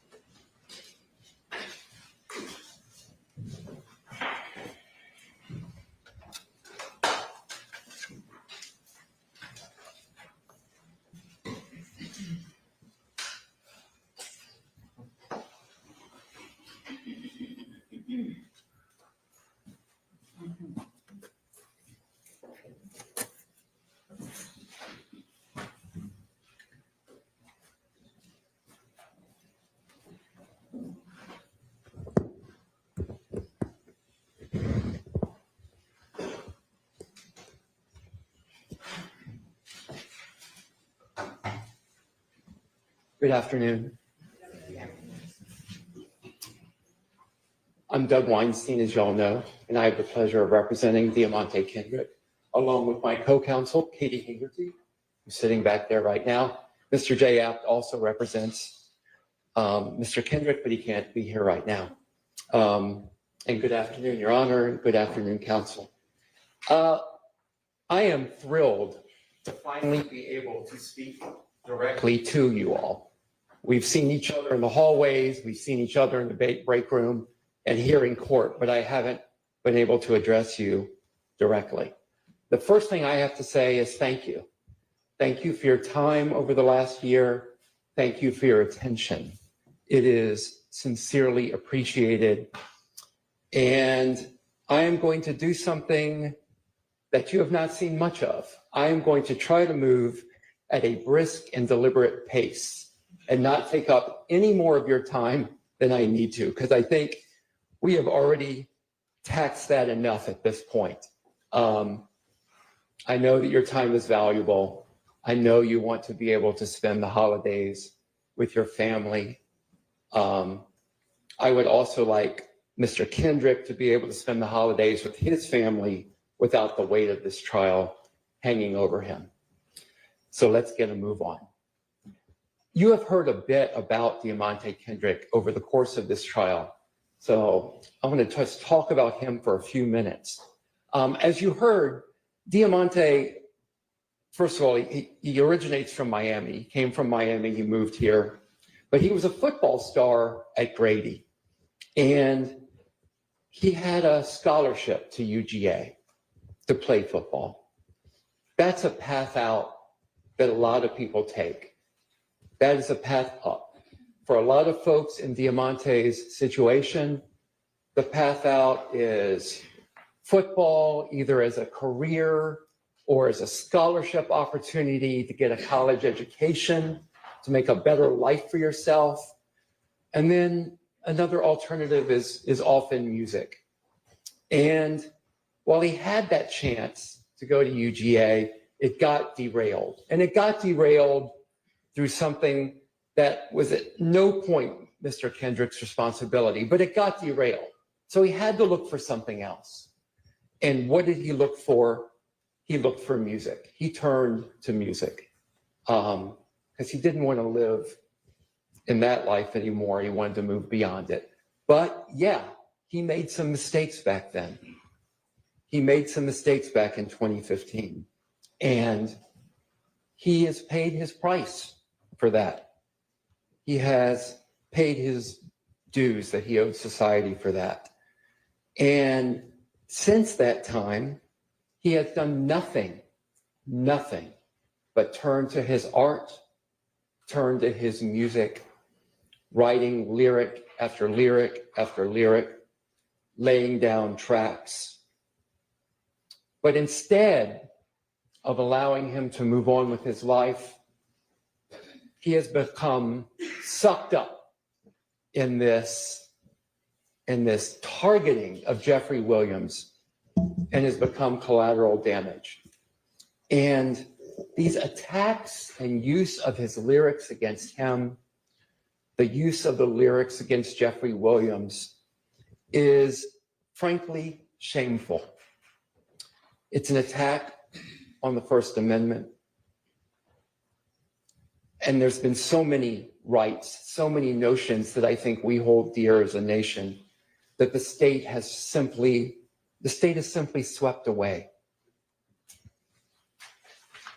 So why has the state taken a year of your life away from the work that you enjoy, the family that you love, your travel, your vacations, your children, grandchildren, parents? Why have they done that? What has been the point? The state told you in their opening that there was a point, and the point was that Jeffrey Williams was the head of a wolf pack. That is what they told you. But I don't think anyone sitting in here has seen that. You'll make that decision, not me. But I don't think anyone has seen that. What have they proven about Jeffrey Williams? They have proven that he was a man that through incredible hard work, dedication, and talent came up out of Cleveland Avenue. And instead of forgetting everyone back there, instead of leaving them behind, he tried to reach out to those people that were friends of his that he came up with and say, you don't have to live this life. You can come with me. You can get into music. You can hone your craft. I can take you on the road with me. I can take you out of this. And some people took advantage of that and pulled themselves out, took advantage of Jeffrey's help. Some people tried to do that and failed, and Jeffrey Williams sent them back home. They didn't succeed. And Mr. Kendrick took a hold of that. And Mr. Kendrick took advantage of that opportunity that Jeffrey helped him. But instead, law enforcement put a target on Jeffrey Williams' back, because God forbid anybody pull themselves out of that. Because what does society want to do? Drag them back again. Never let them leave their past behind. God forbid someone leave that behind and pull themselves up from their bootstraps. That's what we tell ourselves as a country. If you work hard enough, you can pull yourself out. Let's see what you guys say. So I would argue that we have not wasted your time here for a year. I'm going to argue that the state hasn't wasted your time, that this court hasn't wasted your time, and that we can salvage something out of this year that we have taken from you. And that is to send a message. And you're going to send a message by going in the back, looking at the evidence that's presented to you. And I think any review of that evidence would have you come back with findings of not guilty on all the charges against Mr. Kendrick. Diamante Kendrick is one of Jeffrey Williams' best friends. And as I said, he's a casualty of law enforcement's war on Jeffrey Williams. Mr. Kendrick is charged with racketeering, murder, and several other charges, about 4, all relating to drugs and guns that were found at Jeffrey Williams' house when Mr. Kendrick was over there visiting. What evidence, what testimony, what witnesses, what physical evidence has the state shown you that Mr. Kendrick committed these crimes? I would say almost nothing that you've seen in this courtroom. Sure, they've played some videotapes, but what have you seen from this witness stand? Nothing. When this case began, we stood up here in opening and we told you the state would not be able to present evidence against Mr. Kendrick. We told you They're not going to be able to show you guns tied to him, that there would not be ballistics tied to Mr. Kendrick. There wouldn't be fingerprints tied to Mr. Kendrick. There would not be witnesses putting Mr. Kendrick at the scenes of these crimes. There wouldn't be any video of Mr. Kendrick involved in the tragic murder of Donovan Thomas. We told you that this case was a Krispy Kreme donut hole. I think the phrase I might prefer is a nothing burger. But that's what we told you. That's what we promised you. And that is a bold promise for a defense attorney to make. And it's one you'll rarely hear, but we made you that promise. And we also told you what would happen, that the state was going to parade hundreds of witnesses through here to throw everything they could against the wall to see what would stick. And frankly, I would submit that nothing has stuck, that we have kept our promises to you. What did the state promise you? Again, a wolf pack with a ruthless wolf pack leader. It's late in the day. With a ruthless wolf pack leader that is here. And instead, you saw that man that wouldn't leave his friends behind. As the state has told you, as Mr. Sharp told you, the state has to prove these charges beyond a reasonable doubt. And they have to prove every element of these charges beyond a reasonable doubt. So let's just talk about reasonable doubt for a moment.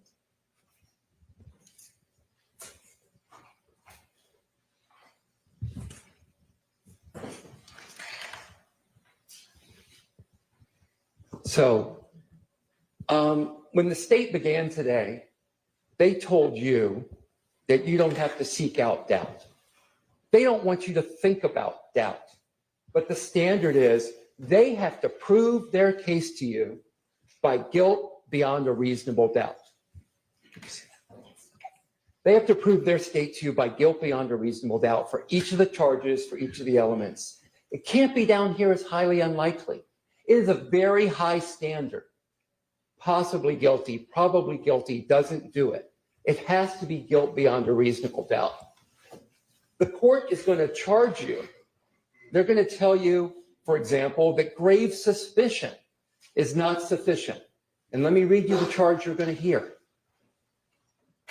Facts and circumstances that merely place upon the defendant a grave suspicion of the crime charged, or that merely raises a speculation or conjecture of the defendant's guilt, are not sufficient to authorize a conviction of the defendant.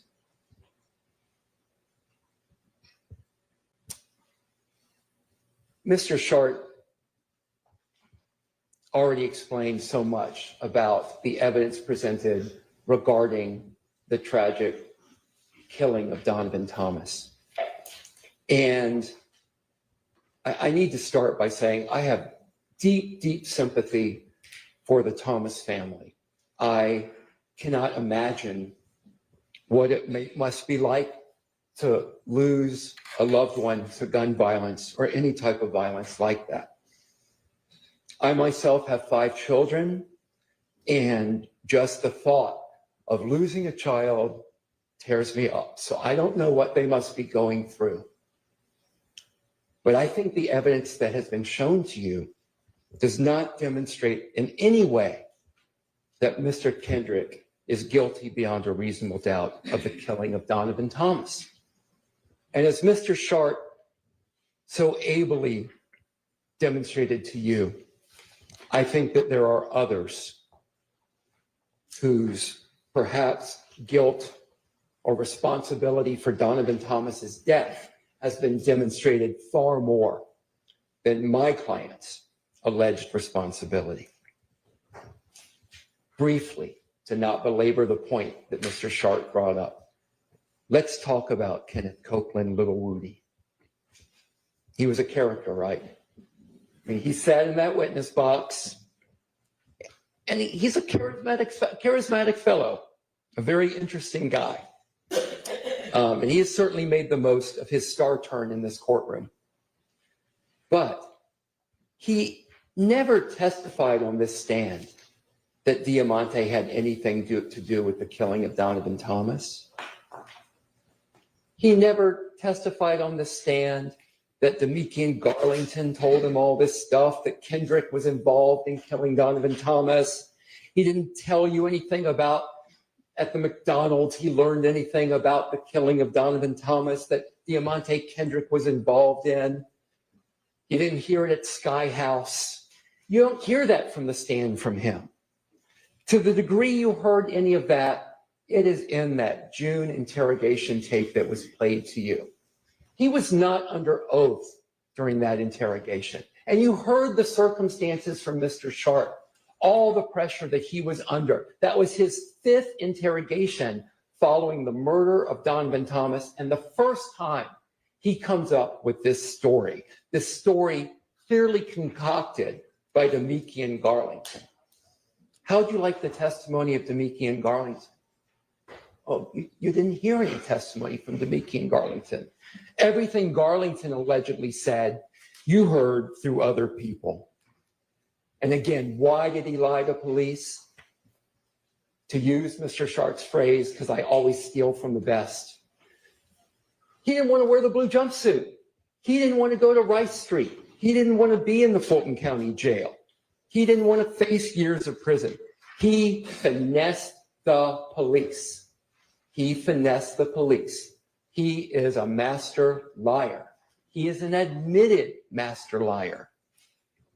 And he has methodologies he uses to lie and try to make it convincing. And he explained all of that to you. Again, why doesn't he want to go to Rice Street? Well, he told you what jail was like. On my cross, he explained what jail was like. When he most recently spent time in jail, he had a broken toilet full of feces. There were flies everywhere. He had no food to eat.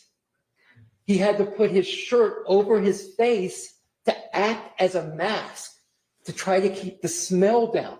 What rational person wouldn't do everything they can to avoid that? And of course, now is the next question. How do you know when to ever believe Kenneth Copeland? And I don't have a great answer for you on that. I can tell you what he said on the stand during my cross. You know, he said, hand to God, I am telling the truth now. I have God in my heart. I have God in my head. Now, the state would have you believe about Mr. Copeland and Mr. Zachary, who I'll address next, that they got on the stand and they lied here. And they lied here, I'm sure they're going to say, because they're afraid of the defendants. And that is why they lie. But I'm going to argue to you that actually they got on the stand here and they told the truth. And they did it really almost in an act of bravery, because when they get on the stand, the people they're afraid of is the state. They're afraid of the state. The state is the one that has the power to prosecute them. The state is the one that has the power to put them in prison. The state is the one that has the power to put Mr. Copeland in that jail cell with the non-working toilets and the feces and everything else that he is trying to avoid. But despite being afraid of the state, Mr. Copeland gets up here and tells you the truth. Quindarius Zachary, again, he lies to police. He lies to police repeatedly. When I confronted him with those lies, why did you lie? You know, he said, Yak never told me nothing. Yak never showed me nothing but love. Never showed me nothing but love. But he lied on him anyway. And why did he lie? Because Garlington came to him with a play. And what's the play? The play is to blame other people for the death of Donovan Thomas.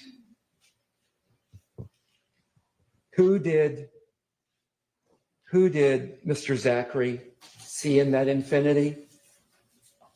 He never saw nobody in that infinity but Woody.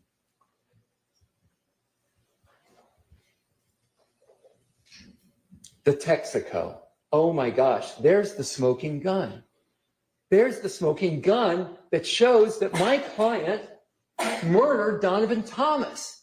He's on video at a Texaco station a block away before the murder. Heaven forbid.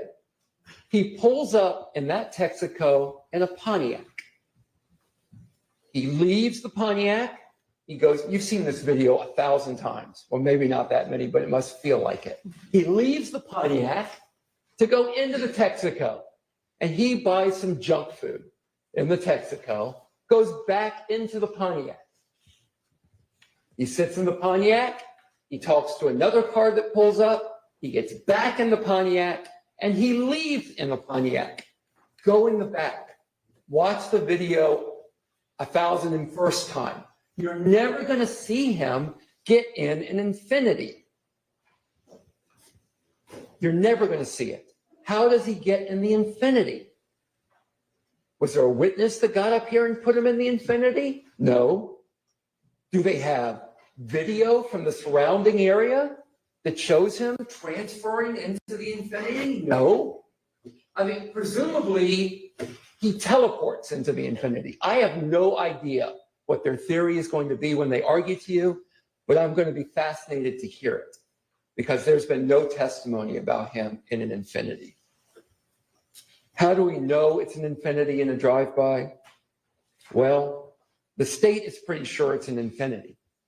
The state put on, this is one of my favorite experts of all of the state's experts, they put on an Infinity identification expert who has worked with, Infinity for years. And he can tell in any kind of grainy video that that car is an Infinity. That's an amazing expert, but I'll take his testimony. That's fine. I think he's right. I think it's an Infinity. And Mr. Kendrick is not in an Infinity. And it's pretty hard to do a drive-by shooting if you are not in the car that did the drive-by. It is absurd. So again, there's no eyewitness testimony of Mr. Kendrick involved in the shooting. No weapons tying Mr. Kendrick to it. No ballistics, no fingerprints, no gunpowder residue, no DNA, nothing that you would expect to see. Now, the state has told you, well, you can look at circumstantial evidence. This is true. You can. And the state put up a dollar bill with some puzzle pieces missing. So, well, you can kind of infer that that's a dollar bill. And that's true. But don't go try to spend that dollar bill anywhere, because that dollar bill will not spend. And this evidence is not sufficient to convict beyond a reasonable doubt. Where's the cell phone data? Oh my gosh, you poor folks. You had to spend days listening to experts come in here and talk to you about cell phone location data. Where was Mr. Kendrick's cell phone location data putting him there? They didn't show you any. Who killed Donovan Thomas? I don't know who killed Donovan Thomas, but I think Mr. Shark's theory has some merit. Let's turn to the allegations that YSL is a gang. The state had to bring in 5 different gang experts. You guys had to sit through 5 different gang experts to try to convince you that YSL is a gang. Now, they gave you the definition of a traditional gang, and these gang experts, who, as Mr. Sharp pointed out, all sit there and train each other in this insular little unit, but they told you, yeah, they're not a traditional gang. They don't meet the definition of a traditional gang. But lo and behold, we have another category of gang. It's a hybrid gang. Ooh, a hybrid gang. This is fascinating. Let's talk about hybrid gangs. What's a hybrid gang? Oh, a hybrid gang is whatever we say it is at any given point in time to fit our narrative. That's what a hybrid gang is. I use the term nose of wax. They can twist it any way they want to fit the group of people they want and say they're a hybrid gang. It's a catch-all. It's a catch-all used to throw all kinds of people together and say, well, you don't meet the definition of a gang, but because we are gang experts that train each other, we have decided you are a hybrid gang.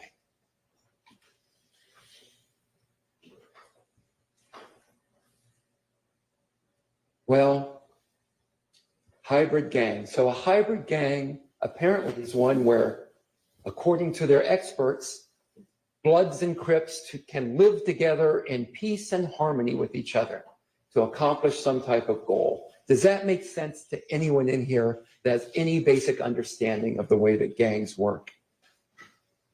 You've had the state's own witnesses come here on the stand and talk about how ridiculous it is that you can say, that anyone can say, that YSL is a gang when you can have Bloods and Crips and Independents and all of these people be members of this alleged gang. As Mr. Sharp talked about, there's none of the traditional gang elements. There's no beating in. Anybody can call themselves a member of YSL. You know, someone, I guess, alleged there might be a $25 dues fee or something ridiculous to that effect. But there's nothing that shows them together as a gang. Oh, well, wait, they are a gang because look at these pictures of YSL wearing green clothing. That must mean they're a gang. You guys are mostly in blue and black.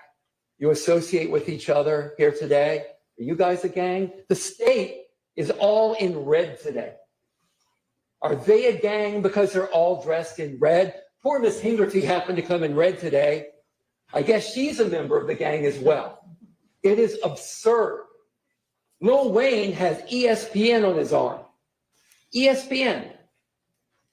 I guess Lil Wayne is surprised that he's a member of YSL too. My client's got ESPN on his body.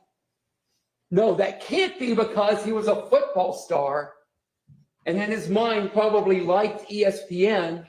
It must be because he's a member of a gang called YSL.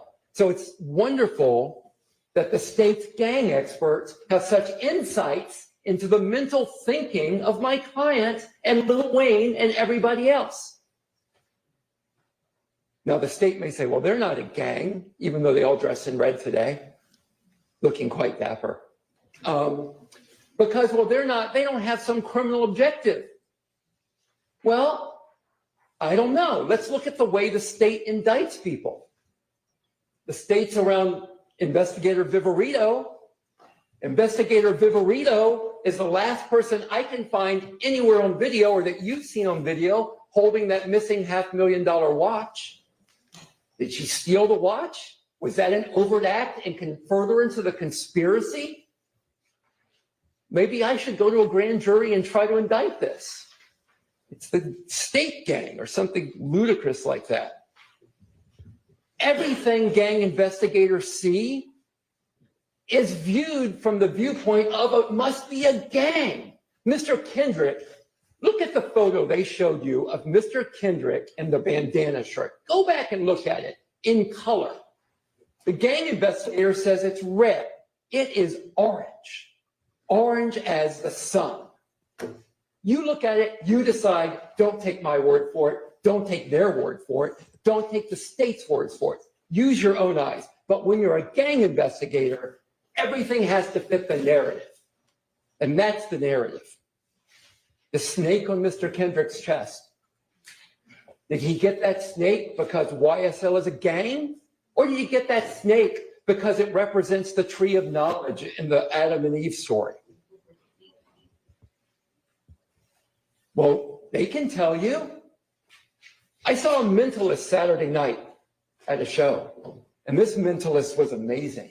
This mentalist, you would think of something, and the mentalist would tell you, "Oh my gosh, you're thinking of a number between 1 and 50. It's 47." It's actually quite impressive. Apparently, Investigator Viverito and these other gang experts are mentalists. Maybe they will be at the next fundraiser I go to. I'd like to see some more of their tricks. Mr. Kendrick does modeling shots. So someone will say to Mr. Kendrick, "Hey, hold this hat." Oh, that's gang. The hat has a rat with a line through it. That's a gang activity. We're sending a message to everybody. There's a photo taken outside at the time of a video shoot for music. Oh my gosh. Oh my gosh, look at that. Gang activity. There's photos of Mr. Kendrick wearing clothes that say slat outside of a recording studio. More gang activity. More people trying to pull themselves out, get into music, exercise their First Amendment rights. More gang activity. It's just exhausting, folks. All right. The racketeering charge. Racketeering is very complicated, as you all know. And the state explained racketeering to you.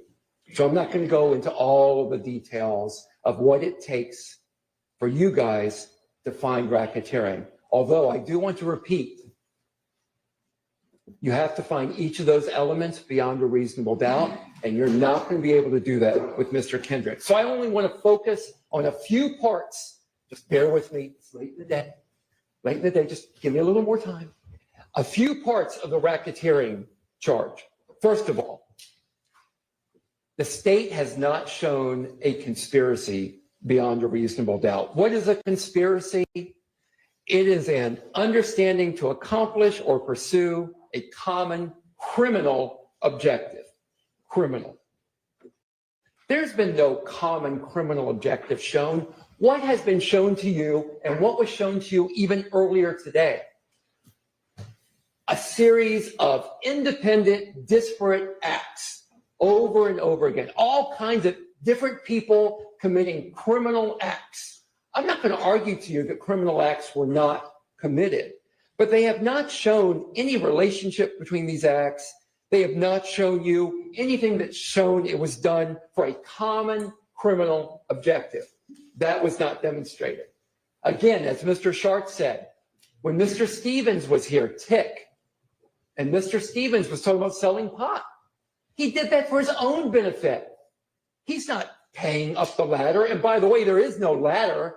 Investigator Viverito told you because this is a hybrid gang, there's no structure to it. So I don't know how Mr. Tick is supposed to, Mr. Stevens is supposed to spread the money around. But it doesn't matter. They're going to say there's a common criminal objective. Nothing has been shown. Tick. I have to go on a side note on Tick, Mr. Stevens. Mr. Kendrick, Mr. Williams, they were trying to avoid the fate of Mr. Stevens. Mr. Stevens, remember, I'd love you to go back and listen, read his testimony. Remember, look at your notes. At the age of 11, society threw him away. They threw him away. They tossed him in juvie, where he learned about gangs and drugs and everything else. Threw his life away. And he's trying to get his life in order again. And he's dragged back into this. State says the objective, one of the objectives was money and power. Where's the money flowing? Where's the money? Where's the money coming in? The state had the power of the courts, their subpoena power. They could have gotten Jeffrey Williams' banking and financial records. They could have subpoenaed his accountants. They could have gotten all of that to see the money flowing. Did they do it? No. Why didn't they do it? Well, I'm going to argue to you they didn't do it because there was nothing there. If they did it, it would undercut their case about seizing Mr. Williams' assets, about seizing $8 million worth of jewelry that he earned in the music business, about seizing all of those cars, about seizing the ring off of his finger and keeping it. We don't want to see those records because we don't want evidence that he earned all of this from his music and his hard work. No efforts of money and power as part of a conspiracy deriving from this gang. The judge is going to tell you in your instructions, mere association with an enterprise is insufficient by itself to establish a conspiracy to violate the RICO Act. Mere association. And that's what you have here, mere association. A bunch of guys that grew up together were around each other, and that some of whom were trying to make it out, and some of whom were trying to help others make it out. Mr. Kendrick was trying to make it out. Mr. Kendrick would not let himself be thrown away like happened to Mr. Stevens. So I don't believe there's a conspiracy that's been shown beyond a reasonable doubt. What else has the state not shown? Well, they've not shown a lot, but I'm just going to focus on a few. The state hasn't shown that Diamante Kendrick knowingly and willingly joined this conspiracy, and they must show that. Well, first of all, I understand their difficulty. I understand their problem. How do you show that you knowingly and willingly joined the conspiracy with a criminal purpose when one doesn't exist? So that's their first challenge. That's their first challenge. What did they do to try to show knowing and willing join? Well, he hung out with some guys that did some bad things. He allegedly is part of this YSL gang that's not a gang. And by the way, you heard testimony, Mr. Kendrick was signed to the YSL record label. So I guess he knowingly and willingly signed to the YSL record label, but that is not the same as knowingly and willingly joining a conspiracy.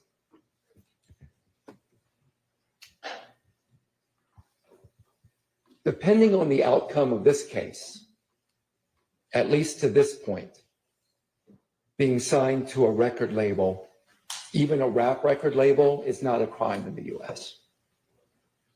What else hasn't the state shown? They haven't shown a pattern of racketeering activity.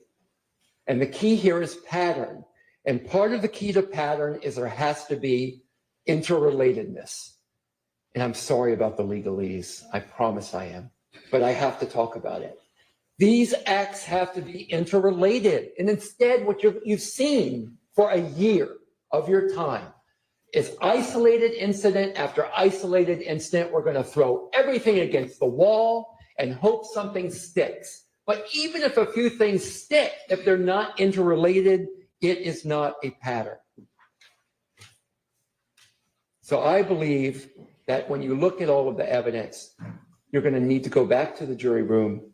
And I believe once you deliberate, you're going to find that Mr. Kendrick is not guilty beyond a reasonable doubt of conspiracy to violate RICO. The last charges are easier to discuss and we'll go faster. Every count, counts 57, 58, 61, and 63. These are the last four counts against Mr. Kendrick. All of those relate or based upon drugs and guns found at Jeffrey Williams' house. Not a single witness, photograph, fingerprint, lab test, DNA, everything you can imagine. Nothing shows that Mr. Kendrick possessed any of those guns and drugs. Nothing. When they arrested Mr. Kendrick that day, did they test his clothing for any type of samples that there might be drugs or? No, nothing, nothing. You didn't see any of that. Why was he arrested? Why is he arrested for drugs and guns? It's merely his presence at Jeffrey Williams' house that day. The judge is also going to tell you this, and bear with me while I read this, because it's too long to memorize. You are not authorized to find a person who was merely present at the scene of the commission of a crime at the time was committed guilty of consent in and concurrence in the commission of the crime unless the evidence shows beyond a reasonable doubt that such person committed the alleged crime, helped in the actual perpetration of the crime, or participated in the criminal endeavor. They're trying to show Mr. Kendrick guilty of those crimes just by being at Jeffrey Williams' house. I don't know about y'all, but when someone invites me over to their home I do not ask before I go there, do you have drugs stashed away throughout your house? I do not ask before I go there, have you got a machine gun hidden under the couch in the basement? Have you got guns stashed in your cabinets? I don't ask that. And when I get to their house, I don't go looking for those things. Why did they charge him with this? Why did they charge Mr. Kendrick with this? Because, as I have told you, and from what you could see in this courtroom, Mr. Kendrick has done nothing but work on his music, but they have to drag him in. They have to suck him in to this vortex caused by their relentless, ridiculous pursuit of Jeffrey Williams. It is offensive and it is absurd, and presumably they felt they needed to do it to help out on the RICO case and to help get Jeffrey Williams. Briefly turning to each of those counts, count 57, participation in criminal street gang activity. That is purely based on his alleged possession of marijuana and a firearm. But again, no one got up here and said Mr. Kendrick possessed any of the firearms or any of the drugs at the house. Now, here's what the state is likely to say. This is what I'm anticipating. Possession can be one of two ways, and you will hear the judge instruct you on this as well. It can be actual possession, you're holding it, or constructive possession. Constructive possession requires the state to show that Mr. Kendrick intended to possess those weapons, intended to possess those drugs. So when the state tells you that, I want you to please remember what I've just told you and think, what witnesses have you seen? What evidence has been presented that Mr. Kendrick intended to possess those weapons or those drugs or that marijuana? Nothing. Zero.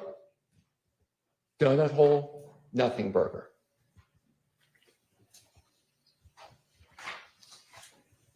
The other three counts, 58, 61, 63, those are all marijuana or firearms. And again, I don't need to repeat myself.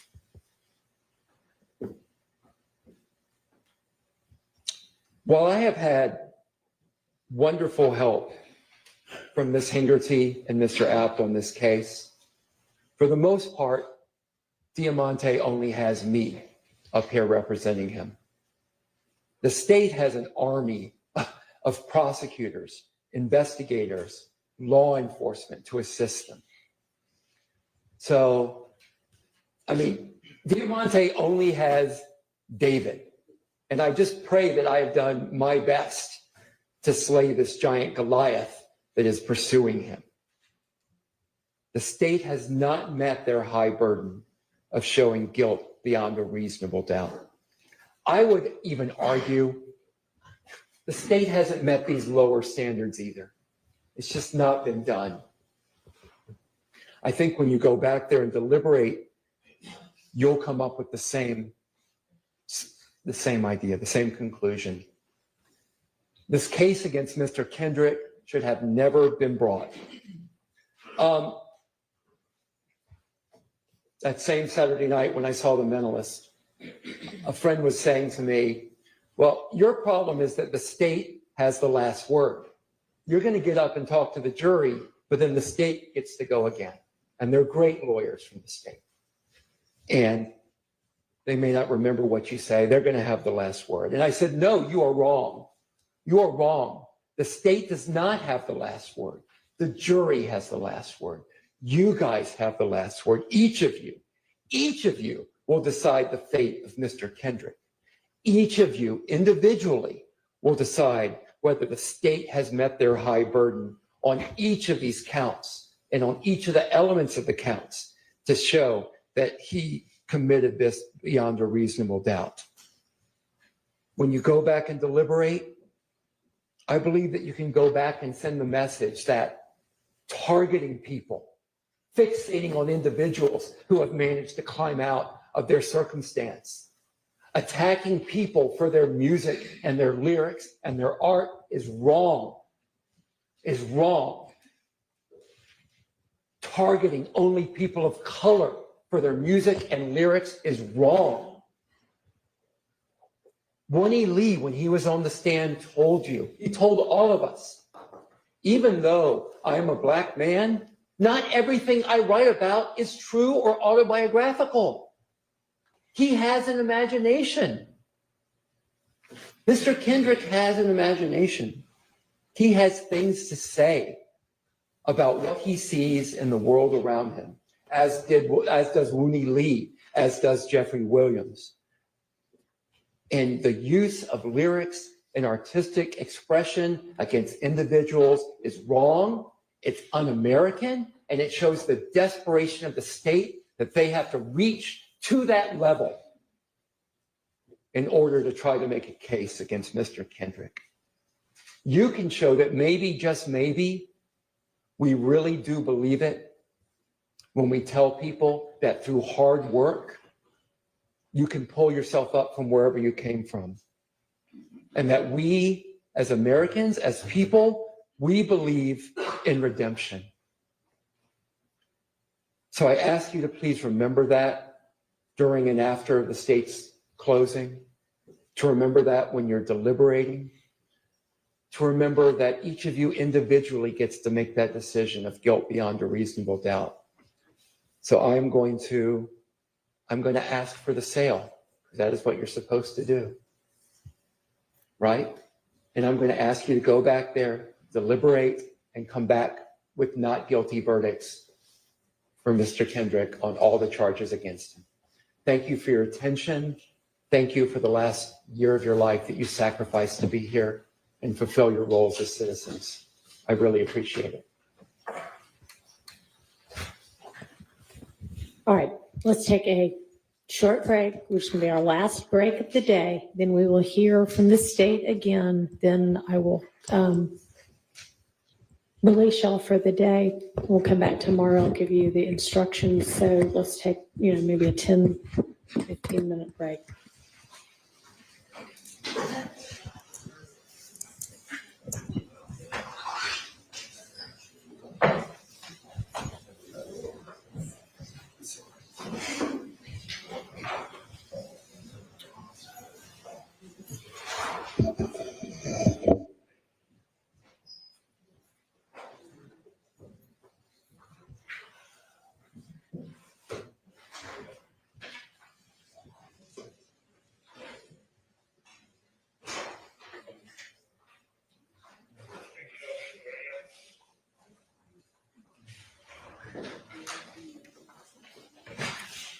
All right, it's gonna be our last break for the day as well.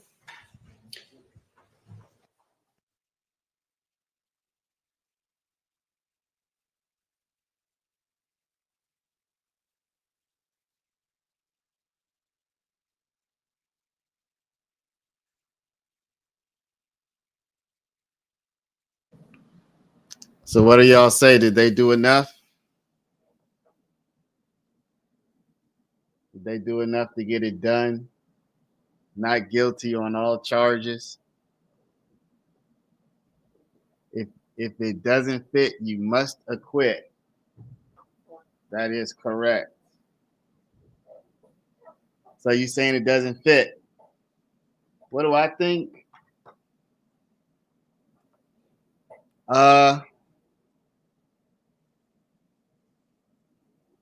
I don't know what to think. I don't know what to think, y'all. Did they do enough? I definitely think that they, I would say my overall thoughts have not changed much, honestly. But if I'm trying to put myself in the position of the jurors,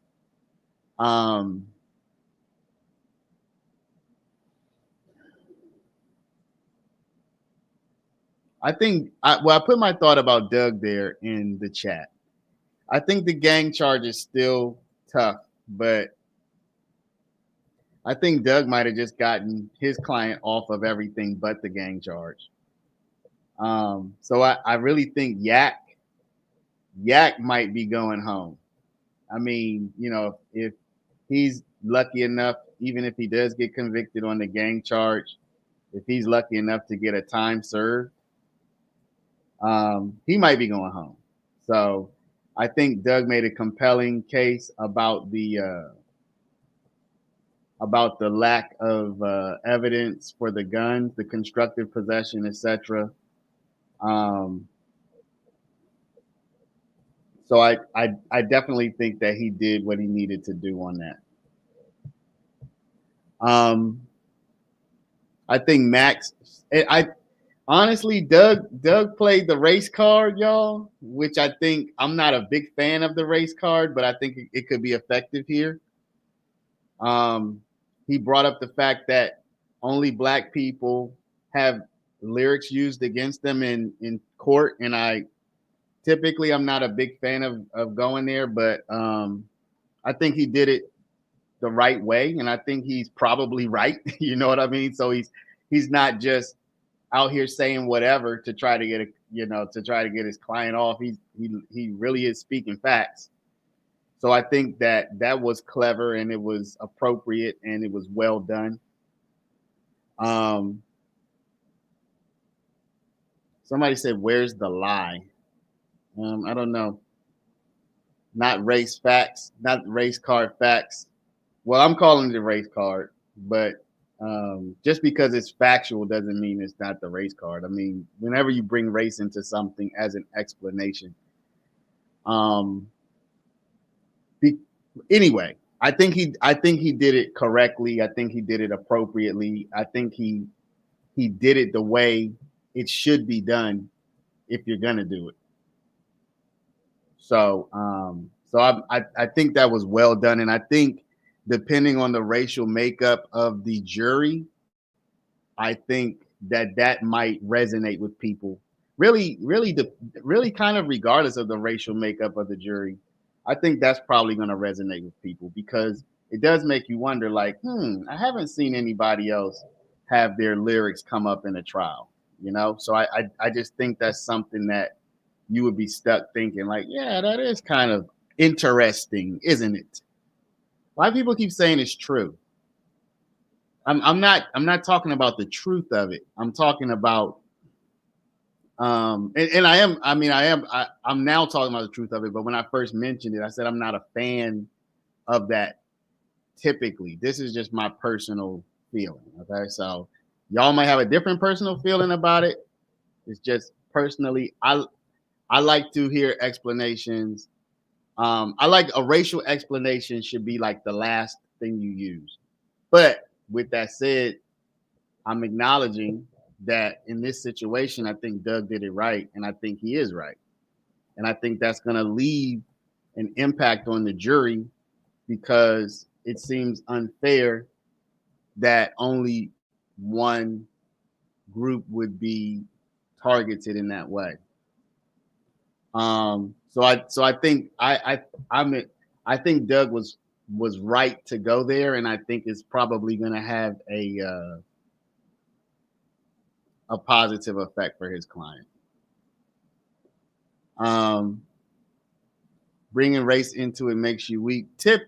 So again, typically I wouldn't be a fan of it, but I think the way Doug did it, he didn't base his entire argument on that. You know, he mentioned it in passing as one more point to consider, and I think that was the right way to go. So I think Doug might have I think Doug's entire case and the way he's handled this case might have just gotten Yak off. Andre, why do you keep talking about what's true?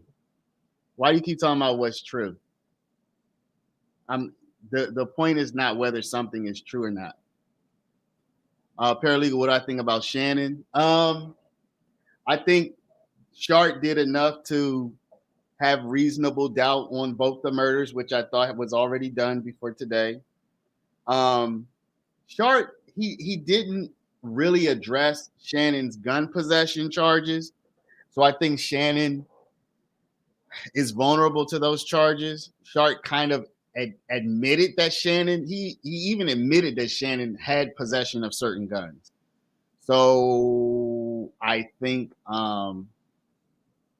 Shart is, excuse me. Yeah, I think Shart, I see where he was going. You know, he wanted to tackle the murder charges. So he admitted to the guns. Well, it would have been hard to deny it because Shannon was on the wiretap talking about it. So I think Shannon's vulnerable to the gun charges. I think Shannon's going to get acquitted of both murder charges. I think Shannon and Yak are in a similar boat as it relates to the RICO and the gun. I think the RICO is going to be tough for the jury to even understand. Not the gun, the RICO and the gang, excuse me. I can see not guilty on RICO just because it's too complicated for you to even understand what it is. And gang is still a question mark in my opinion. Gang is still a question mark in my opinion. I think it's because traditionally people use the term race card to dismiss things that are frivolous claims. That's not how you're using it. Oh, no, well, I mean, obviously I'm not using it as frivolous because I said I think he used it appropriately. So, and I think he's right. You know, I think he's right. I think he's right. I mean, at the end of the day, the way that Doug Weinstein's, the way he mentioned that was correct. So certainly not saying that it's frivolous. So I don't know, maybe people do use it in that way, but that's not how I'm using it right now. Can't say playing the race card when race is an issue. Well, I don't know. I mean, race has not been a central issue in this trial. I mean, maybe it has been for you. I haven't heard people, even in the chat, y'all haven't been talking to me much about race at all. It hasn't been something we've discussed. We haven't discussed race hardly at all in this chat. For the entire time that I've been doing this, which at this point is about 2 months, we've barely talked about race. So I don't know that it's been a central issue.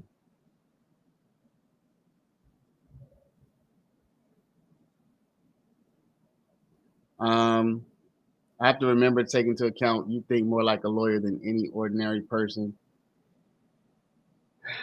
I mean, I don't know that there's any disagreement here. I said I think that he used it correctly, so I don't know where there's any disagreement. Yeah, really whenever race has come up, it's been the fact that the prosecutors are black. That's been the main discussion of race in this entire trial. That's been the main discussion of race in this entire trial. All right, if y'all think it has a negative connotation, then you know that's not how I'm using it. So y'all have to understand. You also have to understand context, right? Y'all have to understand context as well. So you hear the context that I'm using, so y'all should react understanding context, it's not just what you say, it's how you say it, right? Right or wrong.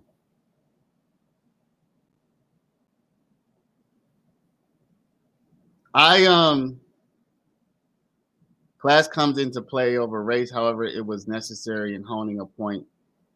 So I think Doug was the right person to bring that up. I think he brought it up in the right way. And I think he might have actually gotten some headway with that, honestly. It's not something I was thinking that would needed to be brought up, but it certainly hit me when I heard it. I was like, oh shoot. I was like, oh snap. You know? And I thought it was done properly. So again, y'all, I think we're probably all on the same page that Doug dropped that in a very appropriate way. And he probably, got some kind of reaction out of the jury. And you know what? it's interesting because Doug said he was interested in calling an expert specifically for the lyrics thing. So for Doug, I'm speaking on his behalf, but I'm just interpreting him. Doug seems to have had this as like a thing, like he really wanted to get that out. You know, it wasn't just this trial, but it's like he just senses an injustice here. You know what I'm saying? And he wanted to get that out. And I appreciate that. Yeah, that's another one.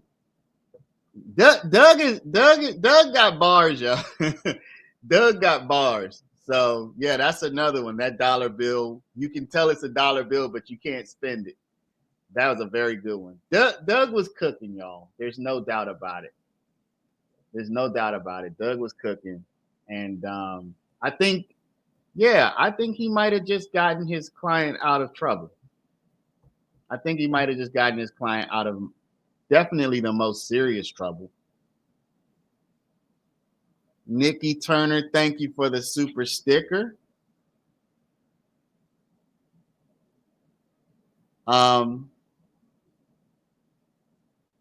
So Trey says, I'm just being real, man. They are guilty in the jury's mind. That's what's going down. So can you provide some more? Looks like we're back.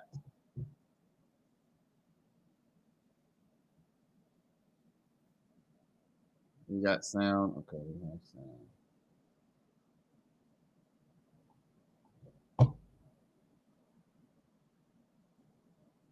Doing the where'd she go? She's getting here.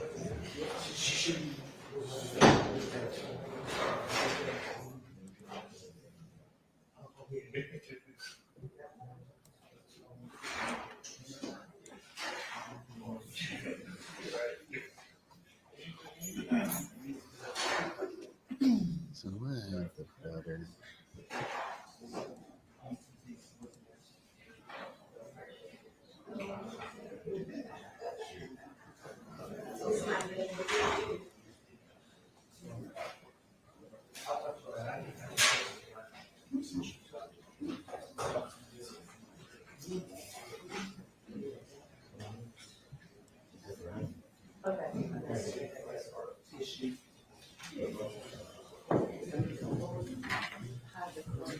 Ms. Hilton, I know that you're, batting cleanup, I guess, but keep in mind they're gonna be watching the clock. They're not used to staying until 7 or 8.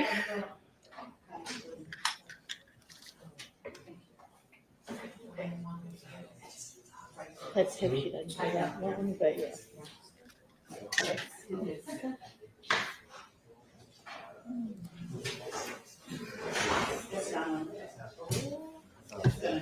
So y'all, looks like Love is not going to she's not going to do any closing statements, y'all. She's been totally marginalized, it appears.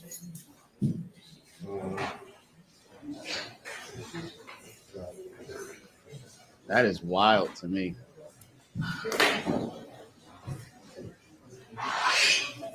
I'll rise to the chair.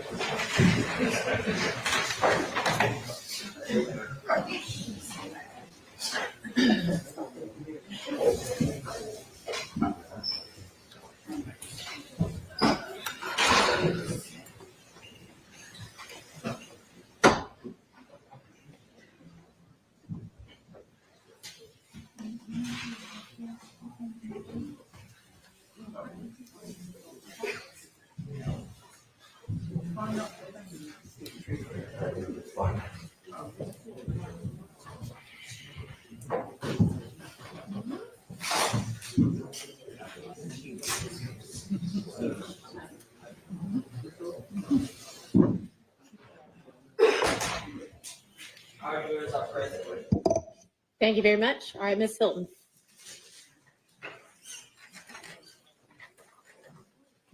Good evening. I know y'all tired. And I get the harsh responsibility of closing you out for the next couple of, for a little while. I ain't gonna tell you how long it's gonna be, but for a little while. And I just want you all to bear with me and bear with us as we speak. Mr. Agnes told you this morning that this is kind of like that marathon.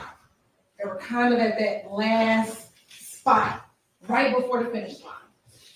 And I know this has been a long trial, and like every one of us has said, we thank you for your sacrifice. We know that we have taken you away from family, friends, trips, work, maybe y'all didn't want to go to work, but from work, to be here with us. And so we're going to ask of you just to bear with us for a little while longer. Now, Mr. Weinstein said something very interesting as he closed. He said something to the effect of, the state should be ashamed of themselves for targeting people of color. And I was a little taken aback. Why? Because I am a person of color. The majority of this prosecution team are people of color. And we are not targeting people of color.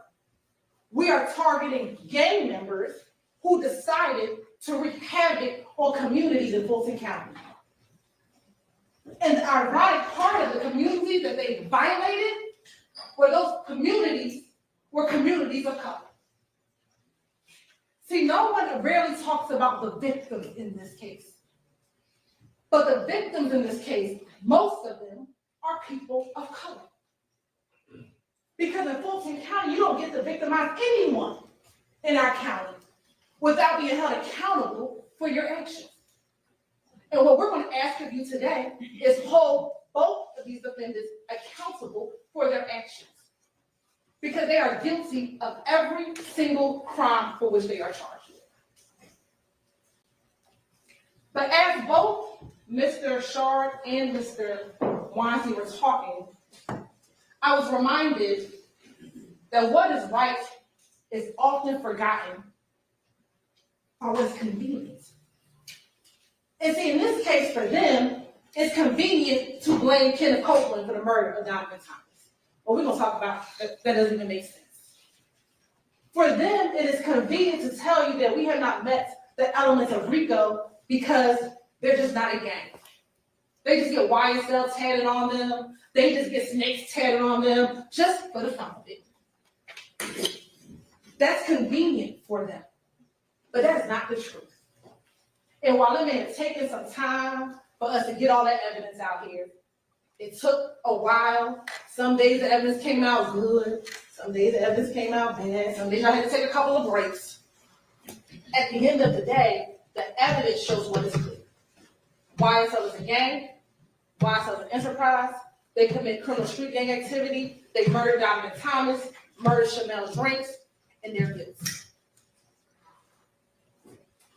And then I'm also reminded of a story that a colleague told me a long time ago about someone who works as a Border Patrol officer.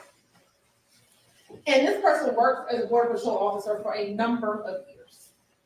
And while they were working Border Patrol, a guy would come through the border with a red bike every day.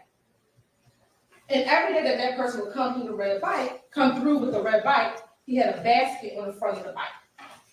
And inside of the basket was some safety.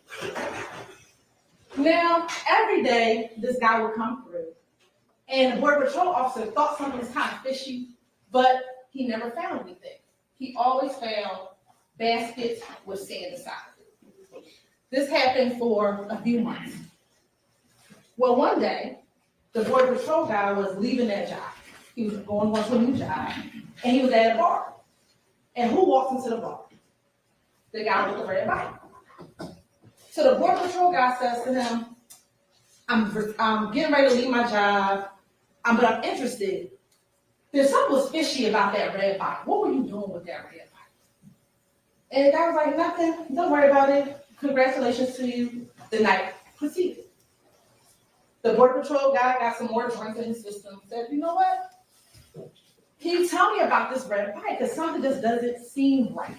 Every time I would see the red bike, it would have sand in the basket. Tell me what was going on. Guy said, don't worry about it. Finally, it's the end of the night. Border Patrol guy is really complicated. He said, just tell me. I'm not going to remember what happened. You're not going to get in trouble. Tell me what you were doing. And what the guy said was, You know how every day you were focused on the basket with the sand? I was smuggling in a new red bike every single day. See, you were so focused on what was in the basket that you was missing what was right in front of you. And if you listening to what the defense counsel told you for the last about 3.5 hours that they argued, you're gonna miss what's right in front of you. So what's staying in the basket in this case? First things first, stolen jewelry. APD, somebody stole this watch. No one stole the watch. The watch is left back in the house, but they want you to focus on this watch because if you focus on the watch, you're gonna miss the evidence in front of you. Talked about no reports. Viverito, she didn't write any reports. Well, what she told you is she wrote her information in the affidavits. Affidavits that get sworn before a judge. Probably better than reports because a judge has to actually read that information. But if you focus on the fact that Viverito didn't write any reports, you're gonna miss it right in front of you. Mr. Weinstein talked about length of time. We talked about that. Knowledge of co-conspirators. I think at one point in time, Mr. Shar said, Mr. Minor, who stabbed Lucci, he doesn't know Mr. Kendrick or Mr. Stillwell? Maybe not. But he knows Khalif Adams, who's the one who helped set up stabbing Lucci. Khalif Adams knows those two. Well, knows Mr. Stillwell. Khalif Adams knows Garlington. And so some way, somehow though, Mr. Stillwell knew on February 9th that Lucci got stabbed. Well, how does he know that? How is that in a text message? That wasn't broadcast to the world. So this idea that just because Mr. Myrick doesn't know him specifically does not mean that they're not guilty of the crime that was they committed. They talk about witness credibility, specifically about experts and what our experts say. But if you go back to any of our experts' testimony, Belknap, Dennis, Gaither, Underwood, the things that they talked about, there were examples of it. They talked about YSL was a hybrid gang. It was Bloods and Crips, and they kind of got together. Well, we know that's true because Martinez Arnold's a Crip. Some of them, Mr. Williams was a Blood. You saw when he talked about sex, money, murder. You see them hanging out together. You see them committing crimes together. Mr. Kendrick and Mr. Arnold in a car with guns on their way to Trestle Trip. We can infer, go shoot it up. That's what they talked about when it says a hybrid gang. They talked about the music, and we're going to get to the music in a minute. They talked about the fact that gang members use their music in order to brag, promote what they've done in the gang. And we'll see examples of that in a moment. We talked about your duty earlier today, but again, just to be reminded, you're supposed to be a fair and impartial juror, honestly seeking the truth. You are not to seek doubt. So when you go in the back, you're supposed to say to yourself, what happened on January 10th? What is the truth about that? And is there evidence towards the truth? That is what you're here for. Seek the truth, you follow the law, and you deliberate.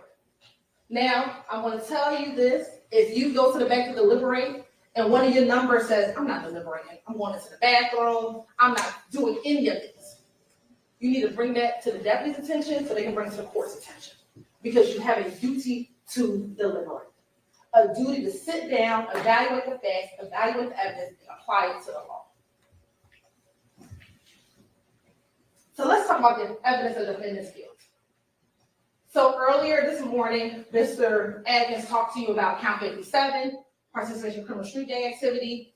He talked to you about count 1, conspiracy to violate the RICO Act, and counts 50 and 51. I'm not going to harp on that again, but I thought it interesting when Mr. Weinstein said, well, we haven't proved counts 50 and 51 and 57. You know, the state, they're all dressed in red. We are. Red's probably my favorite color. But you know the one thing that's different? We don't do criminal gang activity. And the court's going to define what that is. See, we're not here because people wear the same colors. They can wear all the greens they want. They can wear all the snakes they want. If they all want a tattoo YSL on them, that's fine. We told it's not a crime to be a part of a gang.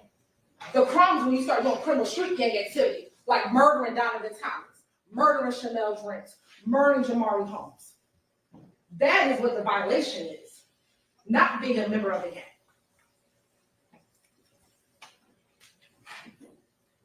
So you'll see, and we said it again, that on the left-hand side were the charges for Mr. Kendrick, on the right-hand side were the charges for Mr. Stillwell, and in the middle is what they were both charged with. So Mr. Kendrick is charged with possession of marijuana with intent to distribute.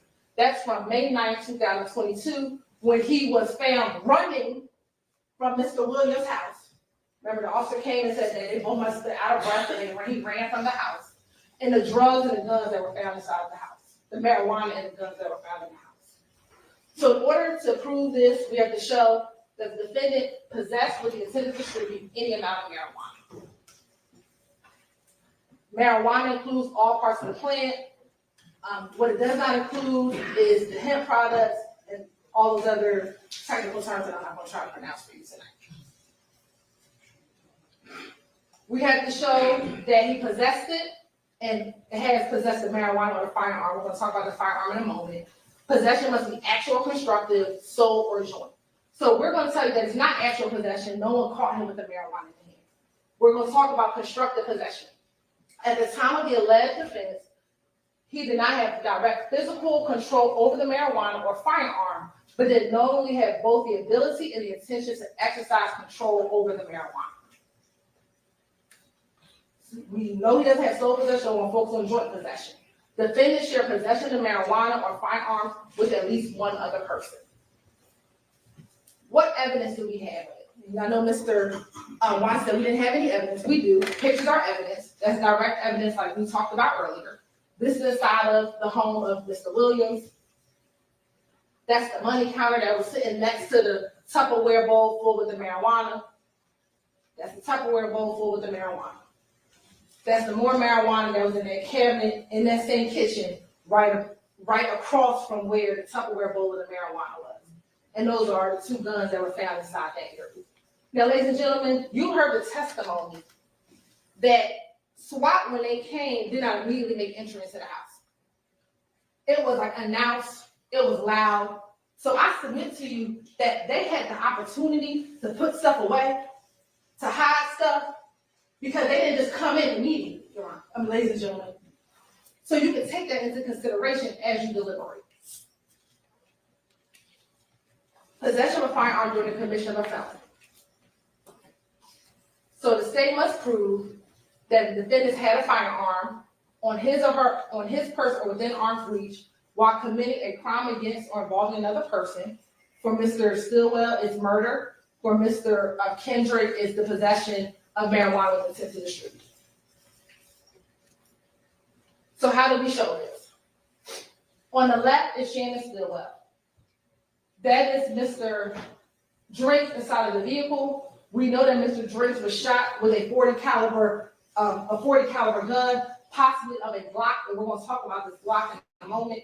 So you can infer, although we do not have the gun, that Mr. Stillwell possessed the gun that shot and killed Mr. Drinks because he's dead and because we have the bullet. You can infer that that's that circumstantial evidence. Your direct evidence is someone is deceased. You have bullets. We know those bullets come from a Glock firearm. So the only way you can infer that the shooter, Mr. Stillwell, possessed a firearm. Mr. Kendrick, again, you have the firearms inside of the house at the time when the house was raided. There were two found inside of that cabinet. There was the one that's found on this counter.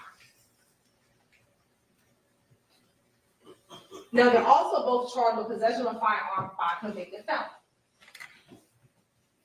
You have to show for Mr. Stillwell, he has 2 counts. And interestingly enough, I was listening, Mr. Shard never talked about count 64. So, but we're going to talk about count 64. But count 52 is that he's a convicted felon and he had a firearm when he murdered Chanel Drinks. And in count 64, which is when he was apprehended, the gun that was found in the middle of the road, that we charged him with, that weapon as well. And then again with Mr. Kendrick, that there were guns and drugs at Allison Drive on May 9th. And let me also say that in the indictment, possession of firearm by convicted felon is going to be a lesser included of what is charged. What is charged is a different charge, but possession of firearm by convicted felon is a lesser charge, and the court is going to instruct you, and you can find both of them guilty so long as you believe that both of them possess a firearm and they have been previously convicted of a felony. What do you have in evidence? You have State's Exhibit 60G and State's Exhibit 30Q. Both of those are the indictments of Mr. Stillwell, which he was charged with and convicted of a felony. So that is the felony that we're saying he should not have been in violation of, or he should not have possessed the firearm. As I just discussed, because he's a convicted felon, he should have never had a firearm when he murdered Chanel Prince. For count 64, what do we have? Remember, this is on March 17th, after they fled from the Chick-fil-A, and remember, Trooper Campbell came in and said that he found the gun in the middle of the road. You saw the dash cam video where he kind of turned around and said, and found this gun. Then we brought in Mr. Stillwell's former girlfriend at the time, Taisha Alexander. She said that she had bought the gun. That was her gun. That gun came back to Ms. Alexander, where we were able to compare the serial numbers on both the gun that was collected and the receipt from Arrowhead Pond. And further, we played these wiretap calls for you. Hello? Yeah. I don't know. China called like you didn't play on a high-speed chase to the Baba house. Yeah. Why have he in a high-speed chase if he in a rental? His rental legit. Yeah. He got my legit gun.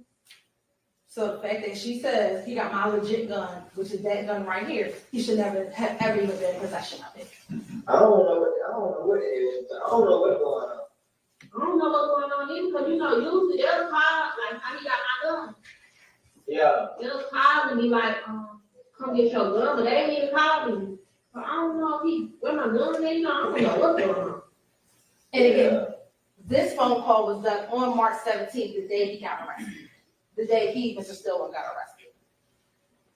Now for Mr. Kendrick, you have in evidence State's Exhibit 487 BV, which is a certified copy of conviction of Mr. Kendrick. And again, because he's a convicted felon, he should not have been in constructive possession of any of these guns that are inside the home. So now, based upon what we have shown you, they are guilty of, right now, count 1, count 50, 51, 52, 54, 57, 58, 61, 63, and 64. So let's spend some time on the murders, because that is what we need to talk about.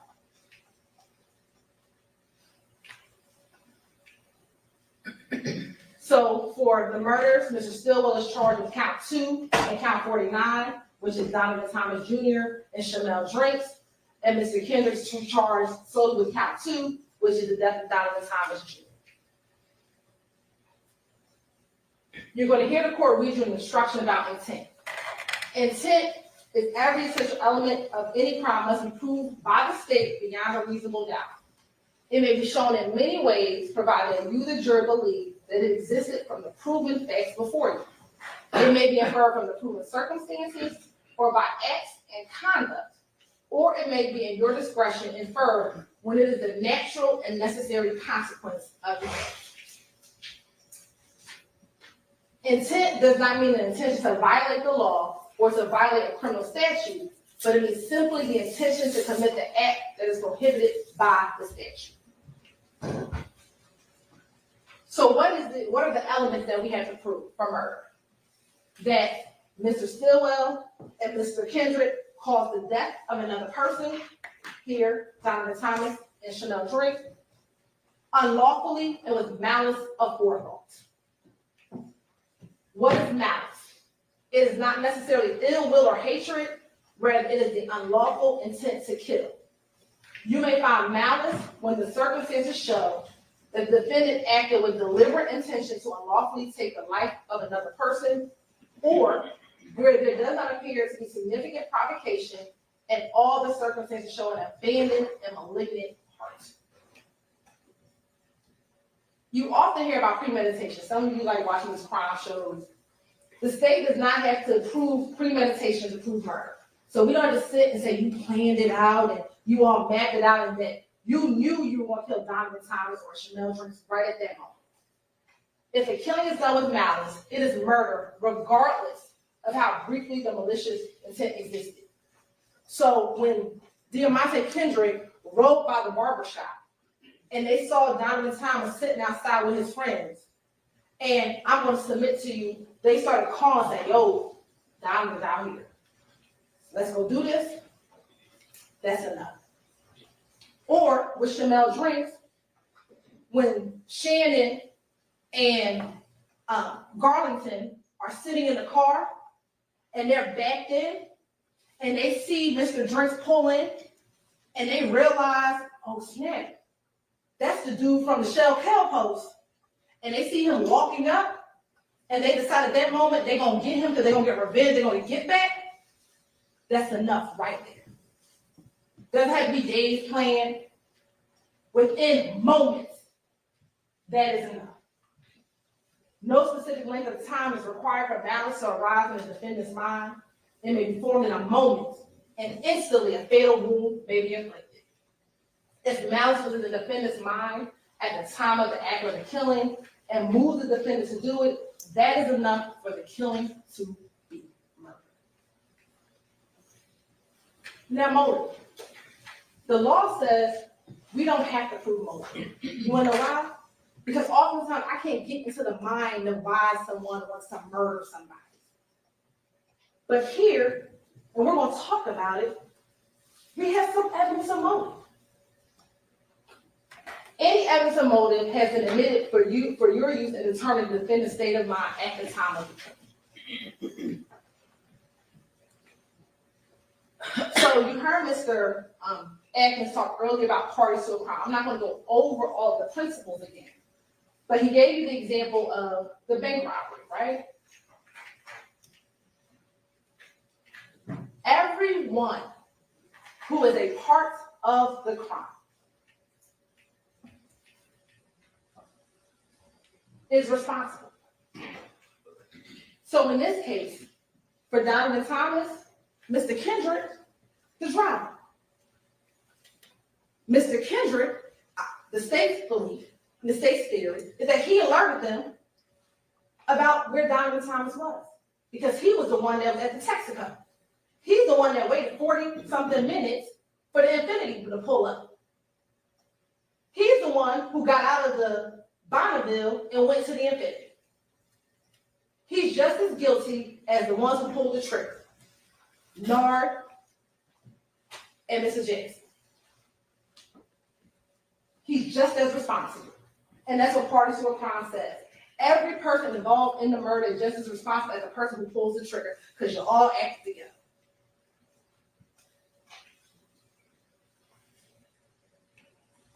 Now, we have in Chanel Drinks an individual that you kept hearing about, DeMarco Boyer.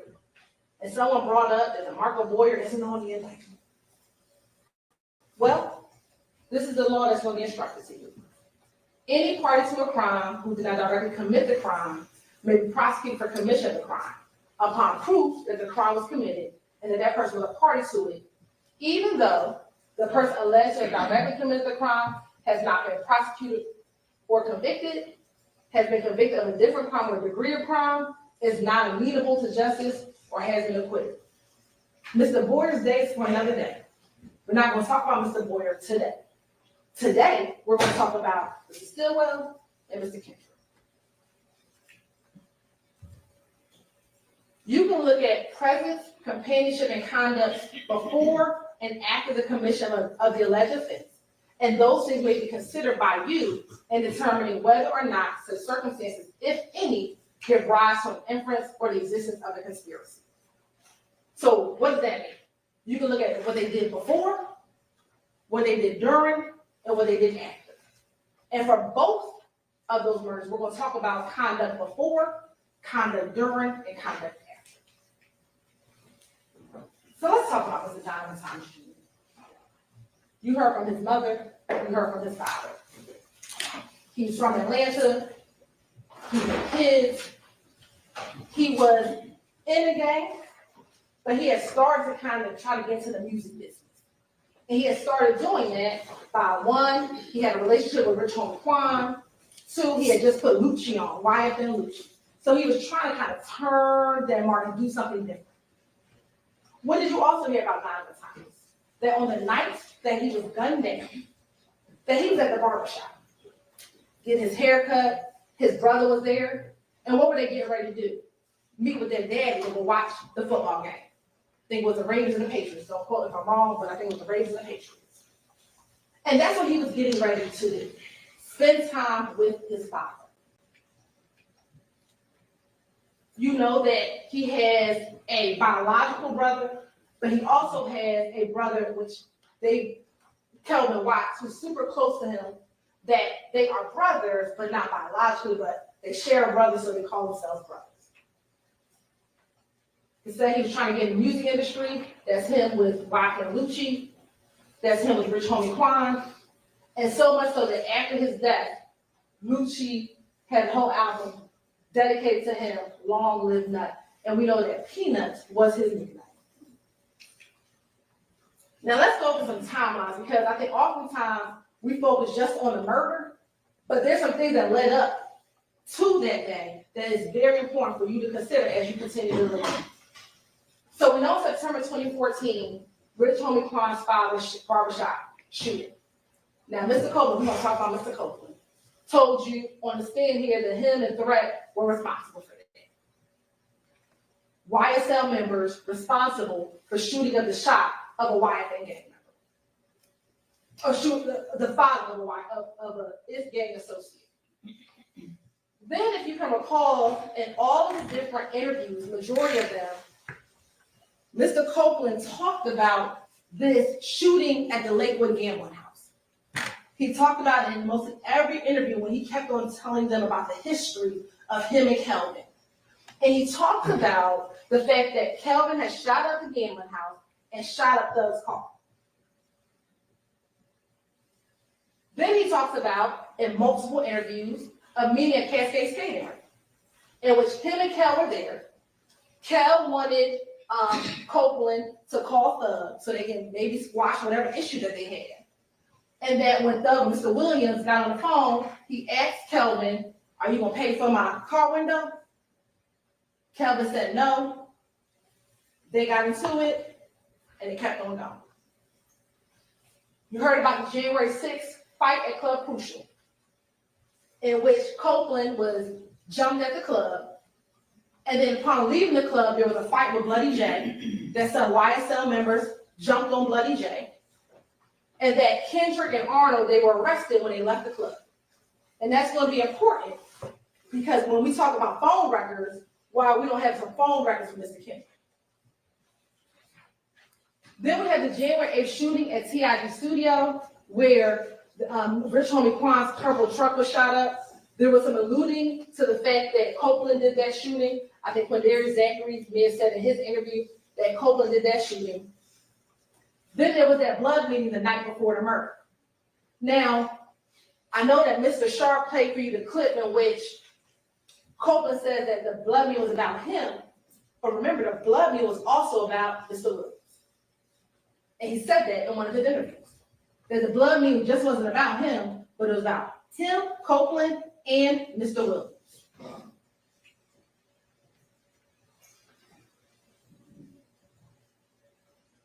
Then on January 10th, you have the death or the murder of Mr. Donovan Thomas at 330 McDaniel Street.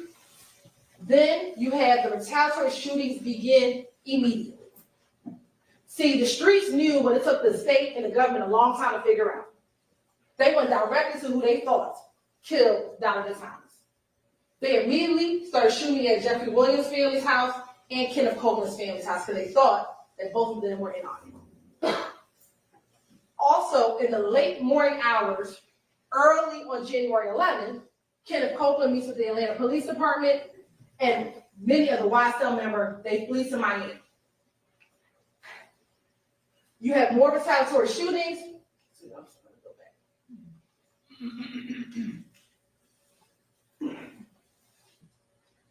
Then in April, between April and May of 2015, you have the incident at the Dunbar Center where Copeland is found with that gun. They don't arrest him then. He calls Gaither. Gaither speaks to him. They let him go. But once they did more investigation, they got the video surveillance from the Dunbar Center. They arrest him on June 10th. And then that's when he does the 9-hour interview that we'll discuss. In August of 2015 was Quindarius Zachary's interview.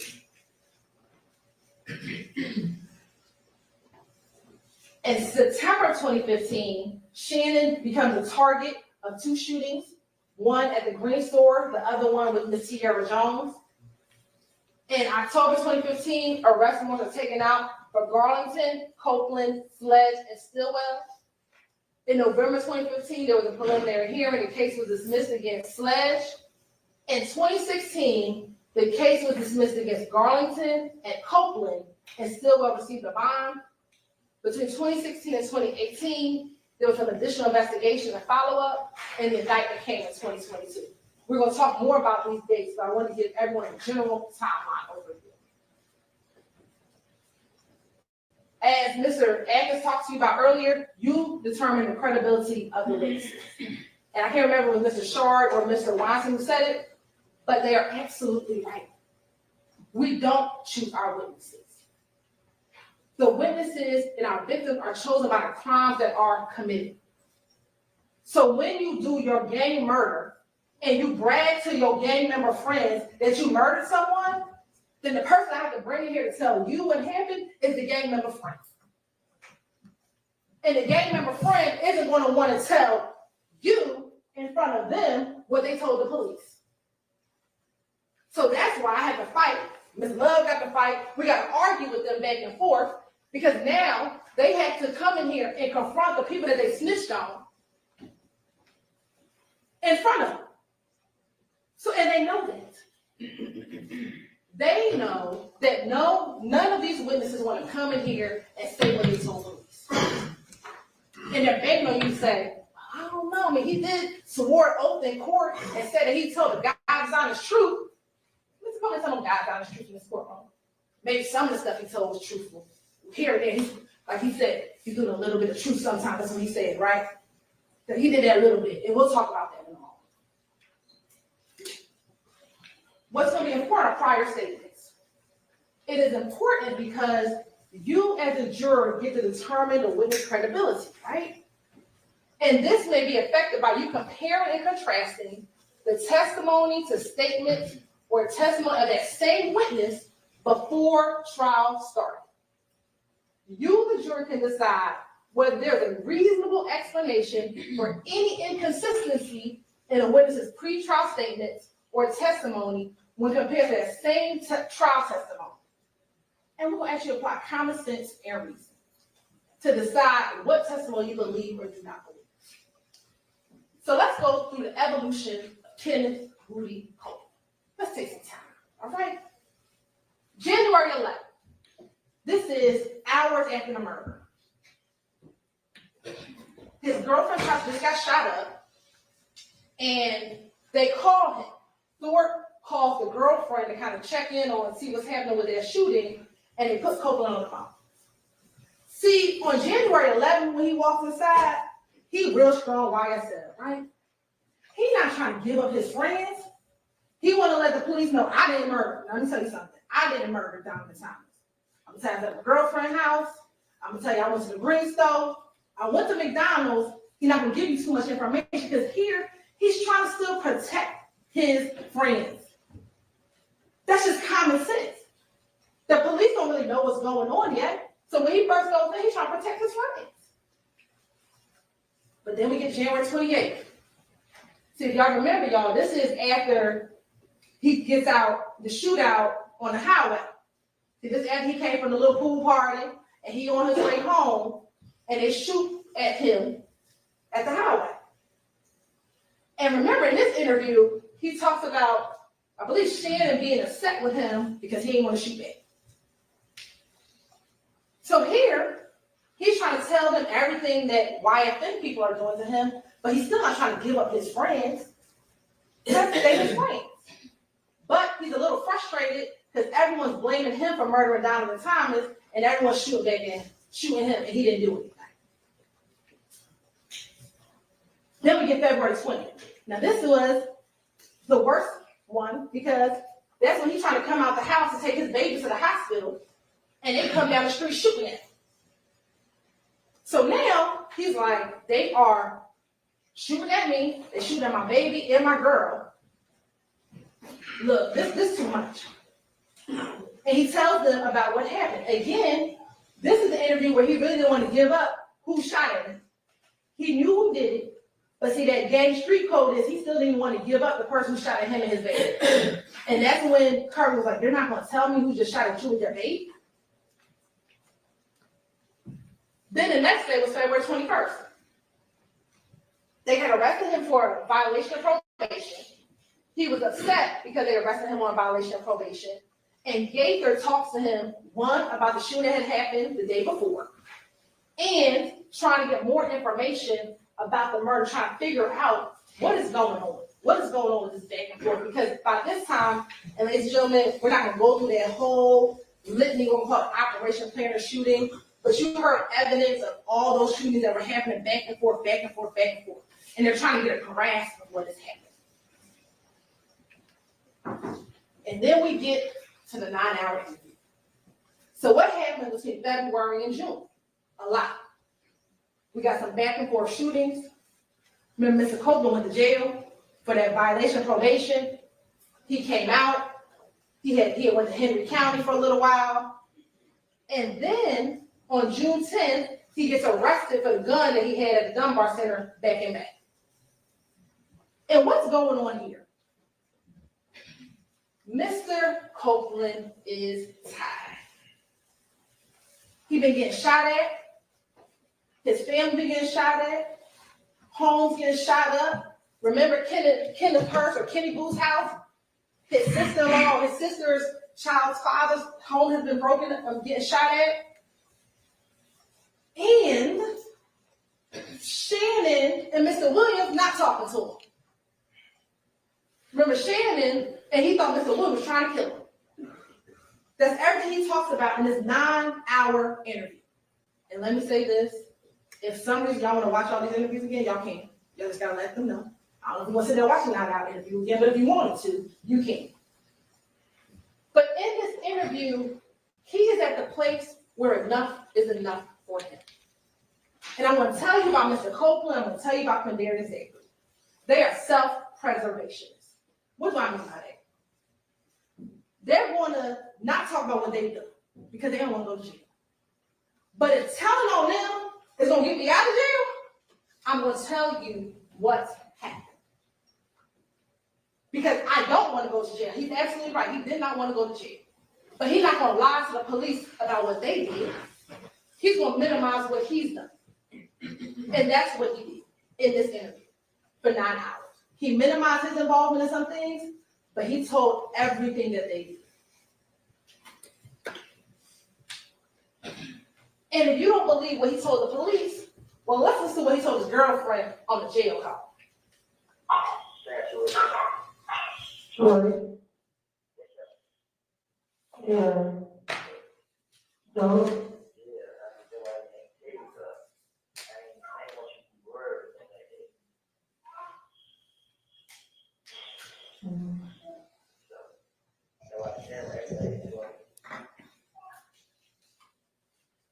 Okay.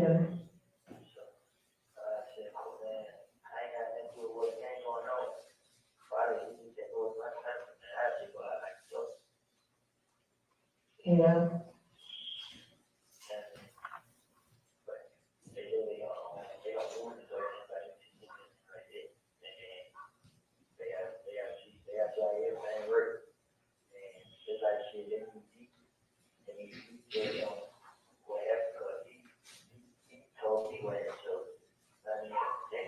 They try to do it with.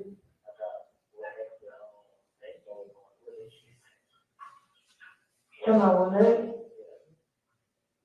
Mm.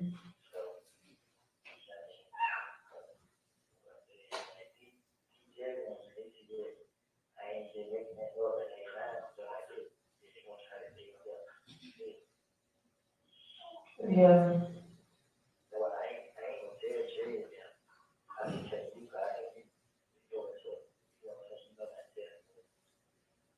True, no ego.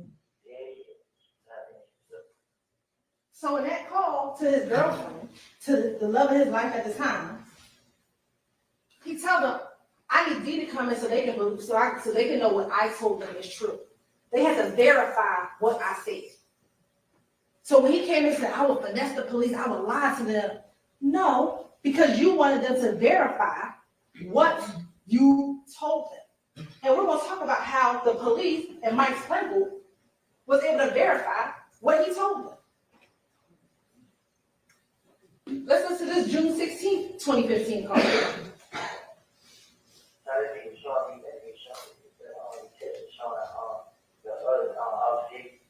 The video was up, man. I think that's how they take my shit. I think traffic and I think so they blocked you up, bro. And the whole time, it's like he tried to pick you up, bro.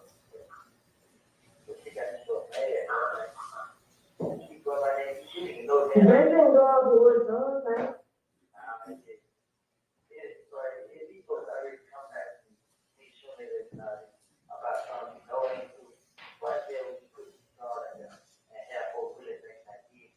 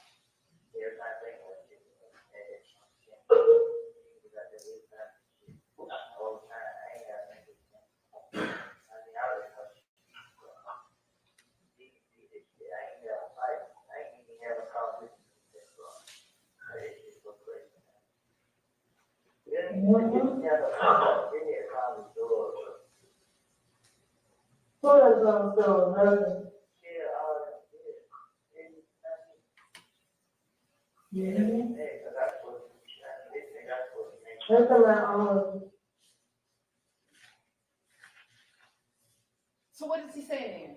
Why you put my name in the song? He know who did it. Because they all know who did it. They knew that it was Yak, Dua, Shannon, and Nard. And Kendrick is, Coleman is the second. He's like, why you put my name in the song? Put the ones who did it in the song. So they can stop targeting me.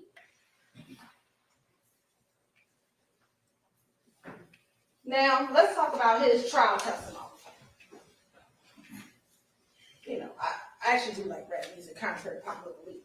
And there is an artist, Young G, and he has a song called Put On. And I'm telling you what Copeland and Zachary did while they testified here, was they put on for YSL. They came in here acting all types of foolishness. And that's because they wanted to show their gang member friends, look, I'm still part of the conspiracy. I know I snitched on y'all back in 2015, but I'm gonna try to help y'all out as best as I can. And that's what they did this entire time. They friends. They've been friends for a long time. They wear the same clothes. They lay together. What makes you think that Demekion, when he got into that car at McDonald's and say, yo, let me tell y'all what they just did. Let me tell you what our homie, our boy for the last couple of years just did. They just killed Nut. Because the kid wasn't around. He was sleeping at his girlfriend's house. So he missed the action. So you don't think when Demekion get in the car, he's not going to say, yo, let me tell you what Shannon just did, y'all. They friends. And they want you to believe that Demekion did not tell Coco what happened moments after it happened. That don't We're gonna ask you your common sense. This is them. And these weren't all taken in 2015, so some of these are older pictures. They look super young. This is how long they've been friends.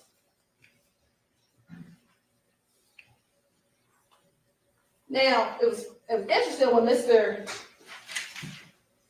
Shard asked, why don't we show you this video from 2009? Let me tell you why. Because Quindarius been around for a long time. Quindarius been around since 2009. So Quindarius knows about what's happening. See, we didn't just bring you stuff. I know some days you're like, why does the state bring me a video from 2009 in the park? It's to show the evolution of their relationships. Quindarius is a little bit different than Copeland. Because see, he's been around Mr. Williams much longer than Copeland's ever been in the picture. See, Mr. Copeland started coming around in 2014. Mr. Zachary's loyalty is a little bit different. He's been around since 2009. So when Zachary tells you in his interview, Doug ain't know nothing about that murder. Yes, he did. But his loyalty is a little different because he's been around. 2012, that's Mr. Zachary. You want to know why we showed you the video of them outside in the apartment complex? To show their association. Again, Zachary been around again for a long time. He real better than it. He rocked through YSL. So he has a motive to lie for Jeffrey Williams that Kenneth doesn't have as much of. In his interview, see, when Quindarius interviewed, he asked to come and speak to the police. And you're going to watch his interview because what both of them do in their interviews, both Copeland and Quindarius, and this is how you know they were telling the truth, they would correct the officers. If the officers were repeating something that was wrong, they would say, no, I didn't say it like that. I said it like this. That's what they would do. That's how you know that what they were trying to tell them, they were trying to be as truthful as they could so that they would get it right. They mean the police would get it right. And again, same thing. He come in here talking about he wanted to take one of the investigators out, all types of nonsense. But again, putting on for YSL.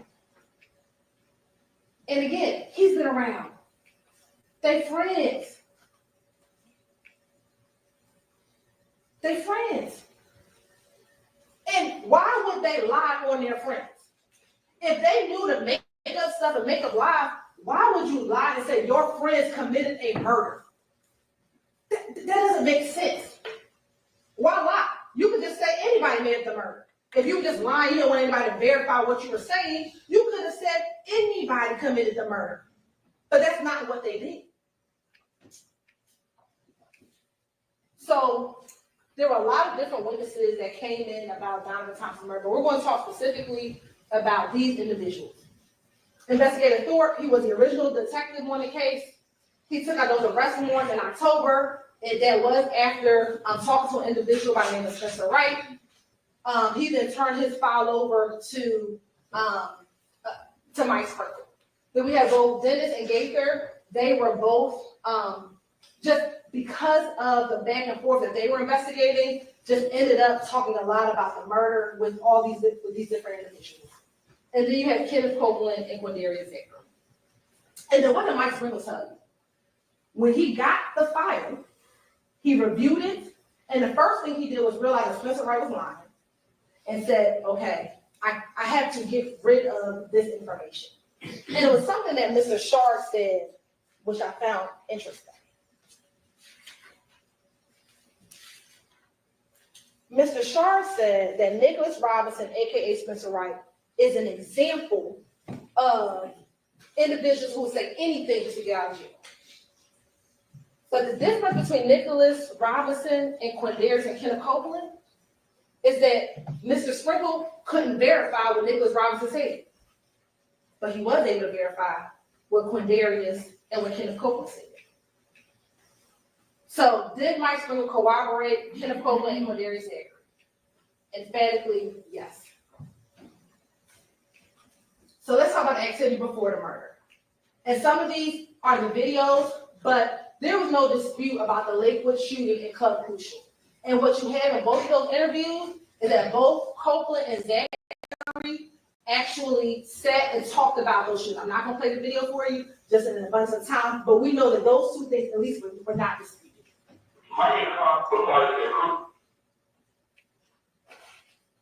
So let's talk about the day of and the days after the murder. So what did Copeland tell you about that morning? So my book, they know she had to come to you to mom. So I book, she said, yeah, that's how we do it. She like, oh, I don't know, she don't want the kind of head to go home. But I think you got it with all the short. So I don't know. This is near where we're at. Yeah, so this is great tonight. So I did. I had home that night birthday.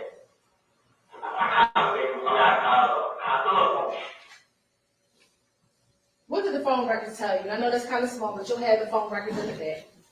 That between 6:37 and 7:26, Copeland's phone was in the area of his girlfriend's house, right? That's QR's, Copeland's girlfriend's residence, which was Maury.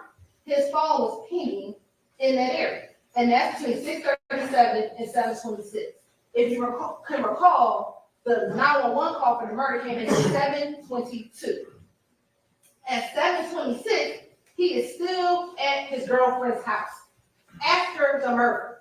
So this notion, when they say, well, Kenneth Copeland did it, I know somebody who could have done it, well, it wasn't Kenneth Copeland.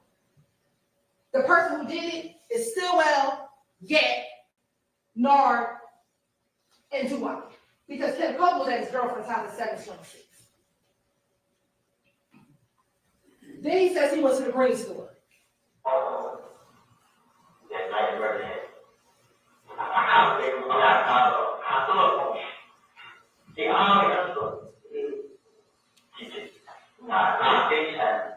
And then it's like, and like you know it up.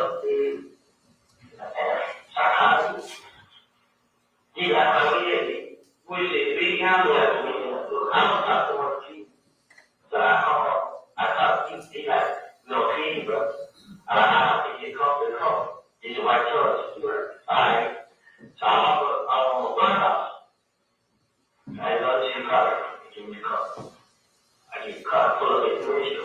When I got to the ratio, now I feel like I can't pull up, I can't right in there. I can't pull up, you know. So I was like, car. I got to pull up at the ratio. I ain't about it. So I'm to the rig. Man, the rig talking, I can't see. They don't see it. So read that, I want you to go. I love it. And I'm looking to get it. Alright. What did the phone records tell you? He went to the green store. He's at the green store at 7:28. Between 7:28, he's at the green store. And then he travels down towards the McDonald's, like he told him. And here's the thing, ladies and gentlemen, about corroboration and phone records. He doesn't know we're going to pull the phone records later. He doesn't know that Mike Sprinkle in 2016, almost 8 months after this, that we're going to pull the phone records to see whether or not what he's saying is true. I know he came in here and said, I got 2 phones, I had 2 phones and all this other stuff. He didn't have 2 phones. If he had 2 phones, the main phone is the phone that he's calling his girlfriend on. You can look at the records will show who he's talking to. He's talking to his brother and his girlfriend on the phone he's talking about. Cooperation, I'm not going to play it, but he says, if you just heard him say he goes out to the McDonald's. I get in the car. I ride to I pull up at the McDonald's. I pull up at the McDonald's. Put it outside. The one that I'm really good. So I pull up at the McDonald's. So you got it put in. So they put in. Who was he with? He was Benjamin. So they put in. Benjamin, he said, I know that. He said, he know that he was. It was D, Nard, and Ben, I think those are. No, they the white people. D,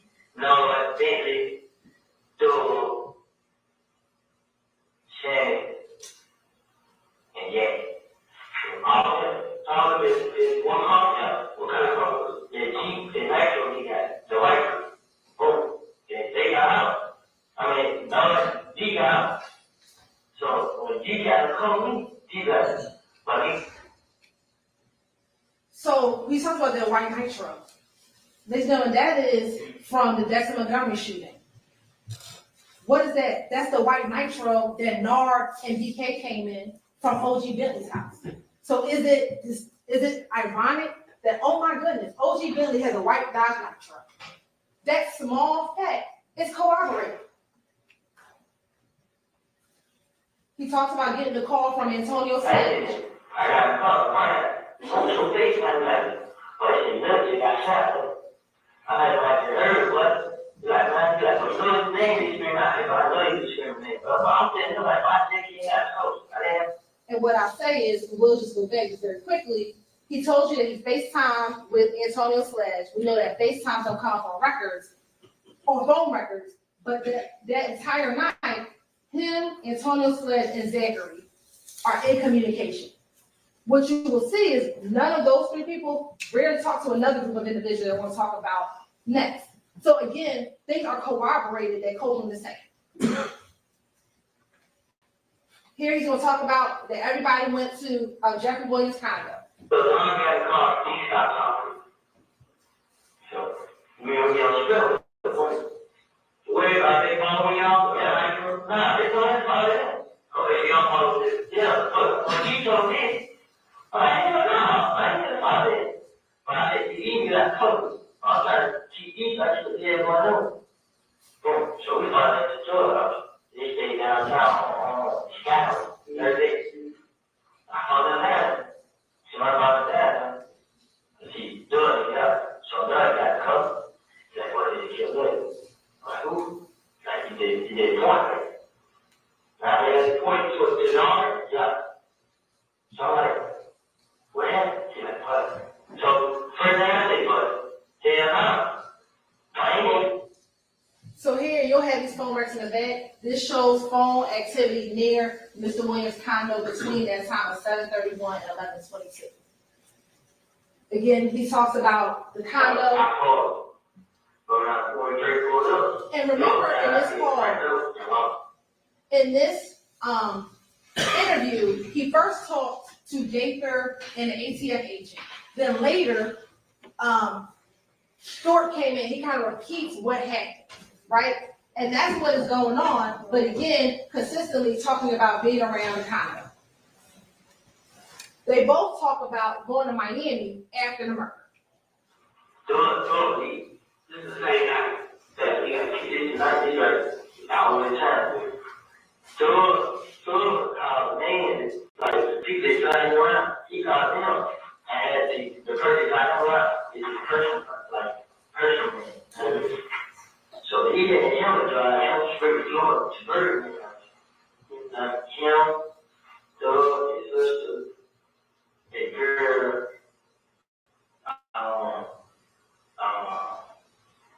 Doug,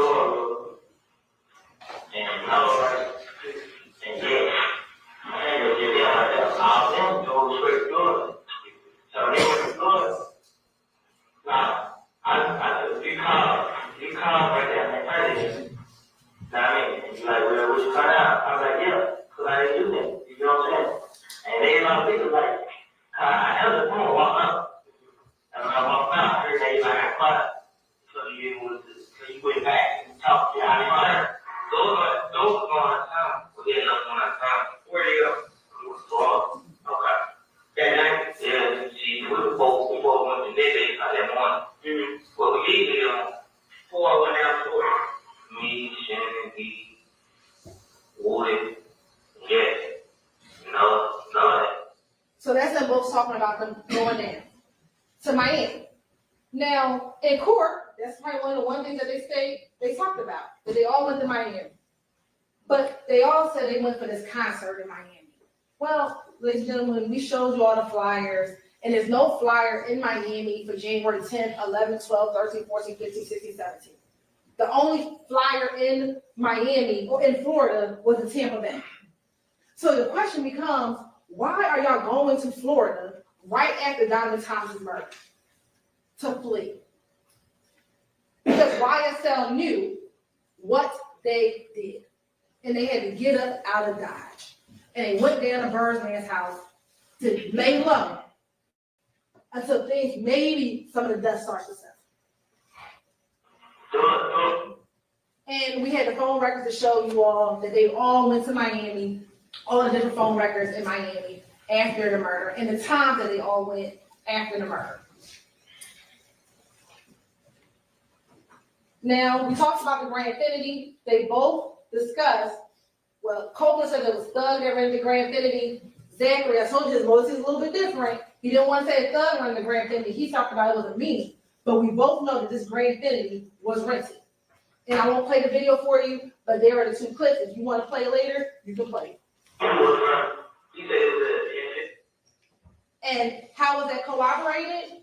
Mr. Sprinkle found a Hertz rental car record in order to corroborate is what Mr. Copeland said accurate? Was there a rented gray vehicle? Almost a year later, he finds the rental car. That is corroboration of what Kenneth Copeland said. He literally took everything that Kenneth Copeland says and said, can I corroborate this? And that's what he did. Now let's talk about who they both said. Now remember, Copeland is in June, Zachary is in August. So who's in the car? That's supposed to be the driver. I don't think. This was a legit broke the story down. He said, I think you just got a huge challenge. And he said, they rolled past the same place, standing outside. They went somewhere and changed clothes. Now, they know it was. I dropped Sandy out the door. I went home my big mom. And then, George left and was home with nothing and seen him. And went to the gas station and seen Jack. And he pumped. The gas station, we heard from the gas station. I ain't just did the store, so. They seen him, they said, we called the gas station. Store got him called the girl. Store got, I think, the deep. They got to call it the girl. And they were folded up in the car. Jack, Shannon, Noah, and Dubois. All right, that's Copeland in June. Here's Zachary in August. This is all what Shannon is telling me. It's both. Shannon had both, but this Shannon's on what Shannon told me first. So Shannon, they both told me the same story. Where were you guys when Shannon was telling you this and what day was it? Same day or day after? Same night. Shannon, I walked through, I just walked in once when they pulled up at the house. And Shannon didn't go over her house. And all the boys were going out the gun, like, he got me that gun up there, he wants some gun. Right. I'm just like a handgun. Then he wants some gun and go to the store. They went and had a bullet. And Shannon started calling. Don't come serious, though. He know that night. Right. He ain't gonna do that. Now, when you would have done that, I feel when you know that they'll have some talk to them. That's what I heard. And then down Shannon tell me the story. Say he was going to be pushed, but they woke up and seen nothing. Say they had to roll back around. And then started shooting up. So he had to do what? So He said it was Jack, Nard, and Dubois. This is two different interviews. Copeland is telling them what Mika told him, and Zachary's telling the police what Stillwell and Yak told him. But how we are the same people? Yak, Nard, Dubois, Stillwell. That does not change. That's corroboration of each other. Two different interviews. Two different times. Saying the same people? Ladies and gentlemen, that's evidence. That ain't no coincidence. And remember what Copeland said, which I found interesting. When they asked, do you remember what gas station? He's like, I don't know what gas station. How would he know that Yak was at the gas station and that they circled the block and pulled up and saw Donovan outside? If they didn't tell him that. He didn't even know what gas station they were at. But what did Mike Sprinkle do? He said, well, let me go pull the gas station footage and see if I can corroborate what he's saying. And that's exactly what he did. He pulled up the January 10th Texaco gas station and see when the car pulls into the gas station, the Bonneville. And in that same interview, they asked him, well, what kind of car was Yak? And initially, he tells them it was a Bonneville. How would he know? He doesn't know that we're going to find a surveillance video. But they want you to believe Kendrick just lying? For what? You have Yak going inside the gas station. That's him in the gas station. They sit at Texaco from 6:44 to 7:15. They wait for the girlfriend to come, and when the girlfriend comes, that's about the same time that the Infinity pulls up. What you waiting for 30 minutes at the gas station for? Who waits at the gas station that long? You had to meet Bushi at that gas station? What did Reginald Hendricks tell you? YSL folks don't hang around out there. They get their gas, they get on. If they even get gas over there, because that's not their territory. Their territory is Cleveland Avenue. So why are you sitting there for, I don't do math, well, what was it, almost 40 minutes? But they want you to believe he's just lying. For what? Then that's when the Infinity pulls up. And on the video, Yak walks over to the car. Now, I know Mr. Shar said, well, my client ain't on the video. Well, we just can't see him on the video. I submit he in the car.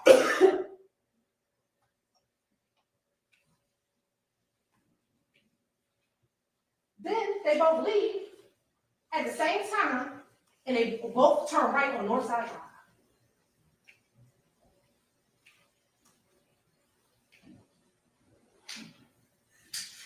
Now, this is the video. We'll speed it up. In fact, from the still shots, you can see kind of the movement. And I wish I can't pause it because it's running. You see where they came, y'all? They came down McDaniel. Well, what's right about here? It's the barber shop. I know Mr. Weinstein tried to say it's a block away. They ain't a block away. Literally, when you go out here, you look up the street, you see the barber shop. It's not a block away. It's yards away. So they had a vantage point to see them when he's driving down McDaniel Street. He's the one that alerts them. Kendrick. If Kendrick didn't tell them that he saw Donovan, maybe we wouldn't be here today on a murder charge. He did that. He's the one who alerted them. That's why he's just as guilty as the ones who shot.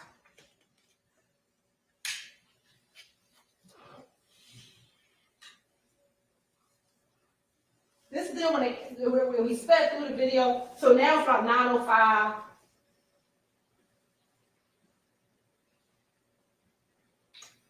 That's Doo-Wop getting out. I submit to you, that's Doo-Wop getting out the car, smoking a cigarette.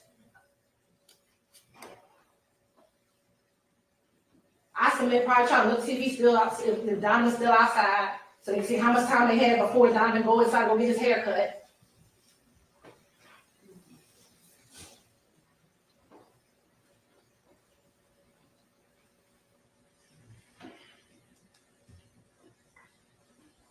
And they just waiting.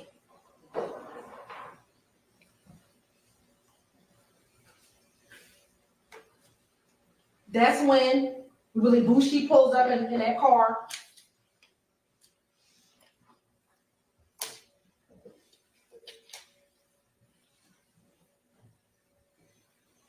And that's Kendrick. Initially, he was in the passenger side.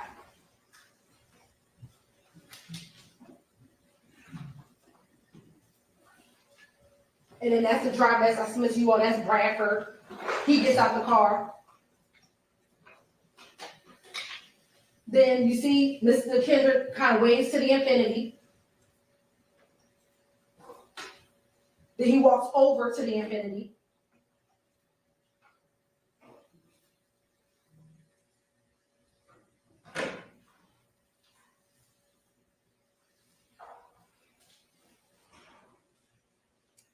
I submit that's when they're gonna talk about what they're gonna do, how they about to kill Diamond, what they're gonna roll around, do what car, what guns in the car, how they gonna do it, who gonna do what.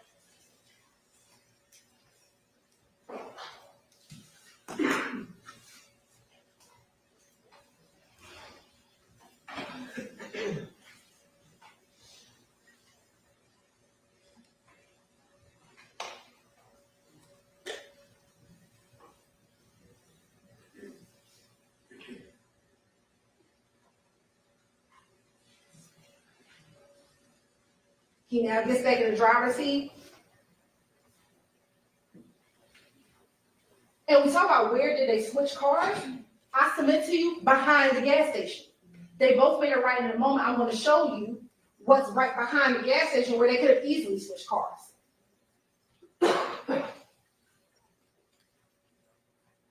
And remember, we talked about the time, so it's not 8:08. Remember, this time is off by a few moments. And that's them coming down the street and then shooting. Of course, you're going to see, I'm going to play this, all this, the reaction, what happens in the store. You got babies running. Bullets have no names. And they have the audacity to tell you that we're sitting here trying to charge people of color? No. You should not have to be sitting here on a Saturday trying to get your hair cut and have bullets come inside of a barbershop. Bullets have no names. And there was babies in the front. But you just spraying down the street for once. For your status in YSL, so you can show Mr. Williams that you big and bad. That's what this is about. And that's Donovan's brother. Outside. I submit he saw what happened, but you know what? He ain't gonna tell us. He ain't gonna talk to the police, and that's what the gang culture is.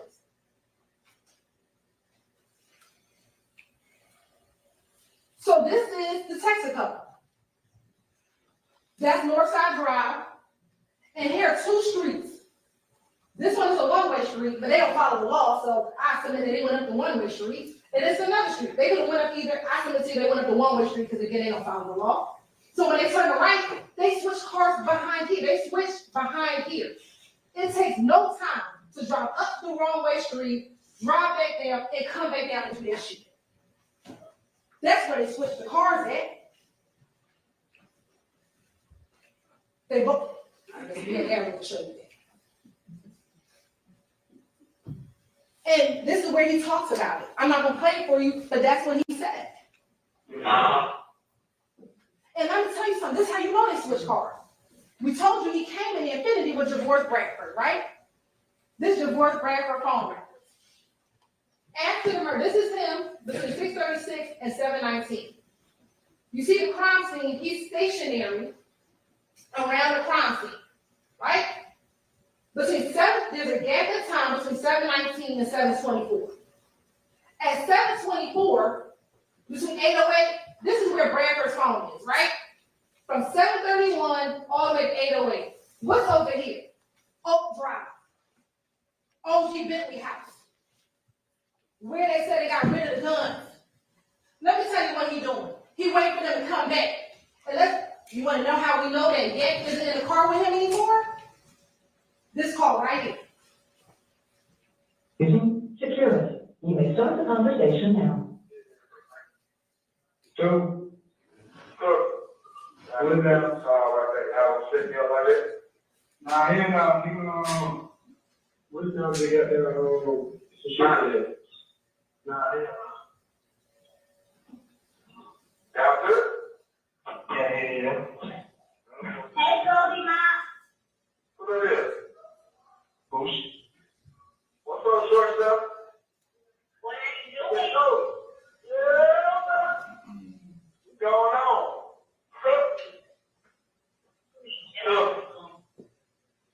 Yeah.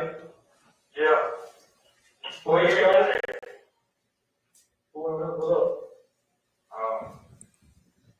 You hear what he said? Where Yak Gotti at? We waiting for him to pull up. That's at 7:42. That's when, let's go back, y'all. That's when he waiting down here. At 7:42, which is one of the calls that's right here, Yak ain't with him. You want to know why? Because Yak with the other 3 murderers. That's where Yak at. What evidence do we have? No, we don't have DNA. You want to know why? They got rid of the car. No, we don't have DNA. You want to know why? Because they got rid of the guns. All we have is what they told their co-conspirators. And that's what I have to bring to you. What I have are the phone records. What I have are the surveillance videos to corroborate what the co-conspirators said. Because I don't have those things. I wish I had them, but they got rid of it.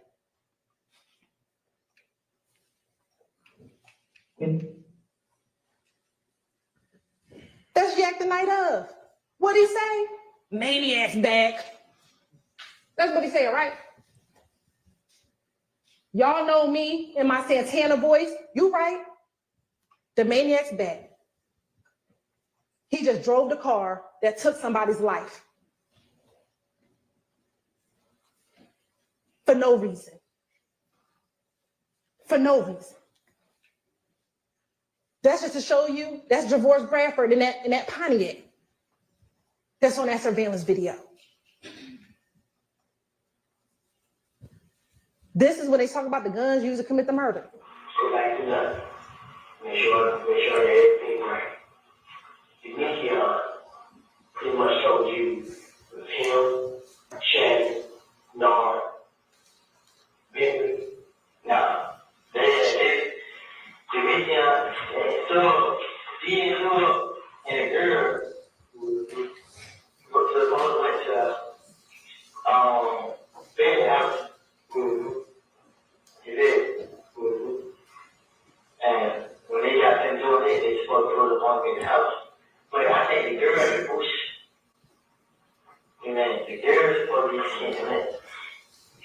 She knows what's going on. And this girl, Shannon, turned easy. You know, they can't try to do a lot of the cup. This girl, I thought, told them that I was going to go tell her. So it was Yak driving, Shannon with the AK, Nard with the pistol, and Dewap with a pistol. Now, I'm saying Dewap had a pistol. Okay. Right. But you just know what seats, how they got a seat in the car, and all you know is the Yak drive. Not just that, they say that way drive. And that's okay, so what Amicia told you. Yeah. Look deep. Okay. We gonna lie. Why not say Dewap had a gun? Let's lie. We gonna lie big. Everybody had a gun. But he didn't do that. He said, nah, I don't think Dewap had a gun. I don't think so, but I definitely know Yak was driving, because if we're gonna lie, say Yak had a gun too. But he didn't do that. They ain't gonna tell that guy, what's wrong? They had AK, something too, right? He said, you tell you gonna say what kind of gun they had for the murder, right? So AK-76, who's gun was that? No, what else? That a 4.5. Who's gun was the 4.5? Shannon. Even what brand was? HB or something. XB? Yeah. What are the shell casings? How you know it was a 7.62? That's what Donovan was killed with. Those are the bullets that came out of Mr. Thomas. The shell casings that was found, there was multiple types of shell casings, 45s, 9s, and 7.62s. How they know that? This is called corroboration. This is called verification. They don't know that they don't know what bullet was pulled out of Donovan Thomas's body at the autopsy. They don't know what shell casings the police picked up off the ground. But ironically, they know, it's not ironic, they know the type of gun that they use.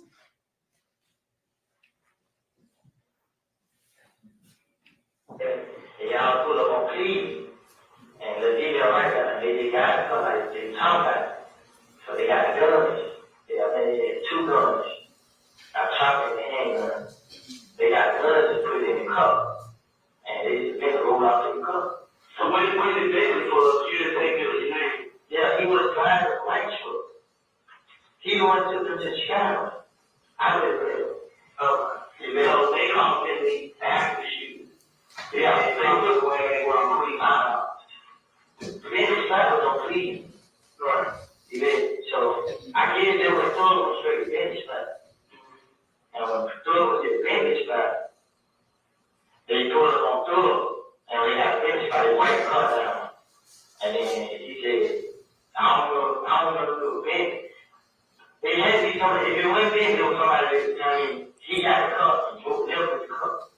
You know what I'm saying? And he cleaned up the car and done it. You know what kind of car it was. Like, it was a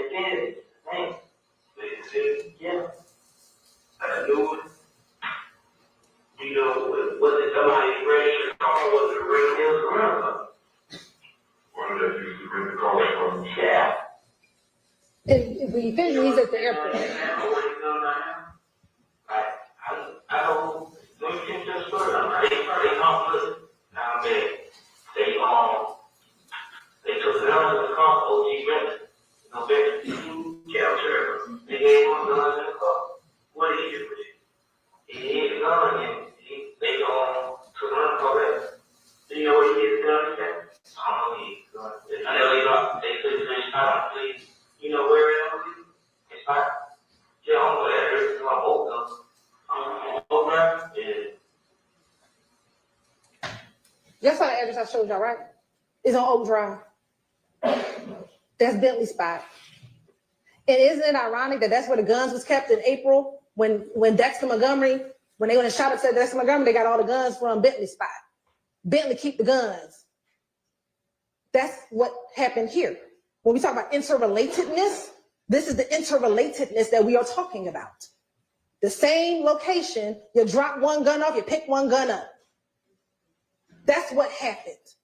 That's what Walter Murphy, I'm not even gonna play the clip, but that's what Walter Murphy told you back when he was interviewed in July about OG Bentley spot. You think that that's ironic that both Copeland and Zachary talk about the guns going? Oh, and the phone records corroborate that all the phones was at Bentley house right after the murder?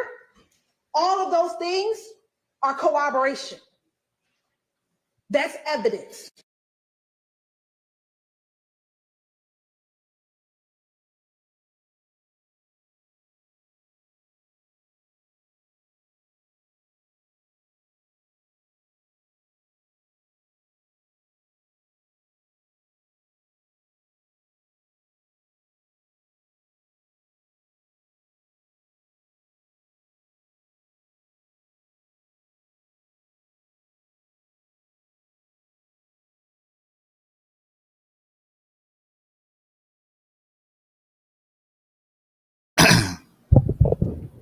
Think their feed froze, y'all.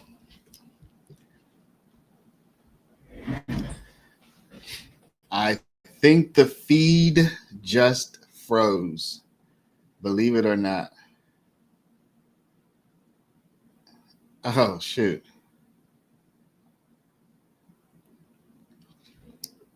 I think the feed froze. Let me check on my phone. This is wild.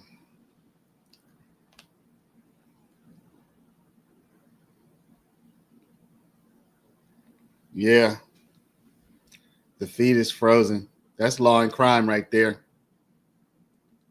It's about to black out on us. Yep. Told you. So y'all don't have to go looking for another feed. The feed is gone. It's gone. Might come back, but that's law and crime. You can see it.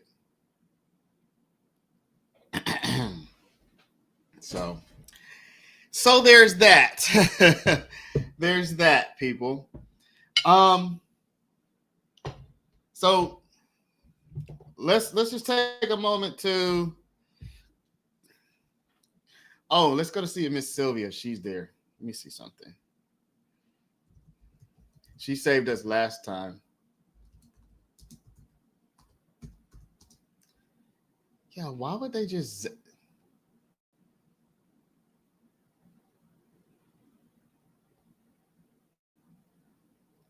I think she's still out. No, even Miss Sylvia's is zapped out. 9-hour interview. And let me say this. If some reason y'all want to watch No, this isn't live. I don't know if you want to sit there watching 9-hour interview. Yeah, but if you want. Hers cut off at the barber shop. So this is the Texaco. Yeah, we already saw this. So Miss Sylvia is not live. And the other streams have cut out as well. So last time Miss Sylvia, she saved us, but Andre, that's what I'm doing, man. You don't see me?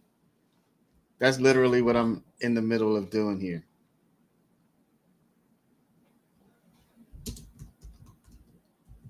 Let's see here. Infamous Sylvia. See if she's live on there. Nope. So they just zapped out on us, y'all. They just cut it off. That's it. They cut it off. I don't see anywhere else that is live.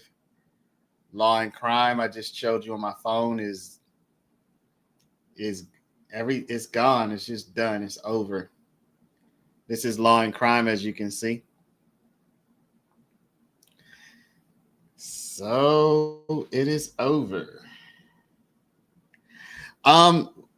So in the meantime, Cat Not Williams has it. Where would Cat be getting it from? If Cat has it, we'll just watch her stream.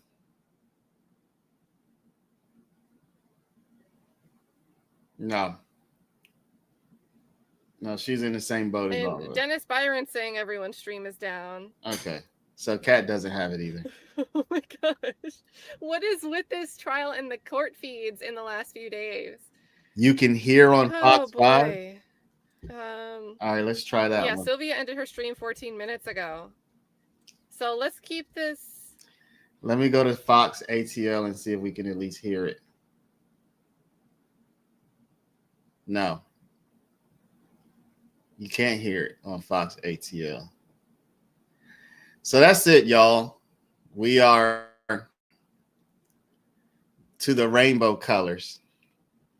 Yeah, camera crew was like, I'm out. So let's talk about it. Y'all were roasting Hilton, so I'm gonna try to play the opposite of y'all. Hold up, is it coming back? Or is this just... No, it's not coming back. I'm going to try to play a little bit the opposite of y'all. Let me see. Do I feel she convinced me of anything? No.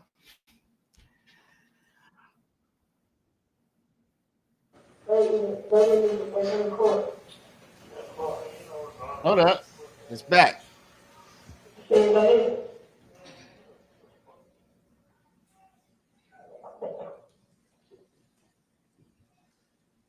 They're playing a jail call now.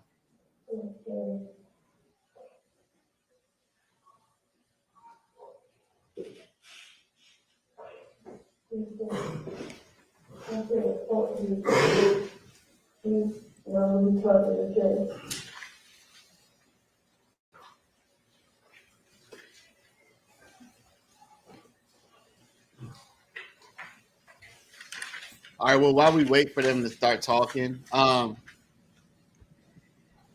AB. And I know this is kind of faint, but I'm going to tell you what he said in this call. Let me give you a little background about this call. This is November 19, 2015. This is after his preliminary hearing. Y'all heard about the preliminary hearing, right? And you heard them talk about the fact that a couple things, that they didn't talk about witnesses by name. They said it by witness number 1 and witness number 2. This is what he says. Fuck D. Fuck them niggas, bruh.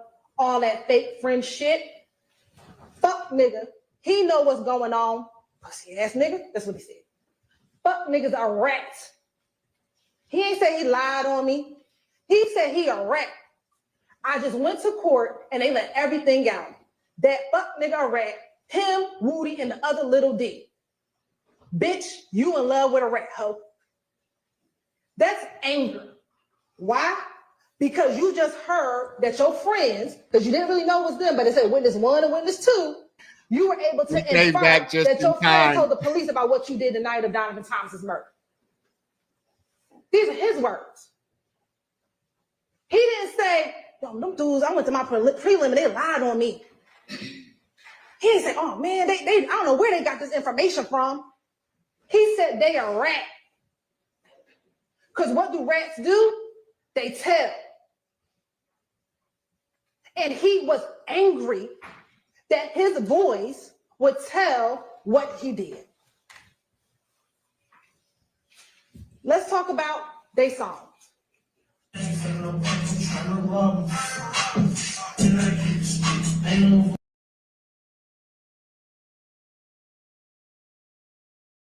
Y'all already know, man.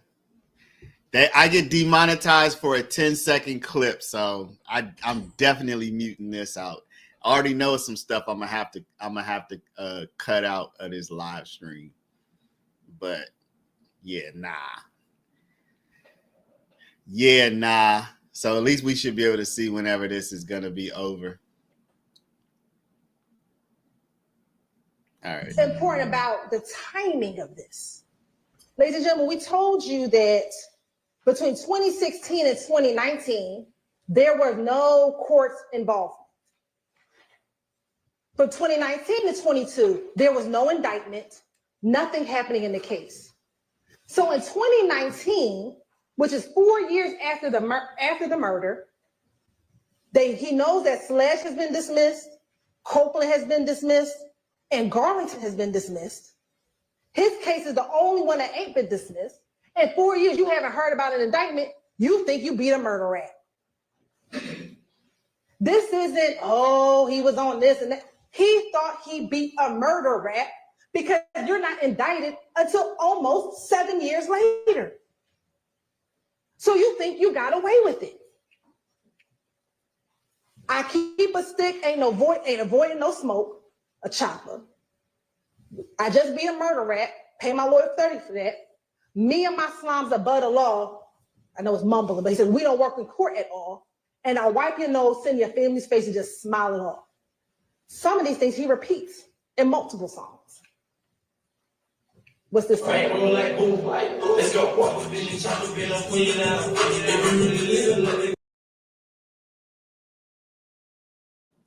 I'll talk to y'all in the meantime. I know y'all want to hear the wonderful music of the YSL people, but sorry, just can't do it.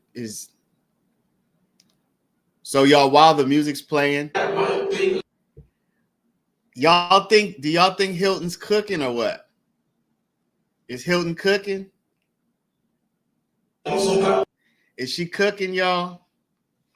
Hilton up there, she dropping the F-bomb, she dropping the N-bomb. She doing everything. She's doing everything she could do. May have been created maybe 2020, sometime between 2020 and 2022, right?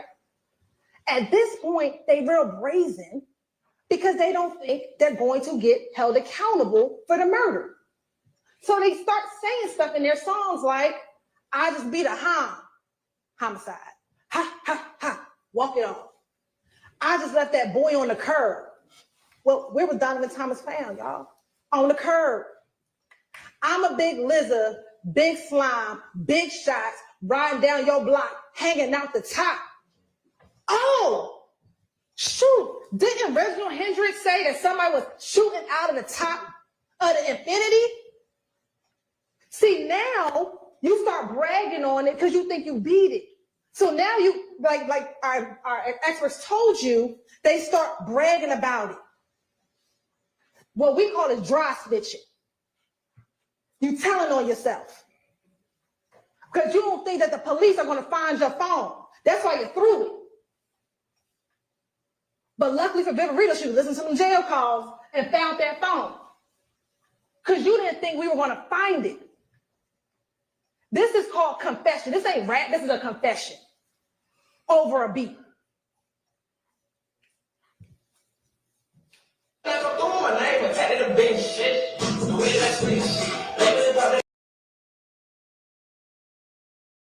All right, so the turkey is still frozen. Y'all be surprised to learn that I just ate a turkey leg. Not that that has anything to do with the trial, but gotta fill the time some kind of way. Got a red light. I'm on go. I'm on green. I see an eye. I'm taking him down. Walk him down from a mile. The last homicide, I smiled. How many times you gonna keep talking about the fact that you killed this man? And you bragging about it. This now song number 3. And then I can send the whole gang to the heavenly house? You good with killing folk. That's why you didn't kill Donovan, you didn't kill Shamel.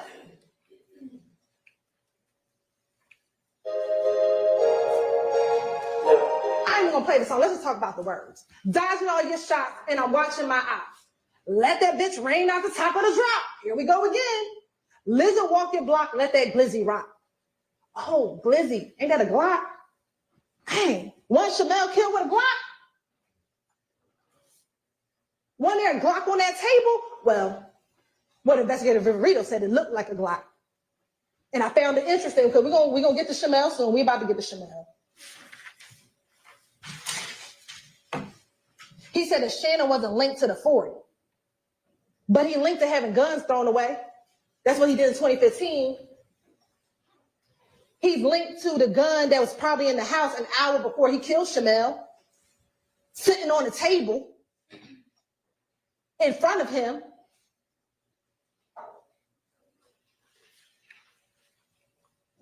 We ain't gonna play this one either, but let's talk about what he's saying this. I see ops fall, Shell, know my call. That's Shell Kell, y'all. Every slum play nasty. That's what he says in the song. They wonder how we lasted. Bout my gang, it will never end. Again, beat the hum. What do you think, y'all? No evidence. He don't realize that what his two co-conspirators said is evidence. Those interviews are evidence. His confession over a beat is evidence. This is evidence, ladies and gentlemen. And this is evidence you can take to the back, deliberate, and find him guilty. The surveillance video is evidence. No, we don't have his phone records, but you got his two friends telling y'all what he did. And they don't have no reason to lie on him. For what?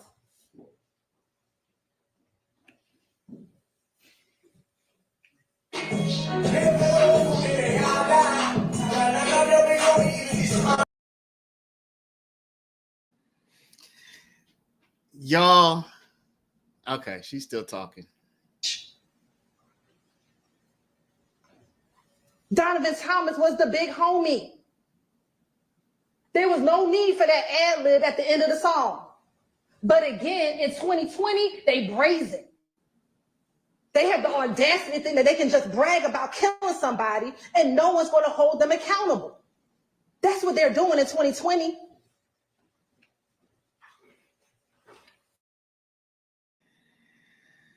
So they really leaning into this lyrics thing, y'all.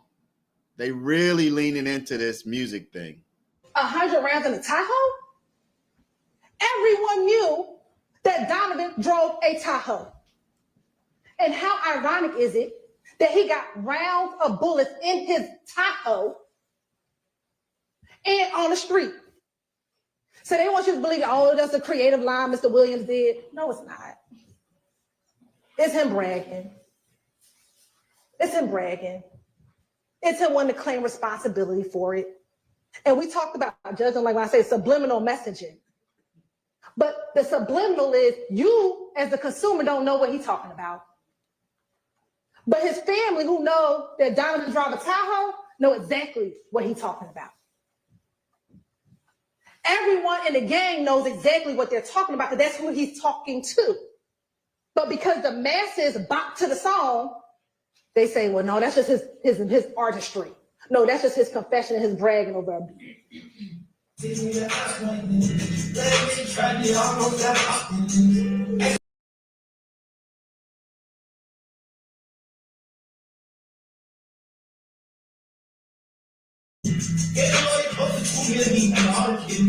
I don't know when I don't want no life business.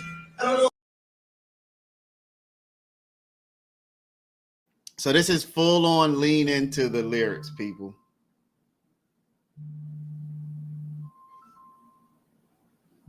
This is full on lyrics that she's doing here.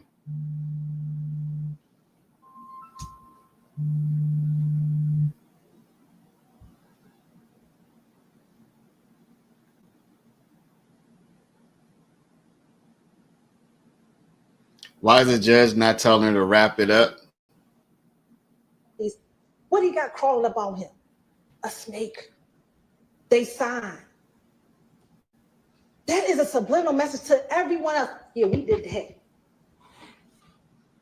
What's at the end? He got a rat going down his mouth because they eat rats. They eat the people who snitch on them. He already told you himself, you ought to get killed from me and YSL if you snitch. See, that video is not just, oh, a nice artistic video. That has symbolism in it.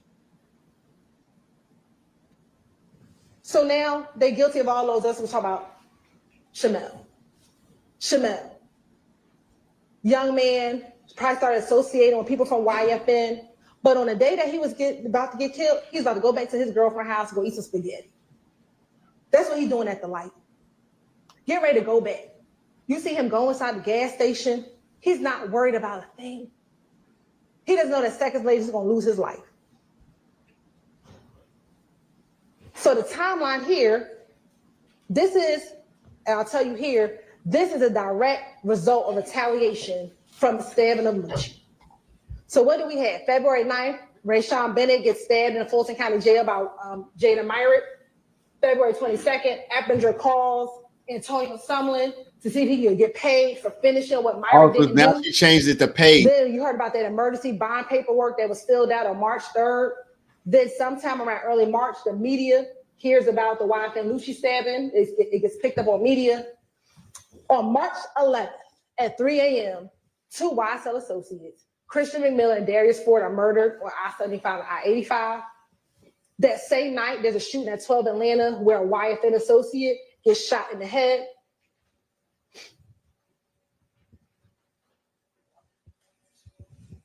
On March 12th, there's a shootout on Cleveland Avenue with Demikion Garlington and the ops. On March 12th, there's a 911 call shooting at 2830 Waters Road. March 14th, Shannon Stillwell rents the Audi A5 and puts dark tints on all the windows. March 14th, 10 o'clock is the murder of Shamel Drinks. On March 16th, the shooting at Waters Road, where the investigator Rita comes out. March 17th, there's a search of Waters Road where everything is taken out except for a few guns that they left behind. And then Stillwell and Nichols are arrested. Again, we talk about the state does not have to prove motive, but here, ladies and gentlemen, this is motive. Again, that's that same video with Quindarius, y'all. Christian McMillan's been around since 2009. This is Mr. Williams' long friend, old friend, good friend. And he gets murdered by YFN associates. Oh, you got to pay for that. Here we have just different pictures of them, both Mr. Ford and Mr. McMillan, all with other YSL associates. You'll have these in evidence, ladies and gentlemen. That's unfortunately the car that they were driving in when they were tragically gunned down on March 11th. So here's where the motive comes in, y'all. Just like YSL brags about doing stuff, YFN does the same thing. It's tragic. These posts were despicable. That post crossing out that young girl's daddy and saying that, despicable. But that's the type of stuff that gangs do, right? To keep nudging each other. Well, that would make you mad. You see how heartbroken YSL was for the death of Mr. McMillan and Mr. Ford. They were devastated. These are all different YSL members posting them because they were devastated. And that's where revenge kicks in. That is Mr. Stillwell's post. I ain't gonna be the only one crying. Nope, you're right. The Drinks family crying. Because he had to make sure. And then what does he say here? Just ref Mac, I got you, man. Crying emoji, broken heart, taped up heart, devil emoji. He was ready to go op hunting. I know that was in January, but that just goes to show you he already knew how to be on the prowl. He already knew how to go op hunting. And this is what Demikion say on the wiretap on about March 11th and March 12th. March 12th. I thought about the AV. Oh, AV. Yeah, you know he don't know. Yeah. You know what he on. He on looking for them folks who killed our boys. That's what he on. So, but they,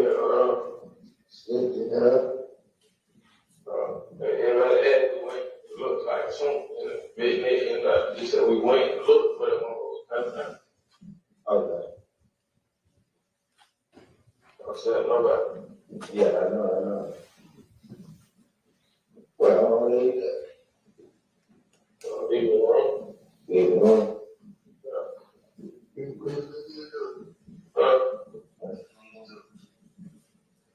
Still same old shit.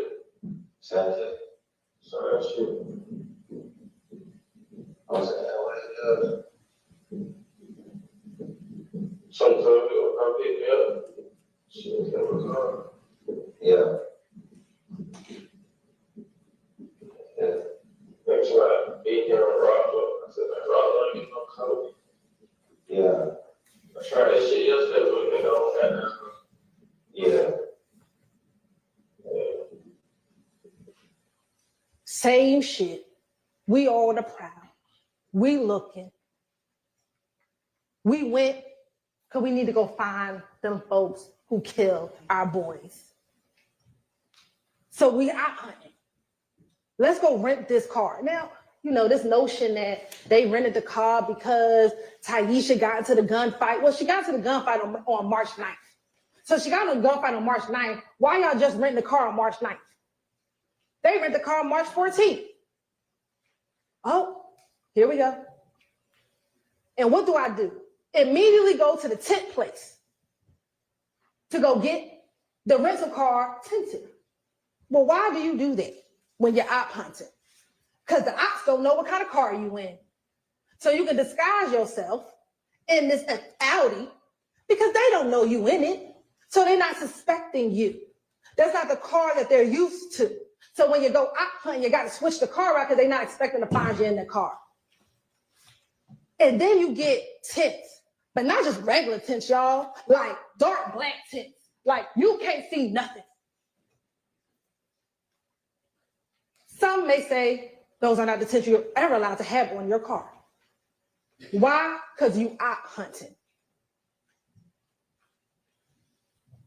What do we know about Shell Kell and Demikian Grimes on social media? What does investigative Rito tell you? That because she was following both pages, she could see who followed who, and Demikian followed Kelvin Watts. So what post do we see? This post was posted, I believe, on March 13th. And it's a picture of Mr. Drinks, Jasper Walters, and Kelvin Watts. And Shell Kell reposted it with the two shells, the zipper lip, and the black heart. And I guess for Mr. Stillwell and Mr. Garner, there must be a confession. Because this is the post that got Mr. Drinks killed. Because remember, no one knew who Mr. Drinks was. The investigators didn't know. When you listen to some of the wiretaps y'all listened to, they didn't know. So this post is the post that gets him killed. Not any verification, not that you should have been killing anybody anyway, but no verification whether or not they actually did or anything. But because Shell Kell posted two shells, a zip lip, and a black heart, that was Mr. Drinks' death sentence. Op hunted. The reason why we took this picture, y'all, is if you remember from the video, and we're going to look at the video in a moment, Shannon was parked about right here in the alley. And we know that because you see him when he comes in. If you watch the videos, you see when he comes in. Remember that Mr. Drinks pulled up to this pump. No, this pump. They had the best vantage point to see when Mr. Drinks came in, when he walked into the store, when he walked back out the store, and when he pulled off.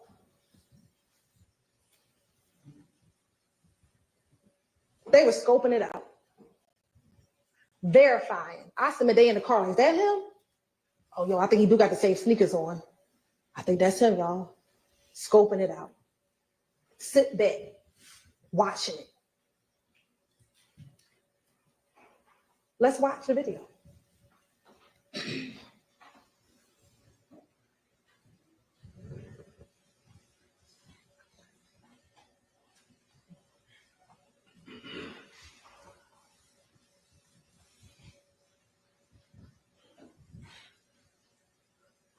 Now, this is where Mr. Stillwell, they get to the gas station.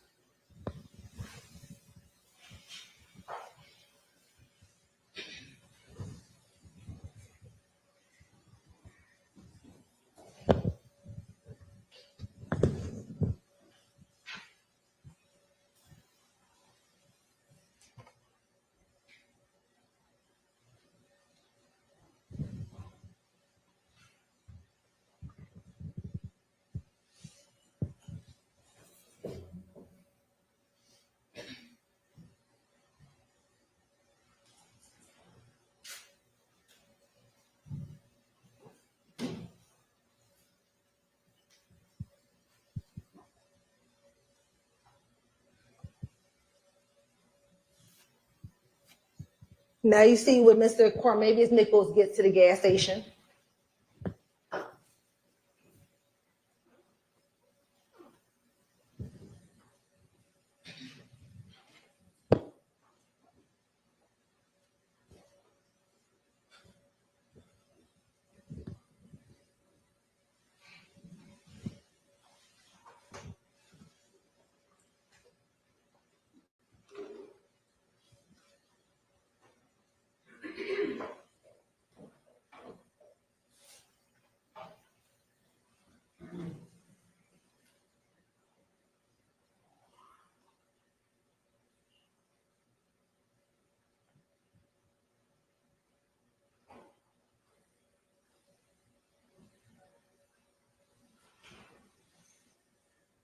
That's when Miles gets out the car.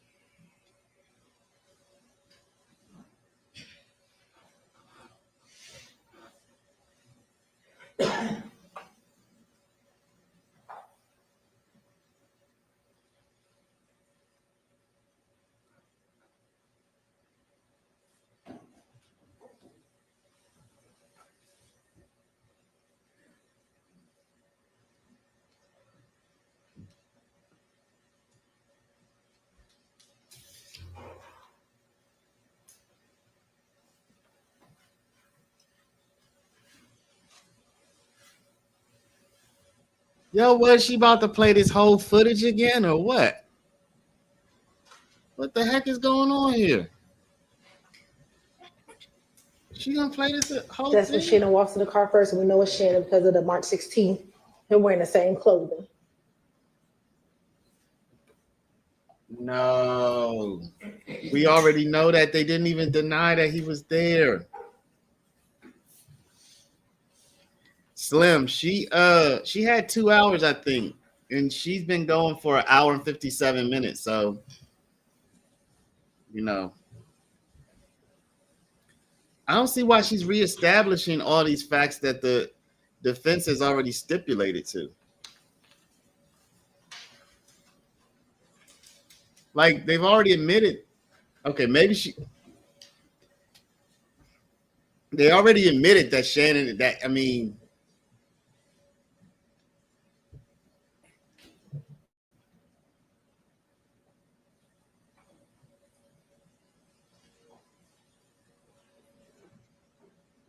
Of course, that's Cormavius Nichols when he walks inside the store. why is she doing this, y'all?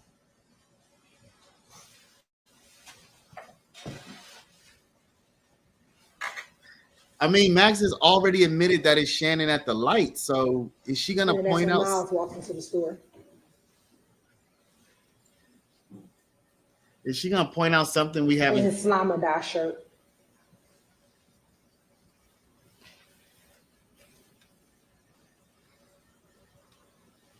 She got to point out something new, y'all. It's the only reason she could play this video with a straight face. She has to point out something we didn't notice.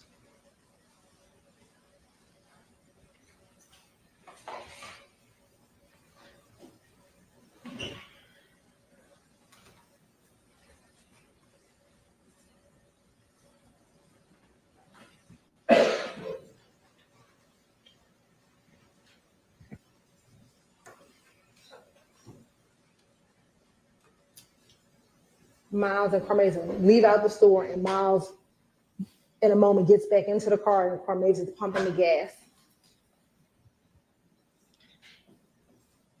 I think she could point out something new because it's evidence. It's not that she's introducing new evidence. She could point out something that nobody noticed before, for sure, because it's still the same evidence.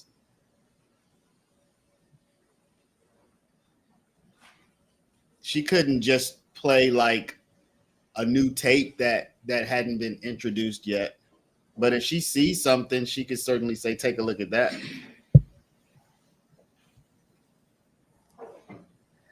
So I don't want to call anybody stupid, Andre, but I don't get the point of this at all. Like, this is valuable time, and it's taken. Look, what are we watching right now? Just people pumping gas? I mean, is she gonna just play this all the way through? Yeah, but Drinks hasn't even pulled up yet, y'all. This white car has to finish pumping gas, pull off, then Drinks has to pull up.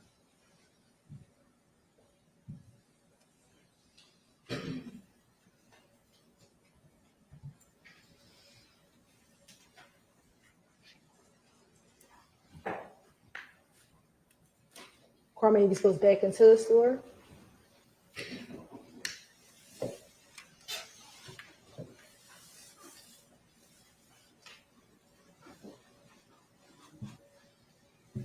Hilton is trending on X right now, y'all.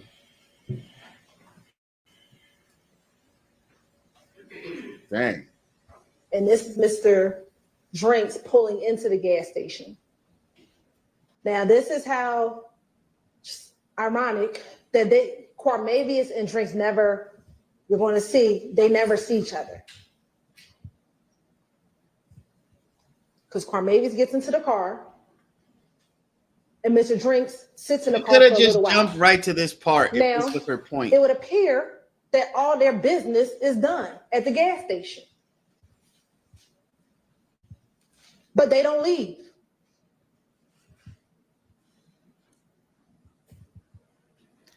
Paige could stop her, but she's not going to stop her right now. It is 21:56.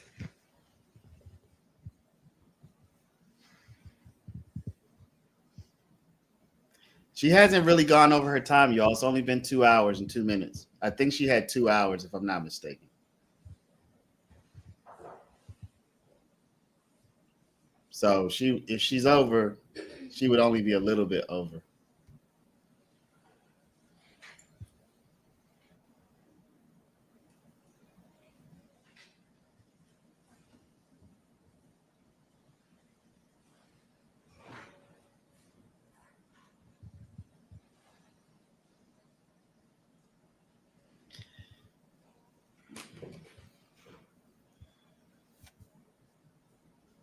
Now Mr. Drink is finally getting out the car. See where he's walking? He's walking closest to where Drinks and Demikian are in the car. Not Drinks, Shannon. Because remember, from here, y'all, you see the Audi lights. The Audi's here. He just walks right here. In the same sneakers from the picture. And coat and jacket.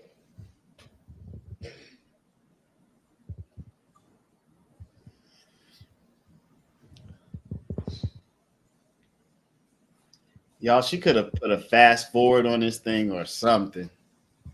I hope she must be closing with this. This must be her grand finale, y'all. I can't imagine she's going to continue after this. I mean, maybe the ultimate close, but this has to be part of her grand finale. Has to be.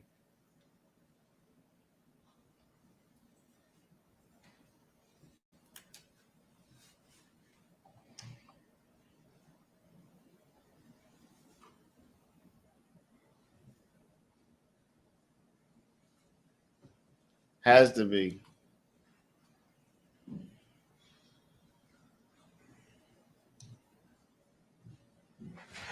This is her grand. They're still sitting there. None of them come back into the store. This is her grand finale, people. There's no other explanation. And Mr. Drink walks out.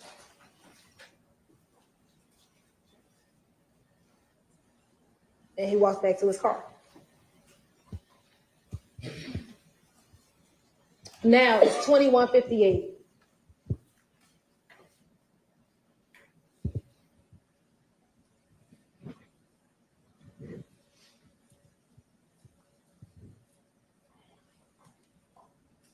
Well, y'all, Neither car. They're not pumping gas. They're not getting anything. she can see They're the watching jury, so Mr. Drinks. we can't. I submit confirming that that's the person in that social media post.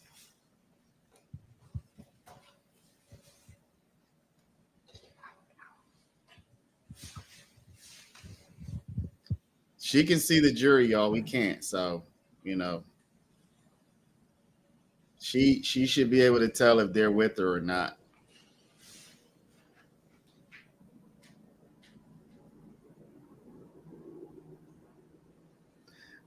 Yeah, I feel you. I'm just saying, I mean, there's got to be some explanation for this. Because I can't find one. I'm trying to figure out what could be a possible explanation for this.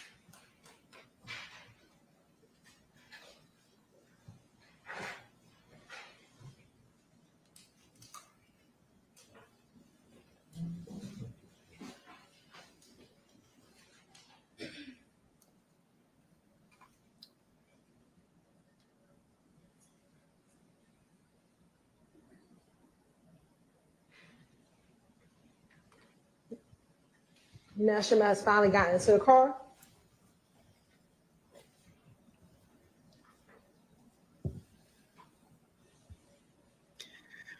Oh, she gonna go through the rest of this stuff, the rest of the Shamel Drinks footage, y'all. And I submit this is what's happening.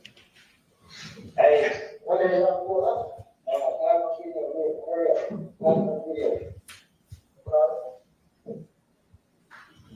He wanted to call on video real quick. Call him on FaceTime real quick. You know what happens on FaceTime. You've heard testimony about what happens on FaceTime. What happens on FaceTime is that is when criminal activity is planned because they think that FaceTime, you cannot track it. Now watch as Mr. Drinks pulls out of the gas station. They have been sitting there for minutes, y'all. Y'all been watching this video like, what we gonna do next? That's how long we've been sitting here. And as soon as Mr. Drinks pulls out, that is when vehicle number one pulls out, hunting car. And then that's when the second car immediately pulls out. They sat there, y'all. We were quiet for at least 2 minutes here when they did nothing. So she did that. And they want to tell you some other car killed him? That's them driving by the liquor store. They laid in wait until Mr. Drinks pulled out. You have to look at all the evidence together, not just the FedEx video, but we're going to talk about that FedEx video. Oh, so she's going. This is them pulling up to the light.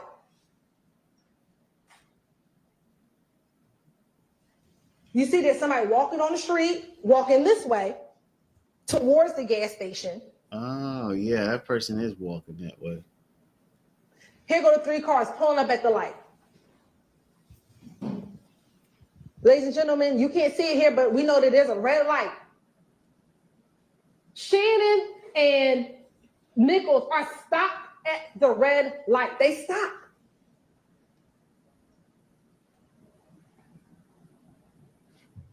Drinks is in the left turning lane. Shannon is right next to him, and Quarmez is right next to Shannon.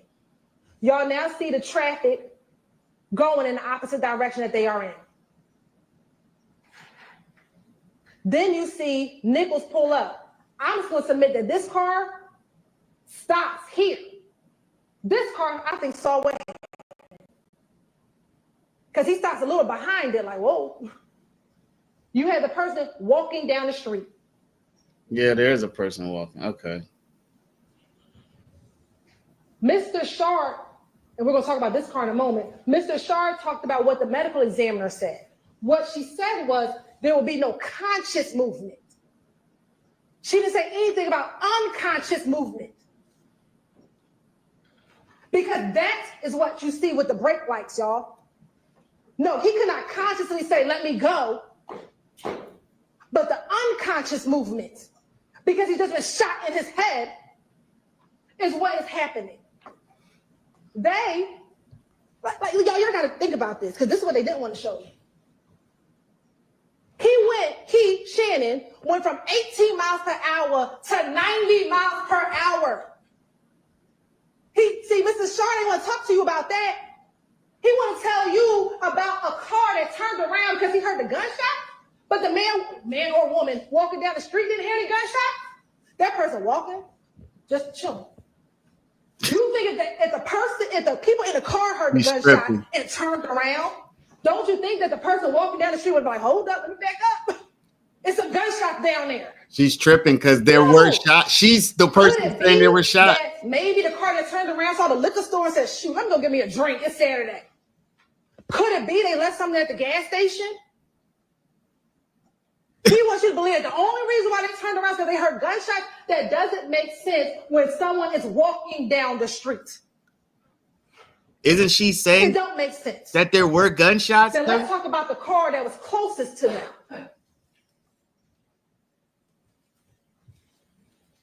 You see what time the cars are going. Oh. Here are the 3 cars in a straight line. Do you see that straight line? It's a straight line. The 3 cars. Shannon's car is directly next to Mr. Drink's car. And that's going to be important when I show you these crime scene photos. This other car that he wants to talk about, that he's like, oh, this is the one who killed, this is the person who shot. Oh, and we couldn't get LPR. What?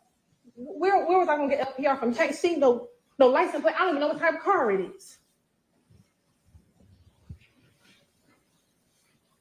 That car is never directly next to Mr. Drinks.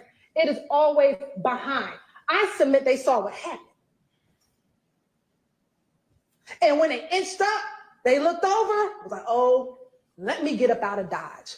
As most other cars did, except for Mr. Cheeseborough. Mr. Cheeseborough's call did not come in until 10:27, because every other car did what that car did. They drove by it. That car actually waited at the red light versus Mr. Stillwell almost hitting traffic. So this notion that he stopped at the red light, if you didn't just shoot and kill somebody, why are you fleeing through traffic to get on the highway at 90 miles an hour? Use your common sense. Many of y'all, if y'all choose to talk to us at the end and you can, once the judge lifts all the admonitions, some of you may ask, how I get chosen? And we're going to say, because you got common sense.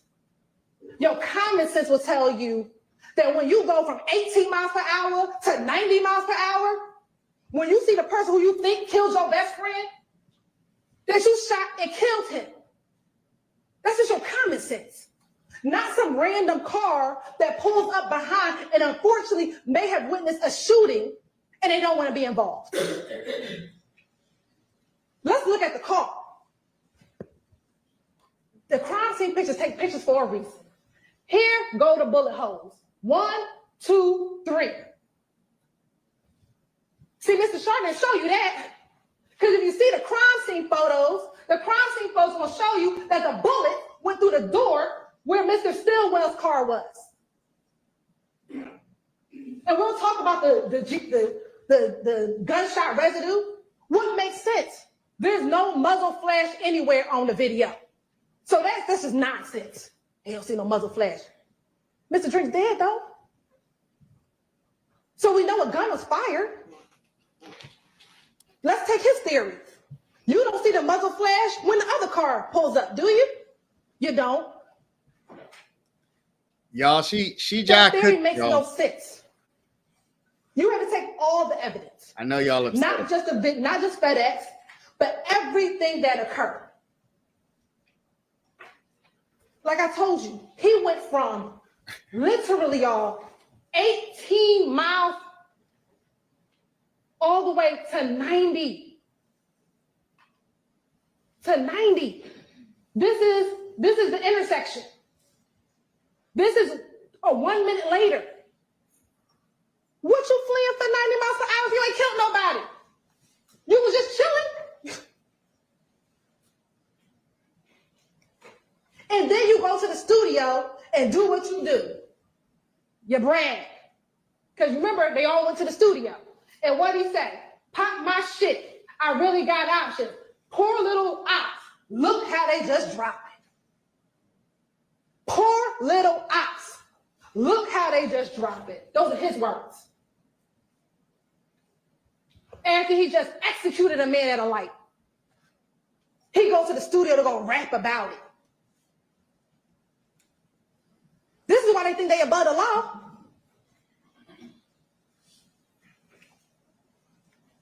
This is what Demekian said afterwards.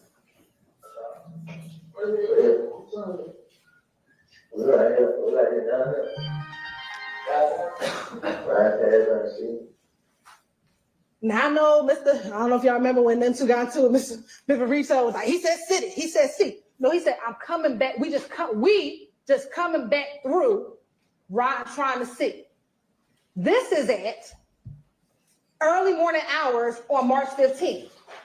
Why are you coming back through the crime scene if you ain't did nothing? Why? This is Mechanicsville, y'all. They went to Fulton Industrial. This is coming back in the city, trying to see. They came back through. Why? Because they want to see, is the police still out there? What they doing? They canvassing? Any of the homeless people see what happened? Let me try and see what's going on. And then what did Demekian say afterwards? This on March 15th, y'all. We got y'all, boys. You right? They thought that they got him because they killed Mr. Dries, who they thought murdered Christian and Darius. This is we got y'all, boys.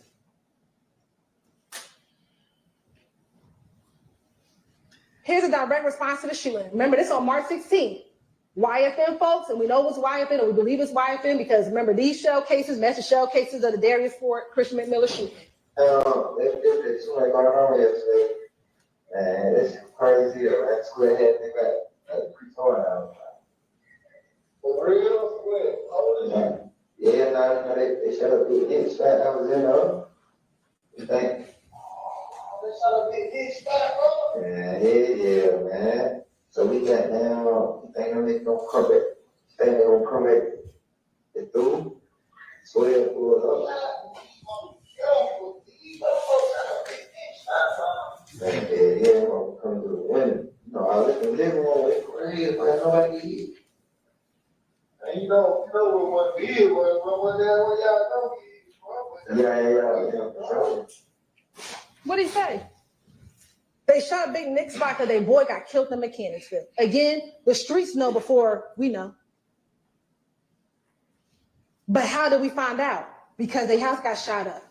And I don't know why they wear the same clothes. I have no idea. I don't know why they didn't want to change their clothes, but they decided they wanted to be in their same clothes for 2 days. I don't know. But they did. And that's how they found out. Remember what Investigator Hogan said, Investigator Flores, they didn't know really what happened on the night of.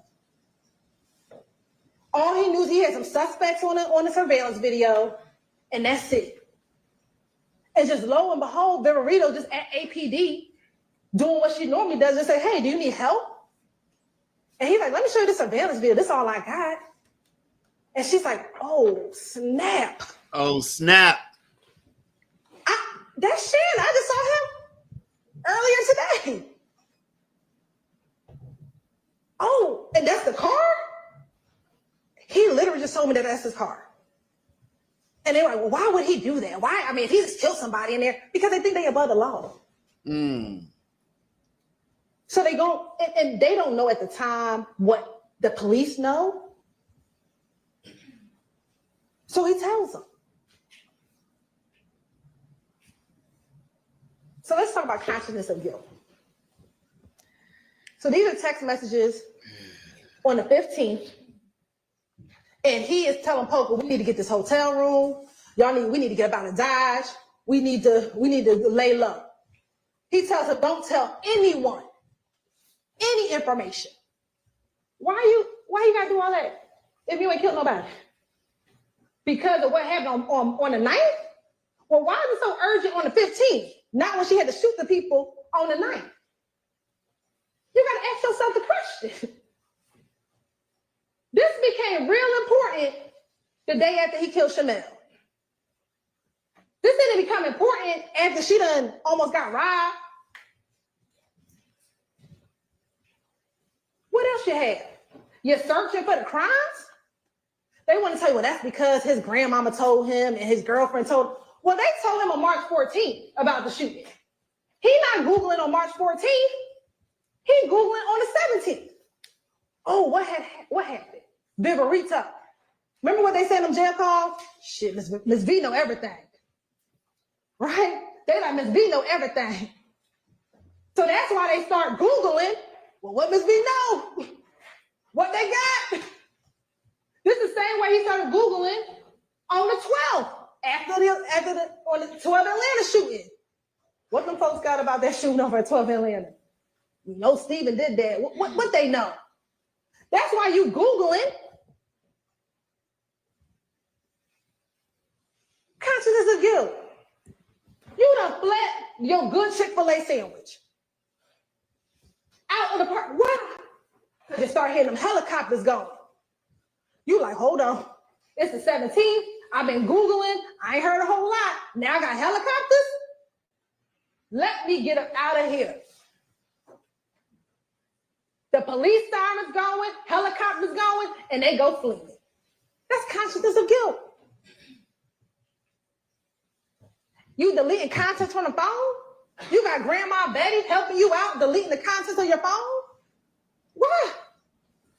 Oh, because you don't want us to find that music you done put on there. You don't want us to find that those contents, those lyrics you've been writing. You don't want us to see the text messages that you out hunting.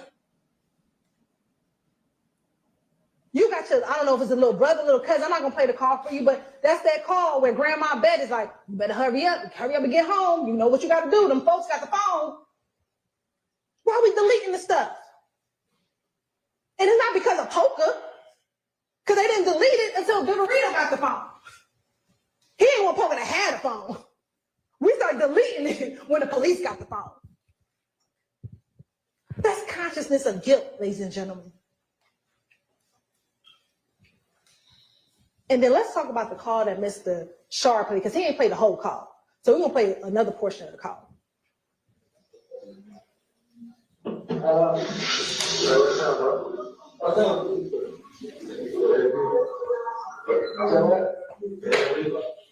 What's up, man? Man, shit, right here, huh? I said, right here, this shit, you know what? Leave that going, right?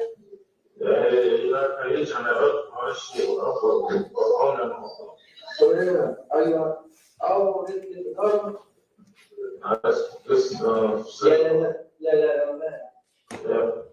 Yeah, bro. I know, I did, manager about this time, I said, that's what you're right. That's what I really first one, so I said, like, yeah. I can't, man, I want for tripping, I want for real, man. Yeah, I said, what shit? I said, shit, I'm going to go straight to the room. I had to stay out there. Yeah. But, yeah, just told me that I want you upstairs. Yeah. Right, I was on north with that. No, I went with Fred. You were Fred? Yeah. Oh, yeah, so, yeah. They go Fred. Damn, somebody said, T-Rock was up there in your room? Yeah, T-Rock was downstairs. Yeah, somebody, bro, I know it, but T-Rock, I ain't know T-Rock locked up. Yeah.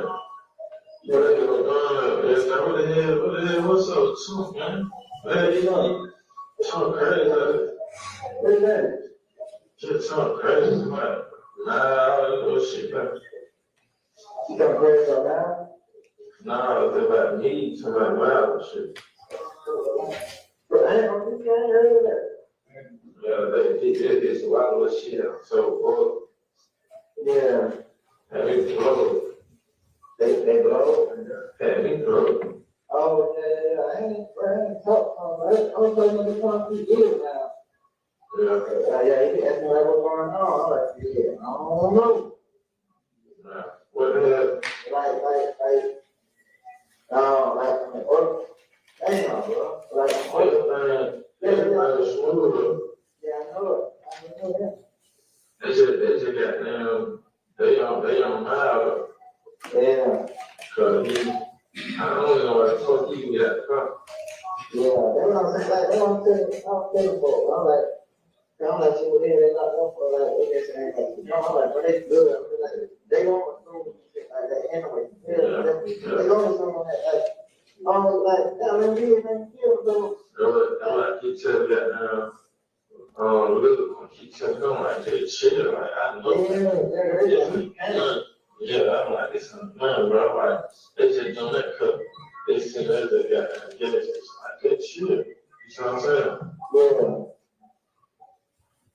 Yeah, man. I can tell them out, I ain't like this, bro. They're like, I'm doing other cat business, but no. Just tell them on top, bro. Not one word. Yeah. Now, what they trying to portray or what they say, man, don't say shit. Yeah. I ain't heard that like don't.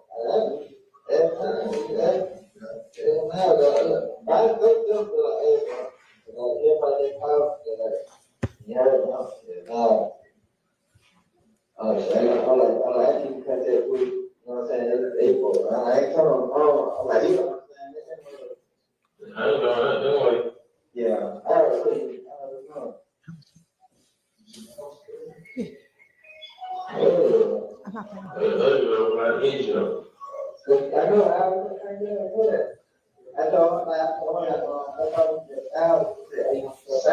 I told her like, tell my need $1,000, but anything in between, she got down. Oh, no, yeah.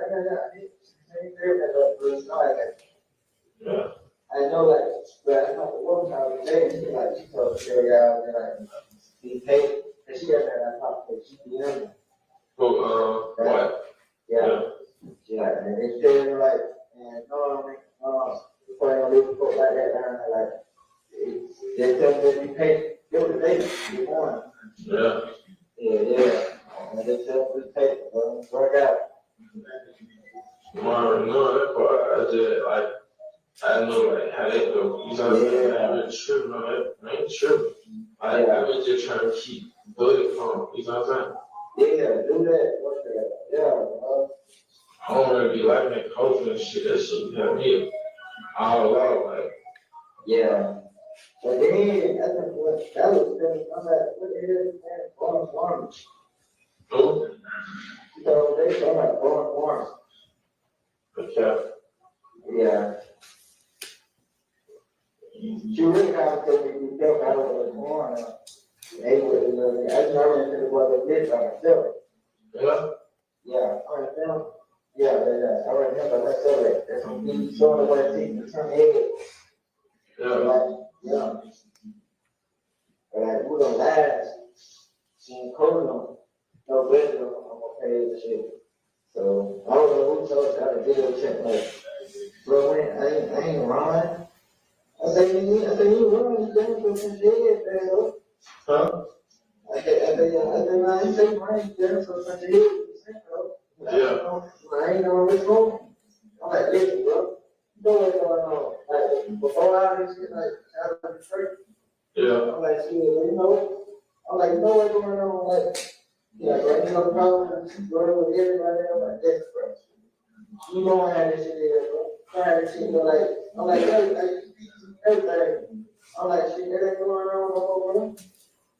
I'm like, y'all, they gonna get you, man. I ain't gonna put it right now. I gonna put it quiet. Yeah. Yeah, now they get figure like hours on free at the stove. This shit like I'm like, yeah, good thing. They know that. So that means to stay away from that. That's the police shit. Yeah, man. Got down. You know, they pen piles for rings, all that shit up. Yeah. Don't come back clean. You know what I'm saying? So I ain't tripping on that. So there's a few things that happened in this call. So let's talk about the first part of the call. The first part of the call, they're talking about Miles Farley. And if y'all remember, y'all heard the jail calls when they were trying to get protection for Miles Farley. Well, this call is on April 1st, early in the morning before Miles is arrested. And what you hear them talking about in the call is, one, I don't know why Miles got out the car. That's the only thing they really got on him because they saw him on the surveillance video. And more importantly, they're saying, tell Miles don't talk to the police. Tell Miles don't talk to them folk. Because see, Miles ain't never been in jail. So they think if Miles starts talking to the police, he the weakest link. So they're like encouraging Miles, don't say nothing to him. So that's what the two people in the shooting car are trying to make sure that they are protected by making sure Miles don't talk. So that's the first part of the call. Then you hear them talking about Dolly White. Well, we all know Dolly, Doug's sister. And they're talking about getting payment for a lawyer. And then before that, or right after that, they're talking about Blizzy seeing Domikian at the hotel in Cobb County. Remember, Blizzy is the ops, Carlos Barber. And so now Domikian is updating Shannon about what's happening. Because remember, Shannon's been in custody now since March 17th. What's also important is that they're on this contraband phone. So remember, early in the call, they're like, Shannon, I couldn't be on that other phone because they got my phone. So now I'm using somebody else's in jail contraband phone so that we can talk. So on this contraband phone where they don't think anyone can hear them because they don't know it's a wiretap, they're like, hold on, Miles is tripping. Tell him don't talk to them police. He said the other boy tripping too. I submit he's talking about Carmavius Nichols. He said, I'm just trying to keep Buddy calm. Because remember, at this time, only 2 people are locked up. Shannon and Cormarvius. Miles is not locked up, and we have not confirmed that DeMarco Boyer is a part of this. So he's trying to keep Quay down, trying to keep Miles from snitching, and that's what they're talking about. Then towards the end of the call, and I know Mr. Shaw tried to flip this, but he says, if they get my car, it's going to be clean because there ain't going to be no GSR in it. Who says that? And let's see, did he go get the car clean? He did. These circles, and y'all going to have these pictures in the back, are watermarks. You see, they ain't do a good job cleaning it, but it's watermarks dripping on the dashboard, over here, because he got the car clean. See, he thought maybe in his mind that the gunshot residue might be on the dashboard. It might be over here. Because he shot that gun out the window. He ain't shoot the gun in the car. Go look back at the trajectory, and he could not have shot in the car. He had to shoot out the car because the bullet had to go through the car, through the window, into Chanel drinks. I submit he not inside the car like, ping, ping. That's not what he's doing. He gonna put his hand out the car and he gonna shoot. So when he's talking about they gonna wipe the car, it's gonna be clean, because that's where he think the gunshot residue gonna be. And what did Mr. Colvin tell you? He said, I took 2 dabs. I think he said he took about 8 or 16 dabs, but I didn't dab the entire headliner. He said there could be portions that had it. That's just not what I tested. You saw how big the headliner was. We pulled it out the bag for you. Is it possible, reasonable that it could have been on another piece of the headliner? Yes. Or is it reasonable that all of the gunshot residue went out the car? Because remember what he said, it's going to be a poof, but it's going to go in the direction of the bullet. You might have some blowback, but not a whole lot, unless the shooting happened in the car. The shooting didn't happen in the car. Therefore, it's not going to be a whole bunch of gunshot residue inside of the car. Remember, we asked him, is there going to be a distinction between the two? He said there's going to be way more gunshot residue if, say, the Mickey or someone in the car fired. But if the gun is outside the car window, it's gonna blow back a little, not a lot. It's gonna go towards the direction of the gun, or of the bullet. But that would be towards the direction of Mr. Drinks. So any gunshot residue, he thought he wiped down. That's why he says that on a contraband call to his co-conspirator, who they both killed, Chanel. Don't worry about it, bro. If nothing else, when they got the car, don't worry about that gunshot residue. We cleaned that. That's why he wanted to extend the car rental. He extended the car rental on March 15th. He had to. He couldn't take the car back. By this time, I got to get that thing cleaned down. We got to do something with it. He probably going to try to get rid of it. But we called him on the 17th. He ain't have enough time.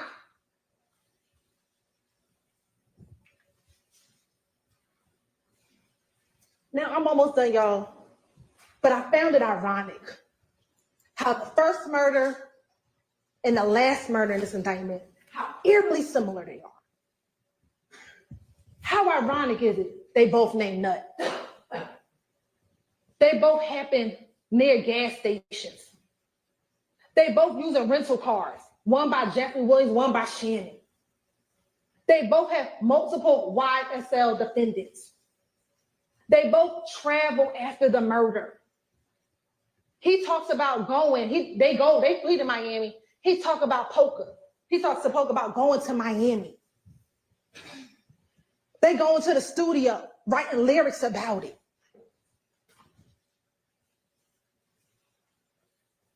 They're both, Chanel and Donovan are affiliated, associated with YFN. But they want you to believe this is just two totally unrelated cases. Oh, and Shannon is supposed to be the shooter in both of them. The one who's always on go. He says it himself, but Quindarius said it too. The one who wants to do the murder because he wants status in the game. But they want to tell you, don't believe any evidence that the state brought. Don't believe any of it. Ladies and gentlemen, I ask you not to do that. You know, Mr. Drinks, young man, maybe trying to find his way, maybe getting caught up in the wrong crowd. But on that day, he should have been able to go to his girlfriend's house. He should have been able to maybe decide that these aren't the friends he want to be with. But no, this is what they did to him. Left him at the light like this. And for what? Off a social media post? This is trash that they're doing in our community. Same thing with Donovan. Donovan was trying to turn his life around. Donovan was trying to get into the music business. Donovan was trying to leave that gang stuff alone. He up here drinking his glass of wine when you see the picture. But what did they do? Off of what? Because Donovan was at the barbershop joking, laughing outside. You see the surveillance video? And left him like this. All in the name of YSL. All in the name of the game that they want to tell you is a music group. It's music. This ain't music. This got a song right here, y'all. This is real life. Real dead bodies. Real dead people. Real shootings. This ain't no song over a beat. And they know when they brought him to it, with his flag tattoo, his omerta tattoo, what they were doing. Ladies and gentlemen, they are guilty of every single count that they are both charged with. Mr. Atkins told you what this was about. Destruction of people, destruction of the community that they live in. Deception. They want to deceive you by telling you that these people in here are just lying just to lie. They're trying to deceive you to tell you that this is all about rap music, rap business. It is not. This is about death. How many dead bodies at the hands of YSL? How many people shot at the hands of YSL? They are a gang by every definition of the word. And you want to talk about we are here just trying to get people of color? No, I'm trying to get gang members to stop committing violent acts in this community, in Fulton County, where each of their victims are people of color. The people that they destroyed, the people that they hurt, the people that they tarnished. Young boys. Rodalius Ryan could have had a promise in life. But what is it? He out here murdering folk at the hands of YSL. Christian Eppinger at the hands of YSL. Go catch you a body. That's how you become slime. That's what he says in his song. Go catch you a body. I'll show you how to be slime. And that's what these little boys are doing. Catching a body to be slime. But they want to tell you that we got a vendetta on people of color. It's ridiculous. It's absurd. And intimidation. These two defendants, Mr. Kendrick and Mr. Stillwell, are guilty. They are guilty of murder. They are guilty of gang acts. They're guilty of conspiracy to violate RICO. And I ask of you, look at the evidence. Look at the law. I know it took some time. I know you probably want to go home and get your turkey. I know I get it. But I am asking you all to go back there, finish this marathon, finish this race, hold them accountable for their actions. When you apply the law with the facts and the evidence, there's only one just conclusion, that these defendants are guilty. Ladies and gentlemen, evil prevails when good men and women do nothing. I'm asking you to do something. I'm asking you to hold them accountable. I'm asking you to return a verdict of guilty. Thank you.